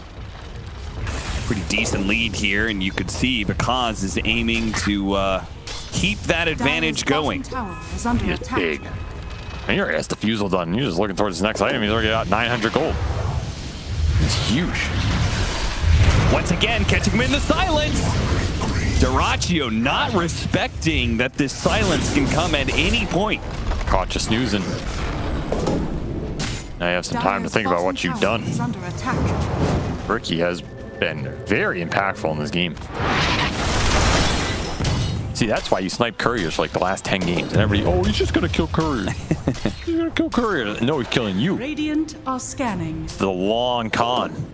I like that we got that post-game interview with him. Because now we know that whenever he's sniping couriers, it's because he thinks they can't fight, essentially. They can't really win the current game state, so he just goes and snipes couriers instead. I mean, there's not much else you can do. It's pretty efficient. Yeah. They're gonna have double defusal on the course here for EG. C-Smiles queued his up as well, so that's a lot of mana burn coming into the way of the Morphling, the Ember, who do not like it in the fights. Even Bounty, you get your mana burn on Bounty, it's actually really obnoxious. Here wants to play long fights where he doesn't get slowed up by the diffusals and then mana burn. Maybe you can't invis, can't throw out that last track. These are going to be good, effective diffusals here for EG. They're going to have a good window to put them to use with the extra level advantage they have as well. The storm is coming.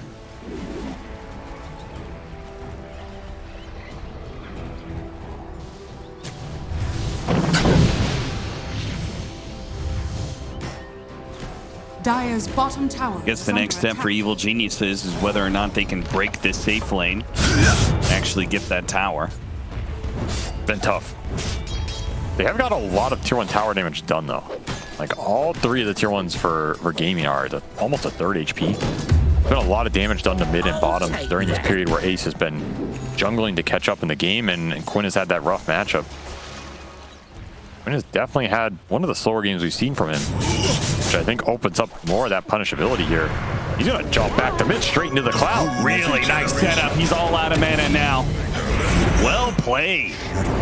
That was, they made that call to sit on the Spirit thing because even though he didn't even have his pounce up, he just went after Quinn, acting like, oh, I'm going to pounce you and I'm going to lock you down and take away your mana. Just a beautiful setup. The whole time they had a Hellbear hitting mid, so they just got the tower for free off the backside of that gank.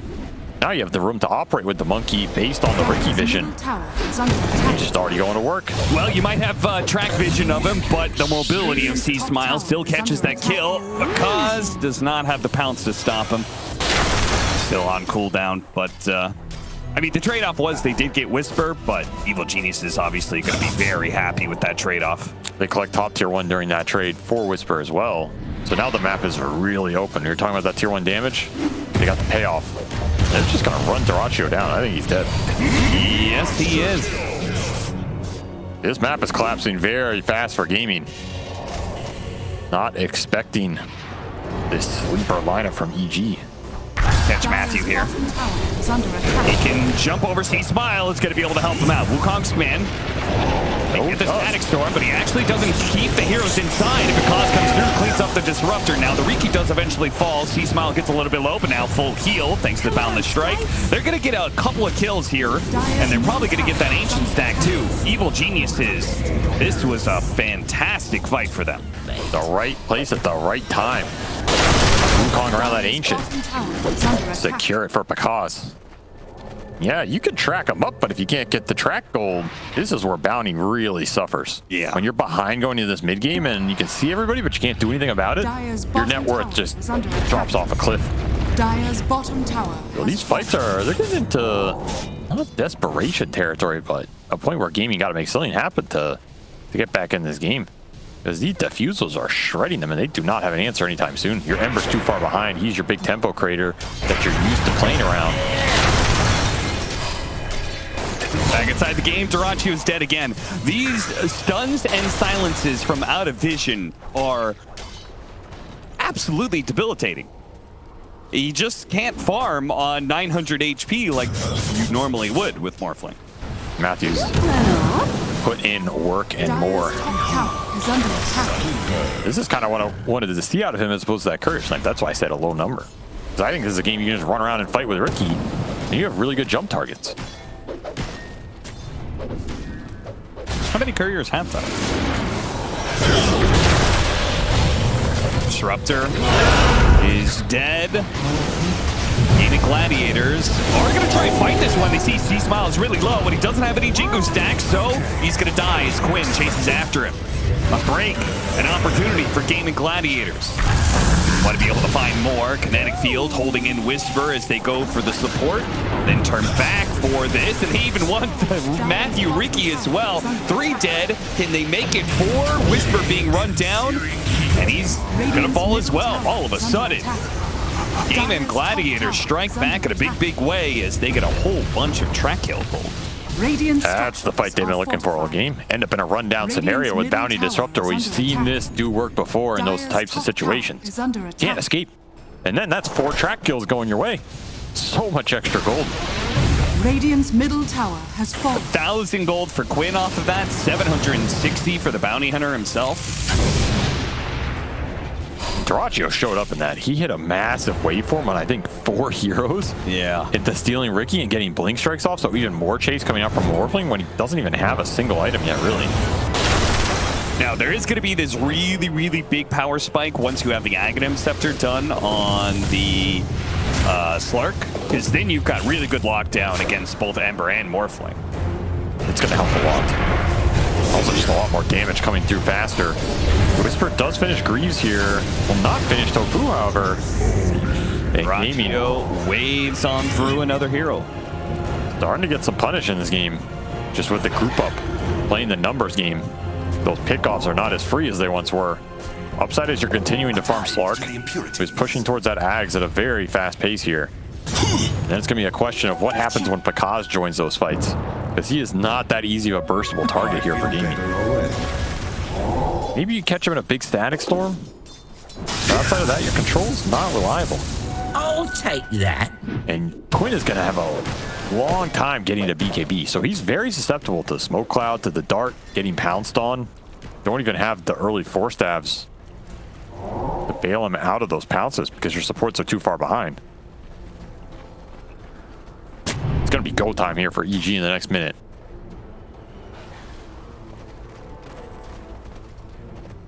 This fight could be so important for them.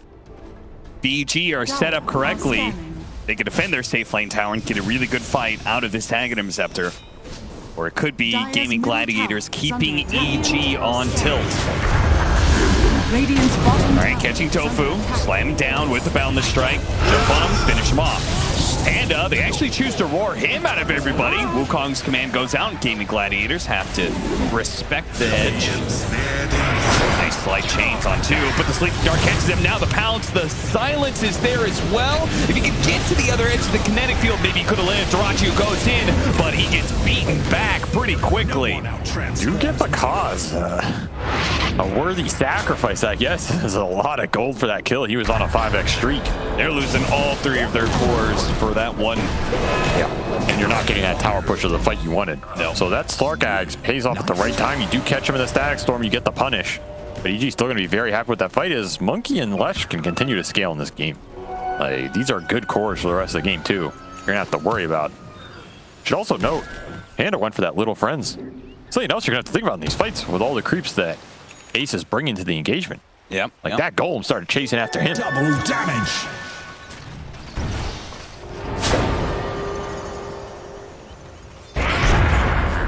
Follow up.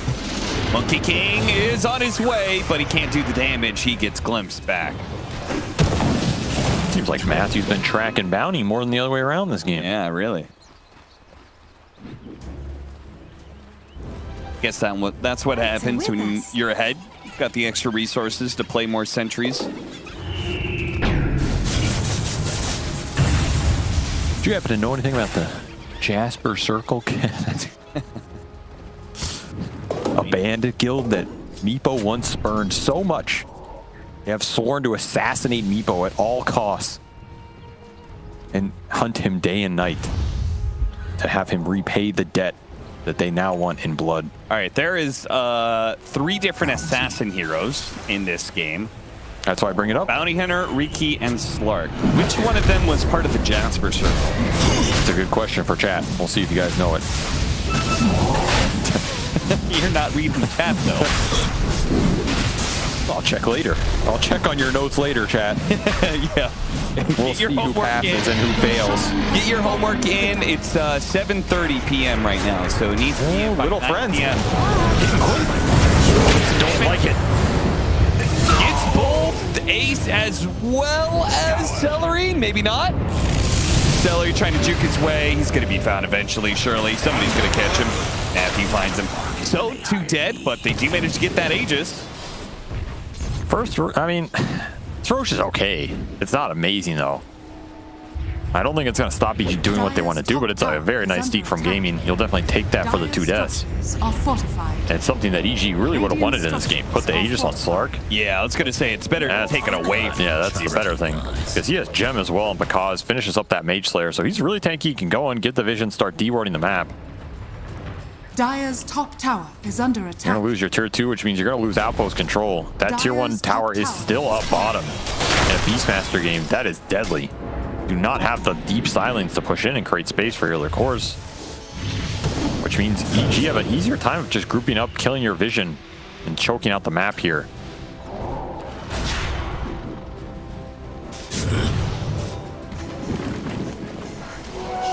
Mage Slayer done for because I wonder if he's going to go BKB next. I feel like he's invulnerable if he actually has the magic immunity. I think if they could have gotten Aegis, then he probably could have skipped BKB. Maybe just gone straight for like Bloodthorn or something, or Scotty. A little bit worried of him dying. A little bit worried of C-Smile. Forced to use his BKB as soon as Static Storm comes out. Tarachi is going to use his Monkey King form to chase after. And maybe get Matthew here. Quinn's going to go for it. Cloud pushes him back. He keeps his distance. Another round of Slight, though. A lot of damage. Wukong's command goes out to found the strike. Not quite latching. Kaz has a decent amount of stacks right now. 15 essence shifts. He's getting a glimpse. He needs help. He does. They're going to pounce back to try and help him out. Smoke Screen covers their ground a little bit. Where are you going? And Matthew probably dies with... Oh, the track wore out. Now the heal going in for Panda with all those stick charges. It's going to take a long time to kill him. Oh, yeah, I think it is because he's back into it. Got the pounce on the Amber Spirit. That's going to be the lineup number 1. TP times it. Not going to help about Whisper, but they're going to stick on it. You're going to give a second time, and they do get it. The pound the strike is perfect. Still have to respect Daracha here. He's pumping out a lot of damage. Thing is, you can't run. You're just getting track glimpsed the whole way. Kaz back in. Oh, complete whiff there. Back out. Still behind him here. Yeah, he's trying to catch up with these supports, but he has another ult up. This fight's lasted so long. He has a second Shadow Dance. He keeps on killing Hawks just because they're giving the vision, slowing him down. It's really annoying for him. Oh, he didn't pre-ult. Oh, he needed to ult. He dropped the gem. Oh, come on, because I think he didn't expect Static Storm to be back up. Yeah, you might be right. The fight just lasted way too long. Because he used it mid on C-Smile. Yeah, like that is still the same engagement here. That's the second BKB. Gaming able to extend that fight through the Morphling just being an impenetrable frontliner. And again, if you can't take the straight farm on 5 and engage with the Slark, you cannot end up in these situations where you're getting run down. Disruptor destroyed. But tracked. Now you have the gem on Tofu, so he sees everything. Draccio will get that kill. And now Panda gonna be blink struck, slowed down, connect, and field doesn't quite catch him, but it may not be needed. This game's turning very fast. Look at those little friends. Ah! Oh, they're coming. Running after you. Radiant's middle tower. There's so much momentum been lost in this game for EG, it feels. Yeah. They got that Roche. Snuck away from them. Lost Gem here in the Invis matchup. Couldn't get a good fight out of that because Ag's timing. I also think the Morphling versus Slark matchup, you get this timing where you feel pretty good as a Slark, but then Morphling gets Aghanim Scepter. And then I think it's Morphling favored. It's definitely more favored right now. He has Ags on top of that Hurricane Pike.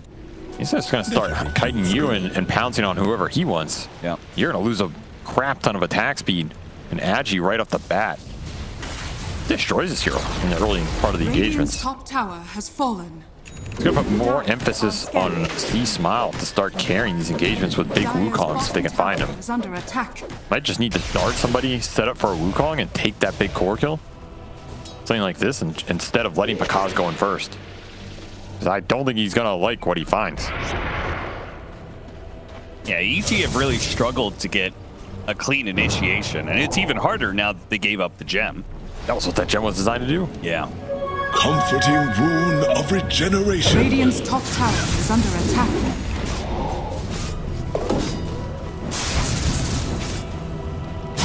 This will come in handy. Radiant's top tower is under attack. Get some tier 3 items before the next fight comes in. And that fight could be around Roshan. 2 minutes until the potential spawn time comes in. Yeah, and you look where Gaimin is setting up right now. They're setting up the vision to control mid lane, control top, player on that Roche pit, make EG come into the high ground fight that Gaimin feel very confident taking, especially with the gem. Oh.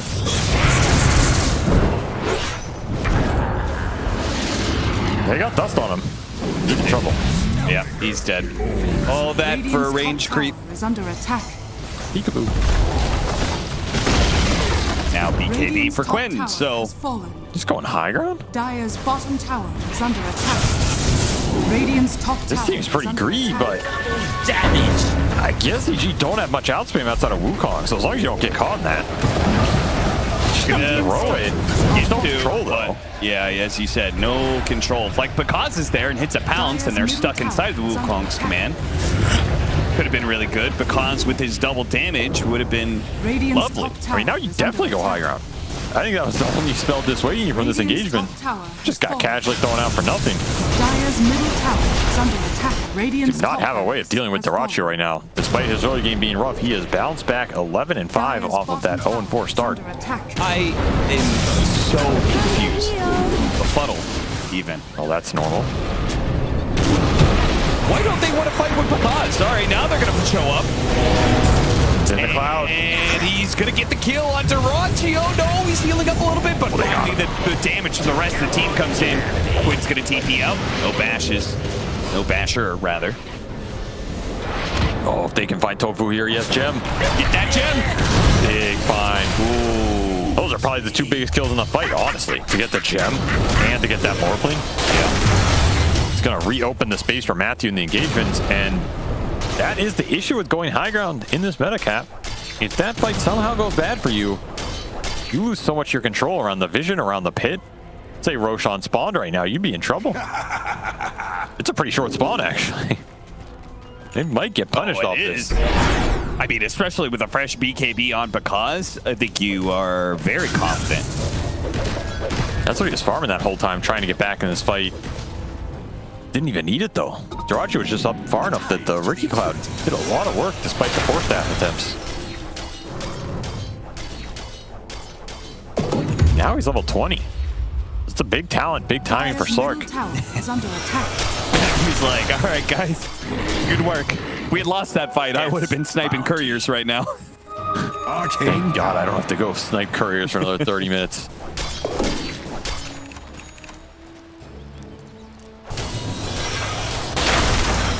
It's going to go back for Meteor Hammer.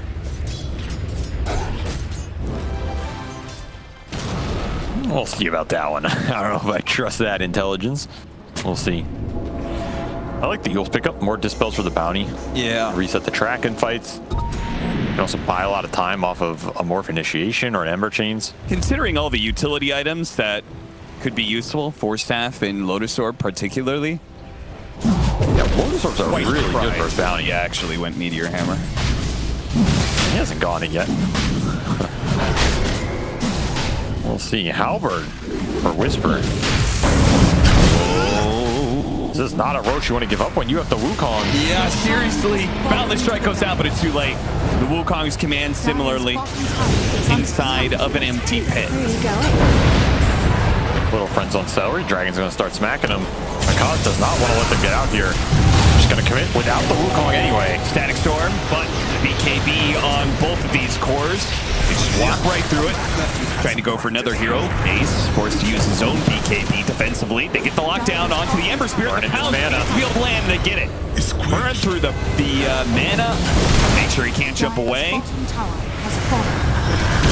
And just catch everybody else. Let the Morphling be. He's got an Aegis. He's a hard hero to kill anyway. Did get Shard and Aegis out of that. It's a decent amount of net worth going Duracio's way. But yeah, you end up in a fight like that. Because just gets in on top of you during that full BKB, he's a problem. Don't really have a great answer to this Slark right now. And now the roles are reversed, Cap. The high ground is coming to you. Come on, Sprite. Dire's structures are fortified. EG, see if they throw it right back to Gaimin Gladiators. Oh, don't curse him like that.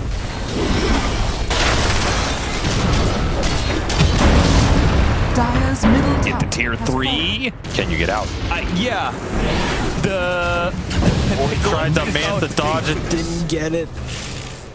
Not like this. The timing. I wonder if he got a little bit weirded out because the glimpse ball was elevated from him jumping into the tree. That's true. He didn't account for the Z-axis. Yeah. Of course, classic mistake.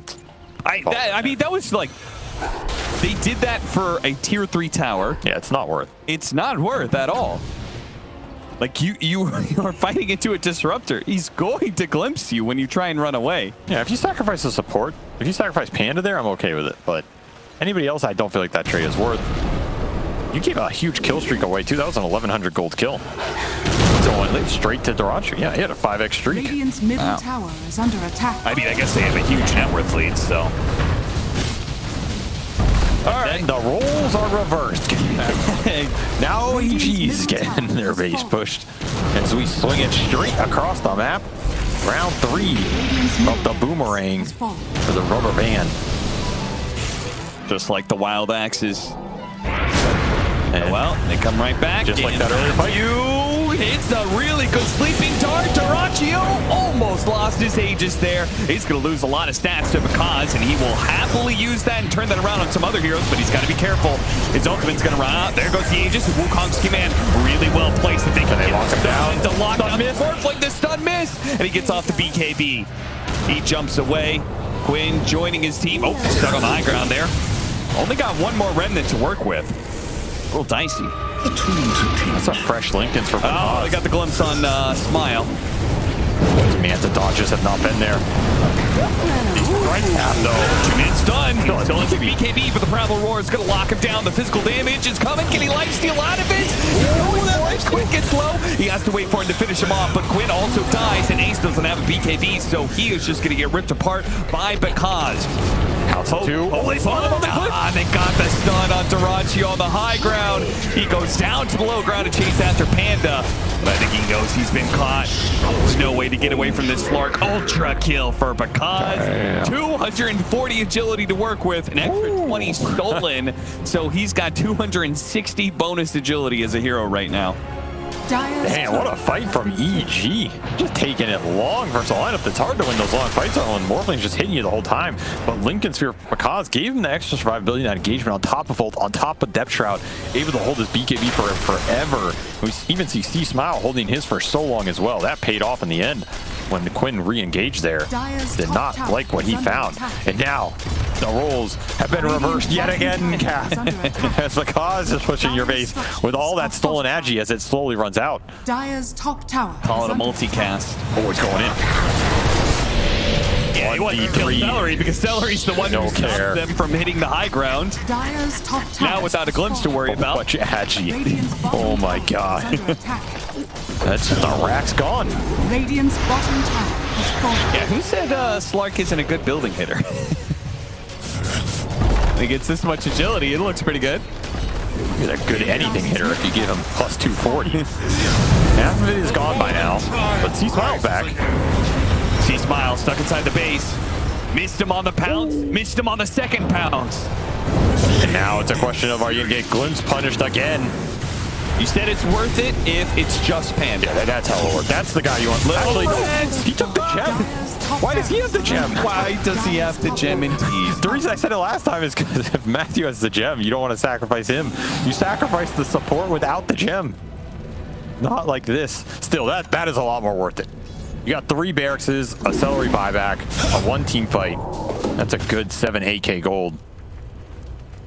A lot of bonus agi, permanent agi for A.K.A sitting at plus 21 here, and he will finish Bloodthorn.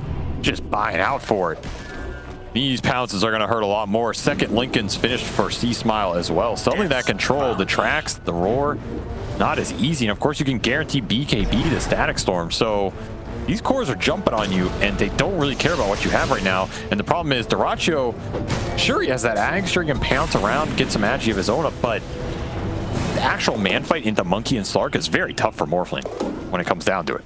They're just smacking you with these diffusals, and you don't feel great. Yeah. Very high armor heroes he has to punch through. You do have a gem back on Matthew. So that is Celery's gem, which means the gem that they got was A.K.A.'s gem. Wow, A.K.A actually bought a gem? What the hell? I guess it was probably one of those times where it was a good time to pick up the gem and de-ward a bunch, and his supports couldn't afford it, and he was going to get a lot of golden experience for it if he got enough wards. So brings a tear to my eye. Seeing a 1 position buy gem. I mean, maybe he just wanted the gold for it. Bottom tower is under attack. Because if you buy a gem and you give it to somebody else, you get the gold. I don't think it ever pays off, though. It takes a lot to pay off. What? At this point in the game, you kill like 4 wards. That's a lot. That's a lot to kill. The way this game's been going, they lose gem every other fight. I don't know, man. Listen, I have never had a carry buy gem for me in probably 10,000 games of Dota. Never once has my carry been like, yo. Hang on, bro. I got that. I got that. Especially when he's running around without buyback. Like, my treat. You can have a Slark buyback right now. I'll tell you, that was a misclick. I think he misclicked the shop. No, surely, like I'll tell you what he meant to do. He meant to ping it so his team bought it, and he misclicked bought it by accident. Instead, he will go in. Velvet strike on 2, really good with the sleeping dart, taking Quinn out of the fight as well. Dyrachyo goes in, Smile, he's just dead. He couldn't even get off the Wukong's command. He's getting a lot of stats stolen away, but the rest of his team is pretty susceptible to all this, and now they're going to get caught. Ace are going to chase after them, Primal Roar. He wanted to go for Whisper. Lotus Orb prevents it. Re-engaged. He gets something else. He does get it with the silent. Too fast. He smile buyback. Matthew buyback. A.K.A.'s going to try and go deep and route them. Dyrachyo also buy back here. This could just be the last fight. Velvet Strike kills the Disruptor. Not a big kill, but Quinn is so much bigger as they get the Bloodthorn onto him. Those red numbers popped up. 500 at a time. Ace and Dyrachyo. Dyrachyo can get away. Ace, he's going to have a much harder time of things, and yeah, he is going to die here.